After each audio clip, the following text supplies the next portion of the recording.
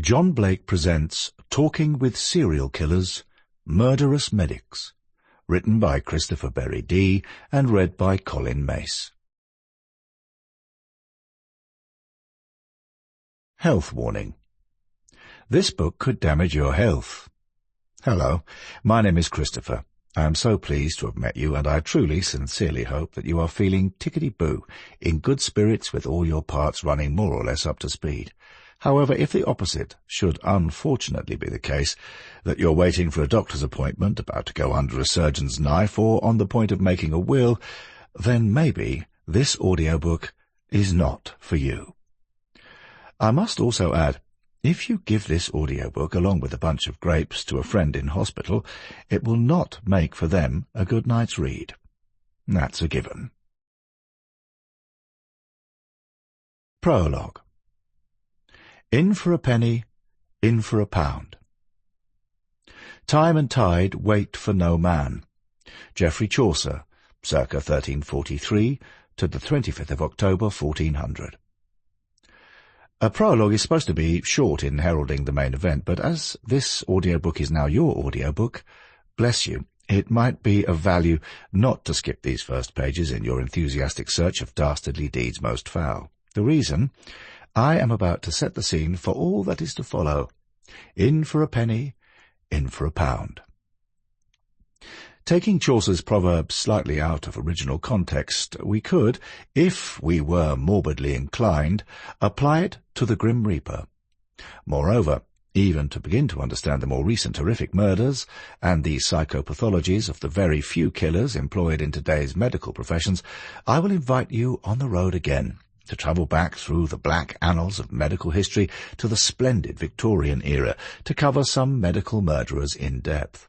There we find that the psychological motivators of past monsters in white coats, crisp, bustling uniforms or scrubs were just the same in bygone times as they are today. Following this, we will bring ourselves more or less up to date and into the minds of the first people we most often see when we open our eyes, too frequently the last when our peepers close forever. Doctors, nurses, and carers. 'Tis a grim subject, indeed, but that is precisely what this audiobook is all about. Yet my listener is guaranteed a whole bunch of smiles along the way, just to lighten the load. Poisons and medicines are often the same substance given with different intents. English physician, Peter Mayor Latham, M.D., 1789 to 1875. Intent is motive, is it not?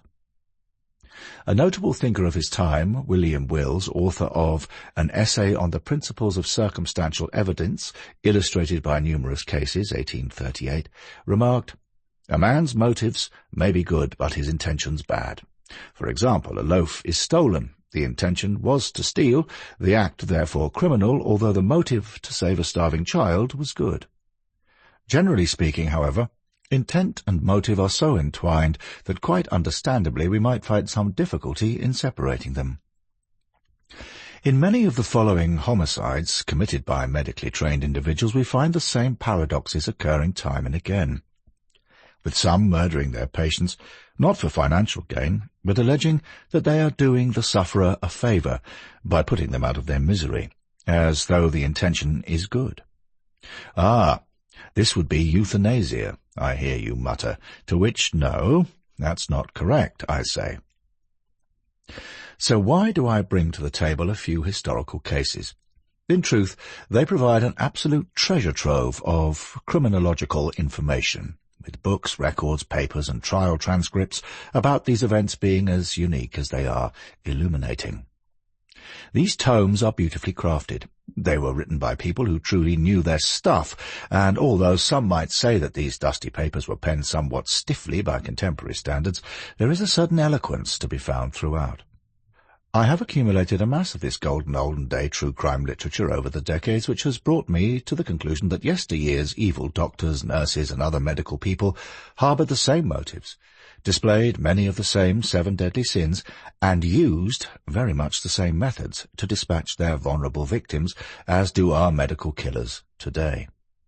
By methods, I largely mean, of course, silently using toxic chemicals, for one cannot murder a trusting hospital patient or a visitor to a doctor's surgery using a firearm or an axe. That much is obvious.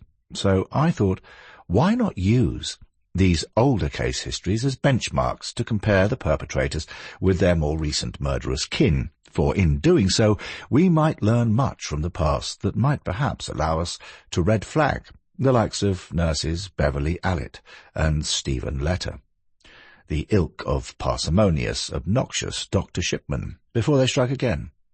Wishful thinking? Maybe yes, maybe no.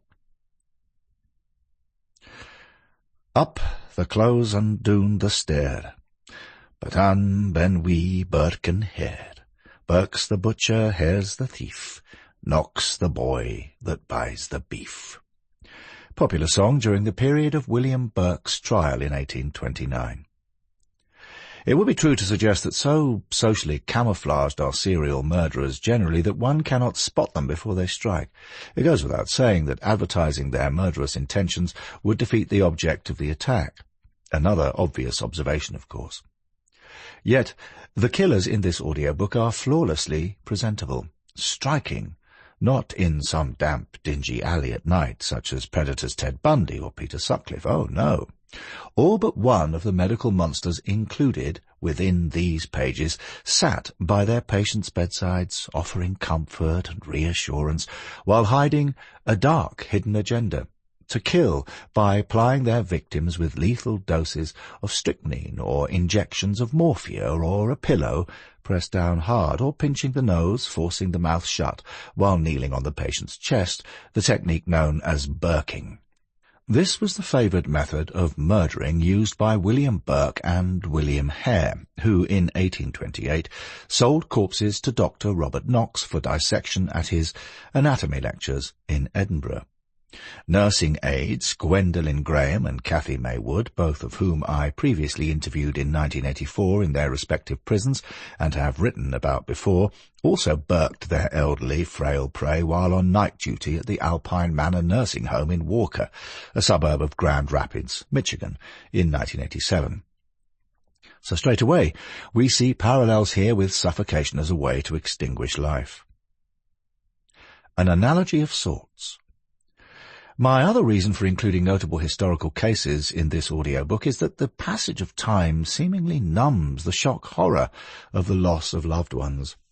The heartache and grief, the neatly clipped grass over deep graves with their sides falling in under cold headstones. The mournful processions and sad eulogies endured by families and friends back then were just as tragic as they are today. Therefore, we must not dismiss their sad histories just because they have been reduced to yellowing paper, the ink slowly fading away. Indeed, we can learn much from their deaths, for they still whisper to us from their tombs, as do those medical killers screaming in terror as they plunge through the hangman's trap, and afterwards stiffly thrown into a pit of slaked lime behind grim prison walls. During our road trip in quest of murderous medics, I follow the deaths of these earlier victims and the motives of their murderers as would a medical examiner at the autopsy of someone who will be far, far longer dead than they ever were alive. The forensic pathologist is the detective of death. The corpse on his laboratory table is telling him or her much. The subject's age, possible lifestyle, general health, while alive, when and how the person died, and by what means. As Michael M. Baden, M.D., Chief Forensic Pathologist, New York State Police, and former Chief Medical Examiner, New York City, rather eloquently put it, the deceased is communicating with me, and I am a good watcher and listener. Therefore, I think that we should dissect these historic cases in much the same forensic light, and although any individual's behaviour varies with mood and circumstance, if we take good and bad human behaviour collectively, we find common themes and schemes throughout. That is our species' nature, which remains pretty much constant, as have the motives to commit crime throughout the generations. An eye for an eye, tooth for a tooth. Woe to the wicked! Disaster is upon them. They will be paid back for what their hands have done. Isaiah 3:11. I'm no Bible thumper by any length of chalk. I have never met Mr. Isaiah, who lived at Apt 3:11, yet he does have a point, don't you think? Inter alia, the punishment should fit the guilty act. And I am obliged to say that the crimes in this audiobook were not collected in accordance with the I wants to make your flesh creep ambition of the fat boy in Charles Dickens's The Pickwick Papers, because some are not the most terrible of murders, but in several cases the most extraordinary ones, while others will blow your mind. Neither is this audiobook an annotated catalogue of the Chamber of Horrors, although some of the killers mentioned at some time or another might well have stood as wax effigies for all to see, and made one's flesh creep too. There are killings in this audiobook that have stood the clinical test of time. The sombre annals of murder most foul brightened here and there with such interludes as the total lunacy of Dr. Cream, the obnoxious greed of Dr. John Bodkin Adams, the sinister punctiliousness of Dr. Harold Shipman. We will meet death-dealing nurses Beverly Allitt, Lucy Letby, the god-awful Jolly Jane Toppan, and Richard Angelo, among others along our way. We will find Keystone Cop-type blunders, dramatic sigh-of-relief acquittals, exhumations aplenty, and some French serial killers that bore the dark shadow of Madame Guillotine, and the so-called hanging judges, pointing the terrified condemned towards Master Gallows. I hope that the point of interest will shift throughout the narrative from the machinations of our doctors and angels of death to the ingenuity of the clued-in or not-so-clued-in detectives, from the unusualness of motive to the singularity of execution, from scenes of domestic life to the last dramatic act of public prosecution. We will travel from place to place, and on the way we will discover there are more than a few pretty in-for-a-penny, in-for-a-pound medical cover-ups too. Honoré de Balzac called his huge series of novels La Comédie Humaine, and within the following pages is the tragic comedy of real life. Stories varied by every conceivable change of scene and circumstance, in village and town, cottage, mansion and slum, from doctors' surgeries to the busy wards of hospitals, all ringing the changes on tragedy, farce, pathos, passion. Our medical characters are morbidly raised to epic proportions by intensity of emotions, walking under the arc lamps of publicity, surrounded, as the last act begins, by all the pomp and circumstance of the law, when they are, metaphorically, stripped naked to reveal themselves as the detestable little creatures that they truly are. In the following cases of homicide by medically trained people, there is no virtue, nor, as has sometimes been the fashion, Fyodor Dostoevsky's Crime and Punishment is an example, any attempt to exalt the criminal, to picture him or her as a person wronged by society, overcoming unjust obstructions by intelligence and daring. Had Fyodor not remembered eye for an eye, tooth for a tooth? Never mind the New Testament advice to turn the other cheek. I'm a tad more old-fashioned on this score.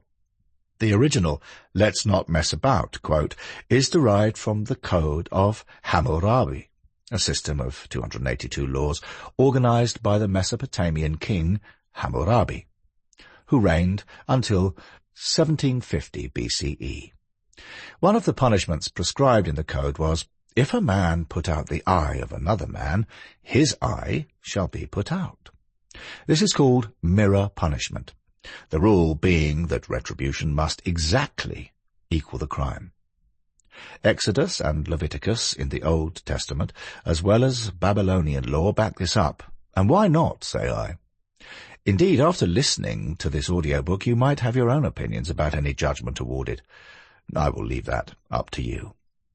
These days, and this is only my irascible opinion, you will rightly have your own, which I will respect, many societies have strayed so far towards liberalism that any consideration of the condemnation of wanton takers of human life leans towards dripping wet, hand-wringing sympathetic leniency, overriding not only the suffering of the victim, but also of their heartbroken kith and kin for the alleged good of us all.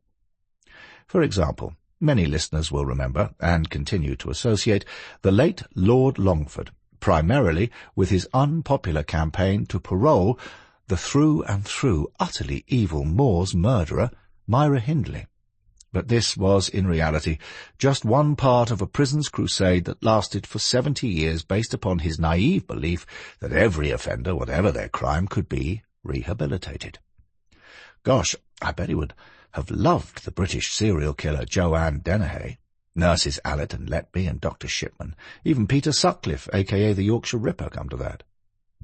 It is all too easy to imagine his lordship preaching, "Yes, I can fix Pete's deeply ingrained homicidal fake psycho tendencies. He is a good watercolourist. We just need to direct his attention away from bludgeoning and stabbing women to death and give him a half-decent box of paints." There is none of that upside-down, extreme liberal malarkey in this audiobook, because a review of the medical rogues gallery that follows creates an entirely different impression. Studies of all evil criminals reveal masks beneath which lie depravity, vanity, secretiveness, meanness, snobbishness, mercilessness, arrogance. Yet in this audiobook I have added many other egocentric people given to donning white coats, stethoscopes around their necks, black bags at hand, nurses bustling around with love in their eyes, murder in their hearts. Soft justice, pink cells and pets, cushy jails she could serve time in. Daily Mail, Tuesday the 22nd of August, 2023, on Nurse Letby. It seems pitiful to me that some of our modern-day medical killer ilk are not prescribed any uncompromising eye-for-an-eye retribution. Okay, I'll tell you why. It's because the likes of British nurses Beverly, Allitt and Lucy Letby are presently living within the Home Office correctional estate, treated like guests who have just booked into a 4-star hotel and being cosseted with first-rate medical support and a balanced, healthy diet around the fucking clock. That's why. I have visited several Russian prisons. Sablino, about 40 kilometers south of St. Petersburg, springs to mind. I took a TV camera in there.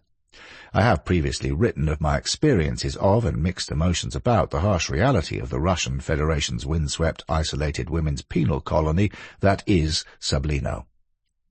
That's precisely where Letby and Allitt should be, living in crammed dormitories, hot bunking with the stench of hundreds of cats everywhere. Get them out shoveling snow all day in minus 30 degrees and below, and earning their keep making clear plastic audio cassette cases in a workshop overseen by armed guards with vicious dogs snapping at their heels. Rehabilitation for murdering helpless babies be damned. Correctional BS. I had considered writing to Allitt and Letby to ask them if they would like to comment on their serial murders for this book. I got as far as telephoning HMP Low Newton in County Durham, only to be informed, "Just wait a moment, sir. Let me inquire as to Miss Letby's busy schedule." This was followed by a very long wait, because initially staff couldn't find her in or on the Home Office prison estate, on account of the fact that half of the screws were off sick with the stress of being paid peanuts and obliged to frequent food banks, with the remainder in the canteen with their feet up. Until, wait for it, "I'm sorry to have kept you waiting, sir. Miss Letby is having her hair done in the salon at the moment, while she selects a soft pink rinse to match the new bedding and drapes that she's ordered from a magazine at the taxpayer's expense. Perhaps, sir, you could try phoning another day and rack up another hefty phone bill at your expense, while we check that she is not having her alternate weekly pedicure/manicure when you call. Thank you for contacting HMP Low Newton." Yes, I know that my editor is going to insist that the aforegoing rant is an exaggeration, and that it makes me seemingly a cold-hearted kind of guy. Hey, what's wrong with some keep-fit rock-breaking exercises being added to the correctional curriculum? Breaking sweat while smashing up granite in a quarry, just like the good old days down at Dartmoor Prison, might be healthily constructive.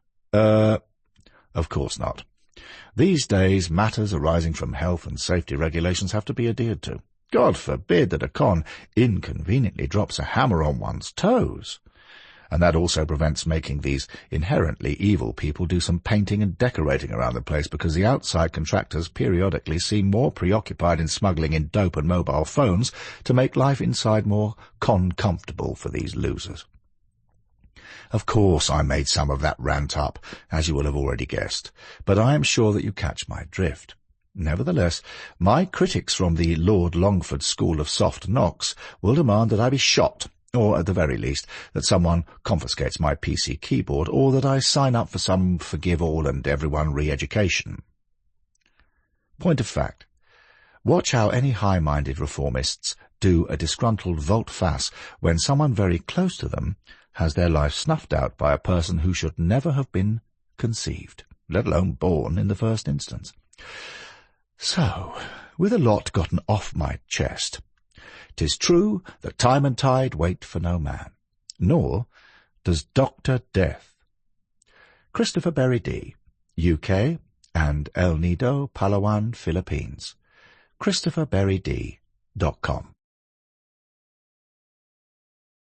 Introduction. Perspectives. So we fix our eyes not on what is seen, but what is unseen, since what is seen is temporary, but what is unseen is eternal. 2 Corinthians 4:18. Every book has to originate from somewhere deep in a pensmith's mind. More often than not, my ideas hatch when I sleep, or at least when I try to sleep. I'm not entirely sure why this happens, but it does. So the genesis for this book more or less started this way, and a long way away it was too, in the Philippines to be precise. So off we go, and if you already have medical travel insurance, forget it, and soon you will know why.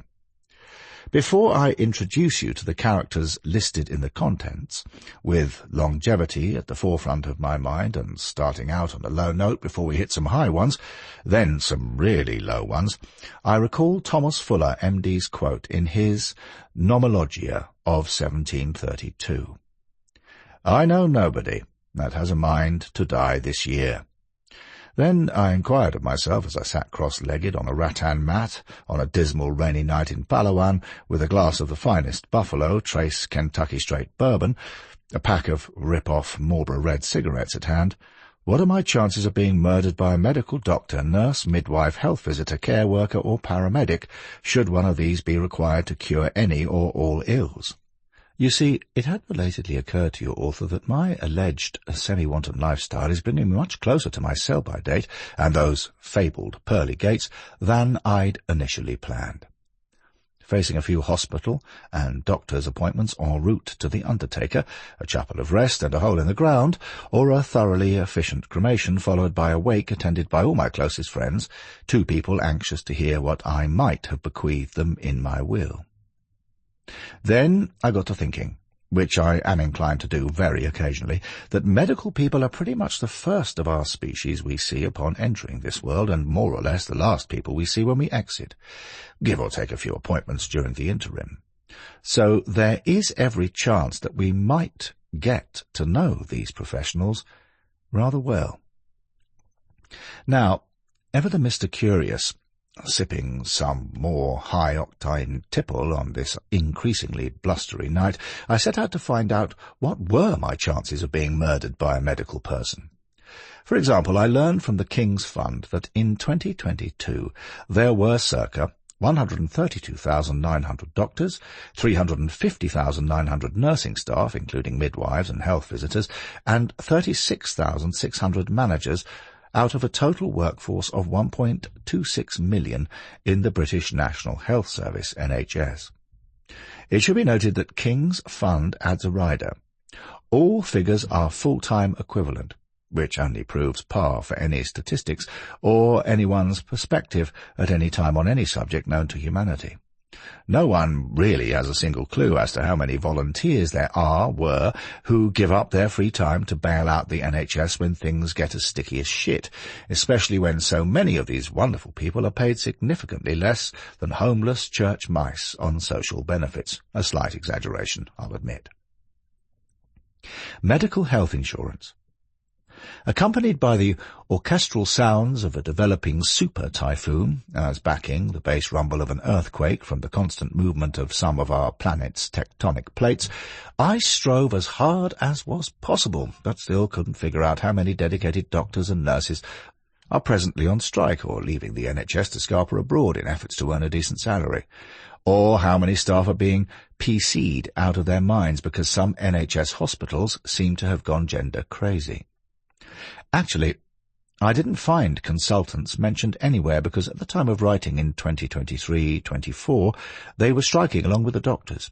So, to say it straight, there will not be as many doctors and nurses and consultants on duty, meaning my chances of being murdered by one are considerably reduced if and when I opt to fall ill back in the UK. With that taken under advisement, if one is a tourist, it's in one's best interest to come a cropper, terminally or otherwise, in one's home country, because I confirm that getting ill or injured in the Philippines is a no-no, period. For example, and I like examples, and perhaps you do too, if you get knocked down by a jeepney or a pedicab, the crew of the ambulance, when it eventually crawls through the traffic, and before one is loaded up, ask how much money you have on your credit or debit card, or ready cash in your pocket. If you can't speak, in all likelihood, you won't be able to utter a coherent word if you have been hit by a 5-ton bus carrying 100 people and many bananas. On arrival at some hospital, your passport is confiscated and a security guard put on the door to your room until you cough up enough dough to get some medication, bandages, and so on, at 100 times the price of something sold in Boots, then sent on your way. Forget any health insurance you have. I mean, forget it. Filipino medical persons, note politically correct term, demand cash up front. You can trawl through countless websites that promise help if you get ill anywhere across the world. Some firms will even fly you home if you get very sick. But mention the Philippines, although, I hate to say this, get sick there and it's a no-no. If a Westerner dies in Phil, they will be parked in a non-air-conditioned funeral parlour until they turn green or someone likes them enough to have their mortal remains FedExed home. And that, dear listener, is entirely true. Oh, and if you are a deceased Brit, HM Embassy at 120 Upper McKinley Hill, Metro Manila, will not fork out a single peso towards postage and packing. I speak from experience because several years ago, my very dear friend, Pete Aldred, suffered a heart attack in a Manila hotel at the age of 55. An ambulance was called. He died en route to hospital, and to be frank with you, no one had a clue as to what next to do with him. No family, only about 5 million social media followers, and still no one had any idea, let alone organised a whip round to have his body flown back to the UK. So there he lay, in some morgue turning green until the authorities dug a big hole, splashed petrol over dead Pete, and whoosh, up he went to heaven. Did I offer any financial assistance? Nope, because Pete would have liked that, given that he knew and deeply respected the fact that I am pathologically meaner than Scrooge. That's the way your author is, you see. Please bear with me here if I digress further. I did get very nearly death-door sick in Lapu-Lapu, only to be advised by Filipino friends not to call a doctor. Not that a doctor would have murdered me, gosh no. They get rich by keeping you alive, as in fleecing you, for as long as possible. I think that they swear to a version of the Hippocratic Oath drawn up by the Philippine Health Insurance Corporation, PhilHealth, and the Philippine National Bank. No, my Filipino friends advised me to visit a Watson's pharmacy, where a lass rushed out to guide me to a chair and prop my walking stick up against a glittering display of hair products, listening patiently to my woes, chiefly that I had lost about 2 stone in as many days. Then, wait for it, she returned with a bottle of little white pills. 2 in the morning, 2 at night. Total cost 250 pesos. The following day I was a pharmaceutical miracle to behold. I felt as right as rain, even though it was monsoon pissing down outside. More to the point of this overlong preamble, with my confessing that I don't know how many doctors, nurses, midwives and health visitors, freebie volunteers, consultants, and overpaid, competent/incompetent health managers exist across the world, my calculations of the chances of some medically trained person murdering anyone else are a damned sight less than the chances of winning the national lottery. I am not a gambling man, but you'd have a much better chance of seeing a three-legged elephant being punted as 2-to-1 odds-on favourite for the Derby. So, being too tight-fisted to squander even a penny on such a losing wicket, I rate my chances of being injected with a litre of morphine as -0. Maybe. To close, it would be correct to say that serial killers spring from all walks of life. It is because medical serial killers are almost so rare that when one of them is brought to justice, society goes into a frenzy. Well, I must go now because it's my bedtime. I pray that when I wake on the morrow this typhoon or tsunami or whatever it is hasn't swept El Nido into the Andaman Sea to wash me ashore on the beautiful sugar-sand, palm-lined Lagan Island. Dress code? Robinson Crusoe hat over a birthday suit, because it is a long way to swim to Greece, where we will examine the Hippocratic Oath, all of which should have you glued to your chair for at least 10 minutes at most, I promise. Allegedly. Christopher BerryDee, UK and Philippines. The Hippocratic Oath. God heals, and the doctor takes the fees. Benjamin Franklin, FRS, FRSA, FRSE, 1706 to 1790. Our Father of Medicine. Over this bright sunny morning menu, oodles of noodles, dried fish, and out-of-date rice on a banana tree frond, I did some more thinking, which enabled me to do something that medical students call research. As most listeners will already know, research is seeing what everybody else has seen and thinking what nobody else has thought of, according to Albert Szent-Györgyi, 1893 to 1986, the Hungarian biochemist known for his work on vitamins and oxidation. So, during my research, I learned that the Greek philosopher and physician Hippocrates lived between 460 BCE and 380 BCE. The writings collected in the Corpus Hippocraticum, some 60 pieces closely associated with him, provide a wealth of information on biomedical methodology and also offer one of the first considered codes of professional ethics. Something in very short supply amongst politicians these days, as most listeners would agree. Moreover, they promote the idea that prevention is better than cure. There is a popular English-language proverb first recorded in the 19th century, though with older origins. An apple a day keeps the doctor away. This, by extension, means that if one eats healthy food, one should remain as fit as a fiddle and not need to see the doctor very often.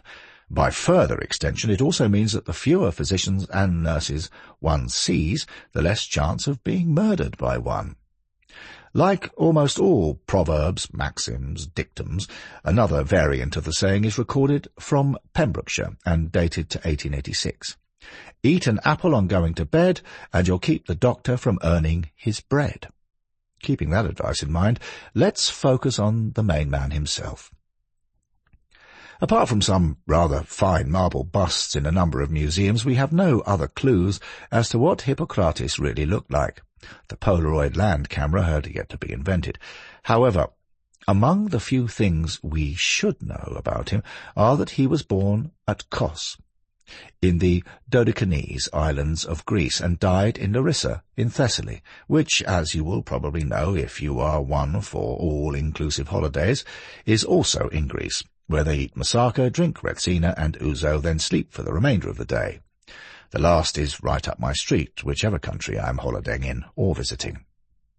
Known as the father of medicine, Hippocrates kept himself very busy during his lifetime, so he only managed to sire 2 sons, Thessalus and Drakon, the latter being the Greco-Latin word for dragon or serpent. For listeners who like stargazing, the name Draco refers to a circumpolar constellation in the northern sky said to resemble a dragon. I bet you didn't know this until now, and to be honest with you, neither did I. However, more medically related research led me to learn that Thessalus became a physician like his dad, one of the founders of the dogmatic school of medicine. He spent some time at the court of Archelaus, king of Macedonia. So young Thessalus was no medical slouch either, and a devoted follower of his father's teachings. In essence, Hippocrates Senior believed that a body became ill when there was an imbalance in the 4 fluid humours: blood, black bile, yellow bile, and phlegm. If the humours were in balance, then one's physical and mental well-being were up to scratch. However, he and a predecessor, the medical writer, scientist and philosopher, Alcmaeon of Croton, born circa 510 BCE, set forth that an extreme excess or deficiency of any of the 4 humours can be a sign of illness. In his studies, Hippocrates sought a remedy to restore this imbalance through diet, lifestyle, and the environment. To try and place this in greater perspective, back then there were no books, blogs, internet sites promoting stuff such as Eat Your Way to Health and Fitness, or the indispensable must-read Examining Stools, the Turd Watcher's Guide to Well-Being. Nope, none of that. And that's all I can say about Hippocrates and Sons, because fuller accounts of their remarkable achievements can be found elsewhere. Let it be said that while the Hippocratic corpus is a collection by many hands, much of it not written by the great man himself, his thinking has for centuries provided guiding principles for all medical doctors who, at the least, should follow the same guidelines imposed by Hippocratic medicine. Unfortunately, some of them don't. There are many variants of the Hippocratic Oath which has been adapted over the centuries as medicine developed. A translation of the original Greek, which dates from between the 5th and the 3rd centuries BCE, begins, "I swear by Apollo Healer, by Asclepius, by Hygeia, by Panacea, and by all the gods and goddesses, making them my witnesses, that I will carry out according to my ability and judgment this oath and this indenture." Since the relevance of this has faded since classical times, there have been many later attempts to encapsulate the oath's principles, of which probably the most significant is the Declaration of Geneva issued by the World Medical Association, WMA, in 1948. There have also been attempts at secular versions subsequently. Curiously, the famous phrase, "first do no harm," does not actually appear in the original oath and seems to have been largely adopted in UK and US medicine in the mid-19th century. A similarly worded phrase does appear in another text of the Hippocratic corpus, however. At this point I would dearly like to expound on the Hippocratic Oath till numerous cows come home, but there have been many versions of it, so it is all but impossible to suggest a definitive text. Any listener interested, though, can find the most recent adaptation of the WMA's Geneva Declaration online here at https://www.wma.net/policies-post/WMA-declaration-of-Geneva. Besides, the ins and outs of it all would not only use too much ink, but might throw my publisher's vital humours out of kilter, with my editor saying, "Christopher, simply say that the Hippocratic Oath is taken by trainee medical doctors who pledge to keep their patients alive and not fucking murder them."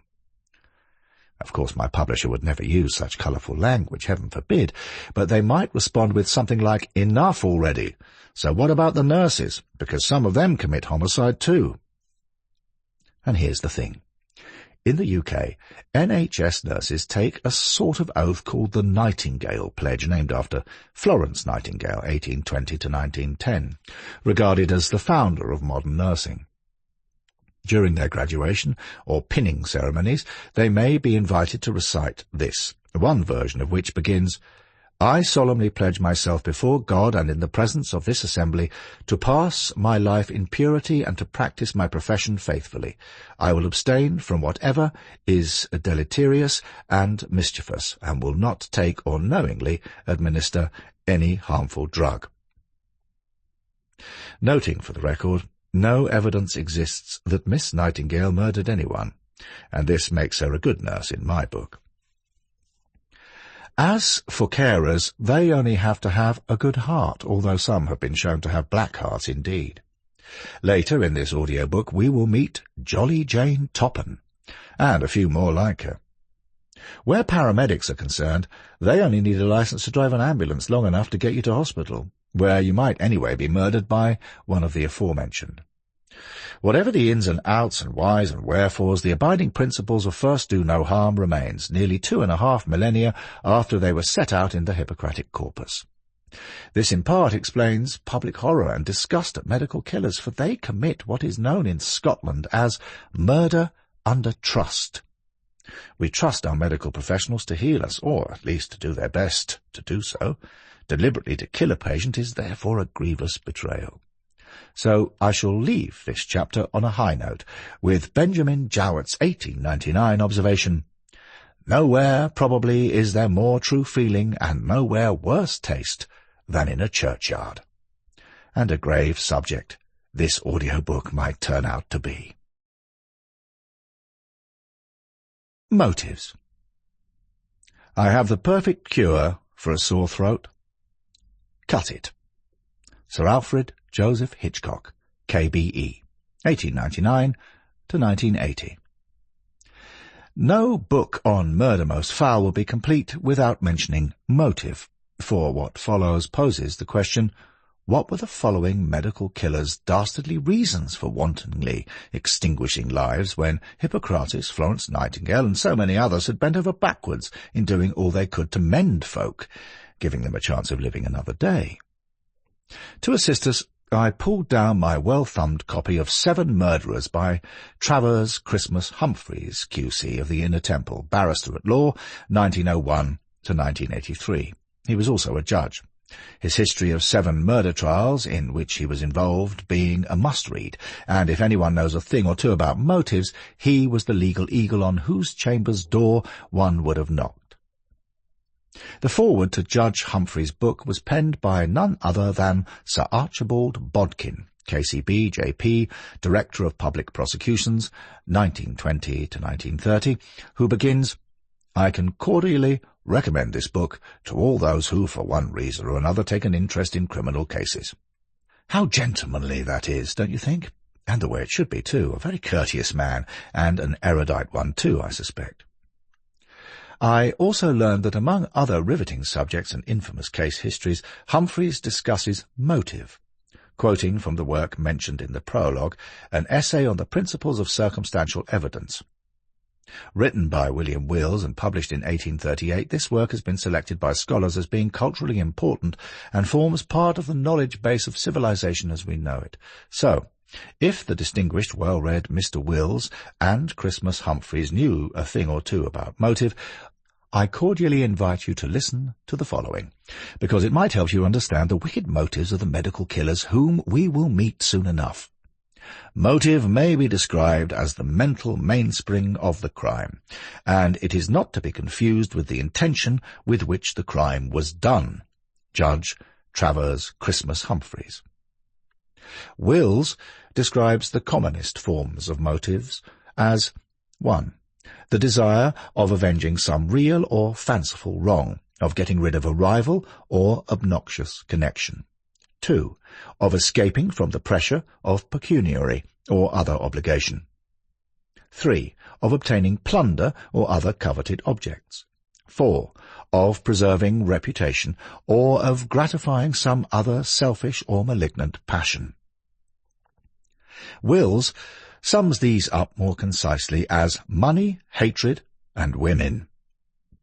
It is also correct to say that proof of motive is never necessary in the proving of the crime. Absence of any discoverable motive is of little consequence in deciding whether or not the accused person committed the crime, for even the most astute jury is helpless in deciding the mental processes which, according to Wills, actuate the criminal. It would, however, be naive to forget that where a motive is proved, it is at least a factor of importance to be taken into account. By now, listeners may be muttering, "Okay, so we've dusted off Hippocrates and other ancient Greeks. We get the oath stuff and the excellent odds given by bookies on a 3-legged jumbo winning a flat race, so let's get on to the murdering doctors and nurses and anyone else who can prescribe pills or stick a needle in one's arm with homicidal intent, can we?" Yes, of course we will, starting right now by going back in time to Glasgow, Scotland. Chapter 1. Dr. Edward William Pritchard. Farewell, brother. I die in 20 hours from this.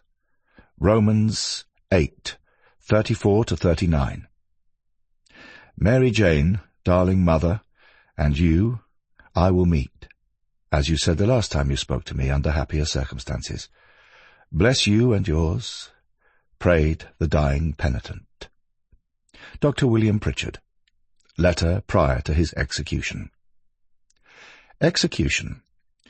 Starting this chapter on a Shakespearean note by travelling the scene from place to place, the most momentous events of 1865 were the assassination of President Lincoln and the end of the 4-year-long U.S. Civil War.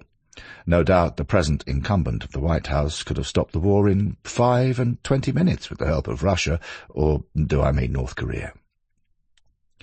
In England, the less neurotic and more psychologically balanced side of the pond, the Salvation Army began on the streets of East London when tin-rattling Methodists, Mr. Williams and Mrs. Catherine Booth, abandoned the traditional concept of a church pulpit to take God's word directly to the people.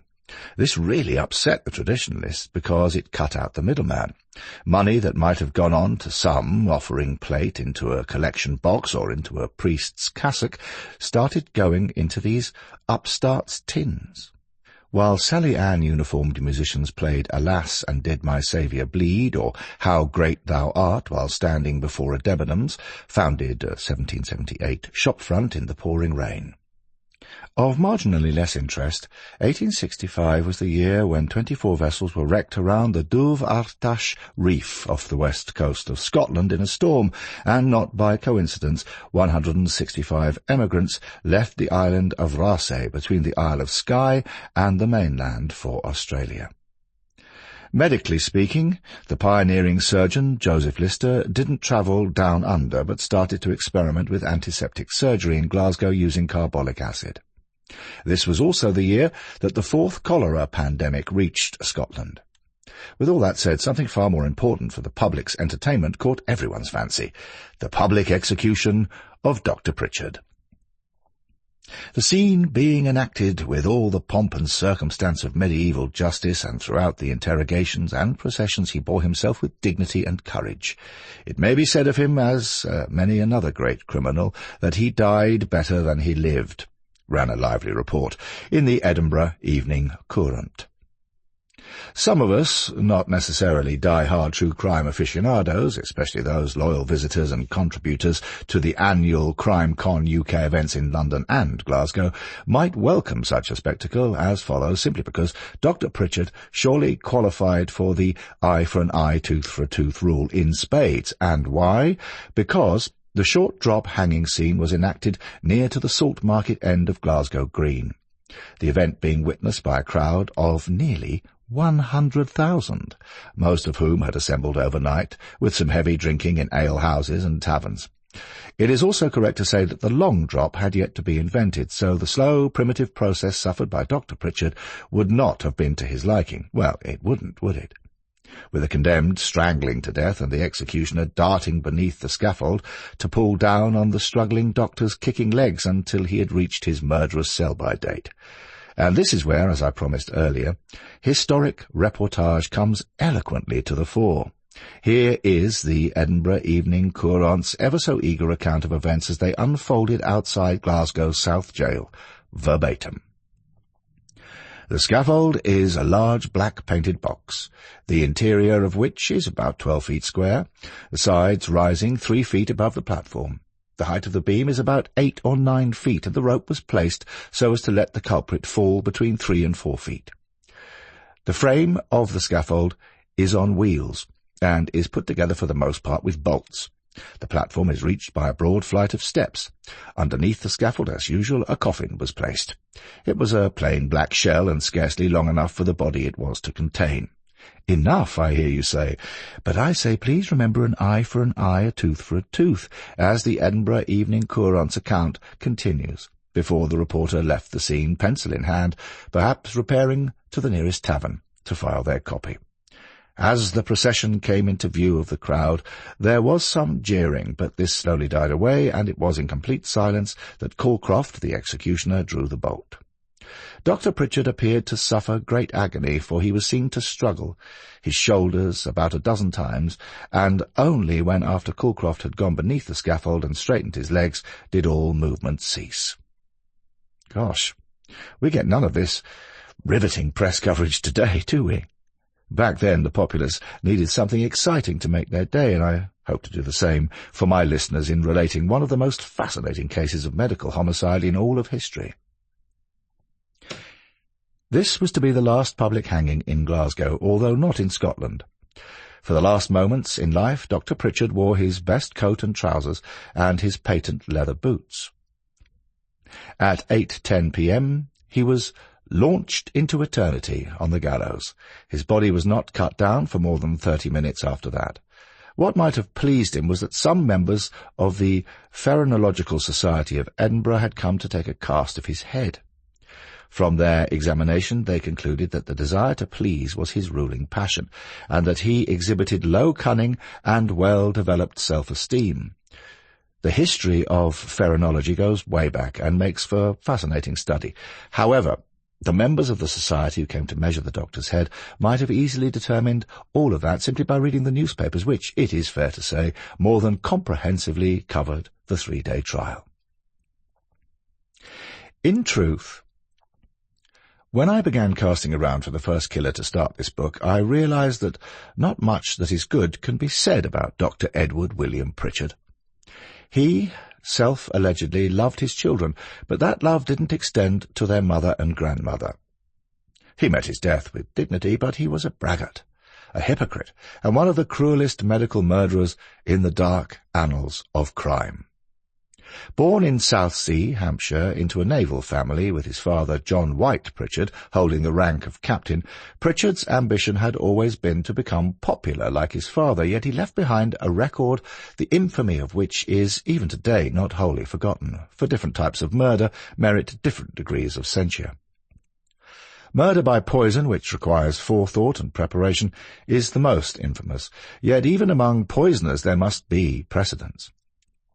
Someone who murders by administering a single fatal dose may well object to being ranked with one who destroys a victim by slow torture, for gradual poisoning is the most subtle, perhaps the most artistic method of killing. The continent has produced many brilliant masters of this evil craft, but the acknowledged leader, one might say the founder, of the British school of poisoning was Dr. Edward William Pritchard, he being a kind of Hippocratic Oath keeper in reverse. Also of interest to us is the fact that Pritchard has other claims to immortality. He committed his long-drawn-out homicidal spree for absolutely no discoverable reason. Even the prosecution at trial could not allege an adequate motive. This fact alone makes his case somewhat unusual, but when we consider motive in its purest sense, well, we all have different reasons for doing things to satisfy our needs. We should, perhaps, look a bit harder into Pritchard's narrative. Early days. Physicians have a unique place in society, although I will not labour too long on Dr. Pritchard, a.k.a. the Human Crocodile, from the fake tears he shed at trial, because we have many other murdering doctors' and nurses' heads to delve into. It is enough to say that although his trial took place in Scotland, England must bear the responsibility for his birth. His parents were of sufficient means and social standing to ensure that Edward received a sound education. He claimed to have graduated at King's College Hospital in 1846 and then, no doubt with a copy of the Hippocratic Oath in his pocket, joined the Royal Navy and served as an assistant surgeon on HMS Victory, Nelson's flagship at the Battle of Trafalgar, more than 40 years earlier. She is still in service with the Royal Navy today. According to him, he spent another 4 years on board various naval vessels, sailing extensively across the Pacific to Egypt and through the Arctic. Returning to Portsmouth aboard HMS Hecate, a wooden 4-gun hydro-class paddle sloop fitted out for survey work, he met Mary Jane Taylor, daughter of Michael Taylor, a retired silk and lace merchant who resided at the Grange, 22 Minto Street, Edinburgh. The house still stands. The couple married in 1851, having 5 children, of whom the oldest was 13 at the time of Pritchard's trial. We find him next having resigned from the Royal Navy and in general practice in Hunmanby, Yorkshire, in 1859. He published several books about his travels and on the water cure, hydrotherapy or hydropathy, as well as articles in the Lancet. Through his connection with the Taylors, Pritchard moved to Glasgow, where he lived at various addresses, and from Whit Sunday 1864, the 15th of May, in Clarence Place, then part of Sauchiehall Street. There he succeeded in getting together a respectable medical practice, although it would be fair to say that his financial position was never on a firm footing. He was, usually, in debt. Nonetheless, through his contributions to the newspapers on such topics as cancer, gout, a sprinkling of Hippocrates' thinking on the influence of vegetable medicines, and an apple a day upon diseases, he achieved the street cred of a man of culture, a reputation that was enhanced by the active part he played in Glasgow's social life. From here onwards, however, things started sailing south. Travel makes you a great storyteller, Fijian saying. Dr. Pritchard was a prominent Mason, meaning that he was on the square, although his morals were anything but. He was a director of the Glasgow Athenaeum, an institution founded in 1847 to provide courses in commerce, languages, music, and the fine arts, and won considerable fame by giving lectures in the library there about his voyages. It would appear, however, that his tongue had travelled even farther than the rest of him. To cite one example, his descriptions of Fiji were never the same twice and possessed only one common feature, namely a complete lack of resemblance to the real islands. One gem from those lectures has been preserved and must be quoted because it illustrates the boastful, figurative style of speech affected by Dr. Pritchard. "I have plucked the eaglets from their eyries in the deserts of Arabia and hunted the Nubian lion in the prairies of North America," all of which remarkable account must have been seasoned heavily with bullshit. That said, however, many supposedly clever people bought into him hook, line, and sinker, so he would have made for a typical politician today.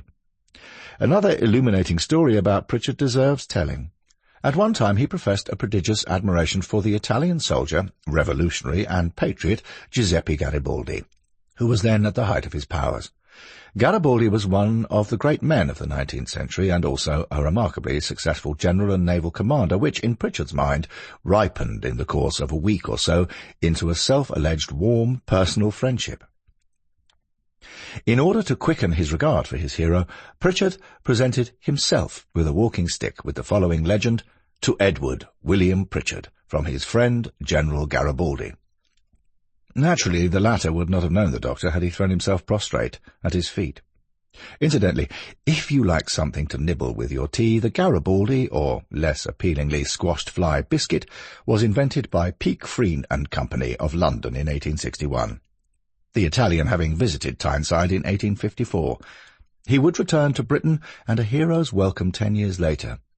Well, life would be much duller if one didn't learn something trivial but amusing every day, wouldn't it? A medical charlatan in the making. Lying is an indispensable part of making life tolerable. Bergen Baldwin Evans, 1904 to 1978, U.S. academic and TV host. As we travel through more of this doctor's narrative, we learn that he subsequently elaborated his spurious Garibaldi relationship and tried to restore his waning professional credibility by writing fake testimonials to himself from eminent London doctors who, like Garibaldi, had never heard of him either. Pritchard's chief ambition in life was to be admired by his peers. A harmless enough vanity, we might agree, had there been anything of worth to support it. But as has already been shown, the means that he employed to achieve this end were as ludicrous as they were patently inadequate. As all my listeners will understand by now, Dr. Pritchard flattered and bragged and lied to pretty much everyone with whom he fell into acquaintance. He even caused his photograph to be advertised by all the Glasgow stationers and sold at considerably less than cost price in order that the humblest might be able to secure a memento of the eminent doctor, explorer, and friend of Garibaldi. In contemporary times we might call this a marketing loss leader, so it's no wonder that Pritchard was mostly broke. How many people did he murder? In the overall scheme of things, we might consider him a serial killer lightweight, for he sent to their graves only his wife and his mother-in-law by poisoning them with antimony. The Pritchard household at 131 Sauchiehall Street consisted of Dr. and Mrs. Pritchard, 4 of their children, a cook and a nurse housemaid, 16-year-old Mary MacLeod. Mrs. Pritchard became unwell in October 1864, but it was significant that her health improved when she went back to her parents' home at 1 Lauder Road, Edinburgh, for a month at the end of the year. Back in Glasgow, having now recuperated, her symptoms reappeared, at that time mainly sickness after meals.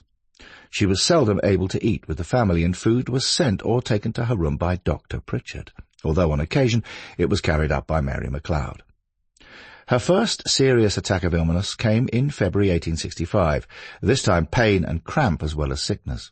She was seen by 2 doctors. One did not consider her case to be serious, while the other prescribed a simple diet and recommended without success that she be removed to the care of her brother, a doctor in Penrith. Never in this world. On the 10th of February 1865, Pritchard's mother-in-law, 70-year-old Jane Taylor, came to Glasgow to look after her daughter. She never returned alive to Edinburgh. 3 days later, Jane fell sick after taking some tapioca, remarking with far greater insight than she knew that she must be suffering from the same complaint as her daughter. On the 24th of February, she became ill. Her son-in-law called in a neighbour, Dr. James Patterson, who had been in practice for more than 30 years and until recently had been Professor of Midwifery at Glasgow's Andersonian University. When Dr. Patterson arrived, Pritchard remarked that his mother-in-law had fallen from a chair and added that she was in the habit of taking a drop. They then went to the bedroom in which Jane was lying, fully dressed. Dr. Patterson was later to tell the trial court that he had expressed the opinion that she was dying under the influence of a powerful narcotic. Pritchard clapped her on the shoulder, saying, "You are getting better, darling," to which the other doctor remarked, "Never in this world." Pritchard then told Patterson that his mother-in-law was in the habit of taking Batley's solution of opium, which could be bought over the counter in those days, and that it was highly probable that she had taken a good swig at it. Poor Jane Taylor died on the 28th of February 1865, having survived just 18 days in her son-in-law's household. Shortly thereafter, Mary Pritchard's condition declined further. Servants noticed the horrible taste or burning sensation produced by food that was intended for her. Cheese on the 13th of March, egg flip 2 days later. On the 17th of March she took a severe turn for the worst and became light-headed after her husband was seen to have given her something to drink. Dr. Patterson was called in during the evening and found that her condition had taken an alarming turn for the worse. After dictating a prescription, he left. About 1 a.m. Mary Pritchard, aged only 38, died while the servants were preparing a mustard poultice. 2 days later, Dr. Pritchard certified the cause of death as gastric fever, its duration 2 months. That same day he accompanied the body of his wife to Edinburgh for its interment beside that of her mother in the Grange Cemetery. In a macabre twist, at his request, the coffin was opened at the tailor's house, and he kissed his dead wife on the lips, exhibiting, we are told, a great deal of feeling. As he stepped off the train at Queen Street Station in Glasgow on his return from the funeral, however, he was arrested.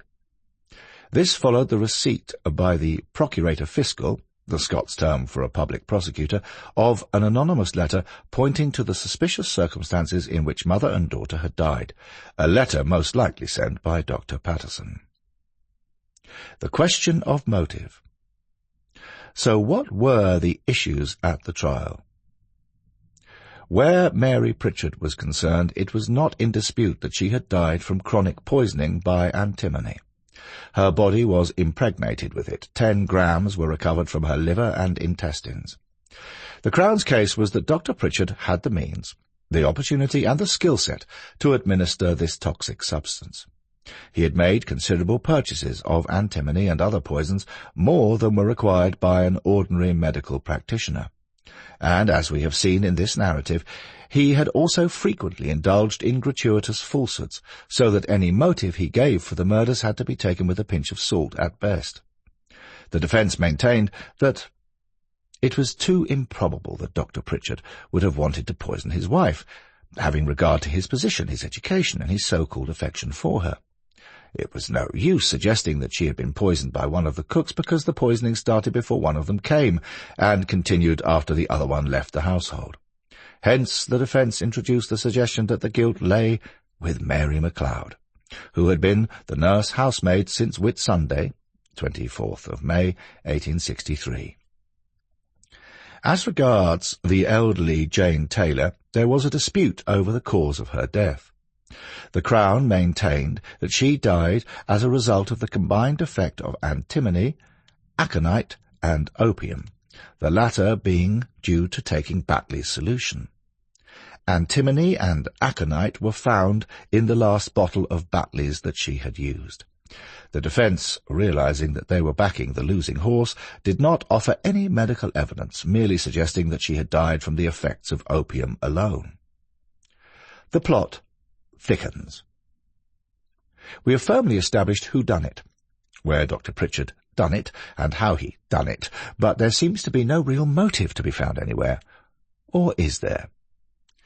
Predating the double murders of his mother-in-law and his wife, Pritchard had been suspected of murdering a 25-year-old servant girl named Elizabeth McGrain. On the 5th of May, 1863, a fire started in her room in the Pritchards' house at 11 Berkeley Terrace, Glasgow, but it seems that she made no attempt to escape, suggesting that she was unconscious, drugged, or already dead. Dr. Pritchard was never tried for this crime. I suggest that his wife had held grave suspicions over her husband's alleged fidelity following Elizabeth's death, and that this was reinforced when the doctor personally hired the freckle-faced 16-year-old Mary MacLeod, who had come from Allitt, the southernmost island of the Inner Hebrides. The young woman said in evidence that in 1863 Pritchard had given her a ring and seduced her. In May of the following year she found herself pregnant with his child. He said that he would put it right, she told the jury, a euphemism, no doubt, for an abortion, which he carried out. Needless to say, their liaison continued thereafter, including during the time when Pritchard's wife became ill and was in Edinburgh.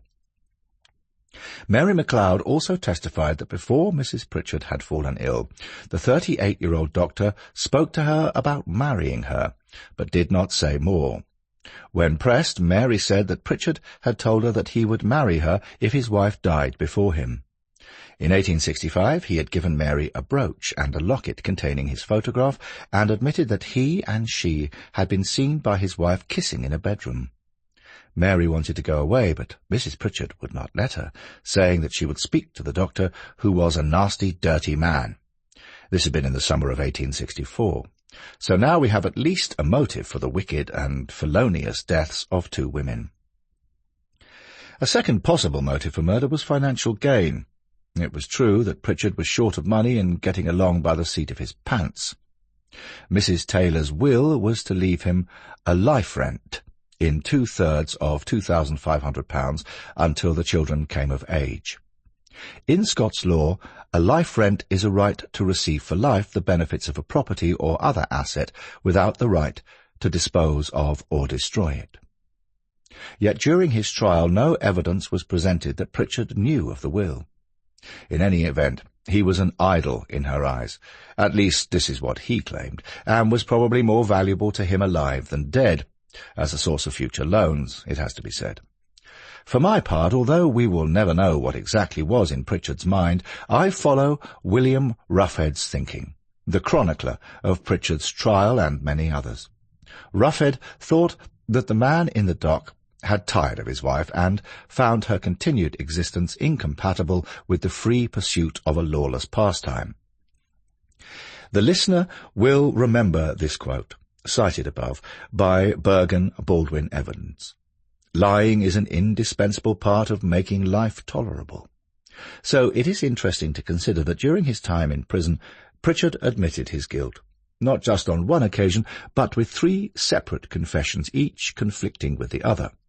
One, that he had murdered his wife by an overdose of chloroform when Mary MacLeod was present, and that Mary was aware that the food she took to his wife was poisoned.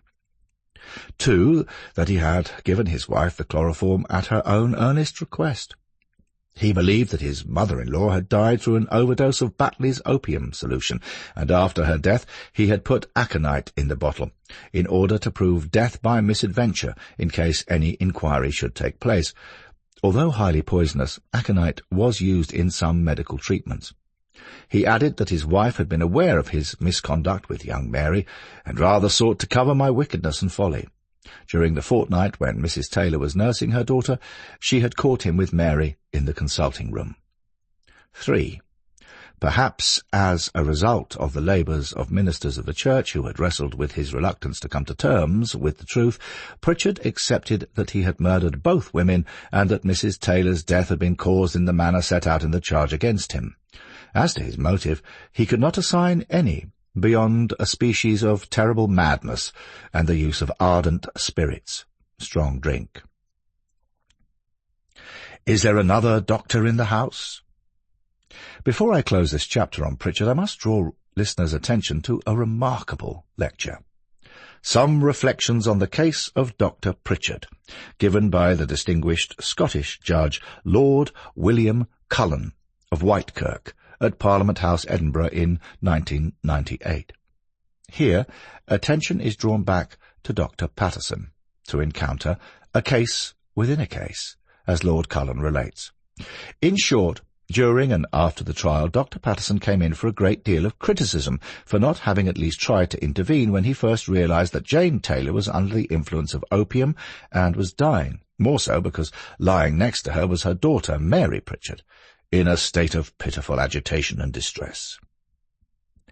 Giving his evidence, Patterson said that Mrs. Pritchard seemed to be exceedingly weak and exhausted, her features sharp and thin with a high, hectic flush, her voice very weak and peculiar, as if she was verging on the collapsed state of cholera, her countenance conveying the idea of a semi-imbecile. He said that he could not rid his mind of the idea, or rather the conviction, that she was under the depressing influence of antimony. In cross-examination he said that his impression was that she was being poisoned by its long-continued administration. In re-examination, Patterson proved to be even more definite. He believed that somebody was administering antimony to her for the purpose of procuring her death. He went on to say that he saw her twice more before her death on the 18th of March.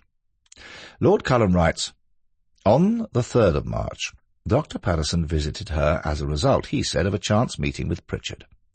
Her symptoms and his opinions were unchanged. It was more like a friend's call of condolence because he understood that Dr. Pritchard was attending Mary. However, Patterson left a prescription for champagne, brandy, and ice, etc. When he was called in by Pritchard on the 17th, he was very much struck by her terribly altered appearance and particularly by her wild expression. This time Patterson prescribed morphia, wine, chlorodyne, and cinnamon water. At this point we come to the crux of it all, for a number of searching questions were then asked of Patterson. Why had he not told Pritchard of his concern? Faced with that pointed question in cross-examination, he weakly replied, "It would not have been a very safe matter to do that." Asked in re-examination to explain that answer, he said that this would not have been very natural. Asked whether his suspicions concerned Pritchard, he said that he would rather not answer the question, even though he knew that Mary Pritchard was literally dying in excruciating pain from toxic poisoning in front of his very eyes. Trying to dodge more bullets, he replied when asked why he had not told Mrs. Pritchard. Because the treatment I prescribed for her, provided she got nothing else, was quite sufficient, in my opinion.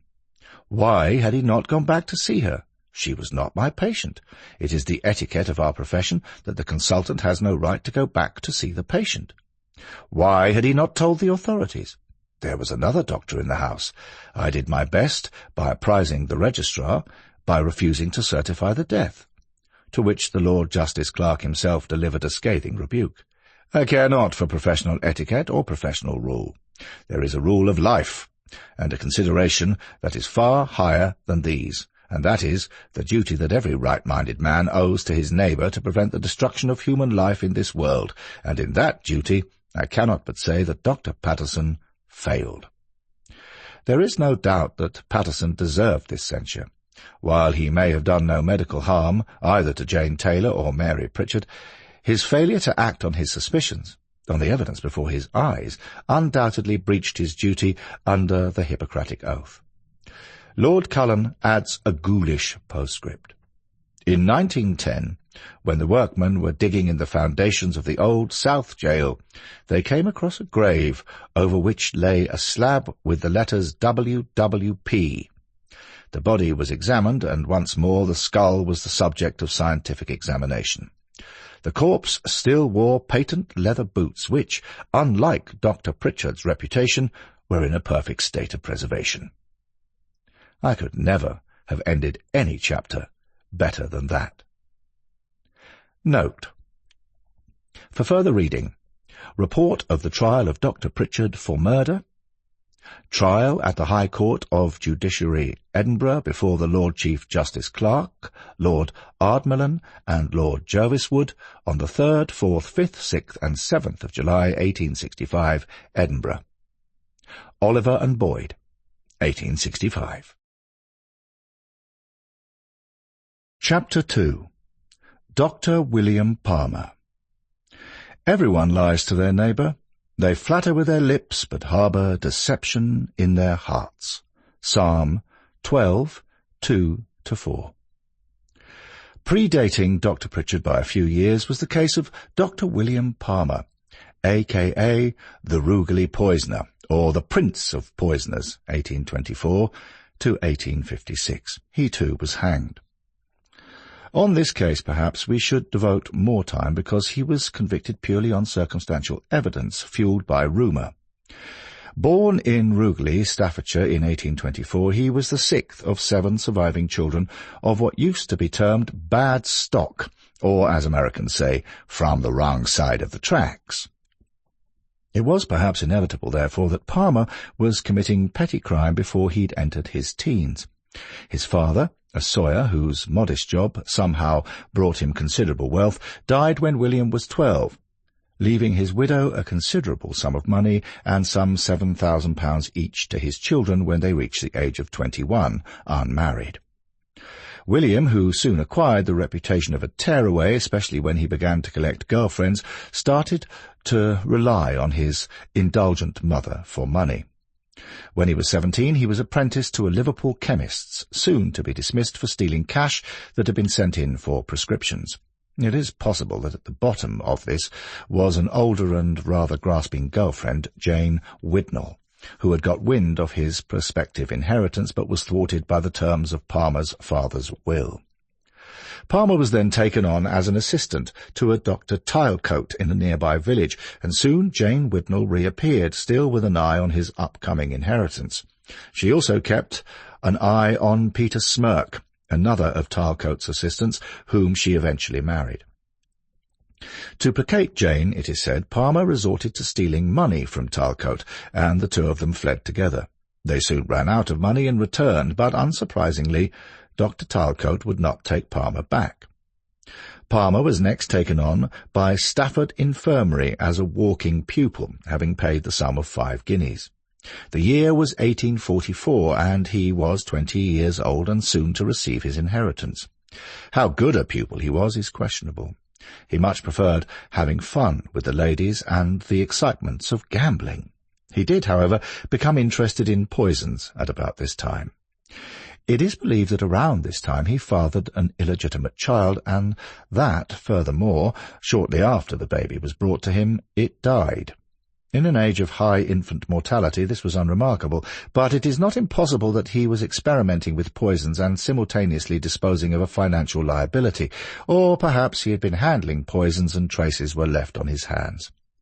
Some 10 or 12 years later, this incident went through the village rumour mill and was blown up out of proportion. He was responsible, it was claimed, for at least 14 illegitimate births, and what's more, was running an abortion clinic from his employer's premises. Realistically, neither would have even been likely, let alone possible. That Palmer actually qualified as a doctor is almost beyond belief, and indeed it was probably entirely due to his mother's financial intervention. He left Stafford for St. Bartholomew's Hospital, London. St. Bart's, or simply Bart's, was founded in 1123 by an Augustinian monk named Rahir, a favourite of King Henry I, and is today recognised as the oldest hospital still functioning from its original site in the UK, if not the oldest in the whole wide world. Hôtel Dieu in Paris, which also still functions as a hospital, was established nearly 3 centuries earlier, but it was moved in the 19th century. In August 1846, now a fully fledged physician, Palmer returned to his birthplace, Rugeley. During the interim, before he received his diploma, he resumed his lifestyle of drinking, gambling, and flirting, at the least, and this is where a shadow falls. One cold October evening, he and a friend, a man called Timmis, met plumber and glazier George Abley at the Lamb and Flag public house in Little Haywood, a nearby village. The Lamb and Flag still exists today, one of 2 pubs in the village. I'm told that it offers a great roast lunch. Palmer and Timmis took bets on how much brandy they could persuade Abley to drink. He knocked back 2 tumblers full, and had begun on a 3rd when he suddenly staggered out, complaining of feeling ill. His companions continued to entertain themselves, and an hour or 2 had passed before they remembered Abley and went to look for him. They found him lying on the cold stable floor, clutching his stomach and moaning in pain, and carried him home and put him to bed. There, during the night, he died. Despite the circumstances of Abley's death, nothing was ever proved against Palmer, although local village gossip rumoured that he had an interest in the very pretty Mrs. Abley. Given what we know of the doctor's philandering nature, we might surmise that the rumour-mongers were correct in that instance, but it is unlikely that he had been doing more than flirting with her. Palmer had nothing to gain by Abley's death, which was put down to natural causes. His health, it was noted, had not been good, and it was reckoned that 2 large tumblers of brandy on an empty stomach, followed by over an hour slumped in the cold, had been too much for him. The coroner recorded his cause of death as exhaustion, the result of diseased blood vessels of the lung. The Thorntons. While still working for Dr. Talcote, Palmer had met a young lady of quite a different class from the young women he knew. Anne, often called Annie, Thornton, or Brooks, was the illegitimate offspring of a Colonel William Brooks and his housekeeper. Anne, also known as Mary Thornton. Described by the Illustrated News of the 2nd of February 1856 as a low, vulgar woman, Mary Thornton by all accounts came to be an alcoholic harridan, and when the Colonel died, their daughter, then aged about 7, was made the ward of a Mr. Charles Dawson, with whose family she went to live. Dawson was very much against Annie's association with Palmer. Doubtless having heard of the young man's many dalliances and of his constant seeking after money, Brooks had left the Thorntons considerably well off and in possession of a number of properties, and Dawson understandably assumed it was Annie's fortune Palmer was after. But Palmer persisted in his courtship, writing to Annie while he was at St. Bart's. "I snatch a moment from my studies to write to your dear, dear little self." William Palmer married Anne Thornton in St. Nicholas Church, Abbots Bromley, on the 7th of October 1847. He was 23, Annie 20. He had recently set up his practice in Rugeley, in a house opposite the Talbot Arms public house. As a doctor he seems to have been well liked. One former patient many years later remembered him for his kindness, and it appears that he was successful, so much so that he bought himself several racehorses and hired an assistant. The future for him and his popular young wife was bright. A leopard can't change its spots, however, and Palmer found it impossible to settle down to a life of domesticity and honest toil, as one source puts it. Brian Lane and Wilfred Gregg, The New Encyclopedia of Serial Killers, London headline, 1996. We mustn't forget that Palmer was an inveterate gambler, and he was soon leaving his medical practice in the hands of his assistant, while he was placing bets at the races, then drinking away his losses or celebrating his wins. His losses far outweighed his winnings, and combined with the considerable cost of running a stable of racehorses, his earnings and his wife's inheritance were eaten up by his gambling and extravagances. He was addicted. Debts mounted up, bills went unpaid, loans, including from Palmer's mother and his drunken mother-in-law, all bore down upon him. Palmer's desperation, if anything, made his gambling more reckless. There were even rumours that he was nobbling rivals' horses, administering drugs to slow them down to give his own a chance. He was also said to have resorted to fraud and forgery of his mother's signature, for instance.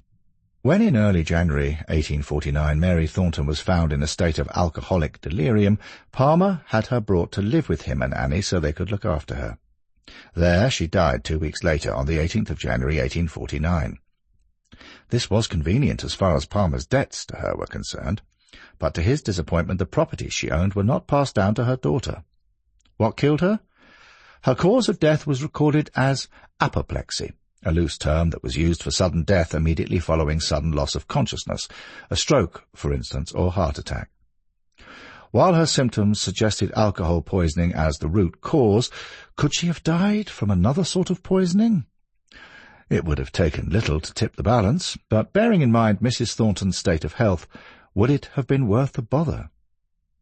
Leonard Bladen, a brewery worker from London, had suffered internal injuries when a heavy cart had run into him and was told to rest. Instead he went to the races at Chester, where he met his good friend William Palmer, who owed him money. They caroused and placed bets on horses.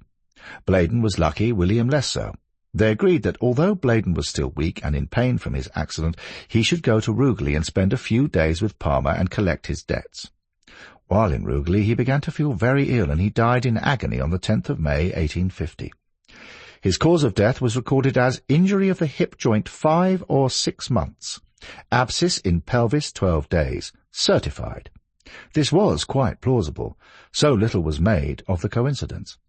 Bladen's widow was, however, puzzled that her husband had no money on him. No doubt it was now lining William Palmer's pockets. Poisons. As mentioned earlier, William Palmer was reportedly especially interested in poisons. Poisons were indeed a subject of great interest in Victorian society. There was little or no regulation governing their acquisition and use, and they were to be found in numerous manufactured items. Arsenic, of mineral derivation, was used in cosmetics, paints, wallpapers. Cyanide, a widely found chemical compound, and produced by some plants as a form of pesticide, was used extensively in manufacturing industries. Strychnine, derived from plants, was used medically and non-medically in small quantities as a stimulant and to kill animals, notably rats. To readers of Agatha Christie's novels, both cyanide and strychnine are known to be frighteningly efficient murder weapons, while the effects of arsenic as a toxin are generally slow to develop. It is, among other things, carcinogenic, which can make it hard to detect as a murder weapon. Cyanide and strychnine, on the other hand, can be quick-acting and brutal. A fatal dose of cyanide can kill within minutes, causing convulsions, coma, and cardiac arrest. The effects of strychnine poisoning are especially dramatic and horrifying to behold, beginning with muscle spasms around the neck, head, and jaw, tetanic convulsions, like those caused by tetanus, and before long the whole body is convulsing violently until the victim dies from asphyxiation brought on by paralysis of the respiratory system. It was with strychnine that Palmer is especially associated, although only one piece of hard evidence seems to have existed. But he was medically trained, and allegedly had a particular interest in poisons. He would therefore presumably have known how little to administer to present symptoms over time, before a final dose would prove fatal. Imprecise and risky as this would be, we must remember that he was a gambler. The children. William Brooks Palmer, Little Willie to his father, was born in either late December 1848 or early January 1849. Some sources say 1850, but church records show him to have been christened in January 1849. He seems to have been a welcome addition to the household, though of course to the debt-ridden Palmer he must have represented an added expense. He outlived the rest of his immediate family, eventually moving to London, where he worked as a solicitor. He died in 1926. Annie Palmer was to give birth to another 4 children. Sadly, all died in early infancy. Elizabeth died aged 10 weeks and was buried on the 8th of January 1851. Exactly 1 year later, 1-month-old Henry was buried. He was followed by Frank, who lived for only a few hours and was buried on the 21st of December 1852, and John died aged 3 days, to be buried on the 30th of January 1854. The cause of death for all 4 was given as convulsions, more a symptom than a cause. While convulsions can indicate ingestion of a toxic substance, they might indicate many other conditions, especially in a baby. We are unlikely ever to know whether poison was administered to one or all of these babies. Infant mortality was high before the 20th century, and the deaths were not questioned, or at least not until Palmer's conviction. It would have taken very little to kill a very young child, which would otherwise have grown into another mouth to feed. But would a gambler like Palmer have looked so far ahead? And wouldn't a medical man like him have had some idea how to ensure his wife did not fall pregnant? A few years later, 9 months after Annie Palmer's death, Palmer's housemaid gave birth to his son. 5 months later, the baby died. His cause of death recorded as erysipelas, a bacterial skin infection. That these infant deaths and that of the child allegedly his, born to a girlfriend in 1844, were convenient cannot be denied. Equally, they prove nothing. It is, however, remarkable that people seemed to make a habit of dropping down dead when they had spent time with William Palmer. In October 1852, his disreputable and very boozy uncle, Joseph Bentley, had been drinking with him when he fell off his chair, apparently in a drunken stupor. He died 3 days later of, according to his death certificate, malignant disease of the stomach, a diagnosis vague enough to cover multiple conditions. Life insurance. In the course of the 19th century, the practice of taking out life insurance grew, and in April 1854, Palmer reportedly insured his wife's life for £13,000, a considerable amount of money at the time. This was to arouse suspicions later. On the 18th of September that year, Annie went with her sister-in-law to a concert in Liverpool, where they spent the night. When she got home, she felt unwell and took to her bed. She was soon very ill, and a doctor, not Palmer, was sent for, who diagnosed English cholera. There was a cholera epidemic at the time, and ports such as Liverpool were frequently an entry point for infectious diseases. Annie Palmer died on the 29th of September, and it seems most likely that her cause of death was indeed cholera, as stated on her death certificate, which was signed by the 2 doctors who had attended her. Another convenient death? According to Mrs. Palmer's doctors, William Palmer dosed her with a small amount of diluted prussic acid, hydrogen cyanide, to reduce the violent vomiting, but nothing else. When over a year later her body was exhumed for autopsy, the only potential toxin to be found was a trace of antimony, an element that would be unlikely to kill a person unless they were exposed to it over a long period. It was in those days used in cosmetics and occasionally medicinally. Today it is mostly used as a fire retardant. Emboldened perhaps by receiving Annie's life insurance money, high as the cost was, Palmer soon set about persuading his brother Walter to let him insure his life. Walter Palmer had been comparatively well off and successful in business, but had started to drink heavily. His business failed, his wife left him, and he drank ever more heavily. William saw how badly affected his health was. Insuring the life of someone not likely to live very long, with himself as benefactor, seemed a good money-making scheme. It was a struggle to keep his brother off drink for long enough, but eventually Palmer succeeded in insuring his life. The gamble did not work, however. Walter Palmer died too soon afterwards in August 1855, and the insurance company became suspicious and refused to pay out. Later, rumours began to circulate that William had poisoned his brother. If he did, it was a serious misjudgment. John Parsons Cook. As 1855 drew to a close, Palmer was not only up to his neck in debt, but also in the claws of moneylenders, and worried that he might get done for having forged his mother's signature on some documents. The following year, after Palmer's conviction, a strange story appeared in the Illustrated Times coverage of his trial. At some point in 1855, it was claimed, Palmer and a few of his companions, George Bates, an unsuccessful farmer and occasional employee at Palmer's stables, John Parsons Green, a former solicitor and fellow gambler, the village postmaster, Samuel Cheshire, and the Palmer family solicitor and friend, Jeremiah Smith, came up with the idea that they should insure Bates's life. The insurers were not taken in, especially as Bates did not understand what was at stake. In November that year, Palmer visited Shrewsbury handicap races with a group of friends, including the aforementioned John Parsons Cook, described as a sickly young man who had quit his job in favour of gambling and the high life when he inherited a large amount of money. At the races, on the 13th, Cook won on pretty much every race, his winnings totalling £3,000, while, as seemed to be par for the course, Palmer lost his shirt. That evening Cook threw a celebratory party at the Raven Hotel in Barrow Street, Much Wenlock, where they were staying. Palmer did not attend, as he had to return briefly to Rugeley. The following evening, however, they all dined together at the Raven, where Cook was suddenly taken ill. It is reported that he accused Palmer of drugging him, but this did not stop him from allowing Palmer to treat him. So, could he have been joking? He retired to his room and a doctor was sent for. The following morning, the 15th, Cook felt a bit better and came down for breakfast, and travelled that evening with Palmer, who had that day suffered another heavy loss at the races, to Rugeley, where he took a room at the Talbot Arms, opposite Palmer's house. He went to bed early as he still felt ill, but was well enough to dine with Palmer the following day. By the next day, Saturday the 17th of November, Cook was feeling much worse and had started throwing up.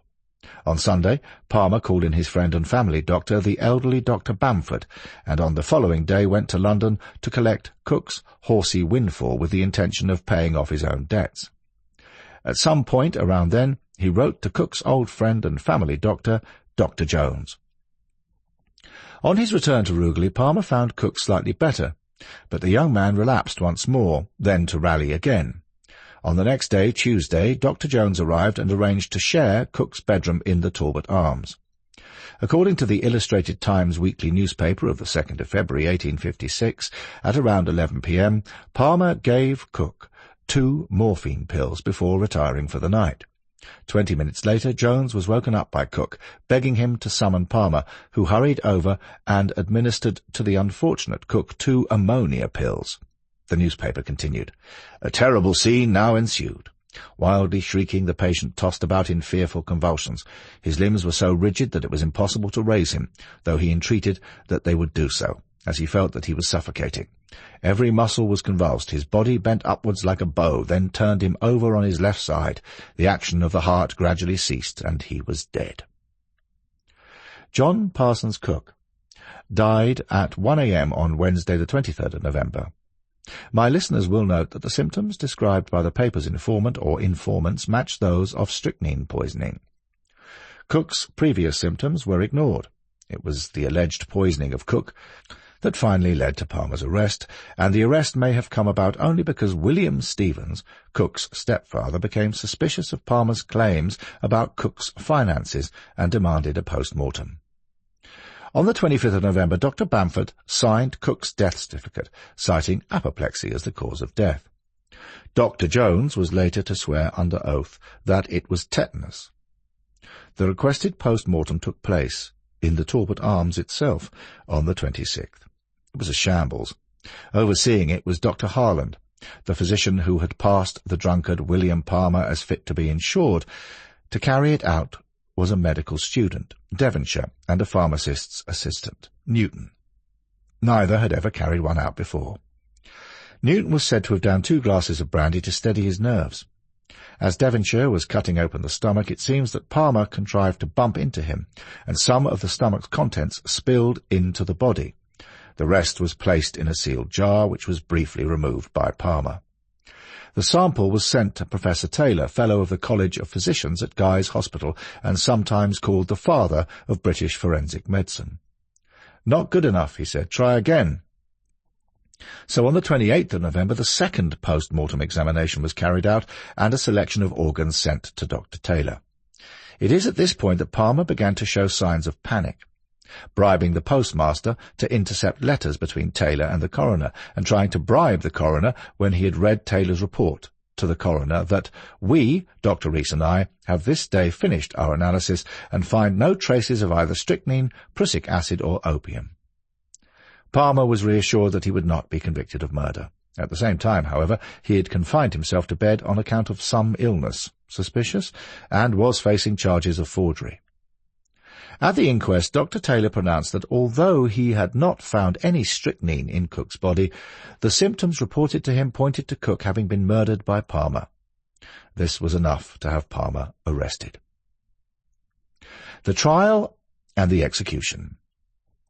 The trial, held in more neutral London, began on the 14th of May 1856, and was a sensation. The press had a wonderful time during the weeks leading up to it, and the public happily lapped up all the details. Palmer himself was quiet, polite, and calm, only repeatedly asserting his innocence and curiously insistent that Cook was not killed by strychnine. That it might have been some other poison or lethal substance that killed him does not, however, seem to have been considered worth pursuing. And there was one damning piece of evidence. It was known that Palmer had bought a few grains of strychnine a few days before Cook's death. Both prosecution and defence called upon multiple expert witnesses, possibly some 20 in all highly qualified medical men from the most reputable universities and hospitals, who expounded upon strychnine's effects and symptoms, and its likelihood or not of having been the cause of Cook's death. This, if anything, might have caused further confusion in an already confusing case, with opinions flying to and fro as to the symptoms of strychnine poisoning, especially as the press were not as firmly restricted in their reportage during the weeks prior to the trial. Everybody had an opinion. The simple trio of means, motive, and opportunity was enough to condemn him. As a medical man, he had the means; as a friend, he had the opportunity, and the motive was self-evidently financial. With emotive language thrown in, like the summation in the Glasgow Herald of the 16th of June, which would have confirmed in the jurors' minds the validity of their verdict that Palmer was guilty, the strychniated victims of Palmer were no more in his estimation than loaded dice, prepared cards, or drugged animals. The Bedfordshire Advertiser, cited in the Glasgow Herald of the 16th of June 1856, took a more even stance. As a passing remark, we may observe that many of the accounts which have appeared in the daily and provincial papers during the week have been founded on rumour, rather than on well-ascertained facts, and have therefore been calculated to mislead. The jury was unanimous in their verdict of guilty. The medical evidence against Palmer was convincing and press reports persuasive. The Reverend Thomas Palmer, one of the defendant's brothers, wrote to no avail to the presiding judge, Lord Chief Justice Campbell. It is most probable that the accused would have been convicted more from the strong medical opinions against him than from the medical facts of the case. The contradictions. The case of Dr. William Palmer, the Rugeley poisoner, still attracts debate today. It was, for one thing, so full of contradictions. Cook was deemed to have died as a result of strychnine poisoning. Not a trace of strychnine was found in his body. Palmer himself seemed to have been well liked. The Illustrated News of the 19th of January 1856 told us that William Palmer was popular with the poor and with the public generally, for he had a pleasant manner, but was soon raking up his past, embellishing the tales with claims from local people. The old man who insisted Palmer at a young age had managed to father 14 children, for example. And as for his friends, if one were now to believe all the stories of gentlemen who had drunk their liquor in Palmer's company of late years, it would be demonstrated that he was hankering after murder day and night. From the little that may be gathered about Palmer's wife, it would seem that he was very fond of his poor dear Annie. Yet he seems at least to have nudged her towards death. Could he have seen that her health was weak, and that she might not survive, for instance, a bout of cholera, when he took out insurance on her life? As for men such as Abley, Bladen, or Cook, they were his friends, and yet he was apparently prepared to kill them, in spite of having presumably taken the Hippocratic Oath. It might be worth remarking that every one of his alleged victims was unwell to start with. It cannot be denied that all these deaths were of some financial benefit to him. No proof was ever found of Palmer's guilt. but circumstantial evidence pointed overwhelmingly to his being guilty, and not only this, but it led to his receiving the death sentence. "They have hanged my saintly Billy," William Palmer's mother. Throughout his trial and up to the very end, Palmer asserted his innocence, but he walked to the scaffold at Stafford Jail calmly, careful, the press noted, not to walk in the puddles of rain. A crowd of 30,000 or more had gathered to view the hanging on the 14th of June, 1856. Now, let us acquaint ourselves with Throttler Smith. Described in press reports as a tall, heavy-built brute of a man, George Smith was originally a nailer by trade, and also worked as a higgler, an itinerant seller of small items, a peddler. His activities were frequently on the wrong side of the law, however, and he was in and out of jail for poaching, petty larceny, and, it is said, running through the market town of Wednesbury almost fully naked. It was while in Stafford Jail, this time for debt, that he became by chance a hangman's assistant. The hangman, William Calcraft's usual assistant, failed to show up, and the prisoner governor called for a volunteer among the inmates. In exchange for his debt being annulled, George Smith became an apprentice hangman. This was some 16 years earlier. Palmer, as reported by the press, calmly climbed the steps to the drop, shook the executioner's hand, and was heard to say to him, "God bless you." He was dead minutes later. The rope-maker who made the rope with which Palmer was hanged was Daniel Coates, a porter at Stafford Railway Station, who recruited the other men employed at the station to work on it. Having an eye to the main chance, Coates made the rope far longer than necessary, cut up the surplus into short lengths of 2 to 3 inches, and sold them as morbid souvenirs. In one instance, a half-crown was obtained for about 2 inches. A coin with value of 2 shillings and 6pence, 12.5 pence. A Canadian newspaper commented wryly, "The rope that hanged Dr. Palmer is selling in Lochmaben, Dumfriesshire, at 5 shillings per inch. The seller is a man from Dudley, where Smith, the hangman, resides.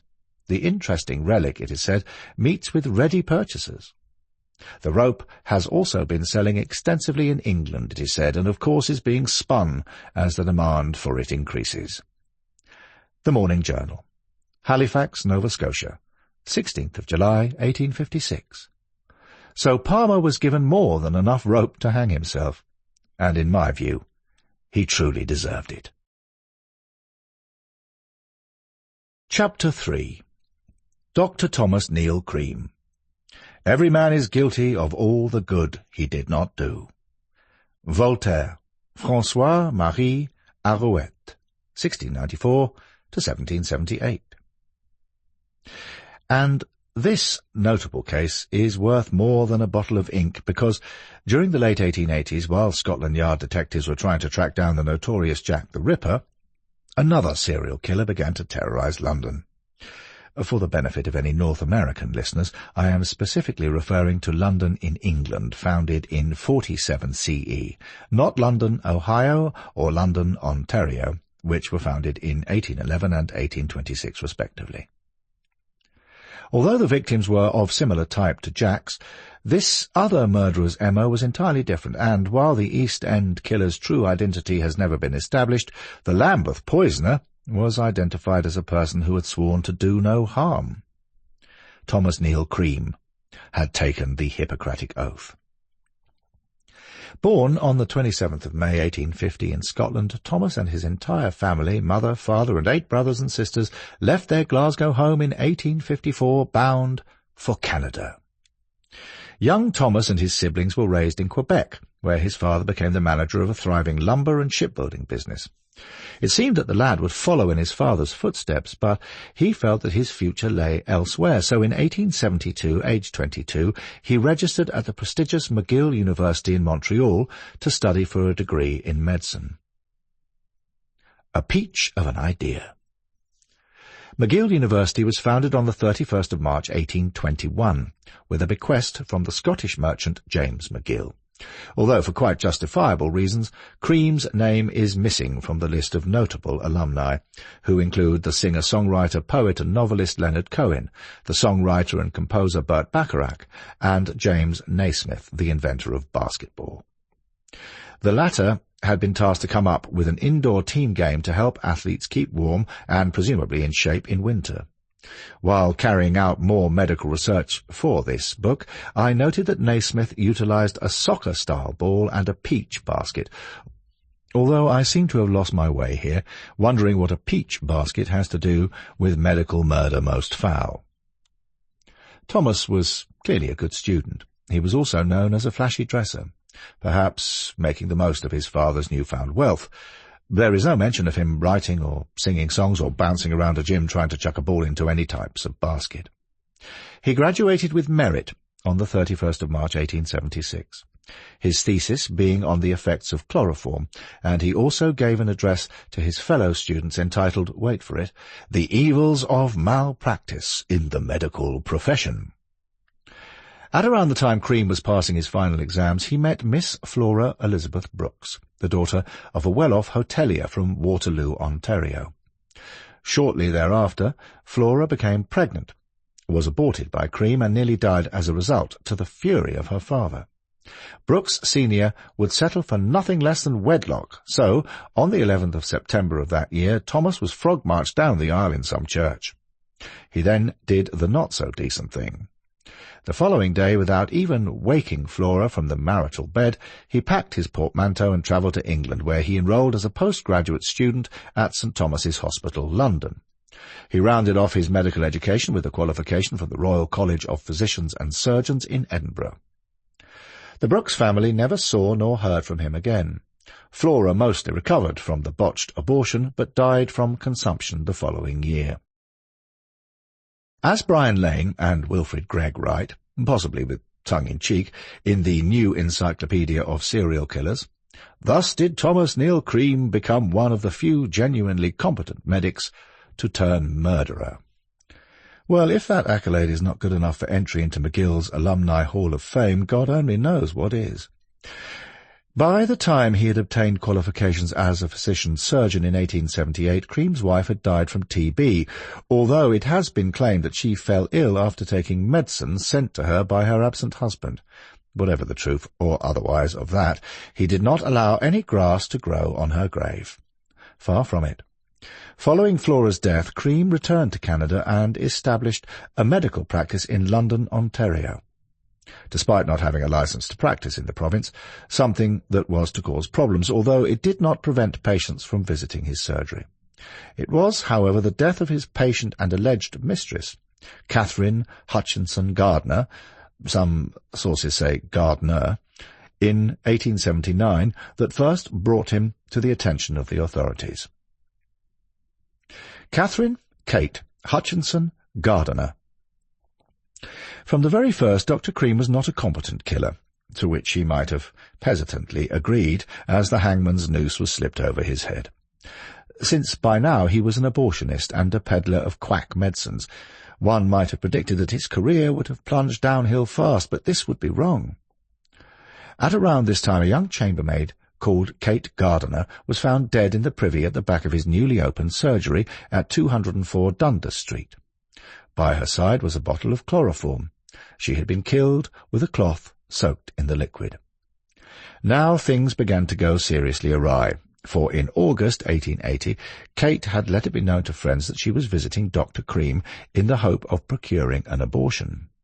In fear of being dismissed in disgrace by her employer as a fallen woman, as in fallen from the grace of God, she wanted to arrange this illegal procedure, to which she said the doctor had agreed. Loose morals, sexual immorality were often addressed with legal severity. Sexual disorder was regarded as a serious social problem, so fallen women received little sympathy, and often faced outright hostility. Hetty Sorrel, in George Eliot's Adam Bede, 1859, is the quintessential Victoria fallen woman. That is, a low-class maiden who is seduced by the idea of a life of lace, satin and jewels, and is seduced by a man above her station who has neither desire nor intention to marry her. Dr. Cream was a highly educated man from respectable Scottish stock and ranked well above Kate's station. He was a doctor with a reputable practice who had attended one of the most famous universities in Canada, while the deceased, a lowly chambermaid, was found under suspicious circumstances. Little wonder, therefore, that despite the prevailing moral rectitude of the time and the overwhelming strength of the evidence offered against him, Cream avoided prosecution for murder. Besides, the post-mortem examination apparently showed that Kate had died from an overdose of self-inflicted chloroform. This was highly unlikely, because one cannot hold a cloth drenched in chloroform over one's face for long enough in an effort to commit suicide. With that established as a fact, we can safely assume that someone else held the cloth over her face, so the finger has to be pointed at Cream. His guilt is further compounded when we learn that Kate had penned him a letter in which she claimed that a local businessman had been the father of her child. The doctor also stated that Kate had been suicidal following his refusal to perform the abortion. There was one big problem with all of this, however. Kate could not read or write, so it follows that her alleged handwriting and signature were forged. Yet, despite the inconsistencies, the police didn't investigate the death any further. We shall soon see that Cream had a pathological habit of writing fake letters to other people in attempts to throw any blame for his murders onto others, so we might well assume that Kate had been carrying his child. Nevertheless, having dodged the bullet, so to speak, but with his reputation in tatters, he decided it was time to leave Canada and shift himself rapidly to the United States. But was he struck off the medical register? No. Quack. Those good old days of gaslight and horse-drawn carriages were also the era of patent or quack medicine, one of the great frauds of Thomas Cream's time. Its success relied on the fact that for most people, doctors and dentists were too expensive, thereby creating a great demand for cheaper alternative forms of medicine. It therefore followed that quack medicines earned their makers a fortune, so that by the end of the 19th century, Americans were spending $75 million a year, around $2.3 billion at today's values, on patent remedies. Not much has changed since, either. According to the Statista website, our U.S. cousins spend approximately $406 billion a year on prescription drugs, with the Centers for Medicare and Medicaid Services, a federal agency, telling us that this amount includes retail drugs spending but excludes non-retail. Nor does it include the sort of stuff one can cook up in one's kitchen or grow as a bumper crop in one's backyard. No wonder some American politicians today don't seem to know what day of the week it is, while peddling outrageous falsehoods about matters of public health. Yet, the promises made in the 19th century practitioners' advertisements were often just as outrageous and impossible. For the poor and uneducated, however, a chance of being cured for next to nothing was too good to miss.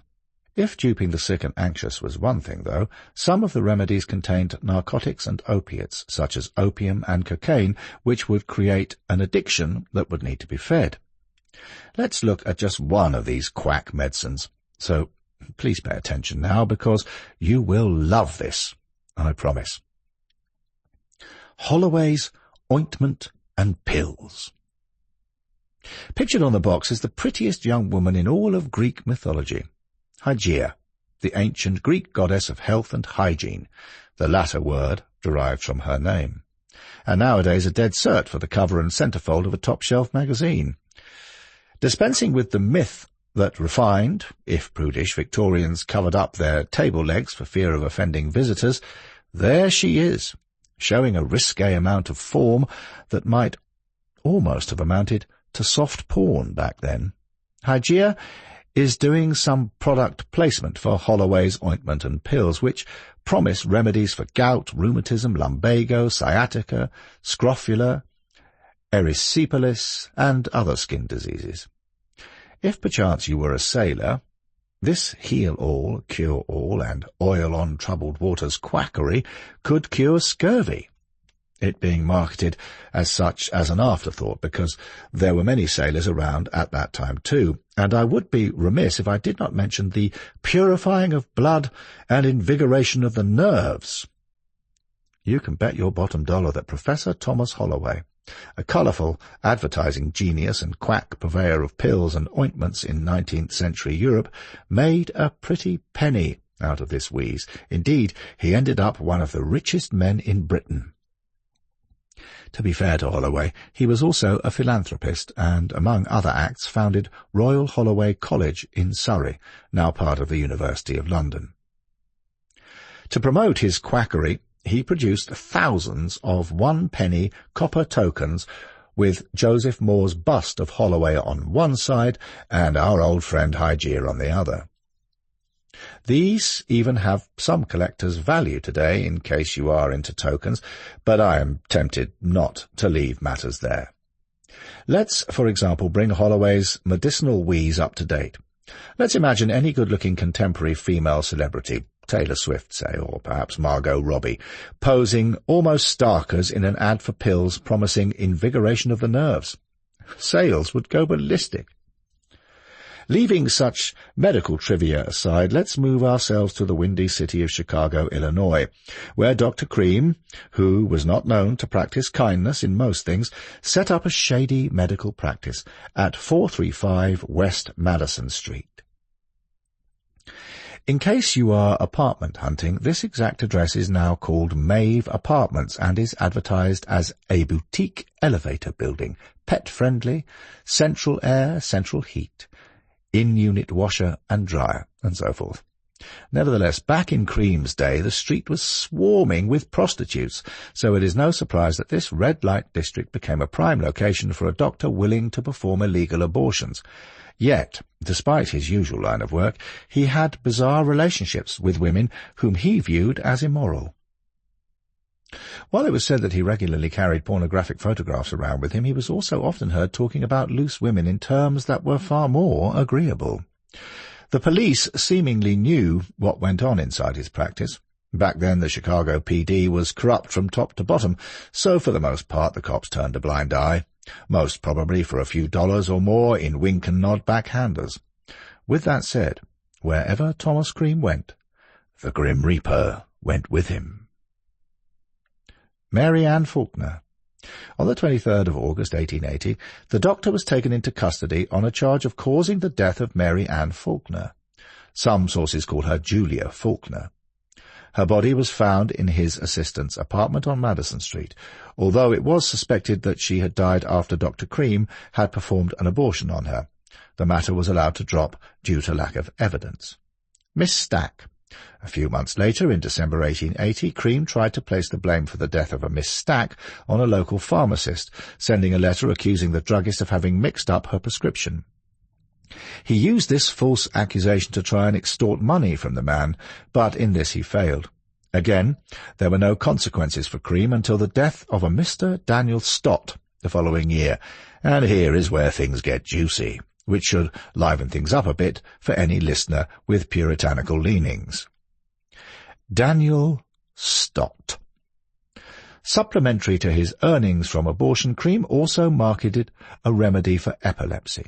His claims of this miracle cure certainly attracted a large number of faithful patients, one of whom was a wealthy railroad agent named Daniel Stott. In more recent times, there are medical treatments to help most people with epilepsy, aimed at reducing the number of seizures a patient suffers, or even preventing them completely.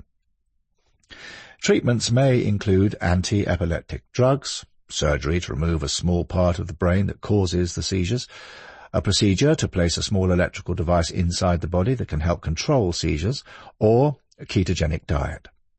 The latter was originally developed to treat drug-resistant epilepsy in children, but took off when its weight loss properties were recognized.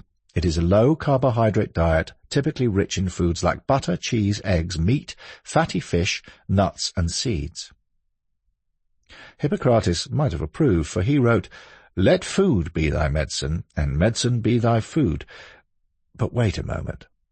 Perhaps Cream was on to something, for just maybe he had stolen a march on one of the earliest modern medicines for epilepsy, potassium bromide, an anti-convulsant and sedative which was introduced by the English doctor Sir Charles Locock, B.T., in 1857. Sir Charles, 1799 to 1875, is worth a passing mention. An obstetrician to Queen Victoria, he was created first baronet for his services to the sovereign. He was a fine man, and his history is well worth a read if one wants to learn more about him. His fifth son, Colonel Herbert Locock, Royal Engineers, co-authored The Drainage Manual, a book that another Scottish serial killer, Dennis Nielsen, would have benefited from reading, given that he flushed body parts down his loo only to be discovered when the drains got blocked up. Sadly, however, there was a downside to Sir Charles's idea for bromide extracts, a heavy cost in terms of toxicity, though it is still used in veterinary medicine. It is fair to say that Cream didn't use any electrical gizmos or cut into anyone's brain, nor did he invent the keto diet. He didn't use potassium bromide either. What he did prescribe was strychnine, which can be drop-dead lethal even in tiny doses. Nevertheless, Stott's health did improve, at least for a very short period. So impressed was he with the medicine that, in an extremely bad move like a turkey voting for Thanksgiving, he sent his 33-year-old wife Julia to Chicago, to the aforementioned West Madison Street, for supplies of the pills that the libidinous Cream marketed as his cure for epilepsy. It was initially thought that Daniel Stott had died of an epileptic fit at his home in Boone County. That wasn't the case. The devious 30-year-old doctor seduced Julia. Soon they were having a racy affair, and he convinced her to take out double indemnity life insurance on her unsuspecting spouse before plying him with the poisonous pills he, Cream, would supply. Stott died within moments of taking what he thought was medication for his seizures, and the matter could or should have ended there, leaving Cream and Julia to share the insurance payout. In a repeat of what had gone before, however, Cream decided to blame a pharmacist for the death. He would sue the man on Julia's behalf to claim even more cash. At this point, I think we could call Dr. Thomas Neal Cream by another name. Dr. Fucking Idiot springs to mind, because he then wrote to the coroner letting him know of his theory about the allegedly bungling chemist. The coroner initially ignored the accusation, but after some thought, with suspicion now creeping into his mind, he decided to ask the district attorney, D.A., to exhume Daniel's corpse. The latter agreed, and when the body was examined, a quantity of strychnine sufficient to kill 3 people was found in his stomach. So the poison now joins us on our medical road trip. Strychnine. Strychnine is a grand tonic, to take the flabbiness out of a man. H.G. Wells, The Invisible Man, 1897. In Arthur Conan Doyle's 1890 novel The Sign of 4, Sherlock Holmes's stalwart companion, Dr. Watson, deduces murder by strychnine from the unusual grimace on the victim's face. On the silver screen, Alfred Hitchcock would also use strychnine as a poison in the 1960 shock horror film Psycho, in which Norman Bates, Anthony Perkins, uses it to murder his mother before slashing to death the beautiful Marion Crane, Janet Leigh, while she was taking a shower. Well, no, actually. Apparently Miss Leigh felt that she didn't want to shower in her birthday suit because the lecherous, touchy-feely Hitchcock would have been ogling her behind the camera. So Marley Renfro became a body double. For $500, Marley, showgirl, model, actress, and Playboy cover girl, stepped in and was graphically stabbed to death in one of cinema's most famous scenes, all of which allegedly ended her cover girl career. But I digress. According to the Crime Reads website, Stephen King invoked strychnine in his 2014 novel Mr. Mercedes. Agatha Christie introduced strychnine as her favourite poison in her debut novel in 1920. The Mysterious Affair at Styles. But as J.H.H. Gout and Robin Odell wrote in their 1982 study Murder, What Done It, it is one of the paradoxes of poisoning by strychnine, which may be benign or health-improving in small doses but lethal in larger doses. It is a fact that in Thomas Cream's day, strychnine-based tonics were regularly prescribed for invalids recuperating after weakening illnesses, and one might suppose that Stott's health was fragile at the best of times. The effect is to sharpen the senses. Right, Gout, and Odell, who finish off with a flourish, but once the minimal stimulation dose is exceeded, the result can be violent and fatal. Indeed, accidental deaths from strychnine poisoning were fairly common as a result of patients failing to shake the medicine bottle properly and overdosing themselves with the concentrated liquid that had accumulated at the bottom. Not that the labels meant very much to those who couldn't read. So now, wait for it, what follows is some botanical information. To say that strychnine is a particularly violent poison would be no underestimate, and since this audiobook is a sort of medical murderer's travelogue, off to India we must go to learn more. Barking up the wrong tree. Strychnine was discovered by French chemists in 1818, although its toxic properties had been known in Asia and Europe for centuries before then. It is an alkaloid present in the poisonous disc-shaped seeds of the Asiatic strychnine or nux vomica tree, Strychnos nux vomica, the bark of which contains another potentially less lethal but nonetheless dangerous substance, brucine, which is a neurotoxin. In some parts of India, people follow a religious ritual of drinking a herbal preparation made from the bark of the blackboard tree, Alstonia scolaris, on the day of the new moon in July, but this too contains toxins. A cup that can, or will, kill you. Although toxic, the seeds of the strychnine tree, also known as poisoned fruit, semen strychni, from Latin semen seed, or Quaker buttons, can provide some medical benefit, and there are even claims that nux vomica helps with erectile dysfunction, although there is no real proof that it does, and the exponentially increasing Indian subcontinent's population seems to indicate that they get on very well without it, no?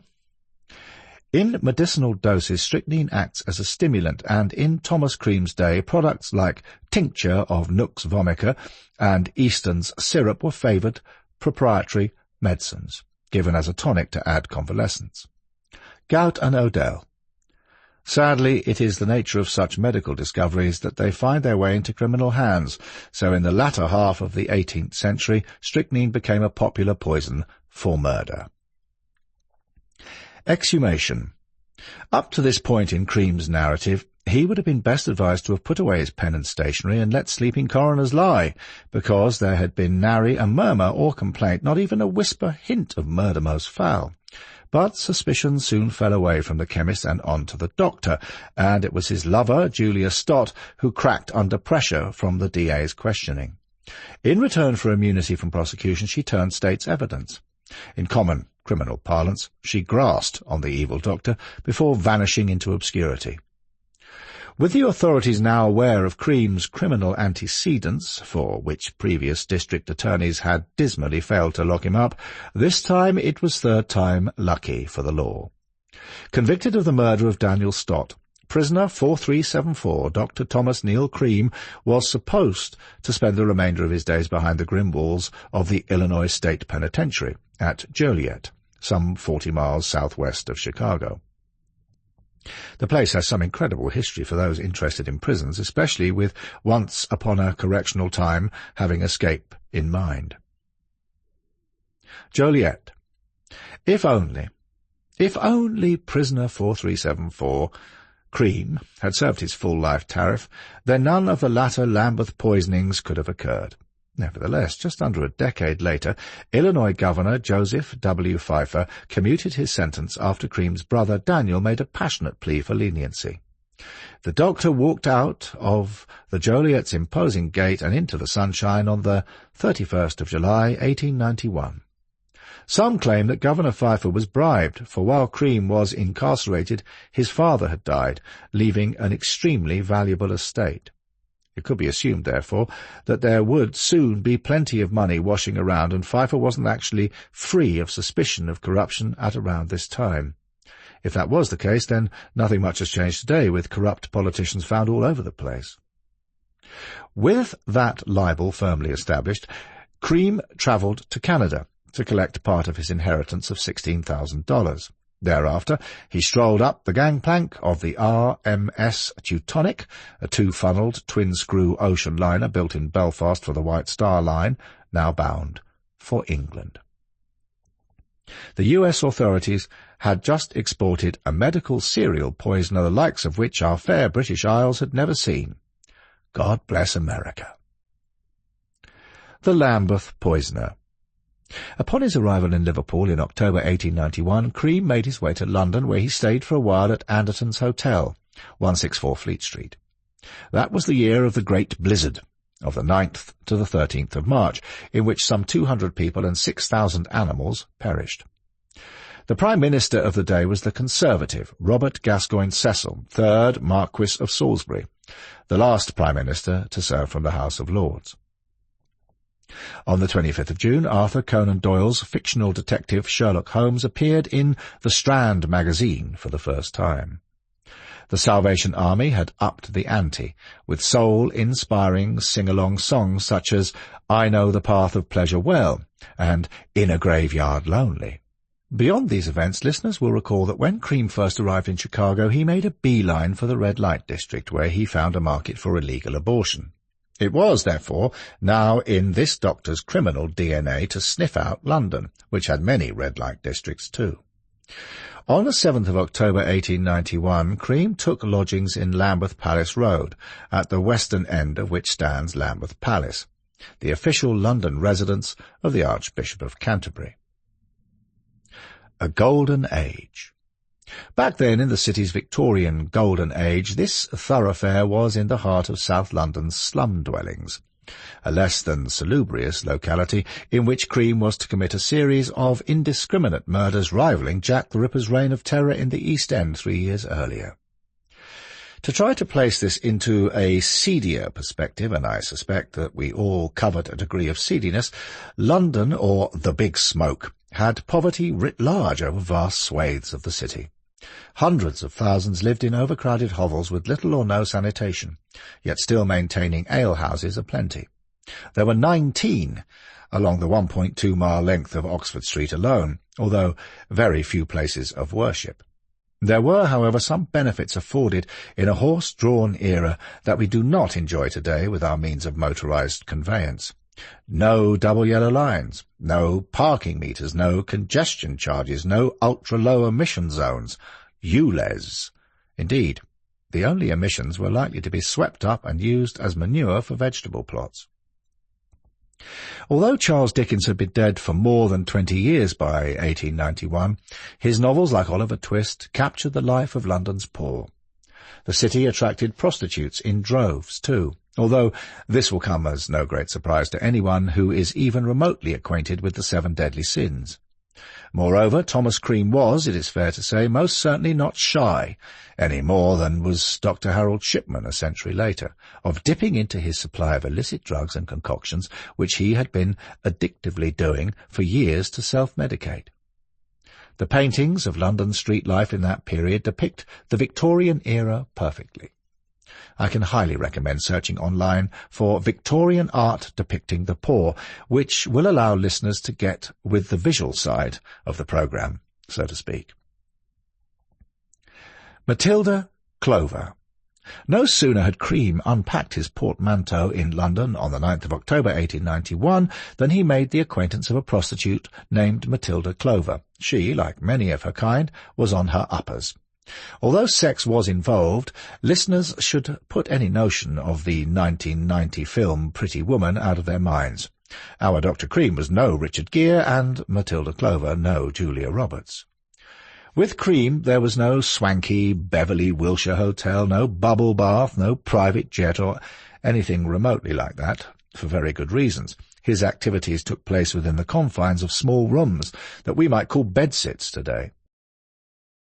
As an aside, in Victorian times, even wealthy people did not take a full bath daily. Poor people maybe once a week, when they probably shared the same water with others, or they didn't bathe at all, period. This is important contextually because London's poor in the late 19th century lived grindingly hard lives. They did not need any more hardships in their lives, but it was at around this time that Cream purchased from a Mr. Priest's chemist's shop some Quaker buttons and a box of empty gelatin capsules. One can guess at his intentions. even if there were claims that Nux vomica was the Victorian equivalent of Viagra.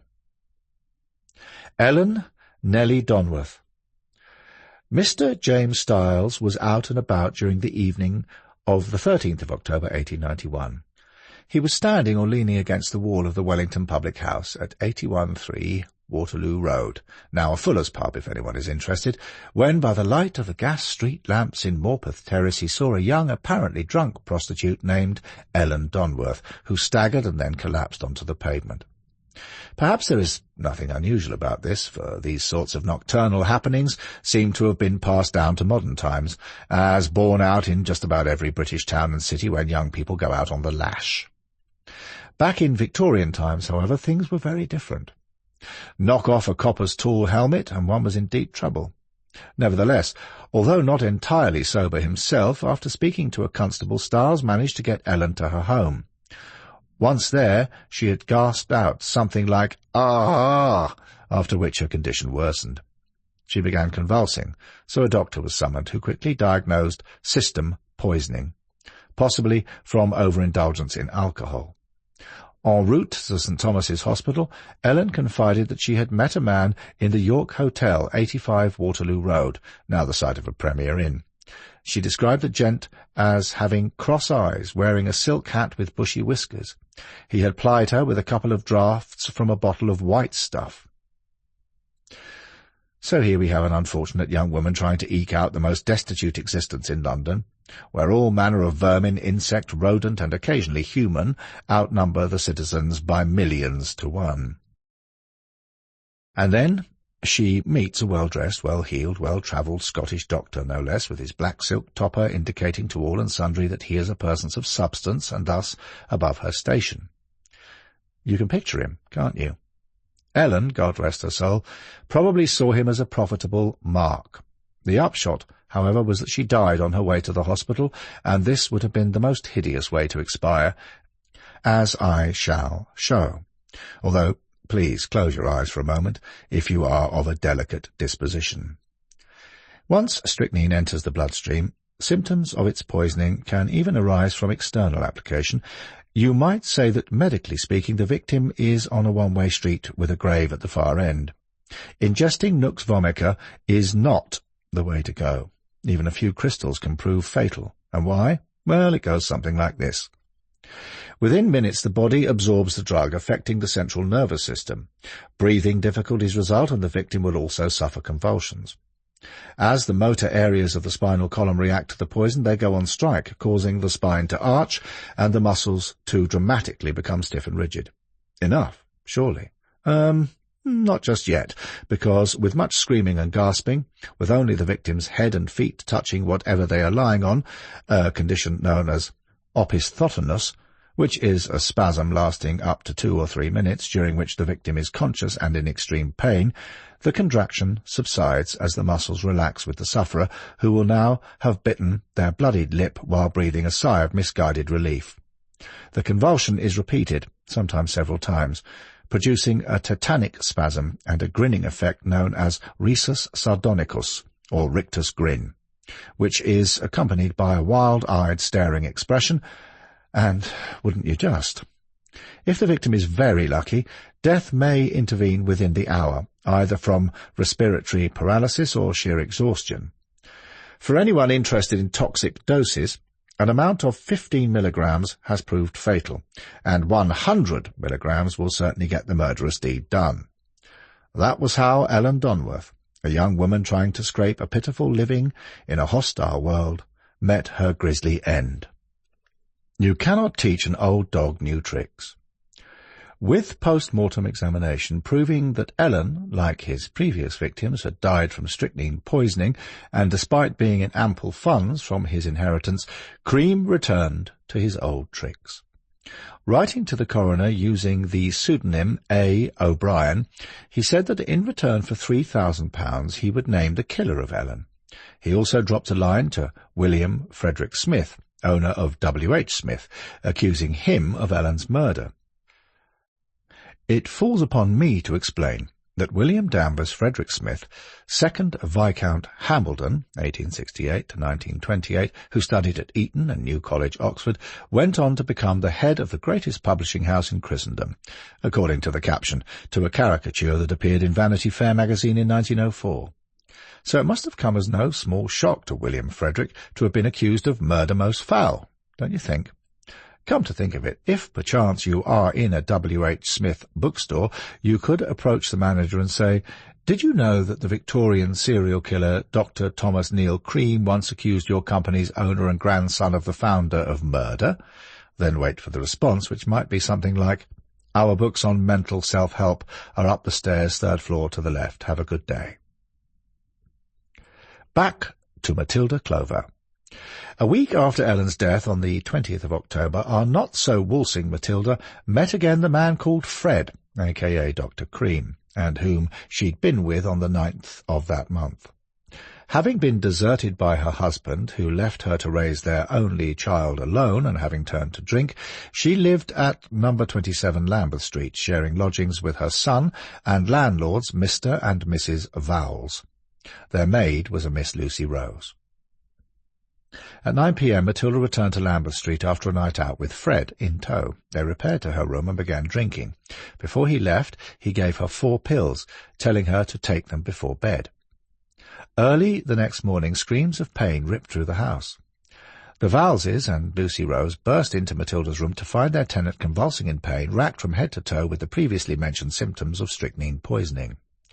Dying before a doctor could arrive, it was initially believed that Matilda's death was caused by alcohol consumption, together with sedatives prescribed by a physician. Instead of keeping his head down, once again Cream attempted to use the murder to extort money, this time contacting Sir William Broadbent, B.T., a leading cardiologist and neurologist of the day and physician extraordinary to Queen Victoria, claiming that he held evidence against him. Even a cursory glance at the life and career of Sir William would have scotched any ideas about the likelihood of this gentleman killing prostitutes, but the seemingly unhinged mind of Cream led him to imagine that the eminent physician would be gullible enough to pay up.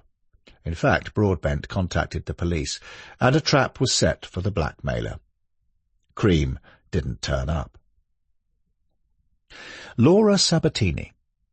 Changing pace, Cream now took a short break from murdering people to fall in love, becoming engaged to be married. The object of his affections was Laura Sabatini, a highly respectable young woman living with her equally respectable mother in equally respectable Berkhamsted, Hertfordshire.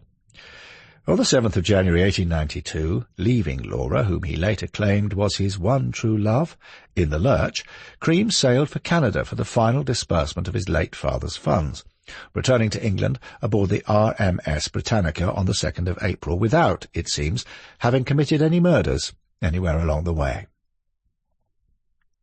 Louise Alice Harvey. Now back in his digs at 103 Lambeth Palace Road, Cream met Lewis Harvey, née Harris, outside St. James's Hall, a concert hall situated between the quadrant Regent Street and Vine Street, close to Piccadilly. He introduced himself as Dr. Neal. After procuring her services, he pressed for more information about herself. Wary of her new companion, the streetwise Louise told him a pack of lies, but agreed to meet him later for a drink, with him telling her that he would bring some pills for her complexion. Meeting as arranged, Cream urged her to take the pills, but she only pretended to. Believing that she had, however, he made his excuses and left. Naturally, readers will now ask what sort of pills Cream gave Louise. Well, here goes. The Queen of Poisons. Odourless and colourless, arsenic was used as part of food colouring. It was also widely used in beauty products, such as arsenic complexion wafers that promised women pure white skin. Until as late as the 1920s, it was found in the fabric of baby carriages, fly papers, plant fertilizers, and medicines. It is also said that some men used it as a tonic and aphrodisiac, though obviously only in tiny doses. Arsenic, which, like antimony, is a metallic element, had also been used to murder many, many people, and was a favoured means of committing homicide, especially by women in Victorian times. For example, beautiful socialite Madeleine Hamilton Smith, 1835 to 1928, poisoned her handsome French lover. Florence Elizabeth Chandler Maybrick, 1862 to 1946, murdered her husband. Mary Ann Cotton, 1832 to 1873, laced her stepson's cup of tea with arsenic. So as not to let the men out of this, early in 1921, Catherine Armstrong, wife of a respectable British county solicitor, clerk in the magistrates' court and church warden, was found dead following an illness. Her doctor at the time of her death gave the cause to be natural, but when her body was exhumed over a year later, traces of arsenic were identified in the remains. Herbert Armstrong was arrested and tried in what was described by one American newspaper as the great poison drama of the century. Armstrong, described by the same paper as a modern Borgia, was hanged at Gloucester Prison on the 31st of May 1922. Highly recommended is Stephen Bates's gripping tale, The Poisonous Solicitor, 2022, a real whodunit, as I can testify. But if one can't trust a solicitor, who can you trust? A doctor, perhaps? Alice Marsh and Emma Shrivel. Alice and Emma, aged 21 and 18 respectively, were visiting London from Brighton and presently lodging at Stamford Street, Lambeth, which consisted, and still mainly consists, of 4-storey terraced houses with basements. At about 1:45 in the morning of the 12th of April 1892, PC George Cumley was on his beat when he saw a man being shown out of the door of number 118 by a young woman. This image would remain forever in his memory.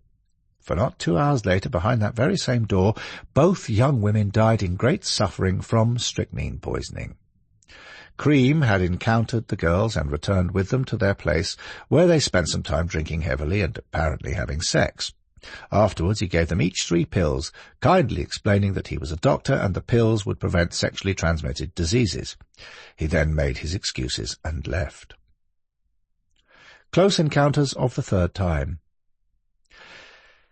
To educate myself in my research, I looked up encountered to learn that it means something different from met, which is the past tense and past participle of meet.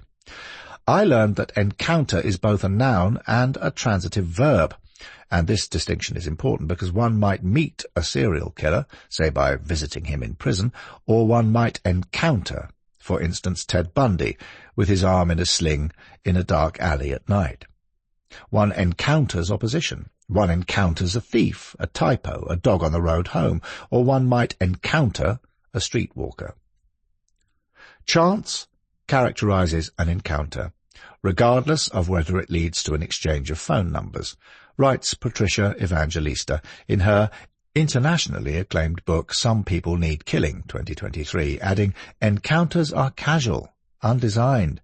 You can plan for an encounter, but you do not plan for the timing of its occurrence, or else it would be marked in a Google Calendar. Alice and Emma encountered Dr. Cream on a gaslit Victorian street. At autopsy, strychnine was found in their systems. Police, along with the newspapers, now knew that a serial killer was stalking the streets of nocturnal London, prostitutes his preferred prey, but the doctor himself proved to be the architect of his own downfall. At the beginning of May, Deputy Coroner George Percival Wyatt, who was overseeing the inquests of the recent lethal poisonings, received a mysterious letter addressed to the foreman of the coroner's jury, claiming that a medical student named Walter Harper of St. Thomas's Hospital was behind the murders. What follows will come as no surprise to the listener now au fait with this physician's murderous antecedents. Mad as a hatter. Cream now lapsed into a series of quite unaccountable and slanderous attacks upon the reputation of Walter Joseph Harper. The latter also lodged at number 103 Lambeth Palace Road and studied at St. Thomas's Hospital, where Cream had once briefly worked. Walter was the son of the highly respectable Dr. Joseph Harper of Barnstaple in North Devon. Quite how or why he aroused Cream's ire will forever remain a mystery. Needless to say, the garrulous Cream took to complaining to their mutual landlady, Mrs. Sleeper, accusing Walter of being the author of the number 118 Stamford Street double poisonings. The landlady thought that Cream must be a lunatic, as she later described him at trial. With that, she let the matter drop. But then, on the 26th of April 1892, something else dropped. It was an envelope, through the letterbox of Dr. Harper Sr.'s Barnstaple home, and it did, for Dr. Thomas Cream. The listener will recall how Cream had gone to great pains in demanding the exhumation of Daniel Stott, way back in Boone County, Illinois, which ensured that he served a lengthy term in prison. With Dr. Harper and Son, we see the same monotonous psychology once again. Upon opening the letter, which was accompanied by a newspaper cutting relating to Ellen Donworth's death, Dr. Harper read with utter bewilderment that the correspondent, William H. Murray, held incontestable proof that his son had poisoned both Miss Marsh and Miss Shrivel, and for the small consideration of £1,500 the writer was generously prepared to suppress the matter. Note the similarity between W. H. Murray and W. H. Smith. Indeed, the letter made it plain that if Dr. Harper was unwilling to find the money, the evidence will be offered to the police on similar terms. Precisely what was going through Dr. Cream's head at this time is unfathomable. Here we have him demanding money in return for drawing the attention of detectives to his front door. Some accounts suggest that Dr. Harper and his son ignored the ludicrous threat, that apparently Cream lost interest in his extortion bid, but that is incorrect. The Harpers immediately contacted the police and showed them the 2 letters they'd received. Detectives soon linked the letters sent to the Harpers to other accusatory correspondence. Among those from A. O'Brien and William H. Murray were letters from an M. Malone, seeking money to keep quiet about the death of Matilda Clover. This initially perplexed detectives, who still believed Matilda's death to have been caused by her heavy drinking and nothing more. Nevertheless, a handwriting expert consulted by the police would state that all of the correspondence was likely to have been penned by the same person. The question was, who? John Haynes, whether driven by clinical insanity brought about by syphilis, which according to some sources he may have contracted in the 1870s while studying at St. Thomas's Hospital, or by a desperate illogical desire to be associated with his own crimes, Cream now started to boast about his familiarity with the killings. To an acquaintance named John Haynes, he not only revealed far more than he should reasonably have known about the events, but also actually took the other man on a guided tour of the murder houses. But Haynes was a former New York detective, and both men discussed the murders with Cream, apparently gleeful throughout. Yet completely unaware that Louise Harvey, to whom he had given arsenic pills to improve her complexion, was still very much alive. When asked by Haynes how he knew so much about the murders, Cream claimed that he had read the post-mortem reports in the newspapers and in the British Medical Journal. The savvy American ex-cop didn't buy into any of Cream's explanations, but without letting on, he contacted an old friend who worked at Scotland Yard and informed him of the strange doctor that he'd met. With a bit of solid police work, detectives soon learned that Cream had a criminal record in Canada and the United States going back many years. Shortly thereafter, Haynes spoke to another acquaintance named Patrick McIntyre, and Cream's uncommon knowledge of the murders proved of even greater interest. McIntyre was a police inspector who promptly set a watch on the doctor's movements. On the 12th of May 1892, and quite by chance, Constable Cumley spotted Cream and recognized him as the man he had seen leaving the scene of the Stamford Street murders. He, too, put a tail on this, by now highly probable suspect. Arrest and trial. Cream was like the dog that kept chasing buses until one day a bus ran it over. Again, and again, and again. Thus it was inevitable that at 5:25 p.m. on the 3rd of June 1892, Inspector John Tunbridge confronted the doctor in Lambeth Palace Road. Placed in cuffs, Cream's response was typical of the irritating arrogance that was to tell against him so heavily at trial. "You have got the wrong man," he said, "but fire away." By the time the police were ready to charge Cream with attempted blackmail, Matilda Clover's body had been exhumed and analysed. At the inquest into her death, the jury brought in the following verdict. "We are unanimously agreed that Matilda Clover died of strychnine poisoning, and that the poison was administered by Dr. Thomas Neil Cream with intent to destroy life." A most wicked judge.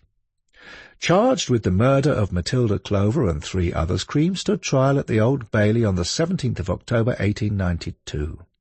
Mr. Justice Henry Hawkins, later 1st Baron Brampton, presiding. Although many people revered Judge Hawkins for his long and distinguished career and tough, no-nonsense stance, others described him as a most wicked judge, a hanging judge, although, of course, it is a jury that decides guilt or otherwise. It was the judge who merely donned the black cap to pass down the dread sentence of the law. Of minor note, the black cap was not an actual cap in real form, but a piece of black cloth, for no cap would have looked anything other than ridiculous when placed over a judge's horsehair wig. And it was Mr. Justice Hawkins, all wrapped up in ermine and cold as a wintry day, who presided over notable cases such as those of George Henry Lamson, Mary Fitzpatrick, and Alban Milsom, with Henry Fowler, the 2 latter for the February 1896 Muswell Hill murder. Nevertheless, the evidence against Cream was overwhelming. The Lambeth poisoner, as the press had nicknamed him, must have been shocked to the core when his intended victim, Louise Harvey, took the stand and gave evidence against him. Pointing an accusatory finger from the witness box, she told the court, "That's the man who gave me some pills. I'd recognise him anywhere." And that was all she needed to say. 3 days later, Judge Hawkins passed down another capital sentence to add to his record on the bench. Still unable to believe that he could have been so badly used, as he complained, Thomas Cream encountered the hangman when he stepped onto the scaffold at London's Newgate prison on the 15th of November 1892 to plunge into eternal infamy. The executioner was James Billington. While it was claimed that Cream went easily to the trap, in the split second before the lever was pulled, the doomed man uttered the words, "I am Jack." Billington claimed that he meant Jack the Ripper, although many have since cast doubt on whether he said these words at all. Theories range from Billington having made up this story to win the distinction of being the man who hanged the Ripper, to that from one of Cream's biographers who claimed that the condemned man actually meant, "I'm ejaculating," a most unlikely personal revelation considering the circumstances. And, of course, any conspiracy theories surrounding Cream's execution come to naught because, at the time of the Whitechapel murders in 1881, he was serving a long sentence in the Illinois State Penitentiary at Joliet. He would not be released for another 3 years. Why? Missing from most accounts of Thomas Cream's life of crime is his motive for the dreadful killings of prostitutes, and so I strongly recommend the meticulously researched book Prisoner 4374 by A.J. Griffiths-Jones. I hit upon this remarkable account of Cream's life, from cradle to a grave filled with slate lime behind prison walls, after listening to a podcast, after which I immediately ordered a copy online. Told from the standpoint of Cream himself, the narrative explains the twisted logic behind his actions and his reasons for committing murder most foul, after which a reader might well view the murderous doctor in a rather different light. Prisoner 4374 won the award for Jack the Ripper Book of the Year 2016, deservedly so. I believe Ms. Griffith-Jones has discovered Cream's motive, although I do not intend to give away any story spoilers here. So before we move on, listeners will be delighted to learn that arsenic and strychnine are pretty much impossible to obtain these days, for time and a tide of regulation wait for no medical murderer. Methods of committing medically induced homicide have likewise moved on from crude poisons to the administering of drugs that can be easily obtained by any licensed physician through any pharmacist or from a hospital's or nursing home's drugs trolley, as we shall see soon enough. Chapter 4. Dr. John Bodkin Adams. The doctor is often more to be feared than the disease. French proverb. Rich pickings. Now for some lighter entertainment. As I research and write this chapter, I'm listening to a compilation of the most popular music of the 1950s. Only You, Unchained Melody, Put Your Head on My Shoulder, In the Still of the Night. All good soothing stuff. So, having got into the swing of things, allow me to introduce our chief protagonist, the bespectacled, beady-eyed, rotund Dr. John Bodkin Adams, who might have been considered a shoo-in for a part in one of Agatha Christie's Hercule Poirot stories. We might call our imaginary production rich pickings, with the setting not dissimilar to Christie's Art Deco palace, the majestic hotel in St. Lou, Cornwall, but with a miserly TV production budget in place, now adapted to the resort town of Eastbourne on England's sunny southeast coast, the year being 1956, a mere 64 years after Dr. Thomas Cream came to his end. Said to have been based on the Imperial Hotel in Torquay, Devon, which the novelist knew well. Maybe William Shakespeare would be proud of me here. Maybe he could have used this production for one of his move-the-plot-around shows at the Globe Theatre. Nevertheless, placed in more recent context, 1956 was the year dominated by the Suez Crisis. Possession of heroin, aka China White, dope, smack and snow, became fully criminalised. The first AEC Routemaster bus in London started service en route 2. If you're onto omnibuses and all matters concerning what was once called London Transport, the number 2 runs between Norwood Bus Garage and Marylebone Station.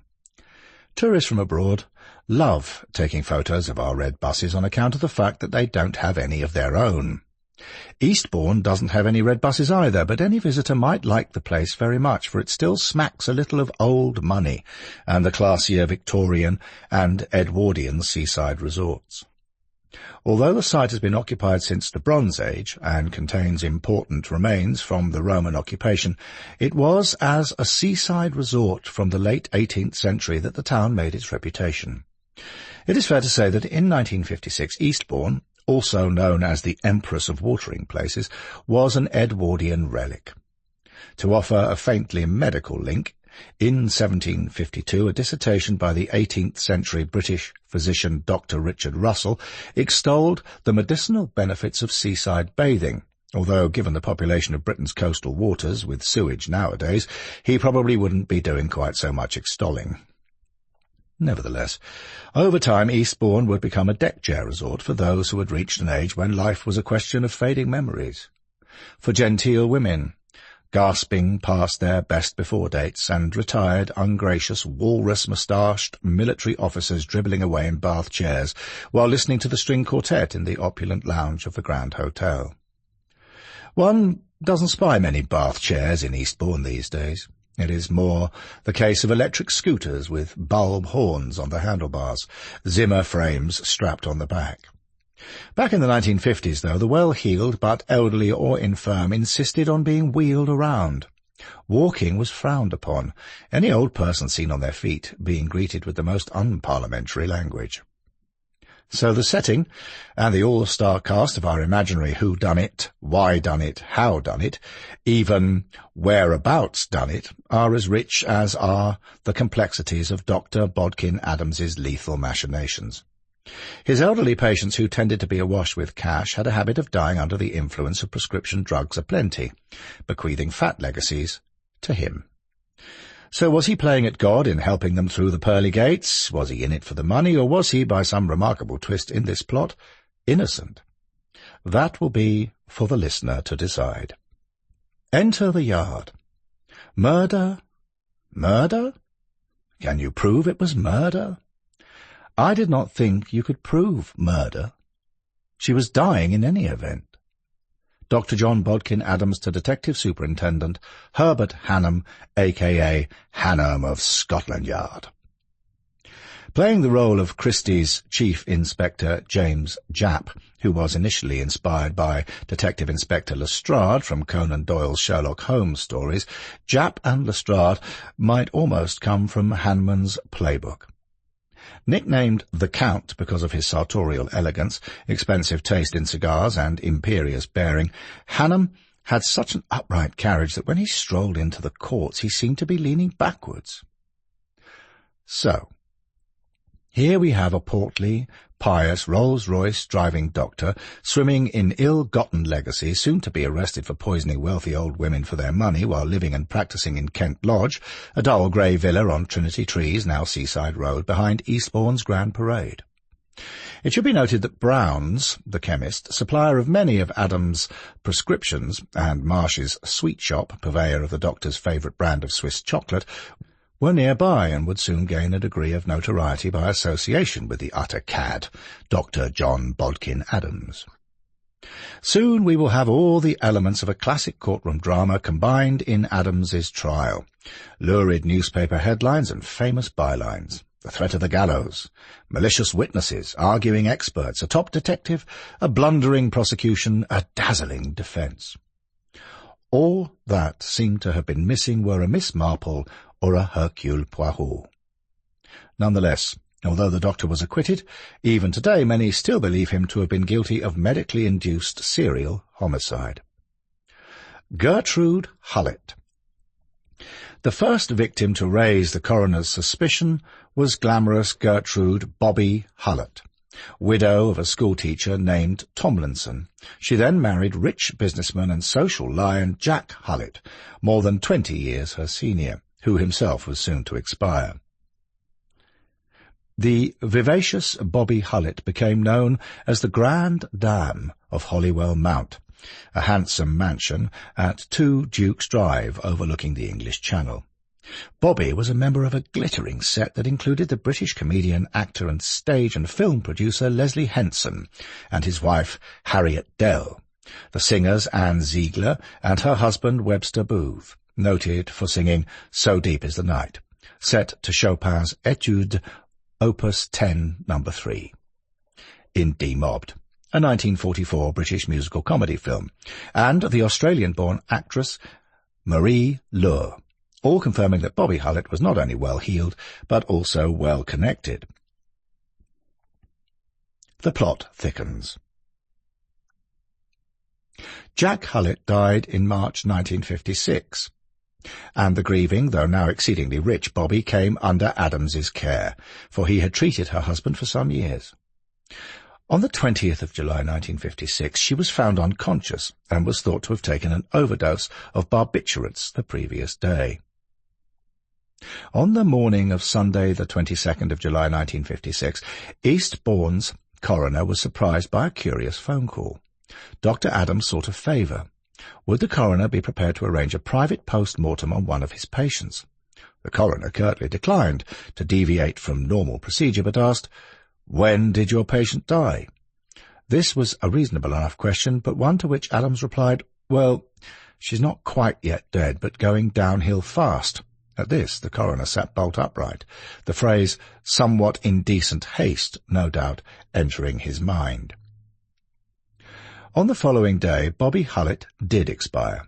At this point, a junior partner in Adams's practice, who had realized that Bobby Allitt was on her deathbed, if not pretty much dead anyway, had insisted against his boss's wishes on a private post-mortem. He felt that an official autopsy must be conducted because he wanted to be sure that his senior partner's diagnosis of the patient's illness was correct. Moreover, the young doctor suspected that there was more to the sudden demise of Mrs. Allitt than Adams had said, believing that the patient was dying or had died from a drugs overdose. This is no make-believe plot, for now we learn that Adams's partner was not the only one whose suspicions were aroused. Leslie Henson, who was performing in Dublin, telephoned Eastbourne's chief constable to express concerns. Being a household name, Henson was fast-tracked and asked to give a statement to the Garda Síochána, and explained that he had been distressed by the manner in which Dr. Adams had kept Bobby Allitt heavily sedated for the 4 months since the death of her second husband. "My wife and I saw her turning into a drug addict," the famous comedian told detectives. "We saw her disintegrating mentally. I am certain the pills sent her nearly mad, and through them she died." Edith Alice Morel. To understand more about Adams's methodology, we have to go back 6 years and gently lift the body of Edith Morel onto the autopsy table. Until her death in November 1950, she had lived in a 10-bedroom mansion on Eastbourne's Beachy Head Road, where today one doesn't get much change out of the £500,000 and rising price of houses along that piece of upscale real estate. Edith's greatest ambition was to win the prestigious Samuel Arno Silver Cup for dahlias, presented annually by the Eastbourne Horticultural Society. Bless her, for her gardener, James Carter, achieved this for her in 1948 and again in 1949. In her will she left Carter £500 and all her dahlia plants. So if any listener is into dahlias and happens to be in a garden centre, inquire about their stocks of Edith Morel and Marden Ash. They have large blooms and, for what it's worth, I'm told they are popular with nurserymen. Arrest. Edith had suffered a stroke in 1948 and before her death had been bedridden, half paralysed, an irritable invalid with 4 nurses attending her around the clock and with Dr. Adams on constant call. To ease her into the afterlife, he began to supply her with morphine and heroin, and after a while he summoned her solicitor to come and execute a new will, in which, the bombed out of her disintegrating mind, Edith bequeathed the doctor a chest of Georgian silver. A few months later, Adams contacted the solicitor again with instructions that Edith also wished to leave him her Rolls-Royce and jewellery, of which he would soon graciously take possession. But when the 1950 grouse season beckoned in August that year, and he took a holiday in Scotland, the over-dependent Edith became peevish, resentful, and jealous of his absence, to such a degree that he feared that she would rescind her will and he would get nothing. Faced with this dilemma, and with his mind set on a coming windfall, on his return to Eastbourne he pumped drugs into the ailing old woman until she died. He then gratefully took possession of the Rolls-Royce and the silver, while not forgetting to submit a hefty treatment bill for more than £1,700, which Edith's estate willingly settled after her death. So, let's return to Hannam of the Yard, who became involved in the Adams case after the local Eastbourne police called in Scotland Yard following Bobby Hullett's death. Our super-sleuth believed he could now establish a murderous pattern. Adams made his victims dependent on drugs. He then coerced them to change their wills in his favour before easing them out of life with an overdose. It was as simple a series of murders as it was difficult to prove, as Holmes might have said to Dr. Watson at some time or other. Nevertheless, Hannam and his officers diligently sifted through a mass of material and selected a short list of about a dozen cases, then set about cracking the suspect through a series of interviews. The approach was both polite and subtle, all standard Agatha Christie stuff, because the first meeting was contrived as though by accident when the detectives nonchalantly strolled past the doctor's garage just as he was putting his Rolls-Royce away. Feigning coincidental surprise, Hannam said, "Good evening, Doctor. Did you have a good grouse-shooting holiday in Scotland?" More trivia coming up. There's nothing nicer than a plump roasted grouse with a rich wine gravy, lashings of bread sauce, and a nice bottle of Burgundy. Sir Terence Conran, 1931 to 2020. For those who are not au fait with grouse, the shooting of, they are a group of birds from the order Galliformes, in the family Phasianidae. More interesting is that they have become genetically well adapted over eons of breeding to stick their heads up at the smallest, I mean teensy-weensy bit smallest, sound of impending trouble, to give a double kick of one leg and zip from cover at speeds the designers of Concorde could never have imagined. So it was that the conversation between Hannam and Adams drifted from an account of the doctor's Scottish holiday home, where men with large guns reduce grouse to puffs of drifting feathers, to his staunchly Christian upbringing and the death of his overbearing mother, whom he now claimed was a sweet Christian soul, when in fact she had been the polar opposite. And it was left to Bodkin Adams to broach nervously the subject of all these rumours circulating the town and blackening my good name. He put this down to jealousy, adding somewhat oddly, "I think it is all God's plan to teach me a new lesson." The presumption of regularity is borrowed from American legal practice. Its roots lie in the Latin phrase, omnia presumantur reit et solmnita esse acta donec probitur in contrarium. All things are presumed to have been rightly and duly performed until it is proved to the contrary.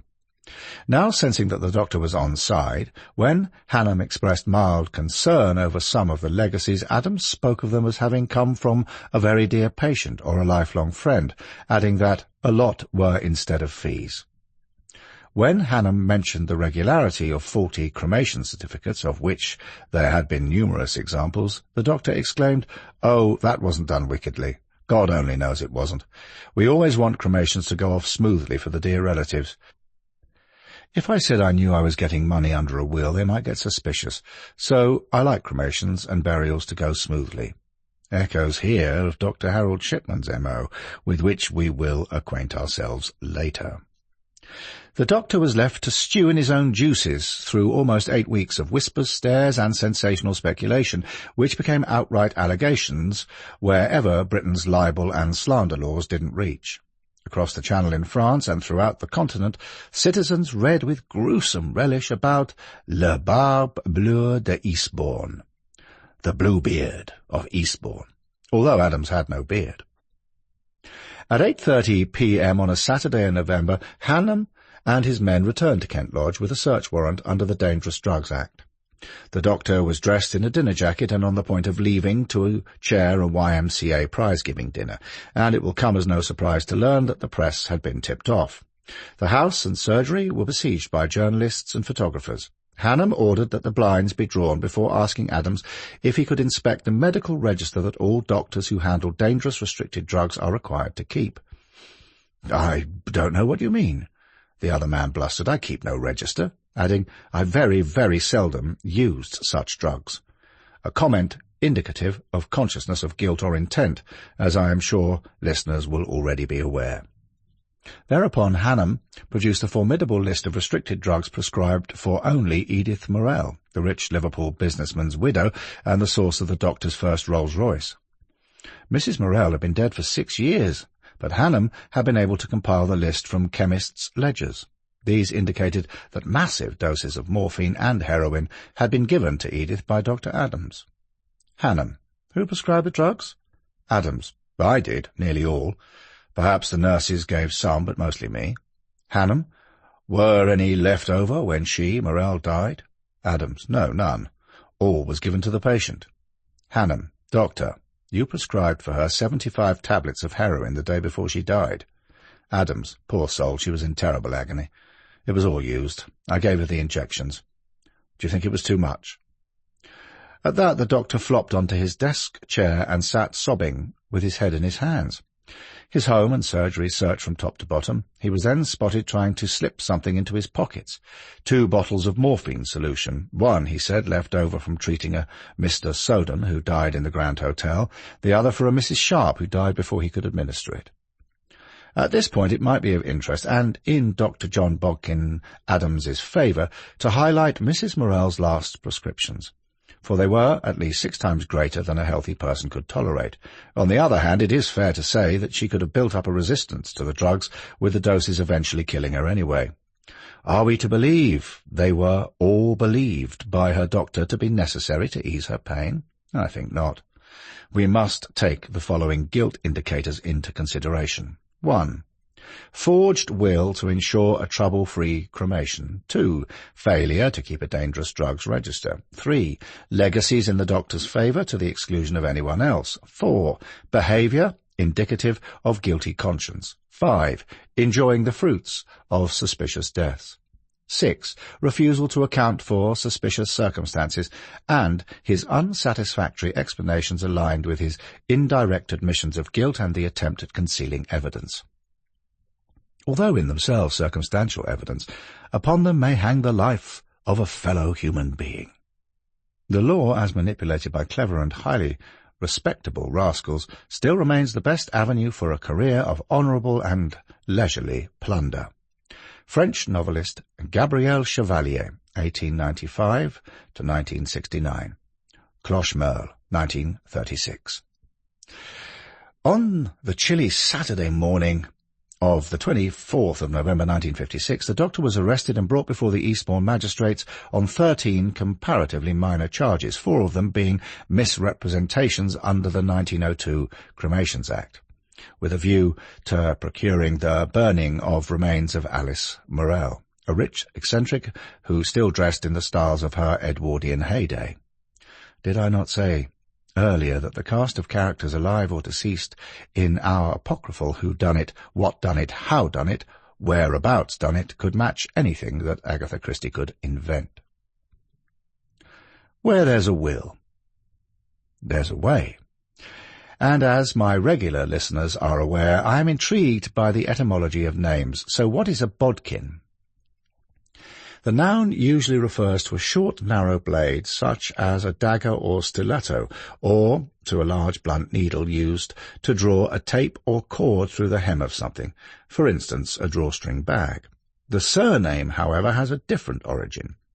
I am led to believe that the name is Irish, Galway, and English, Kent, from an unrecorded Middle English personal name, Bodkin, an Anglo-Norman borrowing of a pet form of the personal name Baldwin. You should also know that the name was described by the great Irish genealogist Edward MacLysort as the name of one of the tribes of Galway, which is, of course, in Ireland. The name was also given to those who made and sold knives, swords, and other such implements, perhaps indicating a link to the meaning of bodkin given above. So, given a link between his name and a lethal weapon, one might also say that this doctor's favourite proverb could have been, where there's a will, there's a way. Originating in the 17th century, that proverb is mostly attributed to the English poet and priest George Herbert, who used a similar saying in his collection of proverbs, Jacula Prudentum, first published in 1640. Be that as it may, the medical establishment, obviously blithely dismissive of the facts that their colleague had forged wills, faked causes of death, signed false cremation certificates, attempted to suborn a crown coroner, milked his patients to the tune of over £1 million plus paintings, valuable jewellery, silverware, a brace of Rolls-Royce motor cars, and just about anything else that wasn't nailed down, was up in arms over the Dr. Bodkin affair, and did all it could to promote the doctor's innocence. Hell is Other People, Jean-Paul Sartre, 1905 to 1980. Founded on the 9th of July, 1832, the British Medical Association, BMA, was and remains the leading voice advocating for outstanding healthcare and a healthy population. Its stated aim, to promote the medical and allied sciences and to maintain the honour and interests of the medical profession. That's all very worthy of Hippocrates, is it not? Furthermore, it is an association providing its doctors and other members with excellent individual services and support throughout their lives, and at the time, of course, supporting the Hippocratic Oath-breaking Adams was a priority, coming under the remit of support. Likewise was the duty of the General Medical Council, GMC, which was formed under the Medical Act 1858. So both associations and another 17 medical overseeing bodies regulated the UK's medical profession, and all these organisations used different tests for competence, incompetence, and out-and-out medical clusterfucks, as well as for digging their honourable members out of deep shit when the occasion arose. It comes as no surprise, therefore, that they had more than a passing interest in Dr. John Bodkin Adams, and there were many reasons for this. To bring this into the modern day, try suing a medical professional for cutting off the wrong leg or prescribing pills never intended for the proposed use. Attempt to have a hospital's top management sanctioned. You will end up penniless, while the lawyers get rich during a 3-decade-long inquiry, with the buck being passed to and fro and to again ad infinitum. It's almost always a no-win period. So the very notion that Britain harboured a medical serial killer, a man who, for more than 3 decades, had been killing the most trusting of his patients for any cash or trinkets or cars they might leave him, was horrific. God in heaven's sake! Public trust was at stake. To have a doctor accused of murder was bad enough, but to see his own nurses and a junior partner testifying against him was unthinkable and carried profoundly disturbing implications. But there were also fears of the case setting a precedent that could severely limit the prescription of drugs for the terminally ill, and which might put a doctor who failed to prolong the life of a dying patient in peril of a murder charge. The medical press summed up these fears in a long and heated, pull-the-wool-over-everyone's-eyes leading article early in 1957. This is the first time, as far as we know, that a doctor has been accused of murdering a patient by pursuing a line of treatment beyond all reasonable bounds. And indeed, the forthcoming trial would appear to be without precedent, not only in this country but in the Western world. One consequence will be that in the future a great many of them will suffer considerably more than they have done in the past. Any doctor with normal humanitarian impulses has always felt in honour bound to reduce his patient's suffering to the minimum, and in cases where the prognosis was hopeless has seldom stopped to count the cost as measured in the day-to-day duration of the patient's life. Many a patient has been kept under at all costs to save him agony. This will, we imagine, scarcely be the case now, for every one of us will be looking for the smiler with the knife, somebody making notes to use against us later on. What done it? How done it? At that time, doctors subscribed to the Medical Defence Union, MDU, which had directed a firm of heavyweight solicitors, Hempsons, to act for Adams. Hempsons would later act for Dr. Harold Shipman at trial. They in turn selected Geoffrey Lawrence QC to head the legal team and provided him with the medical records of Mrs. Morel. Hempsons also hired Professor Keith Simpson, for many years a famous Home Office pathologist and a former pupil of Dr. Arthur Doothwaite, the prosecution witness, who, it was soon revealed, was a heavy morphine user himself, even though he condemned Adams for over-administering the same drug. Can the listener really believe this? A star medical prosecution witness who was on morphine for most of his working day? So, far from the medical profession protecting all of their own, the knives were out, for it was found to be convenient merely to protect some of their own when expedient. Even if he was not made out to be a hypocrite, Dr. Doothwaite was made to pay the price for his dogged stand. The presidency of the Royal College of Physicians, of which he was vice-president, expected to be his in the following year, was permanently denied him, quietly, as befitted the situation. Agatha Christie herself could not have bettered these medico-legal shenanigans. Mercy or murder?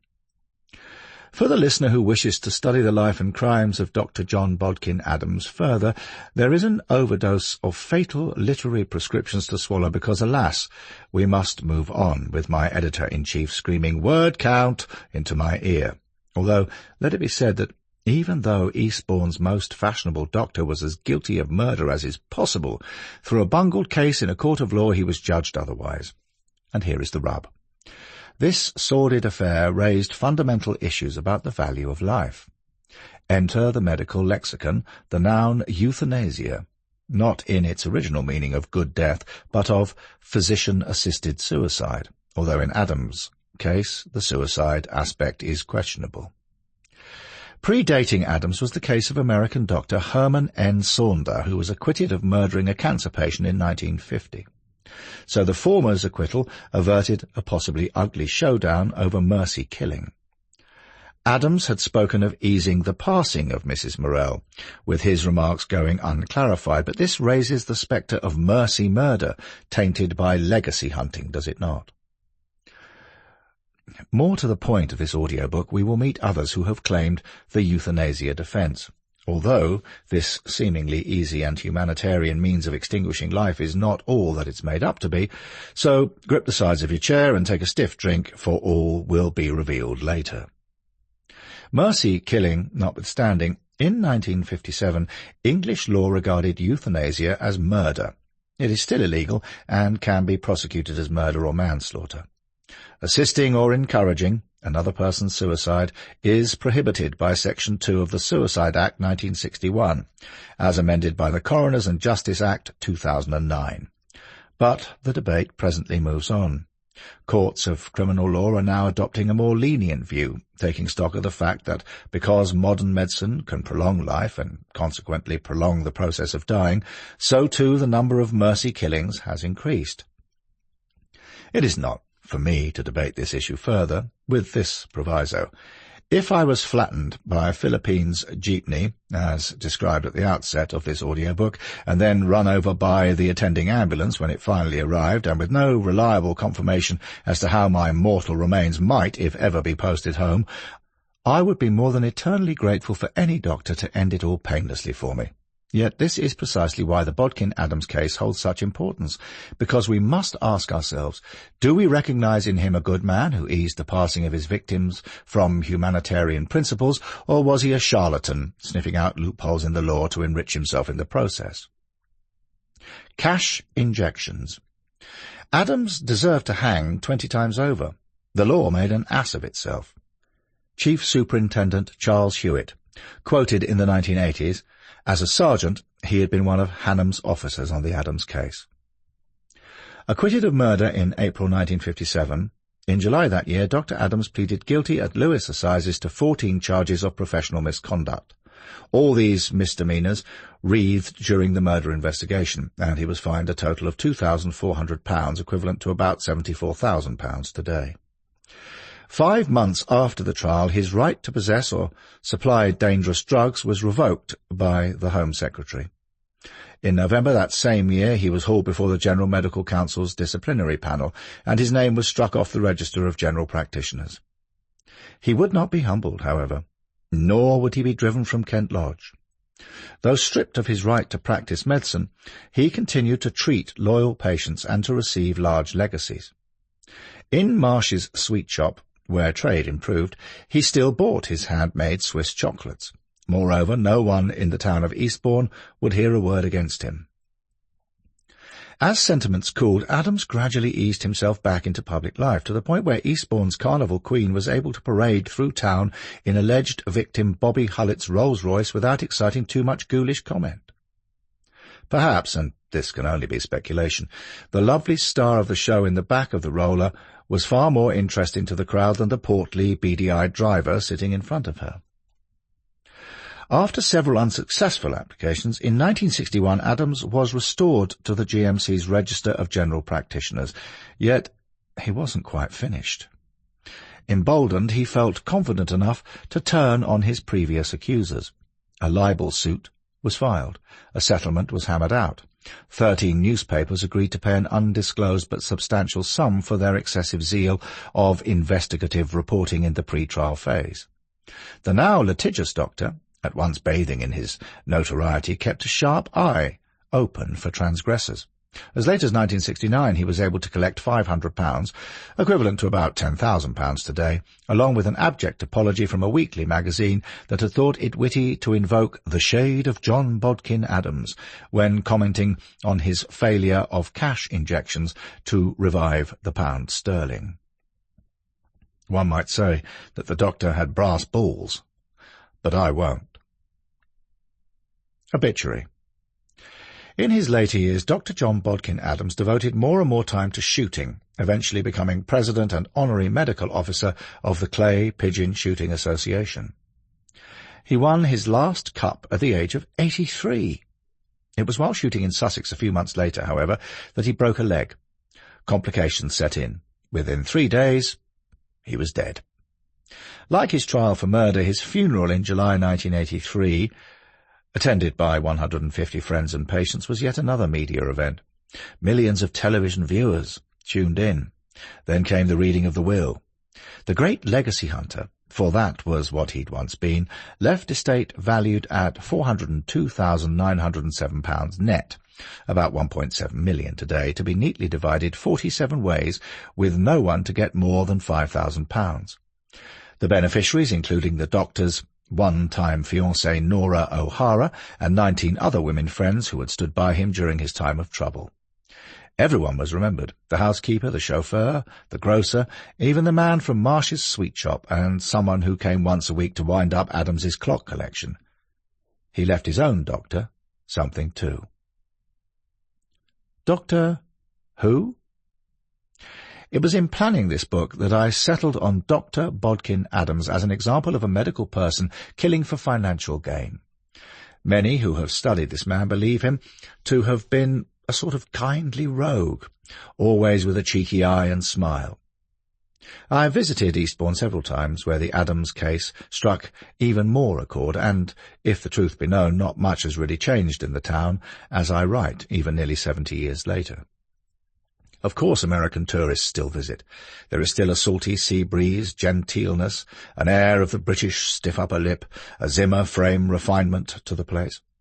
And if you stray from Charity Shop Street and take a stroll along Cliff Road to gaze out for a moment over the English Channel and watch the wheeling gulls, the gentle and not-so-gentle tides, the anglers, beach casting hook, line and sinker, the glorious sunsets with not a single red bus in sight, one might imagine bumping into the ghost of the portly doctor, who greets you with a condescending, beneficent smile, as taught at undertaker's school.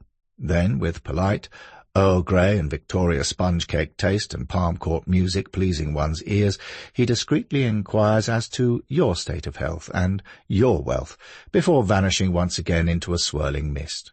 You see, there is something remarkable about places like Eastbourne, such as is not to be found outside England. The murderous likes of Bodkin Adams, with his bespoke Purdy shotguns, a taste for the finest chocolate, patterned antique silver and other fine things, along with favouring a bit of dishy Eastbourne womanhood with his twinkling eye when he was of a mind to. And all this brought me back to considering Agatha Christie's Hercule Poirot. But I fear I am waxing lyrical, for that was an era long gone. As I ambled back to my car, I found myself thinking a lot about Adams's deceased patients, bless them.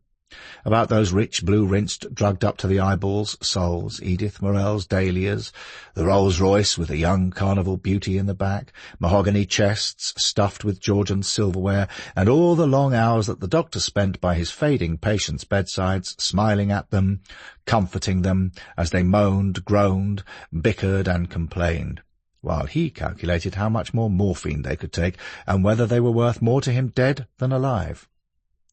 I do recall thinking about the elegantly dressed, stiff-backed Hannum of the Yard, a number of cremations carried out with doubtful paperwork, the entire clusterfuck of a trial, the Crown's star medical witness being a morphia addict himself, and all this in the outwardly respectable surroundings of a once fashionable but fading seaside resort. It made me feel positively emotional. Eventually I found a cafe. I ordered a meal, guaranteed to blow my cholesterol levels into outer space, and fell to reflecting on this extraordinary case. And here's the thing. I sort of like Dr. John Bodkin Adams. No doubt for all the wrong reasons, but he did have class, didn't he just? I hope the listener may visit Eastbourne some day, although Dr. John Bodkin Adams, 1899 to 1983, rests in peace in Coleraine Cemetery, County Londonderry, Northern Ireland. That, however, is in the opposite direction to where we journey next, because after travelling some 70 miles north-east of Eastbourne, we arrive in Dover to take a cross-channel ferry, if they are not on strike. Bienvenue en France. Chapter 5. Dr. Marcel André Henri Félix Petiot. Messieurs, je vous demande de ne pas regarder. Ce ne sera pas joli. Gentlemen, I ask you not to look. This will not be pretty. Dr. Marcel Petiot to the witnesses at his execution by guillotine at the prison pénitentiaire de Paris, La Santé, the 25th of May, 1946. Off with his head. The last place in the universe in which a tadpole could wish to be born is France. Why? Well, you see these tiny, slippery swimming things grow into grenouilles. That's frogs to you and me. And what do the French eat lots of? Yes, indeed, frogs' legs. Chicken or duck legs, I understand, even a leg of lamb. But frogs' legs? And I will tell you who else would have wished that he had never been born in France. The slippery little doctor with whom we now make our acquaintance, Dr. Marcel André Henri Félix Petiot. For any readers with a fascination for Madame la Guillotine, a.k.a. the lady, a.k.a. le veuve, the widow, a.k.a. le rasoir national, the national razor, a.k.a. Louisette or Louison, after its inventor, surgeon and physiologist, Antoine Louis, who designed it to bring about a painless execution. The guillotine is synonymous with the terrors of the French Revolution. And Henri Desfourneaux certainly knew more than a thing or two more than your author does about this lethal contraption, he being the gentilhomme who chopped off Petioit's head. It would be correct to say that Desfourneaux had guillotining in his blood, and a lot of other citizens' blood on him too. What is certainly of interest is that the post of executioner in France was hereditary, being handed down from generation to generation along with the portable guillotine, which they probably kept in their garden sheds. There. I think that sets this chapter off on a high note, but before we sail off for Dr. Petiot and his godforsaken crimes, I would be failing in my duty to listeners if I did not mention that the most famous family name among all French executioners was Sanson. The Sanson. In the 1780s, 7 brothers from the Sanson family each held the post of executioner for a particular town. To distinguish themselves from one another, they took the town's name for their own: Monsieur Sanson de Blois, Monsieur Sanson de Rennes, and so on. You should know that the English didn't have much inclination for the guillotine, although an early version had been knocked up out of bits and pieces and used in the town of Halifax during the 16th century as an alternative to beheading by axe or sword. It is not easy to imagine a guillotine being operated by a Monsieur somebody de Budley Salterton or a Monsieur somebody de Basingstoke. It doesn't bear thinking about, really, but that's the French for you. Okay. They did invent the pencil sharpener, stapler, hairdryer, medical bandages, the hot air balloon, the bra, Brigitte Bardot, and the cinema, so I must not be too hard on them. But to cut things short, when Dr. Petiot went to his death, there was only one executioner at work in the whole of France. Social charm, professional prestige. Alfred Hitchcock once said that people are like wines. There are good vintages and bad vintages, and Dr. Marcel Petiot was certainly one of the latter. He had started out life at 3 a.m. on the 17th of January 1897 in the provincial town of Auxerre, about 100 miles southeast of Paris, and the capital of the Yonne department, and developed a pathological aversion to keeping his hands off other people's property, which began with pilfering trifling objects from his schoolfellows. Pilfering was something for which he became noted throughout his life, but little of import to us is known of his very early years, so we jump to the age of 5, by which time he was already showing considerable intelligence and could read perfectly. At the same time, he also exhibited certain rather disturbing sadistic tendencies.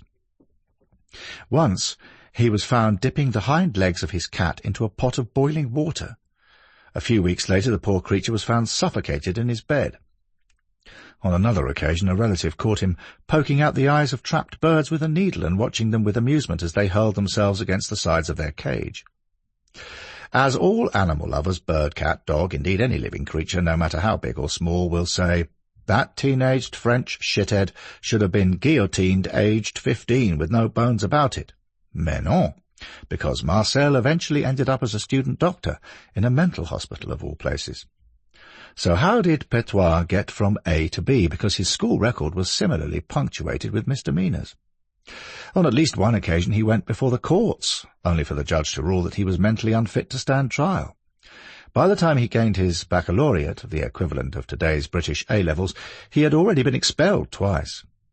The following winter, 2 years after the First World War, aged 19, he joined the French army and was sent to the Western Front.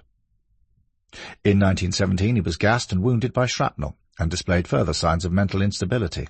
Yet despite making a swift recovery, Petiot's only notable activity in an otherwise singly undistinguished military career was the stealing of much-needed drugs to sell on the black market, for which he was jailed. After being sent to a psychiatric hospital, he was sent back to the front in June 1918. Le Jeune Docteur. After spending the remainder of the war in a mental hospital, Petiot was discharged from the army in 1919 as medically unfit.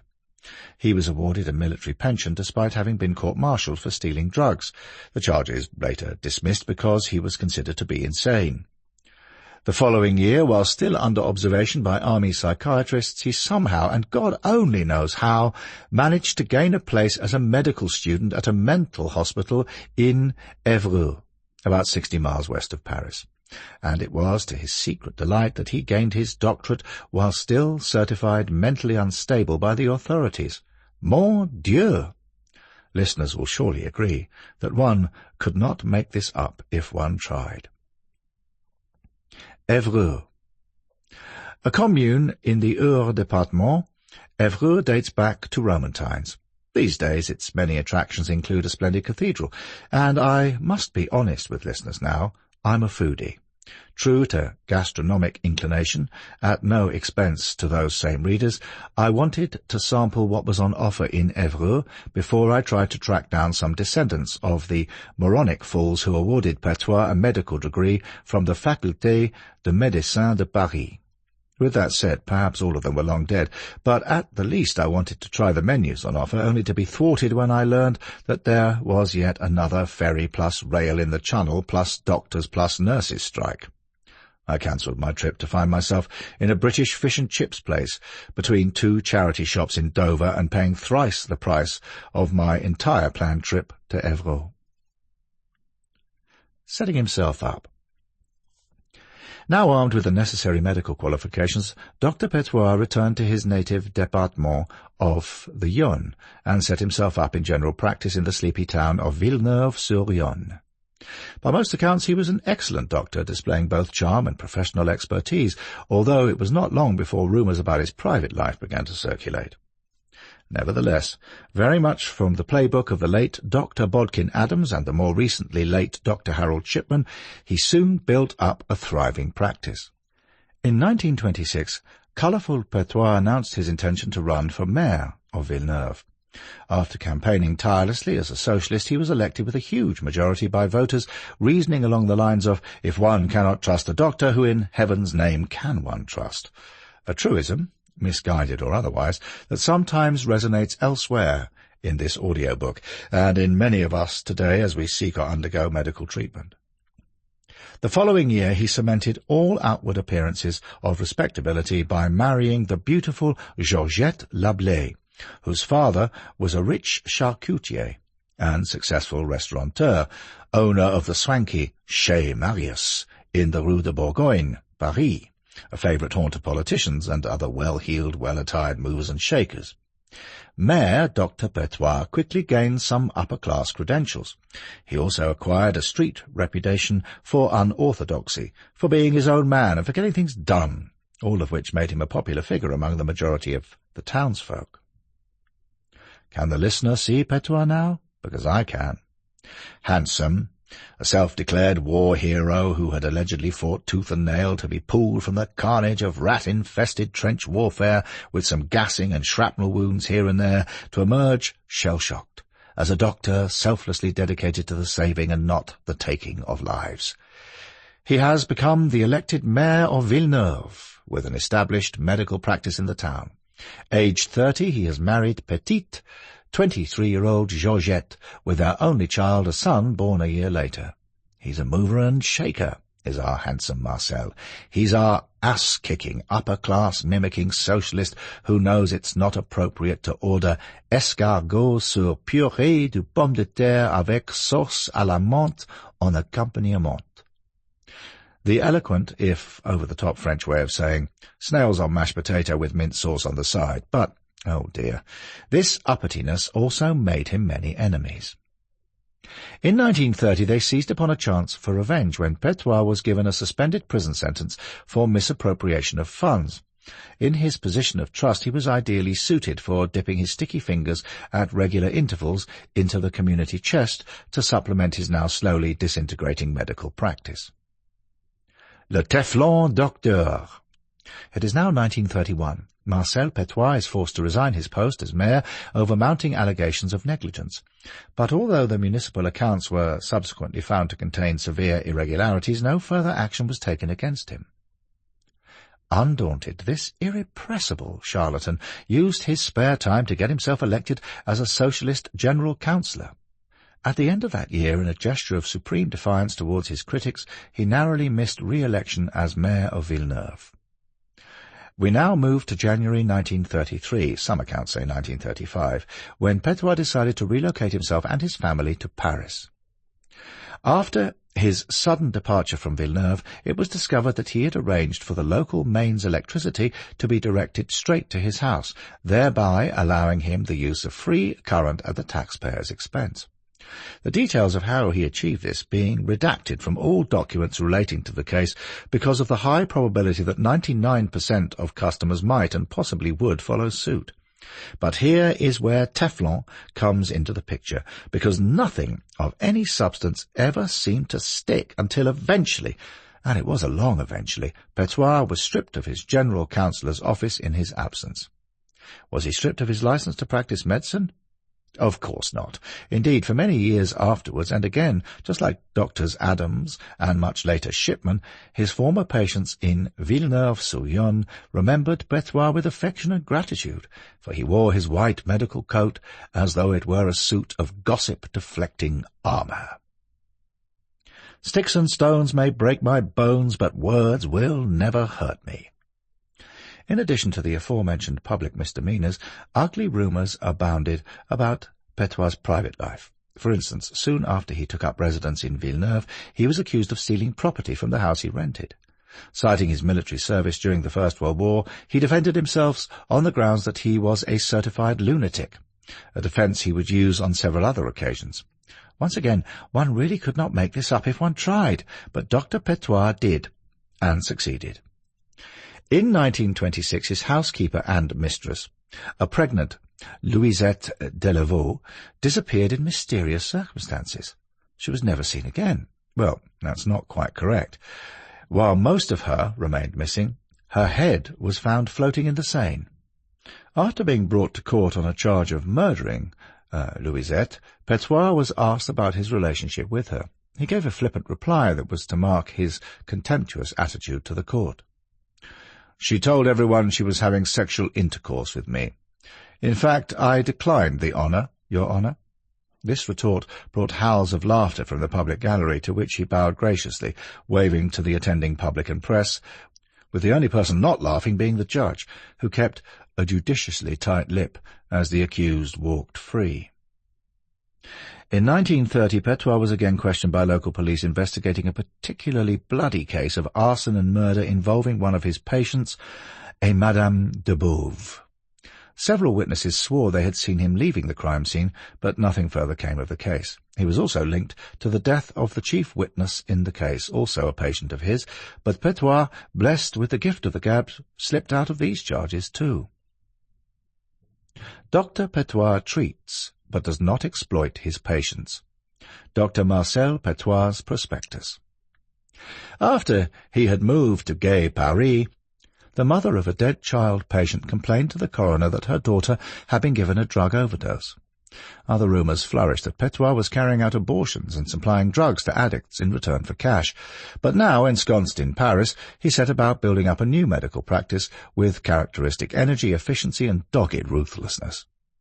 Taking an apartment at 66 Rue de Courmartin in the busy Gare Saint-Lazare district, Petiot placed a brass plaque outside the building and began circulating a glitzy cure-all prospectus.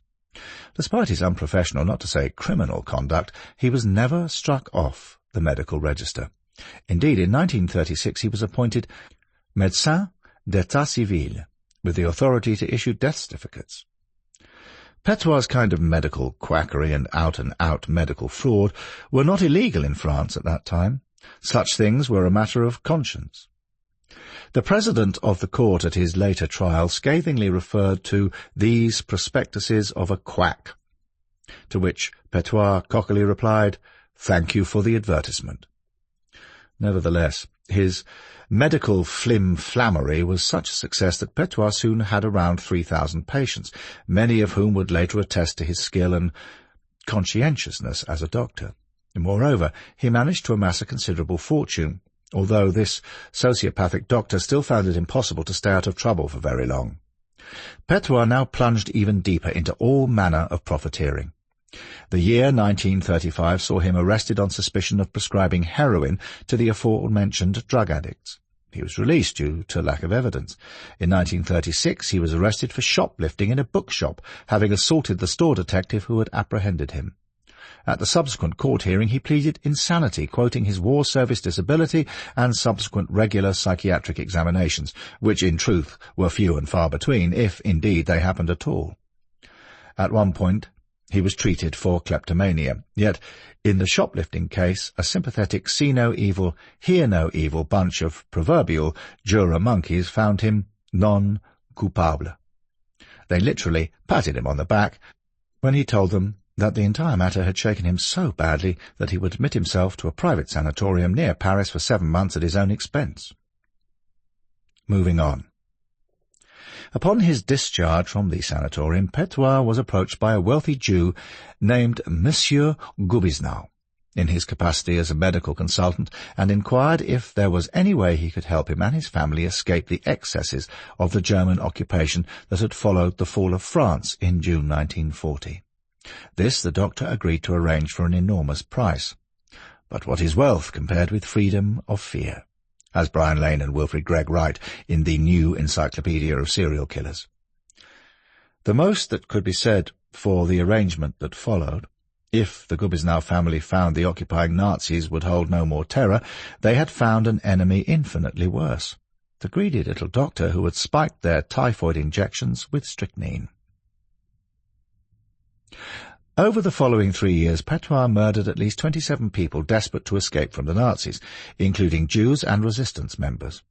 No doubt he would have continued to do so, to line his own pockets, if it hadn't been for some greasy black smoke coming from the furnace in which he disposed of the unwanted byproducts of his thriving enterprise, more of which later. In 1938, the final blot on Petiot's copybook prior to the occupation of France by the Nazis came about when he found himself in trouble with a tax inspector for declaring less than 1/10 of his estimated annual income.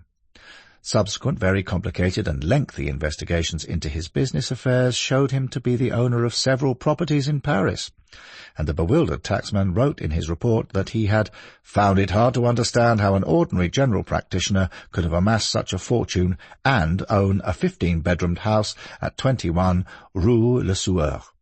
By the end of the Second World War, the taxman would have his answer.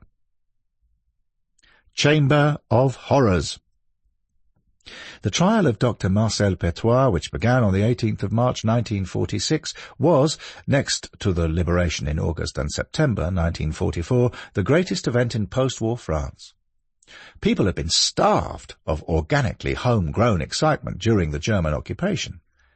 Yes, Adolf Hitler had paid a fleeting visit in June 1940, just after the French surrender, to look at the Eiffel Tower and a few other landmarks before returning to Germany. True, half the German army had rolled up to conquer much of Europe, with sundry Allied battles aplenty too. But now the citizens' bon appétit was whetted by lurid press stories of Dr. Petiot's activities. All the newspapers carried horrific details of the discoveries at 21 Rue Luer, which helped create a sensational atmosphere such as this headline. Le docteur Marcel Petiot était une grande nouvelle. The indictment against Dr. Petiot was not, I think we can agree, of a delicate nature, far from it, for it contained the names of 27 persons whose bodies had been found at Petiot's death house, number 21, Rue Luer. The discovery had actually come about 2 years before the trial, in March 1944, when a badly smoking chimney directed attention to the property. But this smoke reeked of death, of which Europe had seen plenty by then. By now the war against Germany had turned in the Allies' favour, with the Normandy landings only 3 months in the future, so there was more to preoccupy people than smoke belching all day from the chimney of number 21 Rue Luer, a side street in the fashionable Étoile district of Paris, and close to the Arc de Triomphe. So, with all that taken into consideration, one might have thought that a Madame Marquise, the occupier of number 22, would have had far more interesting things on her mind than complaining about greasy smuts that settled on her furniture even when the windows were closed. But the smoke did not dissipate, and nor did the lady's annoyance. By early evening on Saturday, the 11th of March, her husband, fearing that their neighbour's chimney might catch fire, rang the bell at number 21. There was no reply.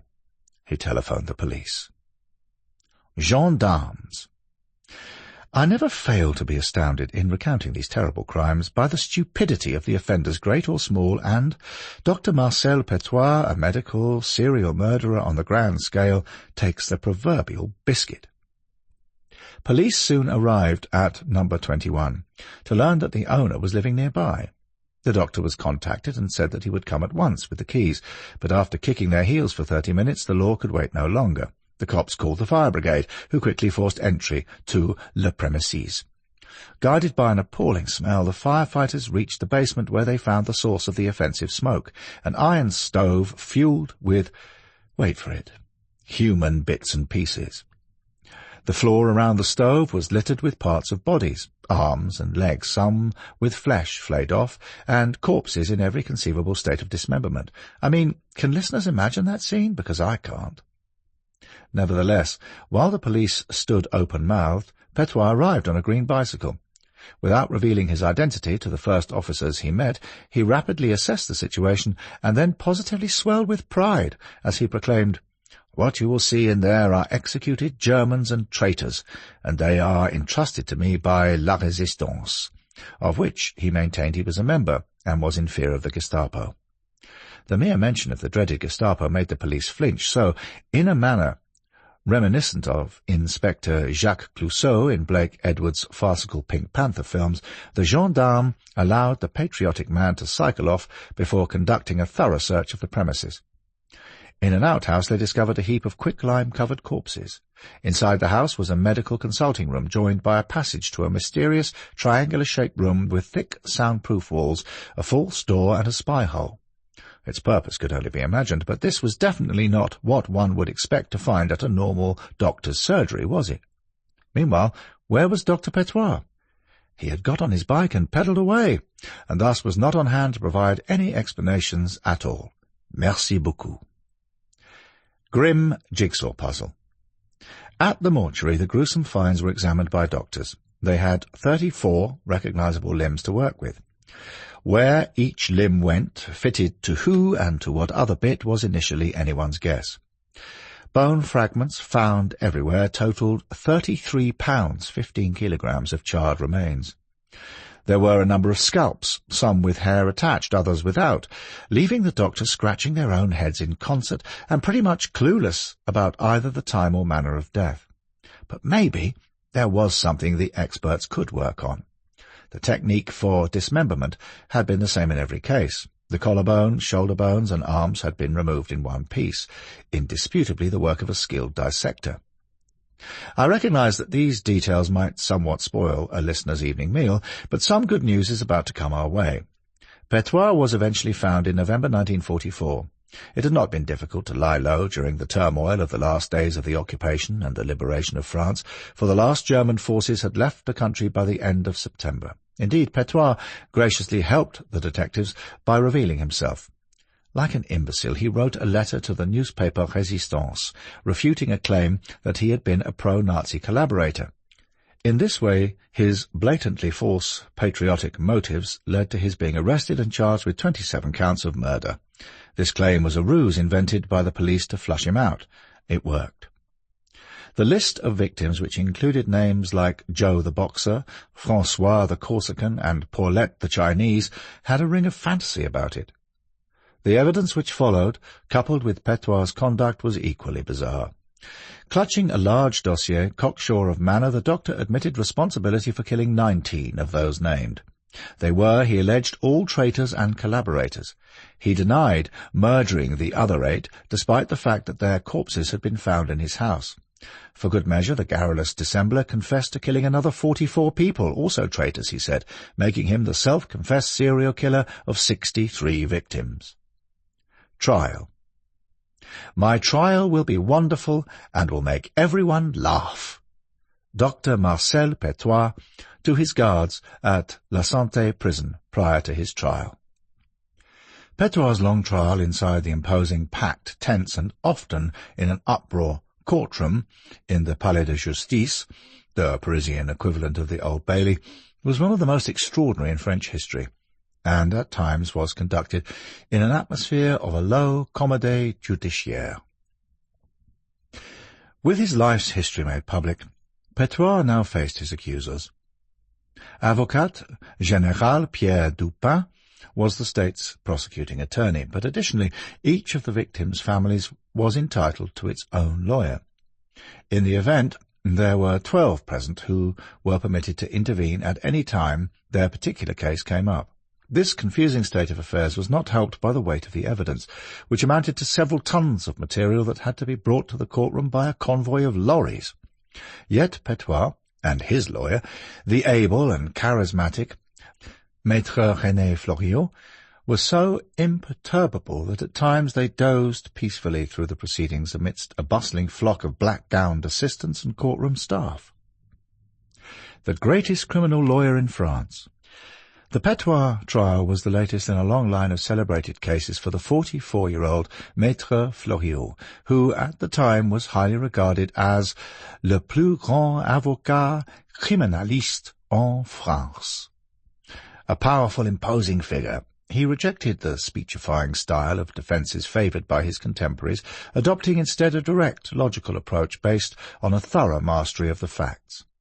The name Fleuriot derives from Italian and Portuguese, originally from Latin florius, a variant of florus, blooming, flowering, which is also the root of the word florist, for a flower seller.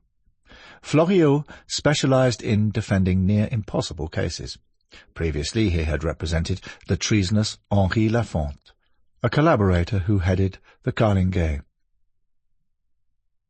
the collaborationist Vichy government's force of auxiliaries to the German security services, including the Gestapo in occupied France. Pre-war, Lafont had been a shadowy underworld figure, and during the occupation he helped establish the Carlingay, which operated under his leadership from 1941 to 1944. Although the defence would prove unsuccessful, Fleuriot had argued with some misguided precision that since Lafont had accepted German citizenship during the war, it was therefore incorrect to try him in France.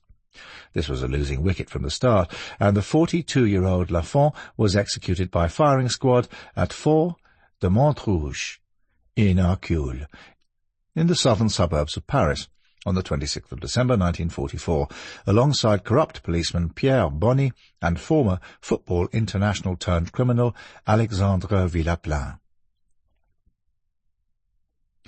Je vais te casser les dents. I'm going to knock your teeth out. Maître Véron, to Marcel Petiot at trial. I should explain that I will do just about anything to get my books read in France, and to curry some favour I even try hard to do the translation thing. I even turn up when asked for French TV, radio and podcasts, all of which can be a bit of a bind because not a single euro ever finds its way into my wallet. Listeners may know, too, that all too frequently I take, well-deserved, I feel, pot shots at our American cousins across the pond, but the French, well, take stock of what happened next with Dr. Petiot. Mon Dieu, avec des cloches et des sifflets. And if that doesn't promote this book in France, nothing will, because if it hadn't been such a farce, it would make for, well, farce. On the first day of the trial, the prosecution made references to Petiot's misdemeanours before the war, which Petiot confidently dismissed, managing to make everyone look stupid in the process. The clever, dynamic Maître Véron, who represented the relatives of Martha Kite and Ivan Dreyfus, was able to catch the accused out on his supposed early career in the resistance, because Véron had been a member himself, saying, "Dr. Petiot, I know more about la résistance than you ever will." But the court's attention was soon diverted, and his opportunity to press the point slipped by. On the second day, Véron renewed his attack, only to be denounced by Petiot as a defender of traitors and Jews. A furious Véron threatened to knock Petiot's teeth out there and then. The end of day 3 saw the trial descend into an even lower comédie judiciaire, when the presiding magistrate, Président de la Tribunal, Michel Lesser, told an American reporter that Petiot was a monster in front of 2 jurors. Nor did things get any better on day 4 when Petiot was questioned about a 7-year-old boy from the Kneller family. This important point should have given the prosecution a chance to blast Petiot's defence wide apart. How could a child so young be a traitor? But this issue degenerated into total confusion, as Dupin and Lesser got their facts mixed up and began bickering among themselves as only the French can. On day 5, the court was taken to inspect number 21, Rue Le Sueur, and where there was much excitement, as Petiot appeared to collapse on being confronted with the lime pit that had previously been overflowing with corpses.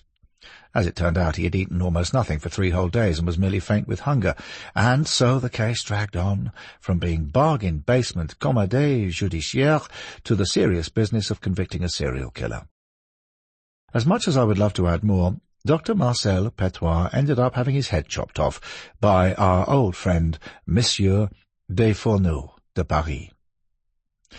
For the first time in my life I saw a man leaving death row, if not dancing, at least showing perfect calm. Dr. Albert Paul, chief coroner. Marcel Petiot killed for financial gain, as evidenced by his amassing a fortune in cash. 47 suitcases jam-packed with his victims' personal belongings. Jewellery, 29 suits, 79 dresses and 5 fur coats, and that did not include the fees he charged for supposedly helping desperate people to escape Nazi-occupied France. His end came on the morning of the 25th of May 1946 at La Santé prison. As was then customary in France, the condemned man was informed only half an hour or so before execution, although some 36 hours beforehand Fleuriot had managed to pass on a message warning his client of his impending fate.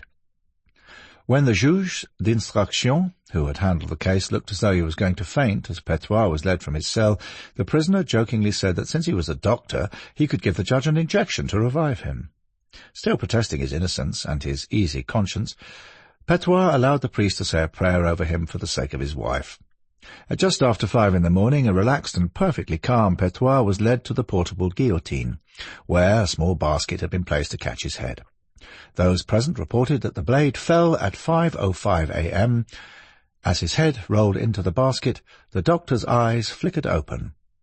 He was still smiling. Mad or evil? Even to try to cover Petiot's life from cradle to bloody wicker basket in one chapter would be a hopeless task. For the listener interested in this man without scruples, devoid of all moral sensibility, and a serial murdering doctor, a great deal of information about him can be found online. Nevertheless, in 1963, Ronald Seth, who had been a British agent in Paris in 1944, although his service in SOE was at best highly equivocal, published a book entitled Petiot, Victim of Chance. Seth believed that Petiot, contrary to the most widely held views, was a member of the resistance group. I believe that this group was a communist resistance group. I believe that the reason why Petiot steadfastly refused to name the members of the group was because communists had threatened to harm his wife and his son if he did, and he loved his wife and son. It is, however, a theory that has now been firmly debunked, as well as being tempered by the fact that Seth was a rabid anti-communist. For my part, I am inclined to look at Dr. Petiot's life as a whole, as disgustingly fascinating a character as he was. We learned that in the months preceding his trial he was examined by 3 psychiatrists, all of whom attested that he was perfectly sane, merely wearing the persona of an insane person, as he had done many times previously to suit his own ends when it was convenient to him. A psychopathic doctor, indeed.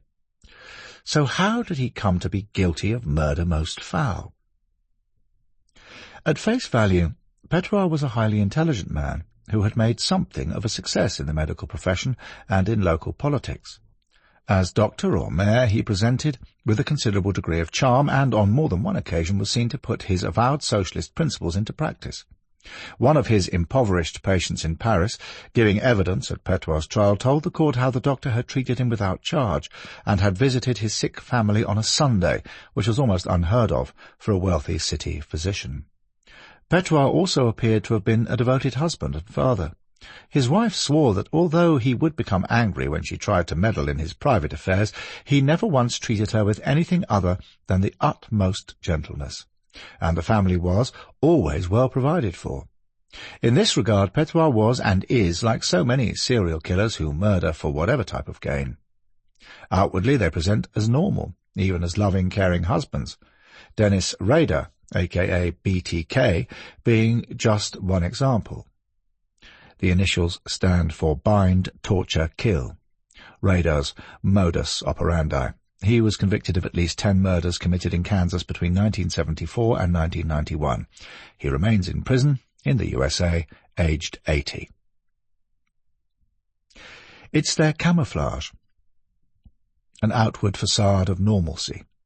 Behind this mask, however, Marcel Petiot showed clear signs of a fully emerged psychopath, which the medical examining board, who issued him with a license to treat the sick, didn't spot, something that almost beggars belief. From a relatively early age, Petiot was known to sleepwalk and to wet the bed. These two traits, together with cruelty to animals and a love of fire and arson, we know today are all red flags hoisted to signal perhaps a more dangerous person to emerge later in life. During adolescence, delinquency gave way to apparent mental disorder, and at the time of his discharge from the military, Petiot was reported to be suffering from fits of depression, amnesia, and melancholia. As a doctor in Villeneuve-sur-Yonne, he was exposed as a kleptomaniac, and of course at the time of his trial he had accumulated masses of stuff, for much of which he had no use. His run-ins with council officials, the French tax authorities and the Paris police showed him to be a compulsive liar, yet still he maintained his place on the medical register.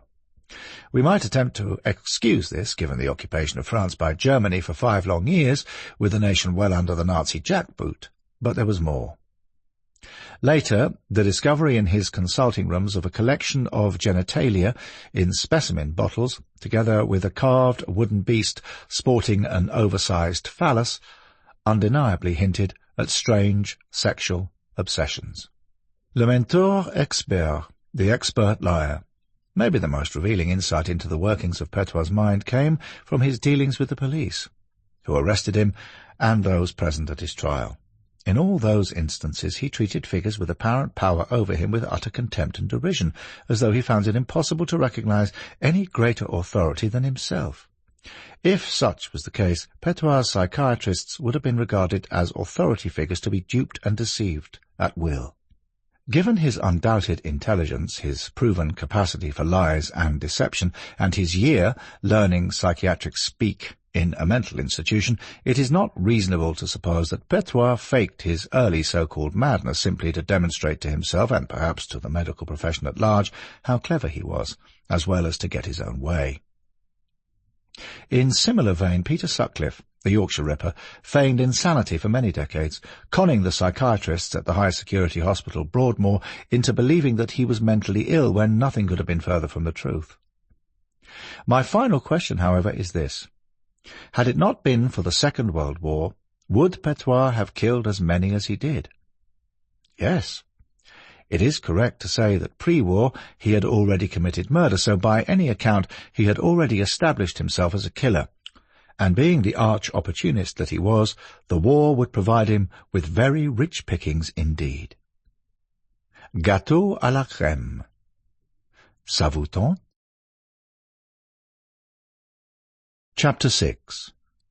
Dr. Harold Frederick Shipman, a.k.a. Dr. Death. The police complain I'm boring. No mistresses, no home abroad, no money in Swiss banks. I'm normal. If that is boring, I am. Harold Shipman, undated letter. Earlier in this audiobook I cited William Wills's description of the commonest forms of motive. 1. The desire of avenging some real or fanciful wrong. 2. Of getting rid of a rival or obnoxious connection. 3. Of escaping from the pressure of pecuniary or other obligation.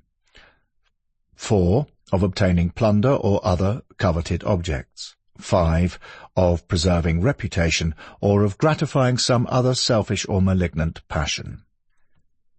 Thus far, In this grim catalogue of murder most foul, some, if not all, those points have come into play. So motive has to be worth considering as we examine the terrible crimes committed by others employed in the hallowed medical professions. Our American cousins have invented almost everything, or so they often claim, but they did probably invent the hamburger. So let's give them credit for that. As for the world's most prolific medical serial killer, this dubious accolade belongs to the UK. He, Shipman, was a pathological liar with access to death-dealing drugs, the perfect predator, the perfect killing machine. Christopher BerryDee, in The Biggest Serial Killer of All Time, episode of Born to Kill, television documentary series. Video online. I will not spend long going over Dr. Shipman's case for these reasons. 1. It has been gossiped about, written about, televised, filmed, red top, newspaper headlined about repeatedly, ad infinitum, ad nauseum, since he was arrested in September 1998 and convicted in January 2000. 2. Doing so would suck so much literary oxygen out of this audiobook that the remaining word count would be reduced to a conclusion covering a mere line of text at best. And 3, when I appeared as a consultant for the Channel 4 documentary series Born to Kill, I more or less said what I wanted to say back then. Therefore, it would be superfluous for me to recite yet again the narrative of the so-called Angel of Death, aka Dr. Death, from cradle to suicide by hanging at HMP Wakefield on the 13th of January 2004. Dr. Shipman had sworn the aforementioned Hippocratic Oath, yet he went on to murder up to 250 of his patients in and around Todmorden in West Yorkshire and Hyde in Greater Manchester. Yes, you read that correctly. 250, give or take. Published in January 2005, the final report of the Shipman inquiry, chaired by Dame Janet Smith, concluded, "This issue raises troubling questions about the powers and responsibilities of the medical community in Britain and about the adequacy of procedures for certifying sudden death." You betcha it did, for Shipman's crimes put the murders committed by Dr. John Bodkin Adams into the shade. If truth be told, Shipman's murders were guided by Dr. Adams's pseudo-euthanasia medical playbook, a sort of GP's guide to murdering patients and getting off scot-free, although without Fred, or Freddy, as Shipman was also called, getting his hands on a Rolls-Royce, or very much else except some of his victims' jewellery, so far as can be told. We can also discount anything Agatha Christie Hercule Poirot-ish about the murderous bearded Shipman, who was as dull as the frontage of Bodkin Adams's grey-fronted Kent Lodge. Many who knew Fred Shipman, those who are still alive, that is, recall that he wore a tweed jacket, a Clidella or Viella checked shirt, cavalry twill trousers and brown down-at-heel brogues. Some said he smelt crusty, too, but his elderly female patients seemed to have looked forward to Dr. Shipman paying them a call. "He is such a nice man, is Dr. Harold," many of them would say almost in unison, with some adding, "He loves a cup of tea, you know." What maketh this monster? Over 3 decades, Dr. Shipman murdered countless times before he was arrested on the 7th of September 1998. The case is truly unusual, yet quintessentially British, as true Brit as unpredictable weather, red post boxes, holes in socks, quaint market towns, and civil parishes like Todmorden and Hyde, and so on. Born on the 14th of January 1946 into a working-class family on the Bestwood Council estate in Nottingham, Harold Jr. was the second of 3 children of lorry driver Harold Shipman Sr. and Vera, both devout Methodists. Fred was a slightly aloof child, bright yet sullen, given to maintaining a distance between himself and his contemporaries. When growing up, he was an accomplished rugby player in youth leagues and passed his 11+ in 1957 with the encouragement of his Bible-thumping mother, who wanted to lead him along the path of righteousness and thus into the light. Vera wanted Fred Jr. to be special. Moreover, she thought he was very special when, through his success in the 11+ exam, he gained entrance to Nottingham's prestigious high-pavement grammar school that year. His, Shipman's parents, like my parents, like lots and lots of other working-class parents, would have been so proud that our boy is going to the grammar school. Bob Studholme, schoolboy friend of Shipman. While a young person may academically excel in junior years, the same may not be true upon entrance to higher education, where the pressures among peers from perhaps the more competitive pupils raised from better socio-economic backgrounds can take a toll. So Fred's career at High Pavement was largely unspectacular. He went from being one of the brightest children at his previous school to a run-of-the-mill student among so many other brighter lads. It is here, although there is not much of value to be gained in considering the development of a child later metamorphosing into a serial killer, that I look at a young boy who'd had it drummed into him by his mother that he was special, very special, and that he could excel in everything he turned his mind to. Vera wanted her boy to escape the drudgery of working-class life. I envisage her not wanting her precious son to become a lorry driver like his dad, or to spend the rest of his life on a council estate where he would achieve next to nothing. What parent doesn't want their child to succeed? So we can't fault Vera Shipman for that, and I can sort of see into her head at this point because she loved her son, who was the brightest of her 3 children. Being the middle child, with older sister Pauline, who had left school at 15 and was no great academic, and Clive, younger brother, wasn't as bright as his brother either, says Brian Whittle, journalist and co-author with Jean Ritchie of Prescription for Murder, 2000. As schoolboy friend Mike Heath said in the 2005 TV documentary series Born to Kill, Fred was very serious. He had to work harder than most others, and I think that he had a real respect for his family, his parents. He thought that they had made a real effort, a sacrifice in paying for his grammar school education. Yet there can be a flip side to this issue. At this point in the Doctor's narrative, I do not think that Harold Shipman was born to kill, and there is no suggestion that he underwent anything other than a standard working-class upbringing, if indeed there is such a thing. His prescribing of deadly amounts of morphine came much later, but from where did the genesis for committing murder most foul spring? Undoubtedly, Vera Shipman was a controlling mother. The devout Methodist side to her character dictated strict adherence to the doctrine of non-conformity to the world, reflected by the Methodists' traditional standards of a commitment to teetotalism, prescription of gambling, regular attendance at class meetings, and weekly observance of the Friday fast, which, when taken in small doses, might work well for some, but not for those whose Friday nights are spent out on the lash, followed by the inevitable hungover Saturdays. There can be no doubt that while his mother wanted her son to focus exclusively on his studies, Fred was not fully integrated into the real world. In the Shipman episode of Born to Kill, Dr. David Holmes opines he was allowed to build up fantasies of power, or fantasies that might have had a sexual connotation, because Fred was never really allowed to grow socially or sexually or normally. For instance, Vera decided who Fred played with and when.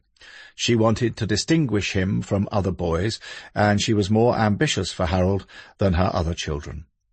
On Shipman's part, it has been said by several of his former school pals that he simply slotted in, almost a broody non-person who was there and he followed the rules, never causing a problem.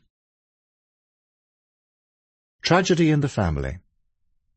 On Friday the 21st of June 1960, when Fred was just 17, Vera died of lung cancer, an illness he'd kept strangely quiet from his classmates. The family GP had visited the house regularly in the weeks before her death, giving welcome pain-killing injections of morphine in ever-increasing doses. The following Monday, Fred met classmate Michael Heath on his way to school and told him his tragic news as though it were nothing of great significance. When asked how he felt about it, Fred said, "I just put on my running shoes and went for a run." It had been pouring with rain that day, so he must have been saturated, recalled Heath. Young Shipman grieved in a very strange way, emphasises author Brian Whittle. It was an amazing thing, but he must have been going through hell for months before. It was Fred who sat with his mother and waited for the doctor to come. It was Fred who was at his mother's bedside when she died, which came as a traumatic shock to him. the local GP recalled. One very interesting aspect is that Fred had not shown even the smallest interest in medicine, or mentioned that he wanted to become a doctor until after his mother's death. There can be little doubt, however, that a parallel connection between watching his mother being injected with morphia to ease her pain and his use of it to execute so many elderly people existed in his developing psychopathology. Execute? Well, let's say it as it is, as in giving someone a lethal injection. Shipman became a medical executioner, and not, as others might say tongue-in-cheek, a caring general practitioner putting his victims to sleep to ease their pain and suffering. My point of reference here will be Texas or Florida, where the authorities also inject lethal substances into criminals found guilty of murder in the first degree, some of them patently innocent, it is also correct to say. As distasteful as it is to say so, Dr. Harold Shipman was a real-life Dr. Death, yet his patients were in awe of him. They trusted their crusty family physician, and for the life of these dear souls, they never tolerated a word being said against him. Sense of relief. I'm not going into shrink mode here. I'm no trick cyclist, and I wouldn't know the difference between a Freudian slip and a banana split, so there is no intention to mislead with some suppositional Jung-cognizant psychobabble with a seasoning of Gestalt thrown in, but to my mind it is not difficult to understand young Fred Shipman's determination to succeed at all he set his mind to. This much has been established, but at what cost? As I often do in my books, I ask the listener to imagine being a young kid of Fred's age. Working class, raised by devout Methodists, dad a lorry driver, mum a controlling matriarch who demands that you must excel over your less gifted siblings. Parents not allowing you to mix with your peers in a healthy social way, in effect isolating you from your peer group to focus 100% on your studies and not much else. In a way, I can identify with Mr. and Mrs. Shipman. They wanted Fred to stay out of trouble because at around this time many of the kids on this council estate were energetically following in their parents' footsteps. That is, inter alia, being frequent attendees at the local magistrates' court and fiddling the dole. At that age, the mind is still developing and is being formatted and programmed to do your best, to be the best, with failure not an option because your parents have made what you perceive as a great sacrifice to raise you as the Methodist faith dictates. In other words, you owe your parents big time. Yes, congratulations because you won a place at a prestigious grammar school, well done you, but at what cost? Of course, Mum and Dad are thrilled to bits. They are so proud of you. They tell all their Bestwood Council estate neighbours what a special son they have. Our Freddie will not be like the Joneses' brat, who's just chucked a brick through the police station's window. Fred will go far, you know. He'll never just be working class like us. We will see to that. Bless him. So, being a bright kid in a public junior school is one thing. Being thrust into a prestigious grammar school is something else entirely, because these seats of learning up the educational ante at a financial cost to parents, some of them by no means wealthy. But there is also emotional stress to the pupil, who has an even more competitive peer group to contend with. In this regard, Fred now dropped from being considered a bright kid at junior school to a mediocre pupil at high-pavement grammar school. This educational slippage is reflected in his school reports of the time, with which Vera was none too pleased, demanding even more effort from him. I am not going weepy soft over Freddie Shipman. Honest to God, I'm not, because what a murdering son of a bitch this doc monster turned out to be. However, it is the fact that because Shipman metamorphosed into one of the most sickeningly evil physicians in world history, and he was organically homegrown on English soil after all, and hailed from a profession that trained him from medical school onwards, that requires me to come to a conclusion that many will probably not like one bit. It is that I feel that Fred Shipman was well pleased when his mother died, for what died with her was a restrictive regime and all the pressures upon him to succeed at any cost. Yes, I understand that this conclusion will truly upset some Methodists, or anyone else with God's compassion imprinted in their hearts, but here's the thing. Fred had only mentioned in passing to his school peers that his mother was sick. There is a coldness to that, as if he saw the weight of parental pressure being lifted, although it took a while for the realization to dawn on him. The family's GP noted that at the moment of Vera's death, Fred became very emotional. Well, seeing one's mother, love her or not, exhale a death rattle and expire with a cloth then tied under her chin is not most people's idea of having a happy time. Beyond that, however, there is something else to consider which I know may seem cruel. Fred's weeks of running at all hours of the day and night in all weathers as his mind grappled with this tragic loss, as many commentators have it, peer pressures at school, the mental strain of trying to please his demanding father, and her death may have come as a great shock to him, yet his grief was fleeting.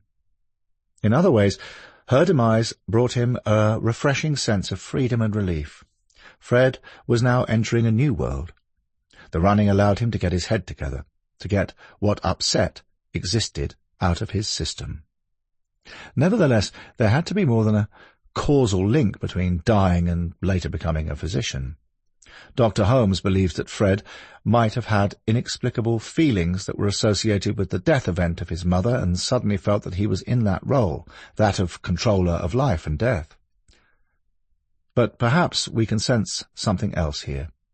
It may be that he believed that he owed much to his mother, who then died before he could achieve the success that she had always wanted for him. Maybe, and I'm pushing my luck here, he had grown to despise his mother and enjoyed watching her slip off this mortal coil. This is all supposition, of course, but tucked away somewhere in Fred Shipman's mind was a growing disposition to kill, as in killing other elderly and sick people in his mother's image. I might add that this is not such a crazy thing to suggest, because several of the nurses we will examine later murdered elderly patients because they despised them for being weak and complaining. Nurse Colin Norris among them. Indeed, there have been countless less famous or notorious serial killers who have killed old people, whom they viewed as being in the image of their strict domineering mothers or grandmothers. To kill or not to kill? Fred Shipman failed to get the grades at A-level needed to study medicine at Leeds Medical School, yet he persisted. After resitting his exams, he was accepted a year later in 1965. So, did he decide to become a doctor to honour the Hippocratic Oath to help his patients, or with the intention of killing them? After qualifying, Shipman went on to Pontefract Infirmary to train as a junior doctor. In the interim, the good-looking Fred fell in with an art student named Primrose Oxterby. They met on a bus, of all places. No Agatha Christie glamour and sophistication to be found on the number 9, and very soon Primrose became pregnant. This was the first time in his life that Fred had been reckless, having been freed of his mother's shackles. The couple were married in a register office on the 5th of November, 1966. There isn't even a single photograph in existence of their wedding, and this wedlock was born out of strict Methodist propriety, not love. So we see his late mother's influence controlling Fred yet again. 12 months later he was duly licensed to practice medicine. Disturbingly, from his training as a doctor onwards, countless medical people, including psychiatrists and psychologists, never showed the faintest suspicion that they had a multiple murdering doctor in their midst for more than 30 years. According to the findings of the Shipman inquiry, the doctor first committed murder at Pontefract Infirmary when he killed a 4-year-old girl, Susie Garfit, who was dying. Her mother left the room to visit the hospital cafe, saying to him, "Be kind to her." He may have pretended to himself that this was a kind of euthanasia, that by killing Susie he was being kind to her and the mother. Later in this audiobook, we will look into the cases of Beverly Allitt and Lucy Letby to see whether any parallels between these cases are to be found, but sadly Susie did not die in her mother's arms, as the latter had wished.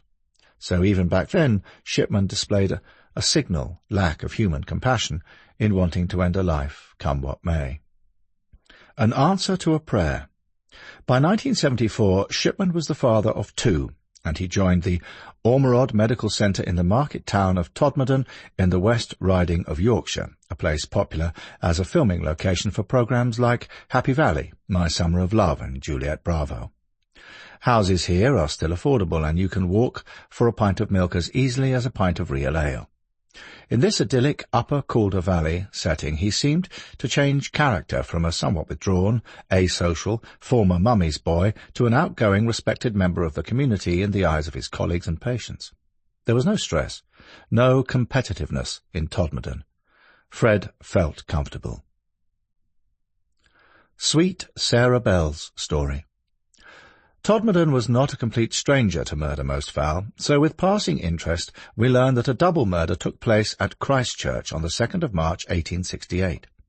The victims are buried in the churchyard, or at least they should be. Sarah Bell's tale unfolds as follows.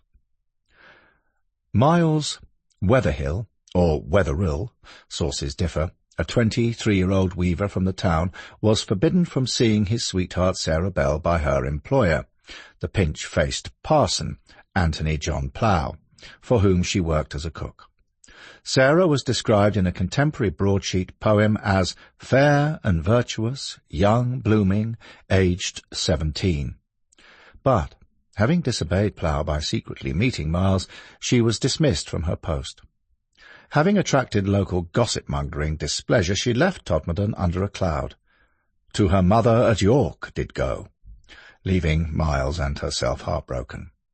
Miles Wetherhill went ballistic in every sense. Acquiring 4 pistols and an axe, he invaded the vicarage and exacted his revenge first on the parson and then bedchamber maid Jane Smith, who had spilled the beans to the vicar about the couple's ungodly trysts, possibly because she somewhat fancied strapping Miles for herself. He also attacked and wounded Mrs. Plough. Bent on destruction with intent to kill her, he did ill-treat with a poker, and her crimson blood on the floor did spill. The Times, 5th of March, 1868. So that's what I call a bloody Lizzie Borden-type murder, if ever there was one. Not surprisingly, Miss Smith died instantly. The sanctimonious parson, severely wounded by Miles's axe, met his maker a week later.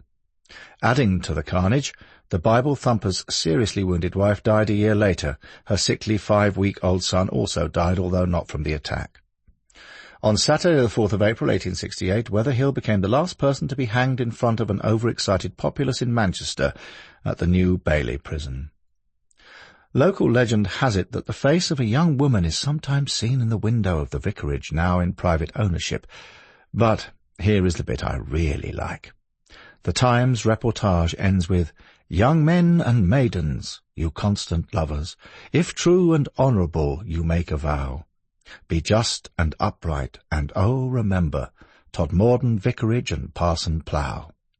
And all good people, oh, pray consider, where true love is planted, there let it dwell, and recollect the Todmorden murders, young Miles the weaver and Sarah Bell. Miles and the true love by death is parted. In heart and bloom he the world did leave, and his true love quite broken-hearted, for Miles the weaver in pain do grieve. At the early age of 23, in the shades below with the worms do dwell. On the fatal drop he cried, broken-hearted, May we meet in heaven, my sweet Sarah Bell." Now, that's a tear-jerker. And then I learned, and this will fascinate any listener who is a train spotter, in December 1984 a goods train consisting of a locomotive and 13 petrol tanker trucks derailed in the Summit Tunnel between Todmorden and Littleborough, causing what is still considered one of the biggest underground fires in British transport history. Obviously 1 million litres, 220,000 gallons of highly flammable gasoline doesn't improve when ignited by the heat from an overheated axle bearing. The train crew managed to extricate the locomotive and the following 3 tankers, and fire crews fought the intense blaze for 4 days.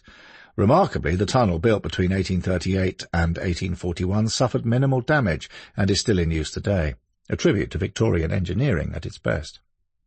So, back to the Ormerod medical practice in Todmorden, which at that time had illness among the partners.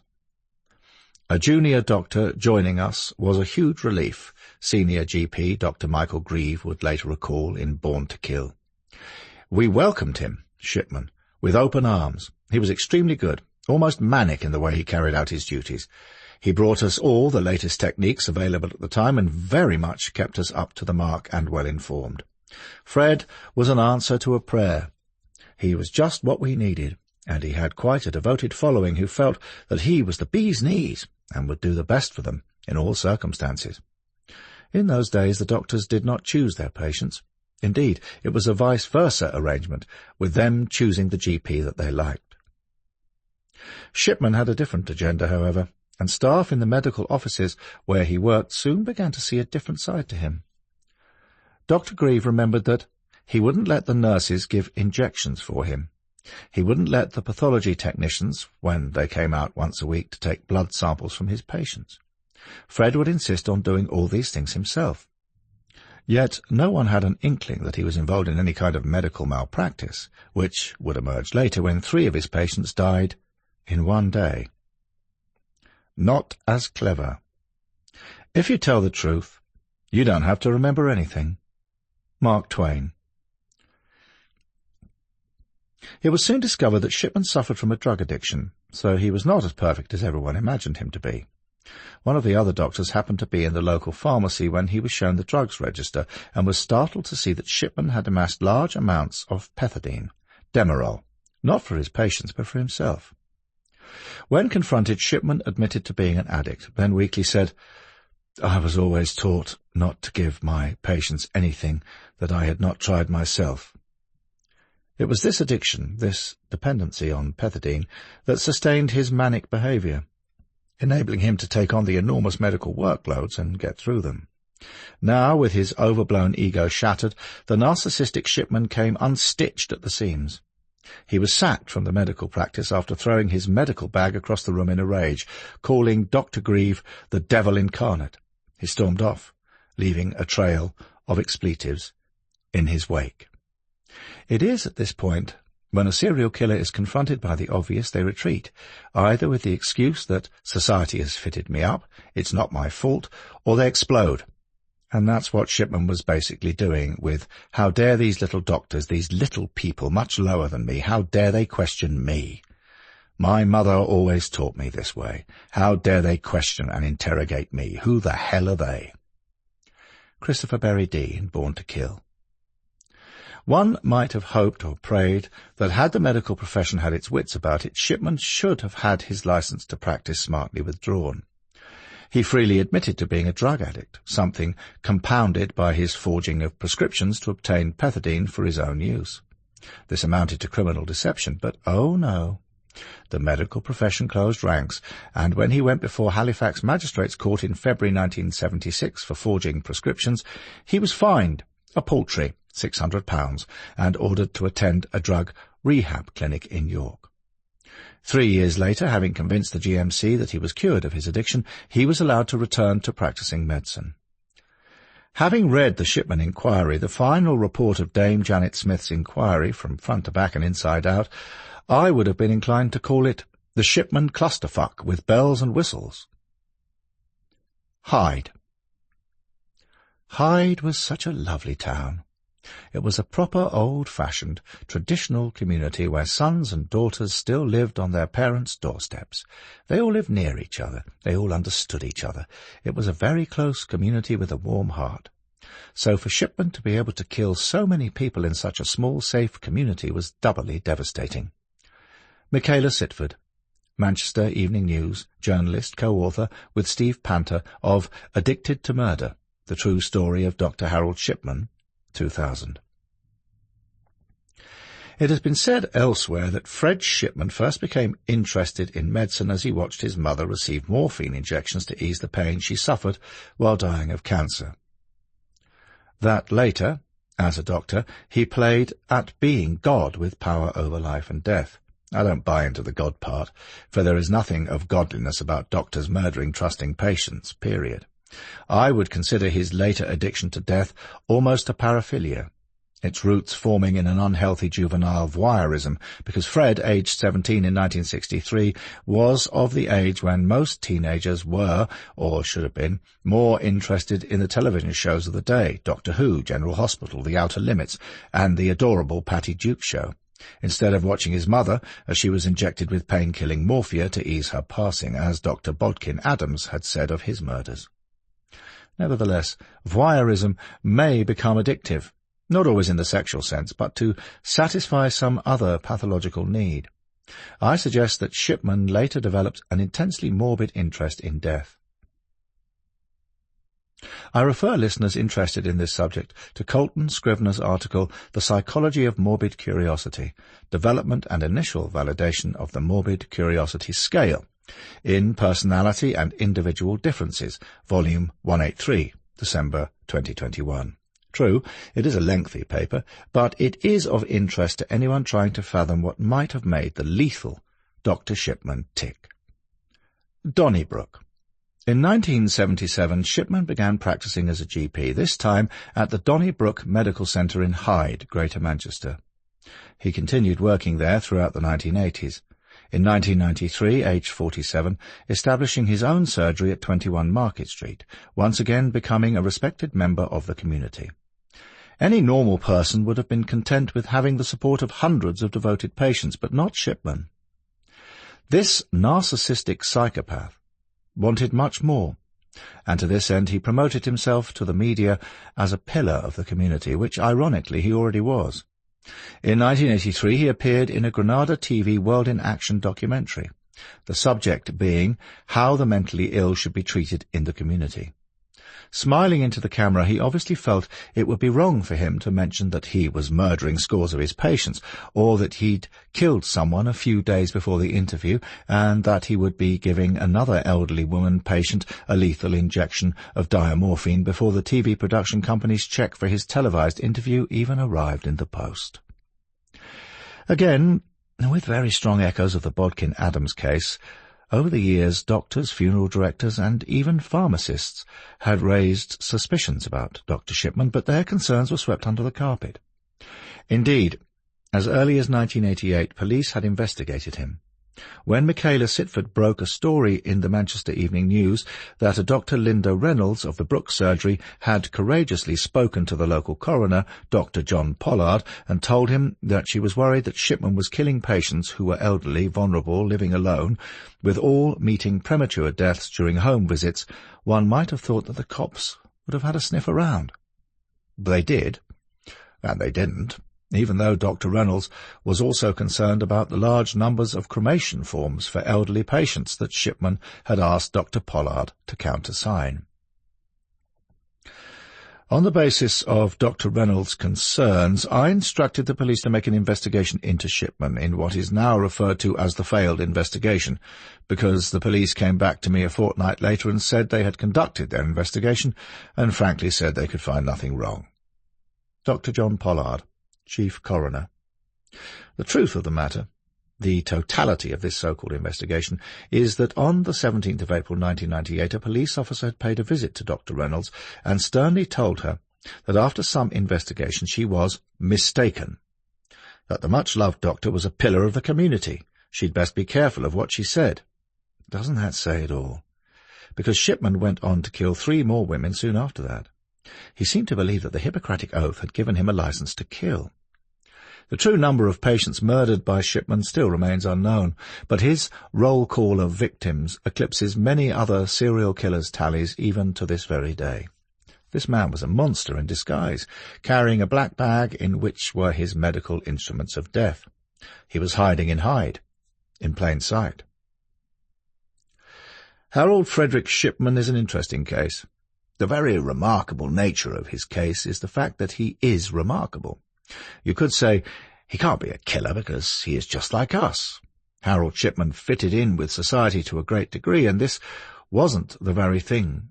The most important feature that made him go on and on to become one of the most prolific serial killers of all times was that he was a doctor.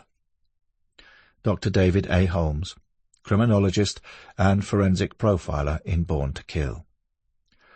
Apart from the obvious point that Shipman was a general practitioner, a profession widely trusted by almost everyone, he also wore a mask of normalcy, as all serial killers do.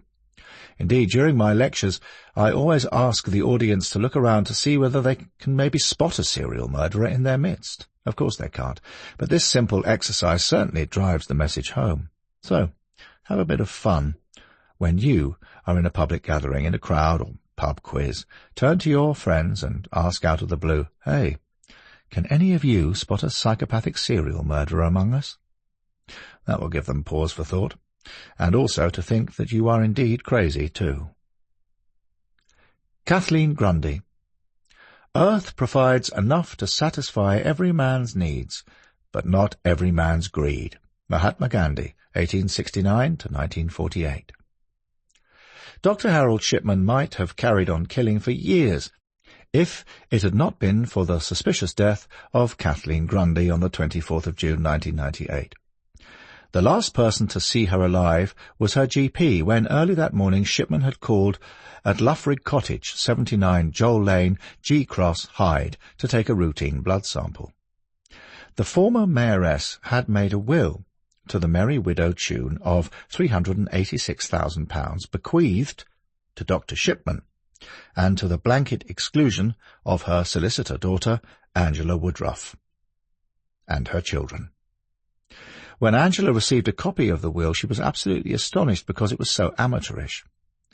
As I am sure a listener might agree, if one is inclined to forge a will, which I am sure that you will never be, then even with a passing glance you'd say that Shipman would have scored 2 out of 10 for forgery. The document, as leading police investigator Detective Chief Inspector Mike Williams confirmed, was fake and cack-handed, and something Angela knew that her mother could have played no part in. Indeed, Angela believed that her mother's signature was not hers. Consequently, this document needed to be examined. The police officer assigned to the case talked to a couple of people whom Shipman knew, one of them being local undertaker Alan Massey, who reflected, "I've been very worried about the number of cremation certificates. There are so many of them."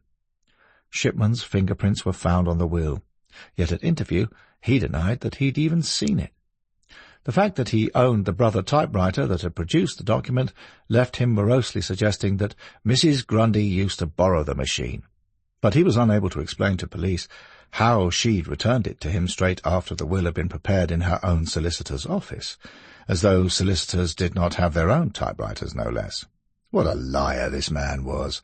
Even if his tongue had been notarized, everything he said would have been a lie. Between proverbial rocks and hard places. When in doubt, don't. Benjamin Franklin, 1706 to 1790. Reluctantly, it was decided that Kathleen's body had to be exhumed so that her remains could be forensically examined to determine precisely how she had died, because the investigation into her death now raised bright red flags that all and sundry in Hyde were watching being hoisted.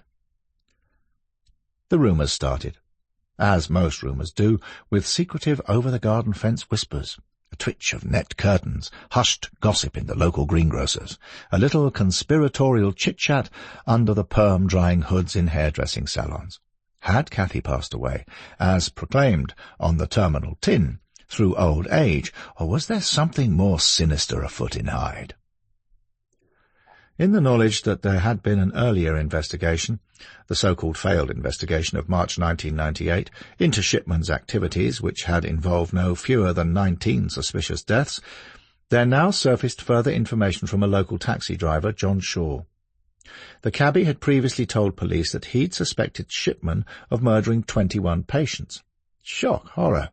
He had become suspicious because many of the elderly customers he took to and from the hospital, while seemingly in good health, soon died under Shipman's care. He might as well have placed a brass plaque outside his surgery reading, "Dr. Grim Sleep, surgery hours, 24/7, 365. I could now say that at this point Greater Manchester Police belatedly found themselves up the proverbial shit creek without any paddles, but how dare I suggest such a thing? Yet maybe I could suggest that after trying to paper over the cracks in their previous very brief botched investigation into Shipman's medical comings and goings, when, inter alia, an inexperienced officer undiplomatically slapped Dr. Linda Reynolds down, the police needed to act, and fast. The previous investigation had the knock-on effect of implying that coroner, Dr. John Pollard, had been misguided, that cab driver, John Shaw, was deluded, that the local undertaker, who had lost count of the numbers of cremation certificates for elderly persons that had passed through his hands, because there had been so many of them, was misguided, and that funeral directors Massey and Son, one of whom had actually said, "I told people about this and no one listened," were mistaken.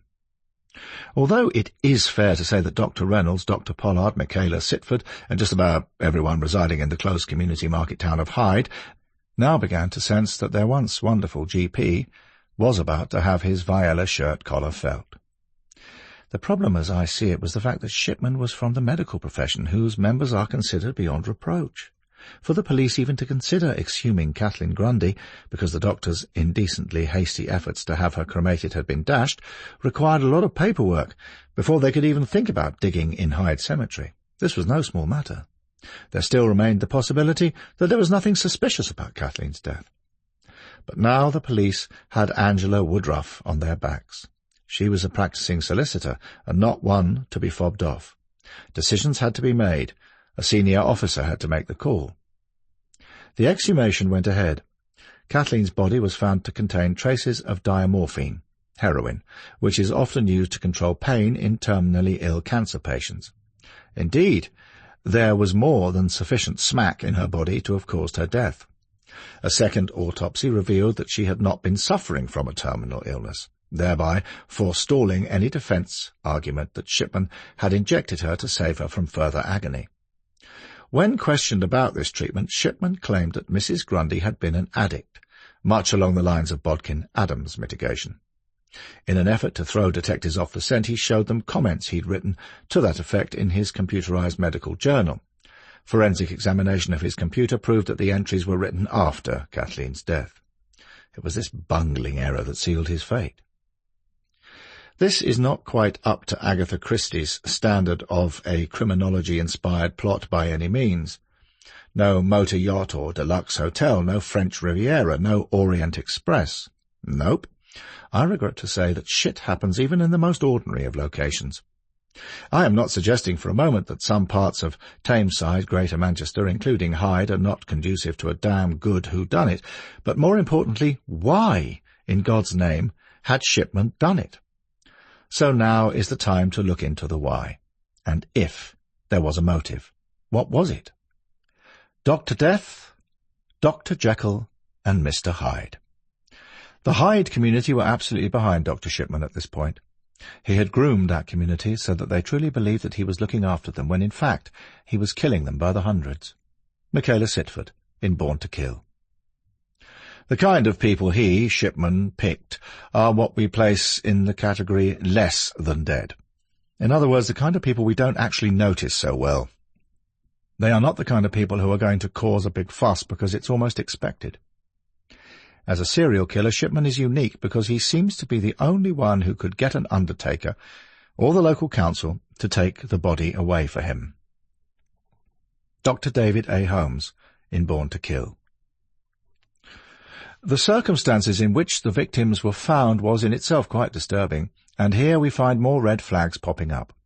These should have raised the suspicions of local undertakers when they collected the bodies, because many of the victims were found in the middle of the day, fully clothed, sitting upright in a chair or on a sofa.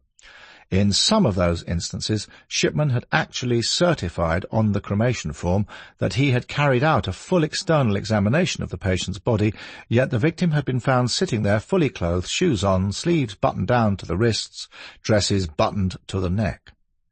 As coroner, Dr. Pollard later opined, "How you could carry out a full examination under those circumstances I don't fully understand." But there wasn't just one deceased elderly person found in such a position. There were so many of them, all from the locality of Hyde, and all of them loyal patients of Dr. Shipman, who had signed the cremation and burial forms. Anne Alexander, solicitor for Shipman's victims, said on Born to Kill, often in the medical notes that he, Shipman, had made up for the families of victims, he suggested that these people had heart conditions, for example, and then saying they must have had a heart attack because someone having a heart attack doesn't just simply fall asleep, sitting in a chair looking very relaxed, and life isn't quite like that. It is difficult to disagree with her. More exhumations. When police investigated Shipman's medical records, they found his book of death certificates and made a list of 15 deaths that needed to be looked into as a priority. Of the people on this list, 9 had been buried, 6 cremated.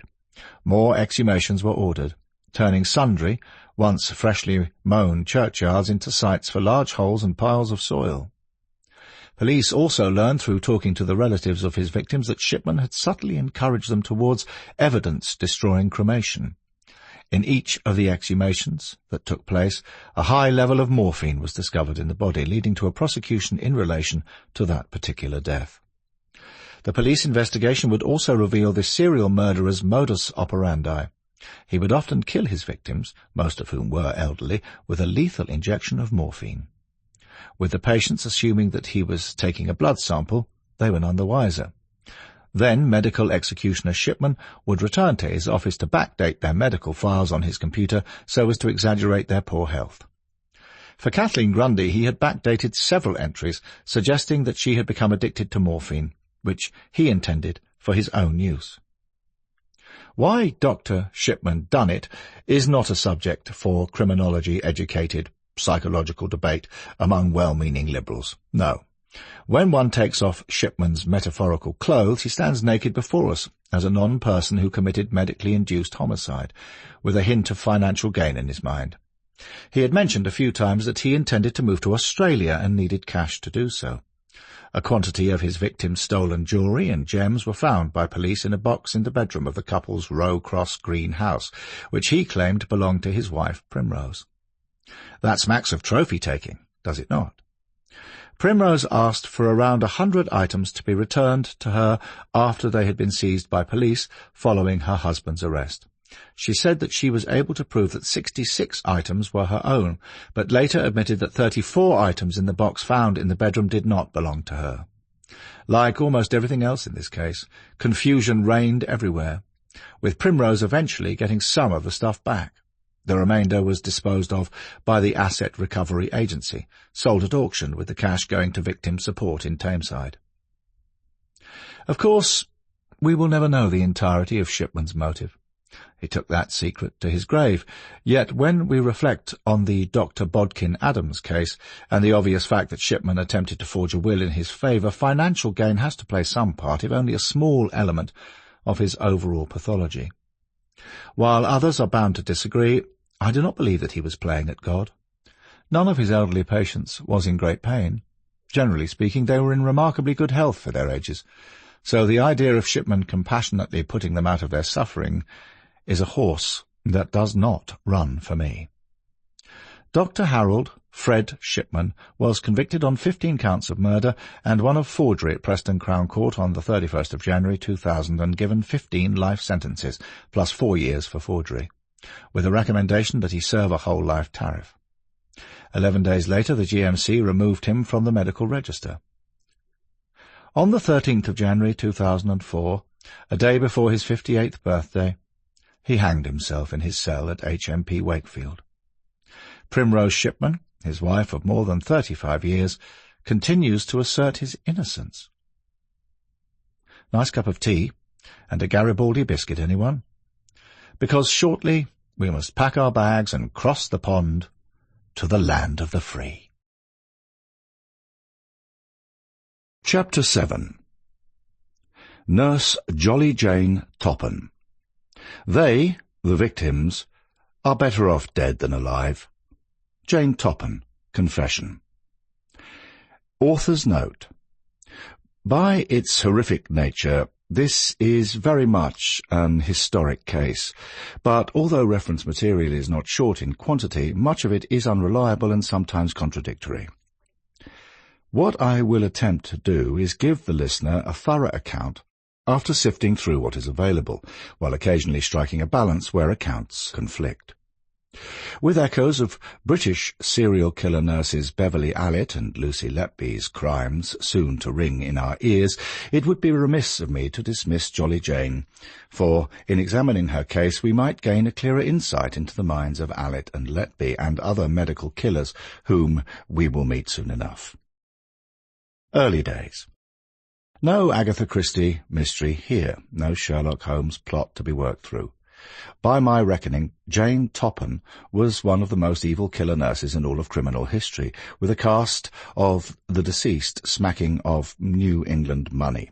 The elderly victims, very much like those in the cases of Doctors Bodkin Adams and Shipman, falling prey to a nurse, in this notable case, to a Massachusetts-born, bred and raised Lucretia Borgia.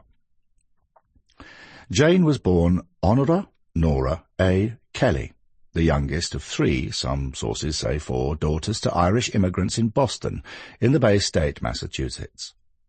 Her date of birth is listed on various documents and publications as the 31st of March 1854.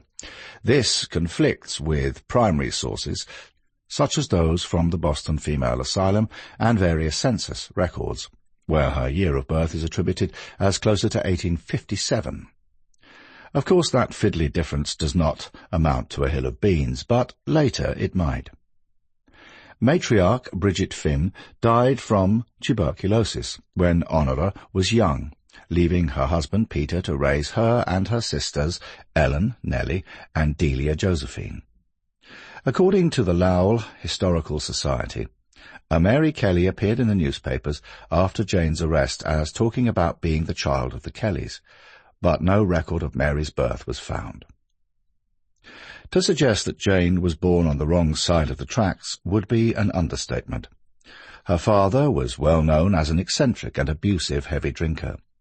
Brian Lane and Wilfred Gregg write in the New Encyclopedia of Serial Killers, Peter Kelly, either through overwork or a weak constitution, was not entirely right in the head. They are not wrong. He was nicknamed Kelly the Crack, from crackpot, by those with whom he was acquainted, an allegation stemming from an occasion when he was found in his tailor's shop trying to sew his eyelids together, although there is no affirmative evidence to support this. I lean towards the idea of a short-sighted man trying to thread cotton through a small needle while, as the Irish say, in a state of having drink taken. Be that as it may, in 1863 he surrendered 8-year-old Delia Josephine and 6-year-old Honora to the care of their grandmother before he was packed off to an asylum for the insane, never to see his children again.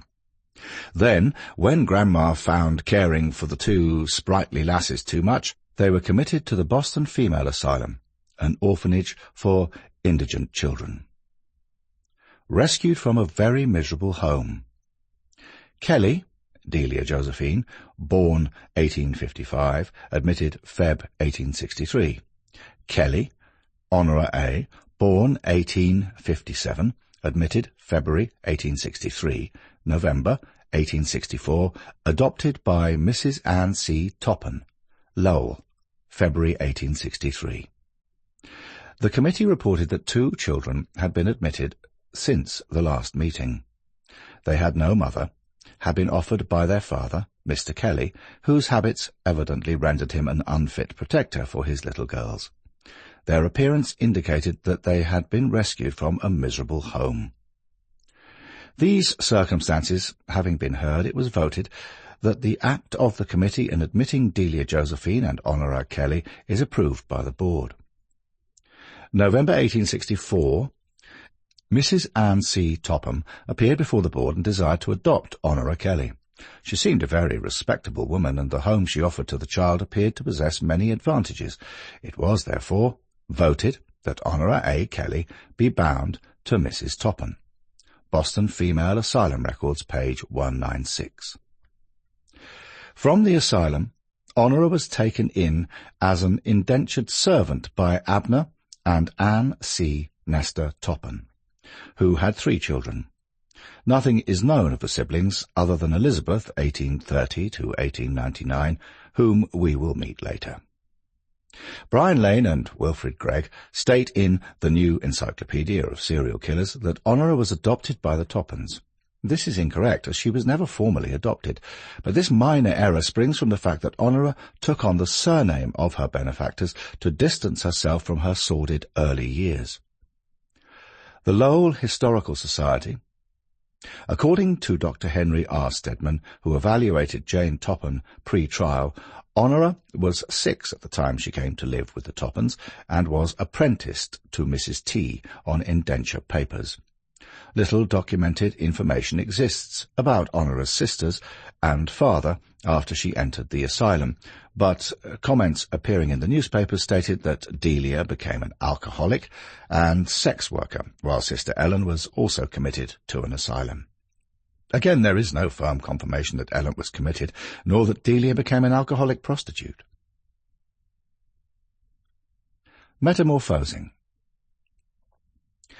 In attempting to understand how such a young girl transformed into a serial killer, we need to trace her early life. In 1865, Honora took on the new name of Jenny Toppan, and appears as such in various documents from that time on in Lowell, a city just over 30 miles northwest of Boston, known as the cradle of the American Industrial Revolution because of its textile mills and factories. The Toppans lived in the city's Centralville area.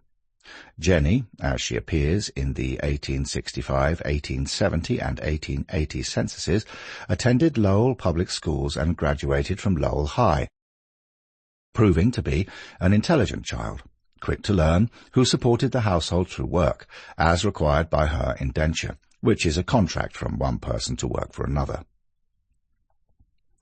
In order to hide her Irish heritage, since there was still a stigma in Massachusetts from being so, the Toppans created a story about the loss of Jane's parents on an ocean crossing from Italy.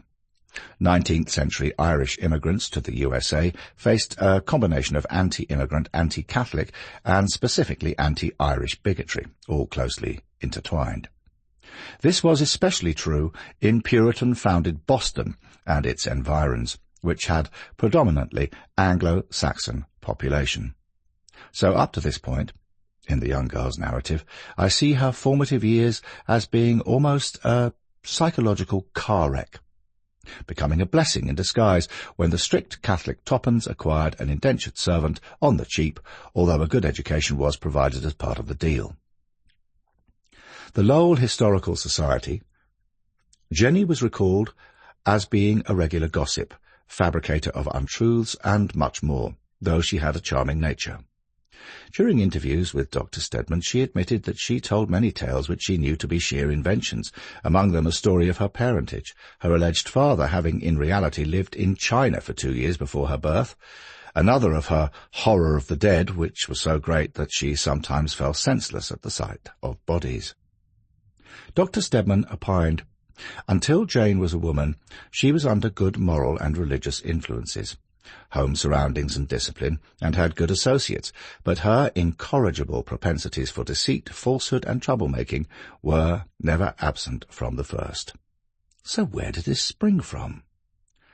To answer that, we have to go back to Jane's very early days. A kid in her formative years, having lost her young mother through illness and deprived of maternal love.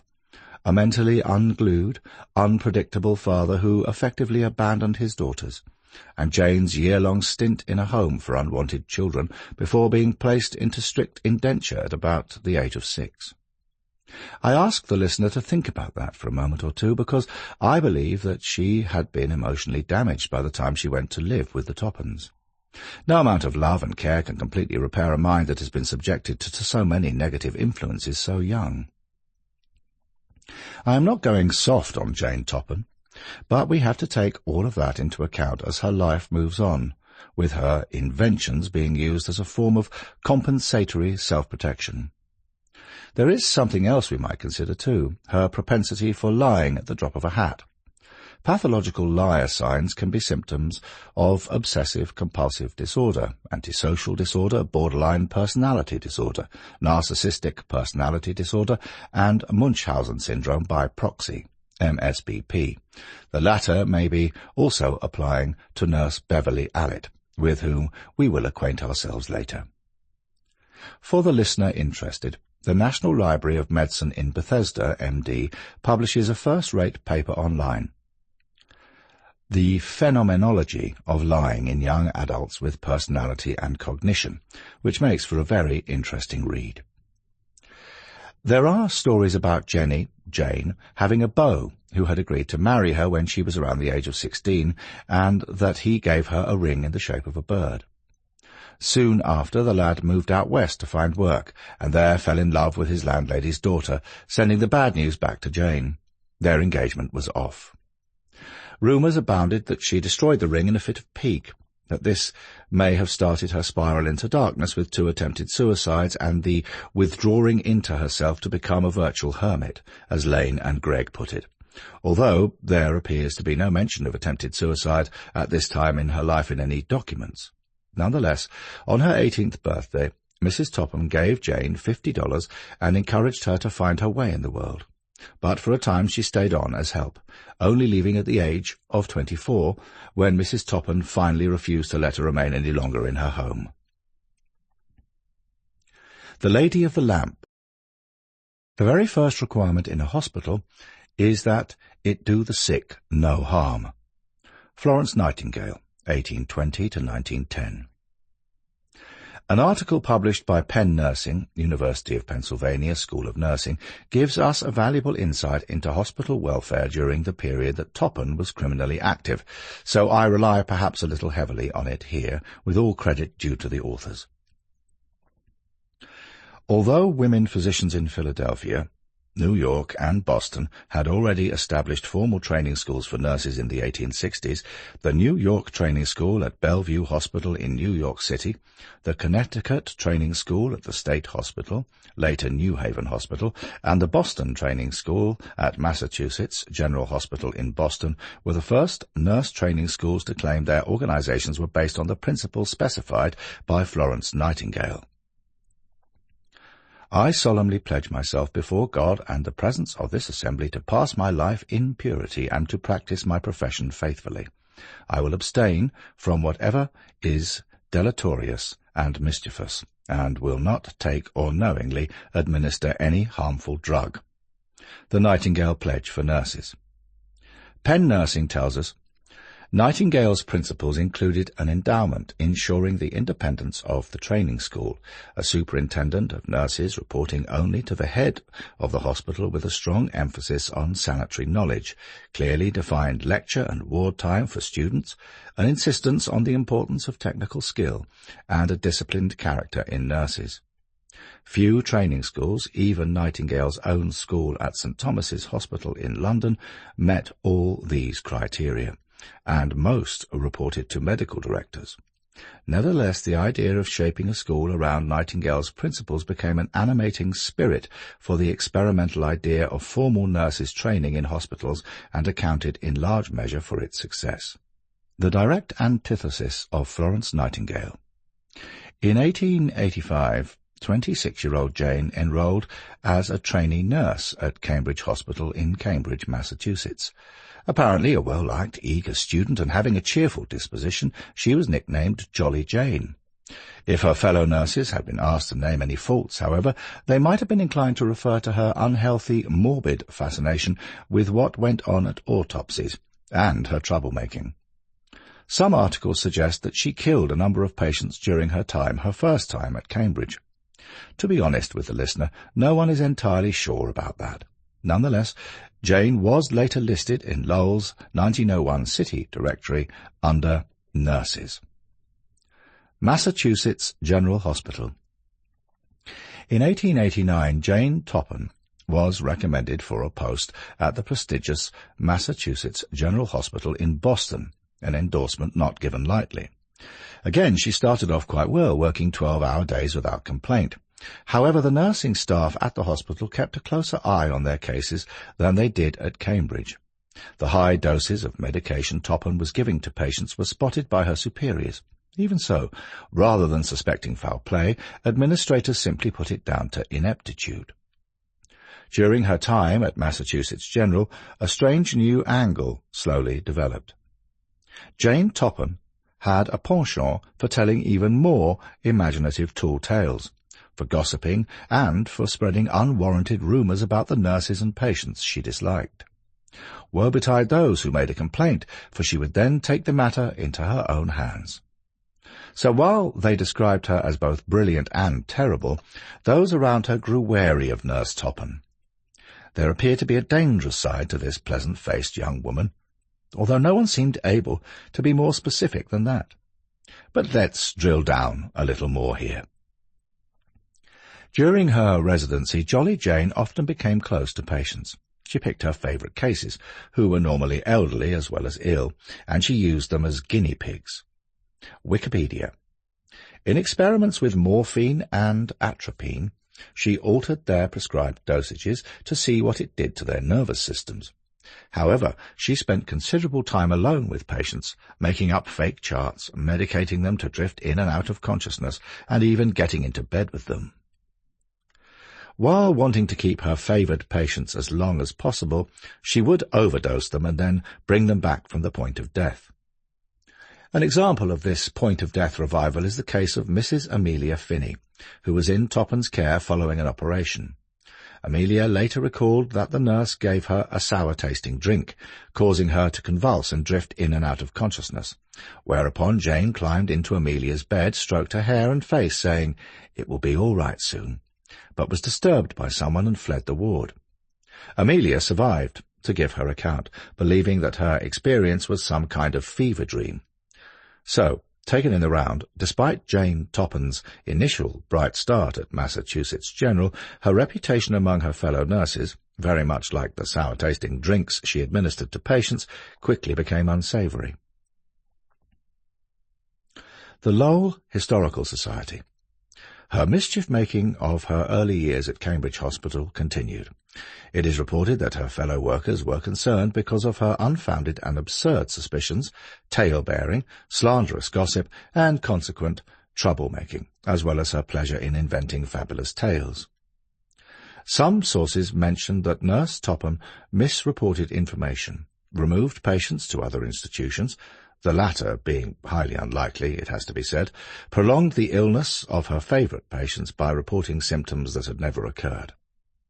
During her term of service, and she was never awarded her nursing licence, many articles went missing, including sums of money, stationery, aprons and uniforms. That she was thought to have stolen cash and jewellery from staff and patients was all just strong suspicion, despite the strong circumstantial evidence against her. Yet, despite her pathological nature, generally her friends spoke very well of Jane Toppan.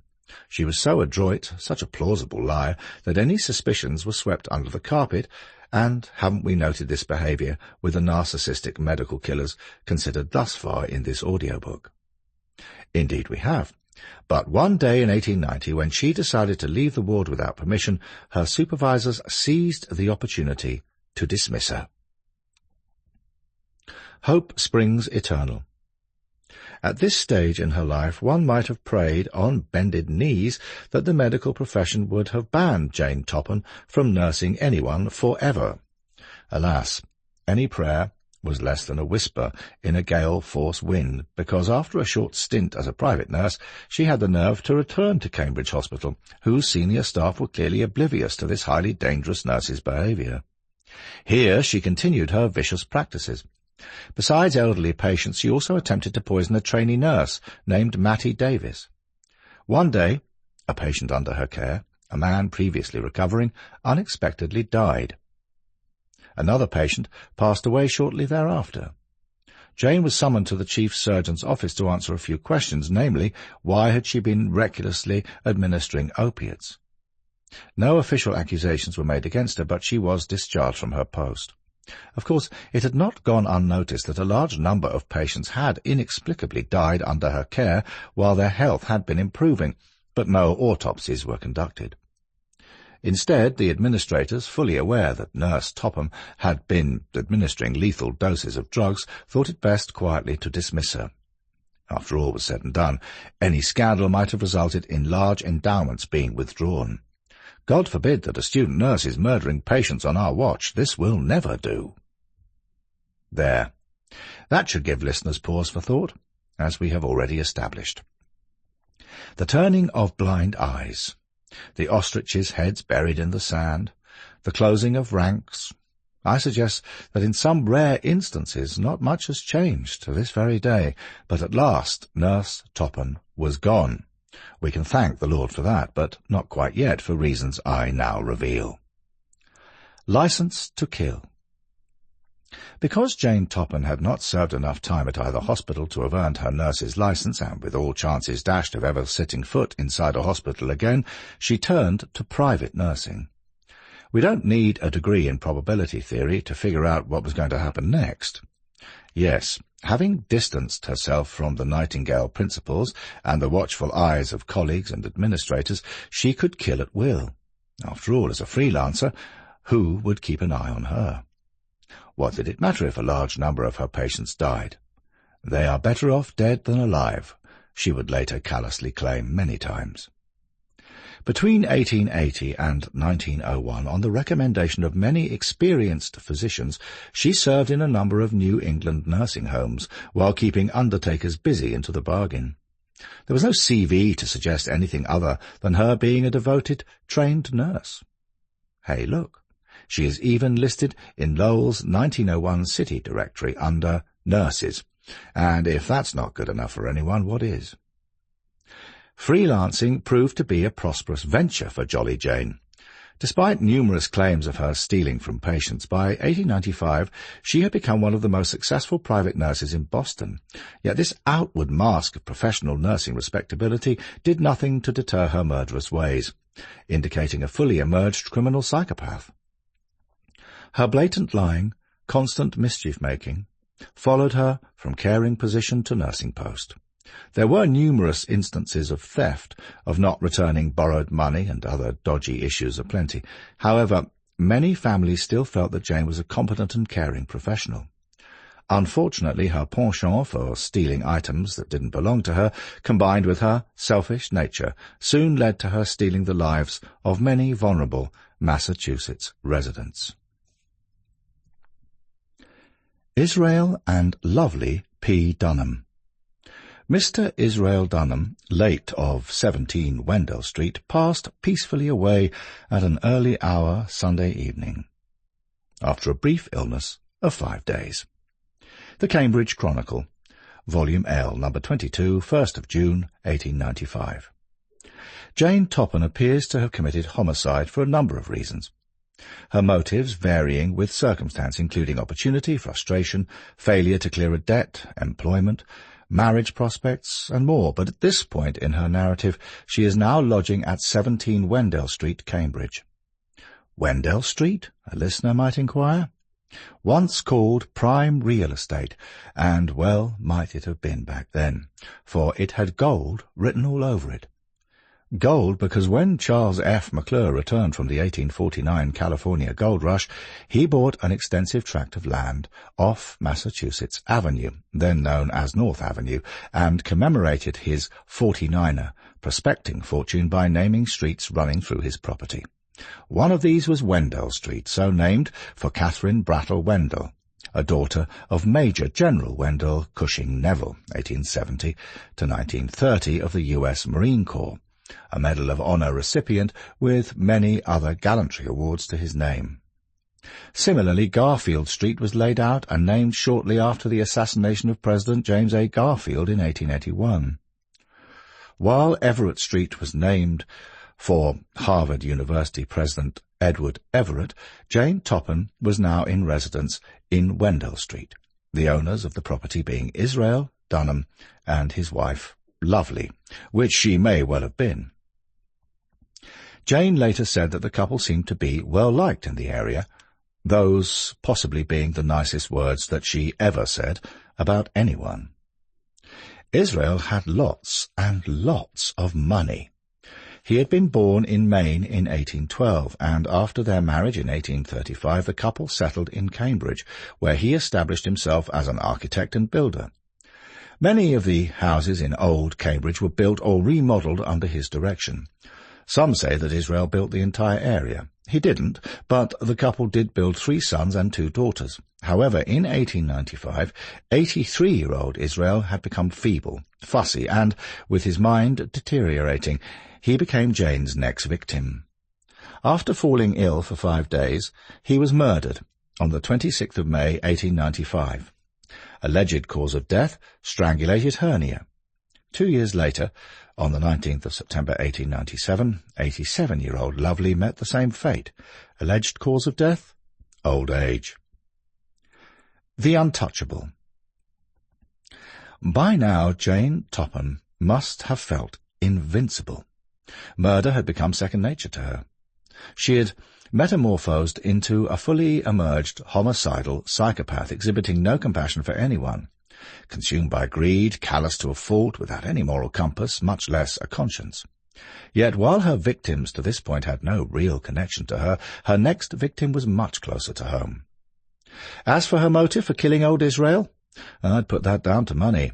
She had either borrowed cash from him and could not repay the debt, or he had caught her stealing and was on the verge of kicking her out.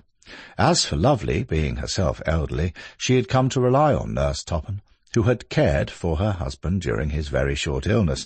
So, out of necessity, she allowed Jane to stay on for a further 2 years as a nursing companion, until Jane had no further use for her, and into a coffin Lovely did go.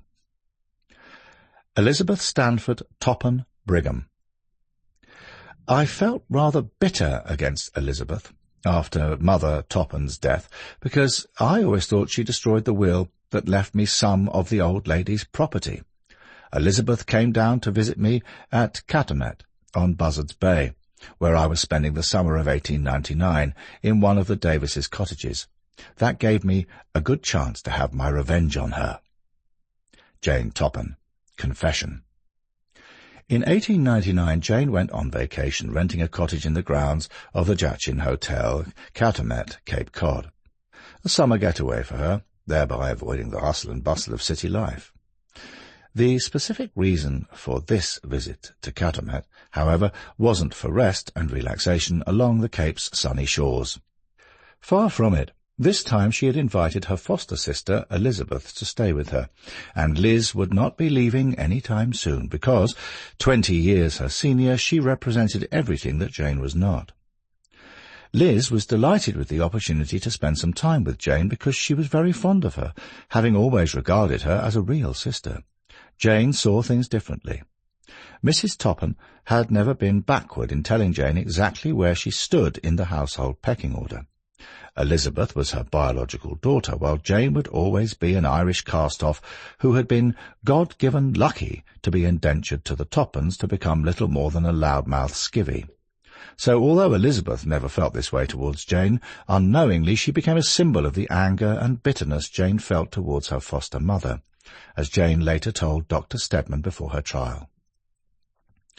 On the 26th of August, the day after Elizabeth arrived on the Cape, Jane suggested that a picnic on the beach might lift her guests' spirits, because for several weeks her foster sister had been suffering with a mild but persistent case of melancholia.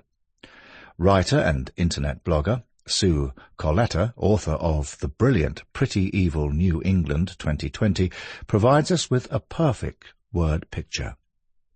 Basket in hand, Jane escorted Elizabeth down to Scotch House Cove, where the two women spent several hours chatting away while munching on corned beef and taffy. Salty ocean breezes swept its fingers through their hair as they basked in the summer sun. But deep within Jane a volcano of resentment was about to erupt. Here is what Jane Toppan coldly said in her confession. She, Elizabeth, was really the first of my victims that I actually hated and poisoned with a vindictive purpose.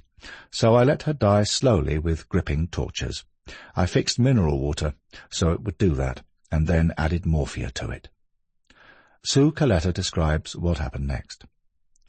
All that sun drained Elizabeth of energy, so she retired early to her upstairs bedroom. The following morning, Jane called Elizabeth down for breakfast. When she didn't respond, Jane rushed to the home of her landlord, Alden Davis, and asked if he could summon the doctor because her sister had been taken sick. Toppan then telegrammed Elizabeth's husband, O.A. Brigham, in Lowell, informing him that his wife was in a grave condition. Grave? Well, yes, because Liz would soon be in one. I held her in my arms and watched with delight as she gasped her life out. Jane Toppan.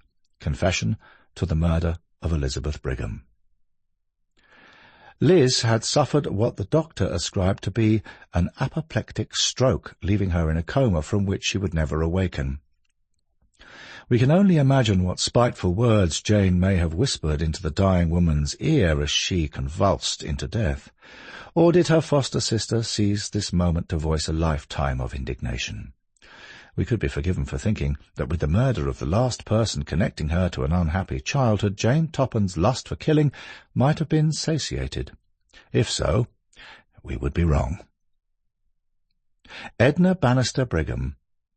I have to confess that it is tempting to take a liberty with the chronology of events here, because Toppan's murderous involvement with the Brigham family is so similar to her killings among the Davis family of Cavaness, which ultimately led to the nurse's arrest.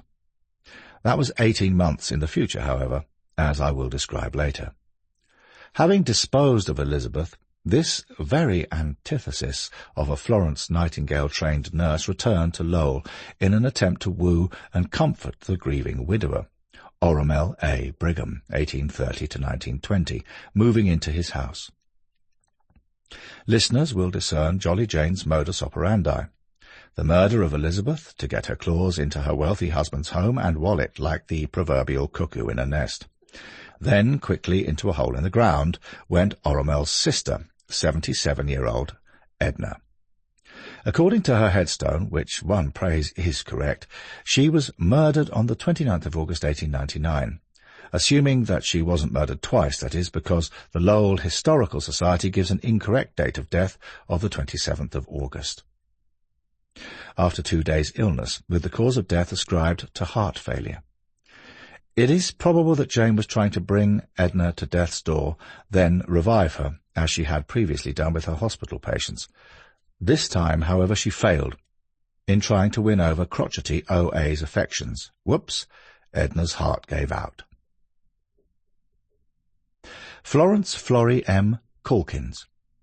The next victim to fall foul of Jolly Jane was O.A. Brigham's protective 45-year-old housekeeper, Florence, who, after falling ill for 3 days, died on the 15th of January 1900, cause of death ascribed to heart failure.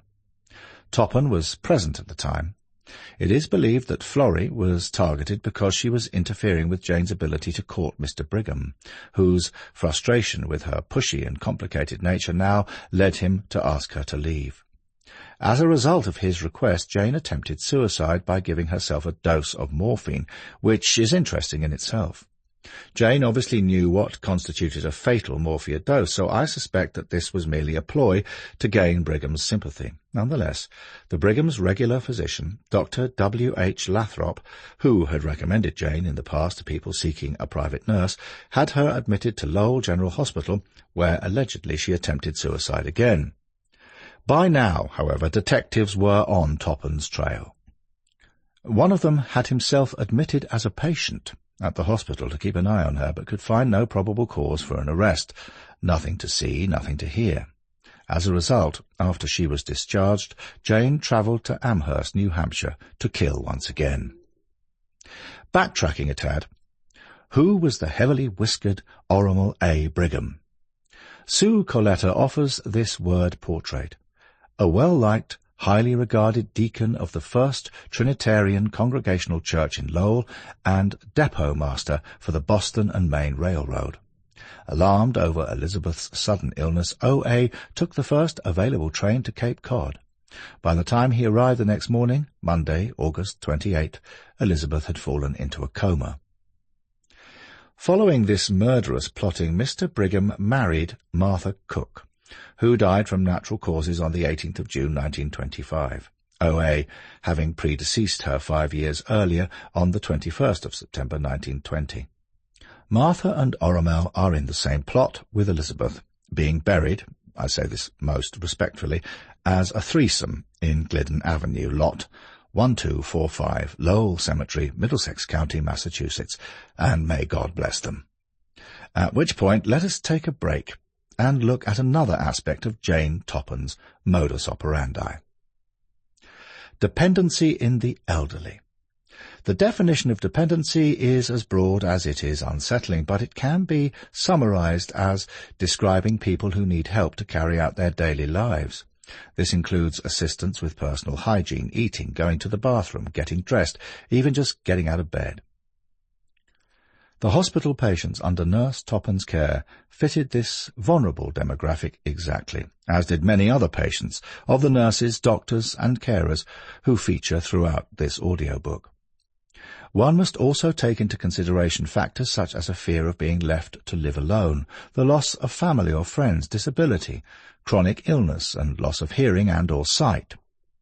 Indeed, loneliness is the feeling of being alone regardless of social contact. We have seen echoes of this in the patients of Dr. John Bodkin Adams and Harold Shipman, because I think we covet a reliance, in many cases total reliance on, and complete trust in, the caring doctor, the caregiver or private nurse, especially when we get old and sick. In placing Jane Toppan's psychopathology under the glass, we see that she was well schooled, even trained, in the methods established by Florence Nightingale, thus enabling her to exploit the vulnerabilities and dependencies of the elderly with whom she came into contact. If a potential elderly victim had money, she would zero in, often gaining the added bonus of bed and board to whet her killing appetite. So I suggest that her principal motive was one of financial gain. I also suggest that anyone who stood in the way of her satisfying this narcissistic greed need was lethally poisoned as a sort of byproduct. These kills were completely incidental to her dreadful homicidal enterprise, as though she viewed them as nuisance rivals. The murder of her foster sister Elizabeth and the housekeeper Florrie Calkins being just two examples. Well, break's over, so let's move on. William H. Ingraham. Quite where William fits into Jane Toppan's chronology of fatal poisonings is unclear. The Lowell Historical Society doesn't tell us much, except that he was from the city of Watertown, about 9 miles west of Boston, that he died on the 27th of January 1900 of heart failure, and that Jane Toppan nursed him. Burial records confirm that he was born in 1809, making him 90 at the time of his death. Miss Sarah E. Myra Connors. I kid you not, this research business is like wading through molasses, with the Lowell Historical Society providing a grounding of solid material about Jane Toppan and a pick and mix of other facts, some perhaps more reliable than others. Sorting rumour and legend from hard facts can be a labour of love at the best of times. At worst, it's a nightmare. Prior to Mr. Ingraham going through the pearly gates, Jane had already been setting her sights on her next victim. Moving on from ending the lives of those she viewed as serving little or no use, her motive for the next kill is again all too evident. The soon-to-be decedent Myra Connors had believed that she had a good friend in Jane Toppan. I use the past tense, had, advisedly, because Myra had also been the matron of St. John's Seminary in Boston, a position providing a regular salary, an apartment and a maid, which it is claimed Jane secretly coveted. When Myra died, she was quick to offer her services, so it may come as no surprise to learn that Myra's condition quickly deteriorated after she fell ill, dying on the 11th of February 1900. Cause of death, complication of diseases, with apologies that I cannot be more specific, although we might assume that Jane made a contribution to this sad event. At Myra's funeral, Busy Bee Nurse Toppan played the role of bereaved and grieving friend. Speaking to the Dean of St. John's, she explained that Myra had been planning to take an extended break and had intended to recommend that Jane was to stand in for her while she was absent. Despite the fact that Myra hadn't told anyone else, least of all the Dean, of her vacation, he took Toppan at her word. How could he turn down such a kind offer from a close friend of the dearly departed? Jane was a trained nurse. That she had never gained a nursing license never came into it. With a steady salary, with a seminary roof over her head and a maid very much in the front of her mind, what did a fib here or there or a sudden lapse of memory matter in her cunning scheme of things? The Dean offered Jane the job. After a few moments' reflection, she coyly accepted, stating that she owed Myra. But what Jane owed could be interpreted in several ways. From our knowledge of her motives to date, killing for a pecuniary advantage featured heavily. Always borrowing money from patients and friends and unable to pay back the loans strongly suggests that a monetary debt to Myra was long overdue. We also know that Jane Toppan stole pretty much anything that wasn't nailed down, and there was a job to steal here too. While it has been claimed that Jane had coveted Myra's job at the seminary, this does not fit with her cold-blooded psychology. She did not like taking responsibility for tough tasks, such as that of matron, for which she was not even remotely qualified. Nevertheless, her nefarious plan worked, and she assumed the role once occupied by Myra Connors. It wasn't to last. She was asked to resign after a year due to poor management skills and misappropriation of funds. This setback would have left her seething with rage. Woe betide anyone who dared to get on the wrong side of Jane Toppan. Mary McNear. In terminal order came 70-year-old Miss Mary McNear of Cambridge. We know little of her except that she was a wealthy widow to whom Jane probably owed money. She died on the 28th of December 1900 after 2 days' illness, with Jane nursing her for 3 hours before her passing. Cause of death ascribed to apoplexy, almost certainly what we would now call a stroke. Mary Louise Mattie Stebbins Davis. Now let's up the ante. The Davises owned the holiday cottage at Cavaness, Cape Cod, where Toppan had previously murdered her foster sister, Elizabeth. After Liz's death, Alden Davis and his wife, Mattie, compassionately waived the rent owed for that year, 1899, and it was by now 1901. Whether it was from pride or determination to clear the debts owed to her, Mattie travelled the 73 miles from Cape Cod to Cambridge, where Jane was staying, hoping to collect the outstanding sum for the time she had spent summering in Cavaness. But 62-year-old Mattie had a mishap when she fell down and injured herself, but insisted on making the trip to settle this account. Once arrived at Cambridge, she collapsed, and after Jane's nursing, passed away within 2 days on the 4th of July 1901, alleged cause of death, chronic diabetes. Jane then travelled with Mattie's body to Cavaness, where she met the Davises' married daughters, Mrs. Anna Genevieve Davis Gordon and Mrs. Mary Eliza Davis Gibbs, as well as the grieving widower, Alden P. Davis. She seems to have made efforts to ingratiate herself into becoming the next Mrs. Davis, in almost a mirror image of her later attempts to woo Orville Brigham. Jane Toppan would later become known for dosing her victims with morphine, atropine and strychnine. Typically she gave them morphine with a fatal dose of atropine in Hunyadi water, a remedy generally accepted by patients and doctors alike. The bitterness of the poisons were disguised by the strong taste of the mineral water, which was used as a curative for the digestion, and had been since 1863. On the 7th of July 1901, Jolly Jane was among the group of mourners in Cavaness Small Cemetery. When the service was over, she participated in the age-old custom of scattering a handful of damp soil on Mattie's coffin, as it rested in the grave. How touching, people must have thought, the nurse so devoted to the last. One can envisage the scene, a not unattractive woman dressed all in black, head bowed, a sad smile, hands clasped in grief as taught at the undertaker's school for fake condolence. Can you picture Jane now? I can. And so loyal and devoted a nurse did she appear to be that the deceased's entire family begged her to stay on and look after the rest of them, who were unaccountably falling ill too. Talk about some turkeys voting for Thanksgiving. One couldn't make this up if one tried, but it would only get worse. Annie Genevieve Davis Gordon. After Mattie's funeral, Jane felt that she ought to leave her employer's home. After all, she was becoming something of a jinx on the health of its occupants, as authors Lane and Gregg succinctly put it in the Encyclopedia of Serial Killers, but the family would not hear of it. How could anyone doubt this highly trained nurse, devoted to caring for and saving lives, would do anything to hurt anyone?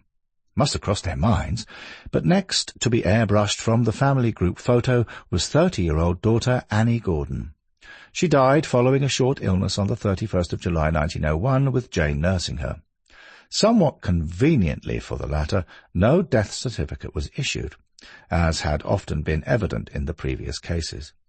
The upshot was that Annie had become sick and confined to her bed, so a doctor was summoned because Jane thought that her patient appeared restless, as she later said at trial, adding, "I obligingly gave her an injection." When Dr. Walters arrived, Jane told him, "I think she is sinking."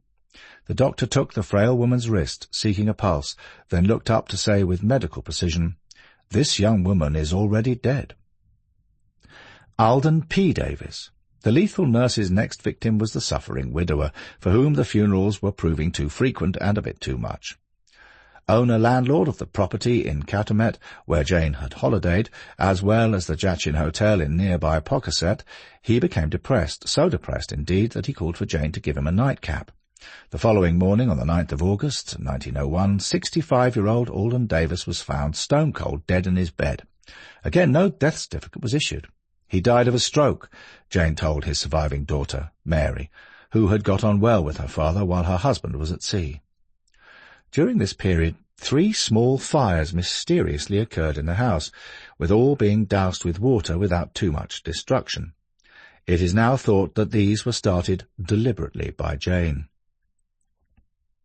Mary, Minnie, Eliza Davis Gibbs. Just like her late father, Mary, also known as Minnie, soon became depressed, unsurprisingly after the deaths of her mother, sister, and father. So she asked a cousin, Beulah Jacobs, to come to stay with her. A few days later, on the 13th of August, 1901, 39-year-old Mary died, with Jane nursing her. Again, no death certificate was issued. It is impossible to view the previous medical oversights and the earlier red flag warnings the medical profession had so patently brushed under the carpet over Nurse Toppan with anything other than disdain.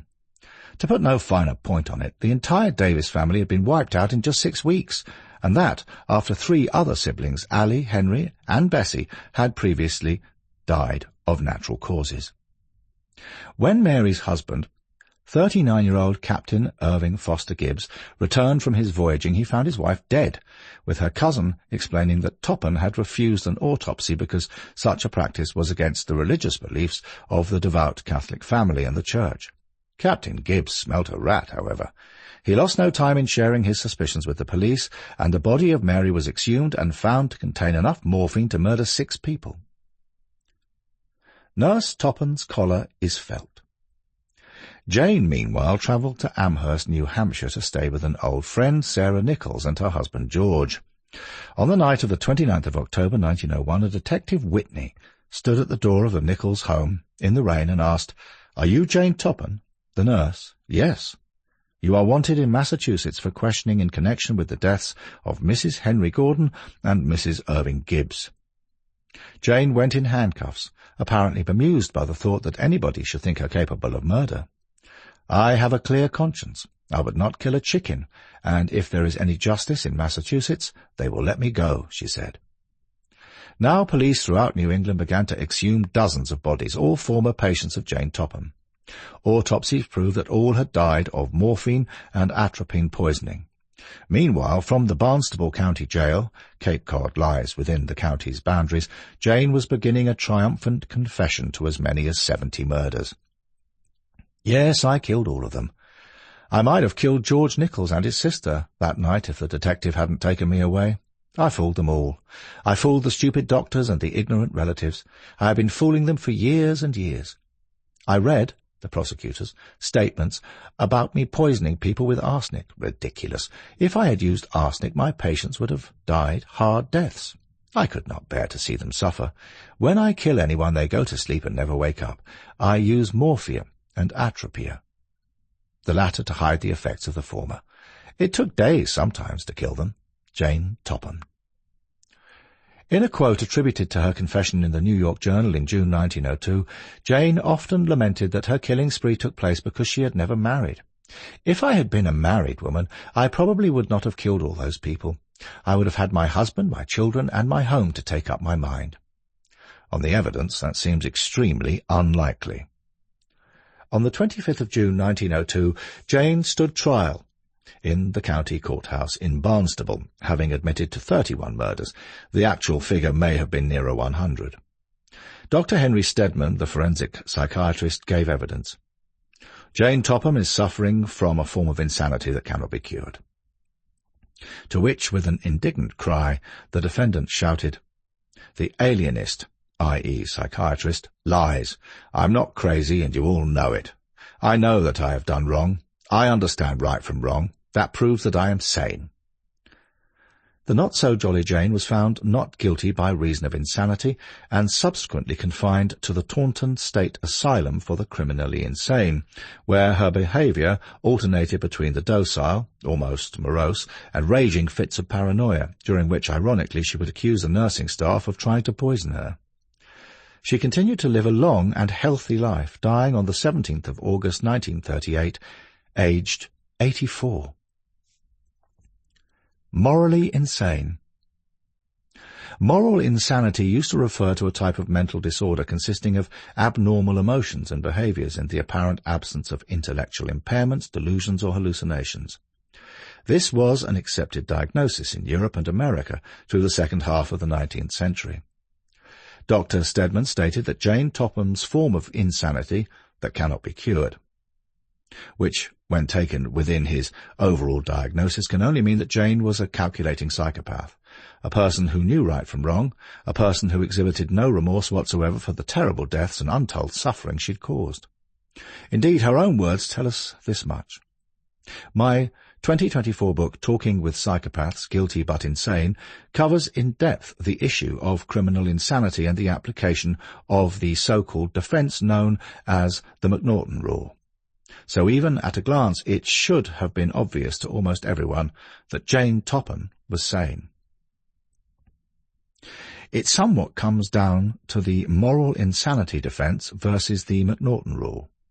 Did this diagnosis of moral insanity mentally incapacitate Jane Toppan to the degree that she could no longer recognise that her crimes were legally wrong, and was she suffering from a disease of the mind?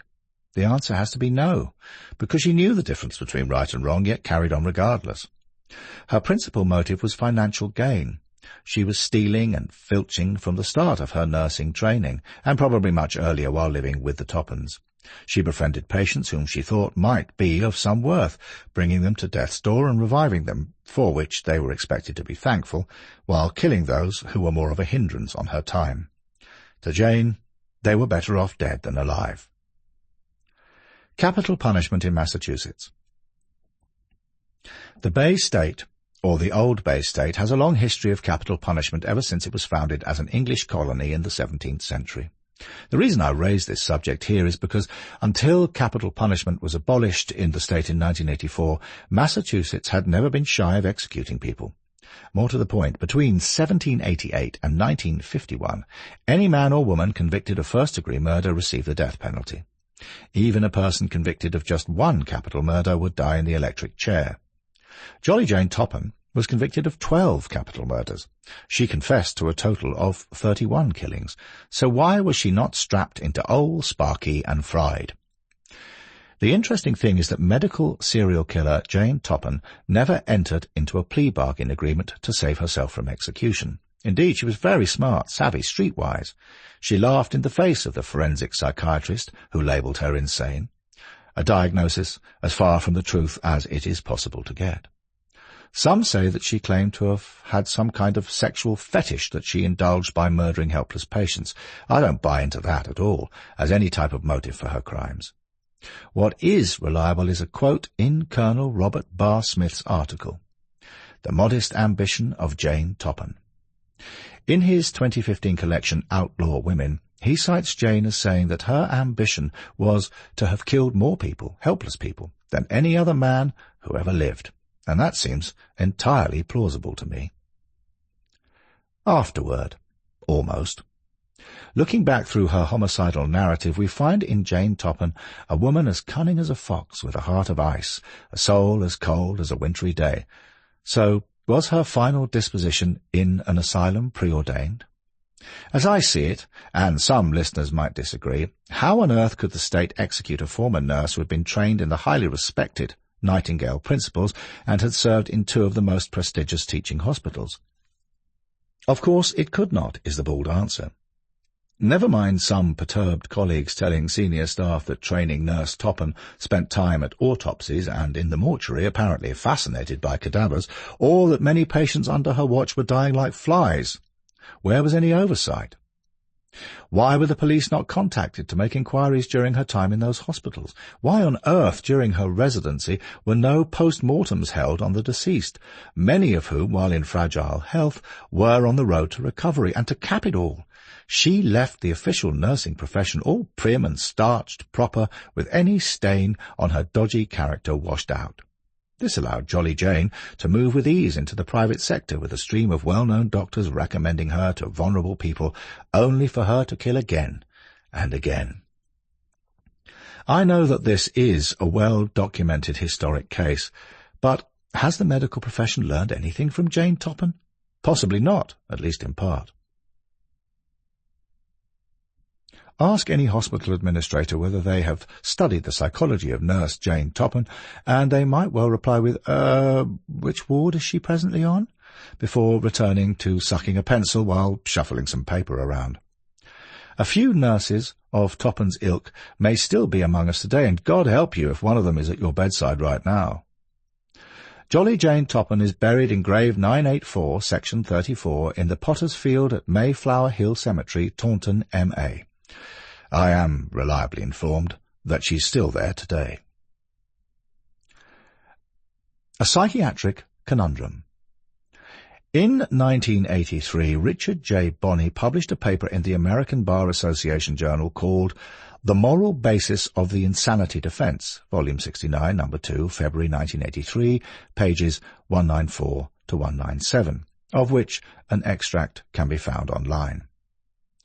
In 1891, the psychiatrist Julius Auguste Koch sought to make the moral insanity concept more scientific and suggested the phrase psychopathic inferiority, later changed to psychopersonality.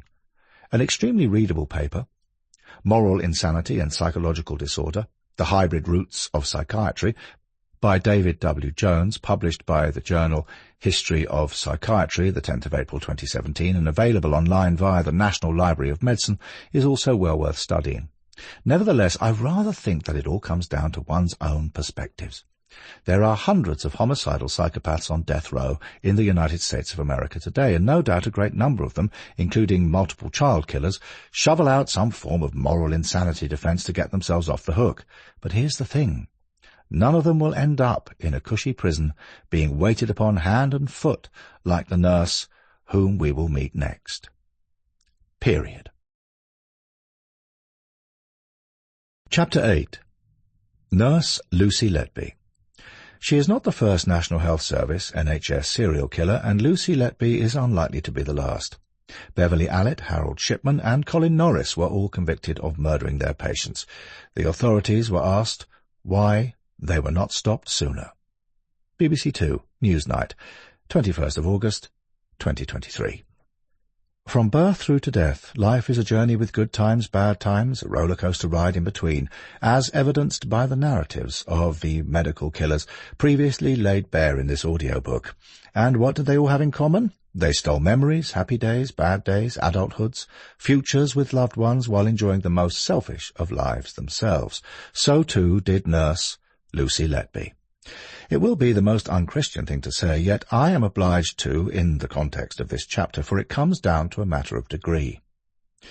The murder of an elderly person easing towards a natural death, or of an individual who has already lived a fulsome life, or one who is approaching their sell-by date with no going back to fresher times, might seem a lesser business than taking the life of a baby, not long from the loving mother's womb.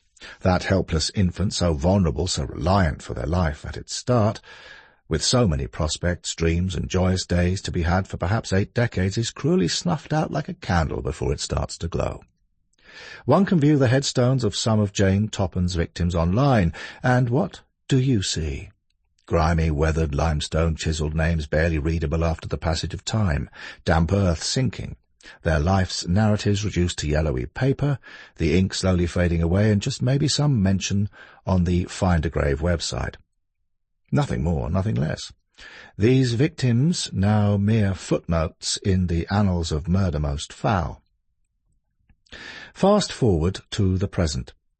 The murdered child in a small white coffin, pallbearers in tears, the tolling of the bell, and the parents' hopes and dreams for that baby gone too. And somewhere the killer sits, all smug, snug and warm, having destroyed many innocent lives with a fuck you, fuck them attitude, having already enjoyed a good life while callously stealing the very start of the lives of others. Phew, that was heavy going, I have to say, so let's move on. What can I say that has not already been said? What can I write that has not already been written about NHS neonatal nurse Lucy Letby? Not much, I'm bound to say, so she is included in this audiobook more in passing than in depth. The details of her convictions are so well documented elsewhere that it would be tedious for the listener to have me wade through her narrative all over again, since there is already more than enough material online and in the media, with often conflicting professional opinions and a lot of educated and uneducated guesswork thrown in for good measure. Similarly, I will not go down the establishment's blame game road either, because it has already been well signposted, chewed over and spat out like bitter medicine many times. NHS serial killer Dr. Harold Shipman targeted elderly patients who trusted him, lethally injecting them with morphine. He killed them because to his mind they needed to be killed, executed. Elderly patients were also the target of young NHS nurse Colin Norris, who went rogue. In 2008 he was found guilty of murdering 4 elderly patients and trying to kill a 5th because he despised old people. His warped psychology dictated that he needed to kill them. But the closest comparison to Letby is NHS nurse Beverly Allitt, also in her 20s, and who also worked on a children's ward, in this case in Lincolnshire. In 1993, Allitt received 13 life sentences for the murder of 7 infants and the attempted murder of 7 others. As set out earlier, giving patients lethal injections of drugs amounts to executing them, so let's not dress these homicides up as anything less, for fear of upsetting those who take a more liberal view of such crimes. That simply wouldn't do, would it? For the purposes of this chapter, however, I propose to look into Lucy Letby's childhood to see whether there are any indicators that might have pointed to a serial killer in the making. A serial killer breed. The FBI defines a serial killer as any individual who kills 3 or more people with cooling-off periods in between the events. John Wayne Gacy, Ted Bundy, nursing assistants Gwendolyn Graham and Kathy May Wood, Peter Sutcliffe, Andre Chikatilo, Myra Hindley, Carl Panzram, Rose West, on and on ad infinitum. Pick up any compendium volume and you will see that serial killer is an all-encompassing term. No psychological icing sugar can sweeten their horrific murders, no matter what sex, age, or ethnicity their luckless prey may be, or what their sickening motives or methods of killing. Words such as gross, sickening, evil, abominations, and monsters leap from the black pages of criminal history, and if anyone feels any compassion for them in their hearts, they should think again, for it could be one of your very own beloved who falls prey to a serial killer. Don't ever think, this could never happen to me. Lucy Letby, join the Serial Killer Club. The person who kills within a healthcare setting has already developed the desire to kill before they join the healthcare setting. And if you want to kill, of course, you're going to identify people who are vulnerable, people whose deaths won't be noticed. So guess what? The people who serial killers target by and large are older people, or they target very, very young people, specifically in a neonatal unit, in this case, Letby, where again small babies with chronic underlying health problems are vulnerable. Professor David Wilson, BBC Two, Newsnight. I hold a deep respect for the noted Professor Wilson. Although we have both appeared in the television documentary series Born to Kill, I have only met him briefly in person. We did a grip and grin photo at CrimeCon UK in 2023. I admire him, and so should anyone. Oh, and if you have never heard of CrimeCon UK, it's an annual event for true crime enthusiasts held in London and in Glasgow, so look it up online and book a ticket ASAP. Endorsement done and dusted. Formative years in brief. Unlike serial killing nurse Jolly Jane Toppan, who was born on the wrong side of the tracks, the same cannot be said of serial killing nurse Lucy Letby. There is no evidence even to suggest that she endured a brutal or disadvantaged childhood. Far from it. Unlike the American serial killer, Aileen Lee Warnos, who went through hell and back even before she had turned 12 years old, suffering the most nightmarish child abuse that one can only dare think about. I wrote about this in my book Monster, the basis for the 2003 movie, starring Charlize Theron. But even this brilliant film skipped Lee's formative years as being far too disturbing for public consumption. Of all human activities, education is the one most likely to give rise to cant, pomposity, and fraudulent expertise. John Ray, The Observer, 1983. Those who know the Letbys say that 77-year-old former shop manager John and 63-year-old retired accounts clerk Susan doted on their daughter. Some might even say too much so, wrote Barbara Davis in the Daily Mail on the 22nd of August 2023.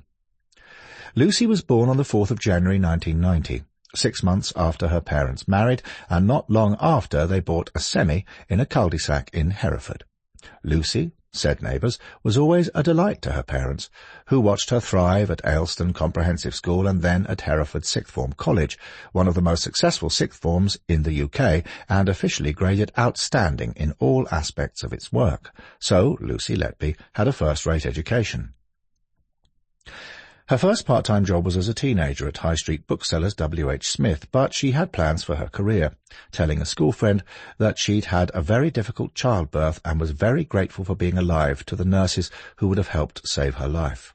This, her friend mentioned, had led Lucy to want to be a nurse all her life, and that everything that she did was geared towards the ultimate goal of becoming a nurse. When in 2011 she graduated with a BSc in child nursing from the University of Chester, her parents were so delighted that they took space in the local paper, telling all and sundry, "We are so proud of you after all your hard work." They did the same again when she turned 21, this time accompanying the birthday notice with a photograph of their daughter as a sweet-looking child. Although they were said to be unhappy about her moving away from Hereford to start her new job at the Countess of Chester Hospital in Chester, they helped her buy her first home, a £179,000 three-bedroom semi, just a mile from the hospital, where she lived alone with her two rescue cats, Tigger and Smudge. There will be many young adults across the world who would love their parents to buy them a three-bedroom property and rocket them up the housing ladder. So there she is, at the beginning of her career, personable, well-educated, well-provided for, and about to start her dream job. Mind control / psychological manipulation. Allow me to place a bit more of Letby's younger years under the glass, to ask, were there any homicidal indicators to be found in her mindset? Perhaps I discern overbearing parental imprinting, entering the picture we are now painting of young Lucy Letby. There is nothing wrong in parents being very proud of a child, that's a given, but taking out birthday greetings and notices in newspapers congratulating their pretty daughter while adding a photo of her as a sweet-looking child, as though she is a precious piece of bone chinaware only to be brought out on special days, is, I think, a little over the top. Had every proud Hereford parent done this, the local newspapers would have been as thick as Long Island telephone directories, and they are very big, as I can attest. Besides, for a teenager, this vainglorious advertising might well have been an embarrassment to her, inviting ridicule from peers who had less fortunate childhoods and educations than hers. I can also attest that if my mother and father had stuck a photo of me in the local rag, and I have never been sweet-looking from day one, with my ears looking like a London taxicab with its doors wide open, I'd still be a laughingstock across planet Earth many decades later, social media being what it is today. Yes, my parents used to take me and my sister Elizabeth on summer bucket and spade holidays to the seaside. Elizabeth told me quite recently that our mother, Mary, once scolded Dad with something like, "Christopher is not in the car," to which he replied, "Never mind, I'm sure some idiots will adopt him." We find other small indicators of possible discontent elsewhere. During her 2022 trial, the emergence of texts that Letby exchanged with colleagues hinted that sometimes she felt smothered by her parents, while at the same time feeling guilty about moving away from them. Nonetheless, she continued to holiday with them, going on the thrice-annual trips to Torquay, the South Coast resort the family had enjoyed since her early childhood. Torquay? And she once told a doctor who was moving to New Zealand that she would never have been able to make such a move because it would completely devastate them, her parents, adding, "They find it hard enough being away from me now, and it's only 100 miles. Another time she messaged, "My parents worry massively about everything and anything. They hate that I live alone, etc. I feel bad because I know it's really hard for them, especially as I am an only child, and they mean well, just a little suffocating at times, and constantly feeling guilt." Ironically, given the nature of Letby's crimes, maybe the key to understanding her sometimes claustrophobic relationship with her parents might well lie in her infancy. So what are the psychological effects of controlling parents, if indeed hers really were a little too inclined in that direction? A 2019 study of 762 children reported that those who perceived their parents to be more controlling had a significantly higher risk of internalizing issues. This includes emotional problems, such as depressed mood, apathy, and psychological stress. Controlling or overbearing parents are often referred to as authoritarian, If a parent is strict, they may not let a child have much autonomy or independence, as was the case with young Harold Shipman. Dr. Jennifer Littner, a certified sex and relationship therapist, endorses Marissa Moore's 2nd of August 2022 online piece dealing with an overbearing parent can feel like walking on eggshells. There is no suggestion from me that Mr. and Mrs. Letby were strict authoritarians, indeed quite the opposite. Perhaps they were over-investing in their daughter by wanting the best for her, being overprotective and somewhat restrictive at the same time because of her difficult birth. In this regard, her parents' perceptions might well have differed from their daughter's mindset, thereby introducing some tensions. If Letby's comment that she wanted to become a neonatal nurse because she had survived a traumatic birth is true, this might go some way towards explaining why her parents had a tendency to overprotect their only child. What effect this might have had on Lucy as she entered her adult years is another matter entirely. I somehow feel that many psychologists, including Professor Wilson, might say that I am barking up the wrong tree. I will let listeners judge me on this. On the subject of psychologists, some have suggested that Lucy Letby is a covert narcissist, that having been the centre of her parents' universe for so long, she still craved the attention she'd received since childhood, and once living away from them, needed to find it elsewhere. There might be some truth in this, because other text messages sent throughout the period of her NHS killings reveal how she sought sympathy and admiration from colleagues, a sort of neediness, both clingy and attention-seeking. Several factors can cause a person to be needy, including low self-esteem, a negative self-image, past traumas, or an anxious attachment style. We will see this neediness trait in Beverly Allitt. But does any of this answer the question, how could a child raised by such adoring parents have been convicted of being one of the worst child killers in modern British history? As my late friend Professor Elliot Leighton once bluntly told me, millions of children have good and bad upbringings, but they don't turn into serial killers, do they? He had a point. After the death of Letby's first victim, baby A, in June 2015, a colleague sent her a message. I hope you are okay. You were brilliant. The murderous nurse responded with a short, cold reply. It was the hardest thing I've ever had to do. Just a big shock for us all. Hard coming in tonight and seeing the parents. Yes, it must have been hard for Letby, having to face a dead infant's mother and father, yet she did not seem to harbour any emotional feelings, no remorse towards the deceased infant or the grieving parents in that reply. According to Dominic Wilmot, a lecturer in criminology at Loughborough University, some of the nurse's texts suggest that she wanted to garner sympathy after the baby's deaths. She, Letby, may have been motivated by a pathological desire for attention and sympathy, quoted in the Daily Mail on the 21st of August 2023. To bolster this, another key prosecution argument throughout her trial was that she wanted to gain the sympathy of a doctor with whom she had become infatuated.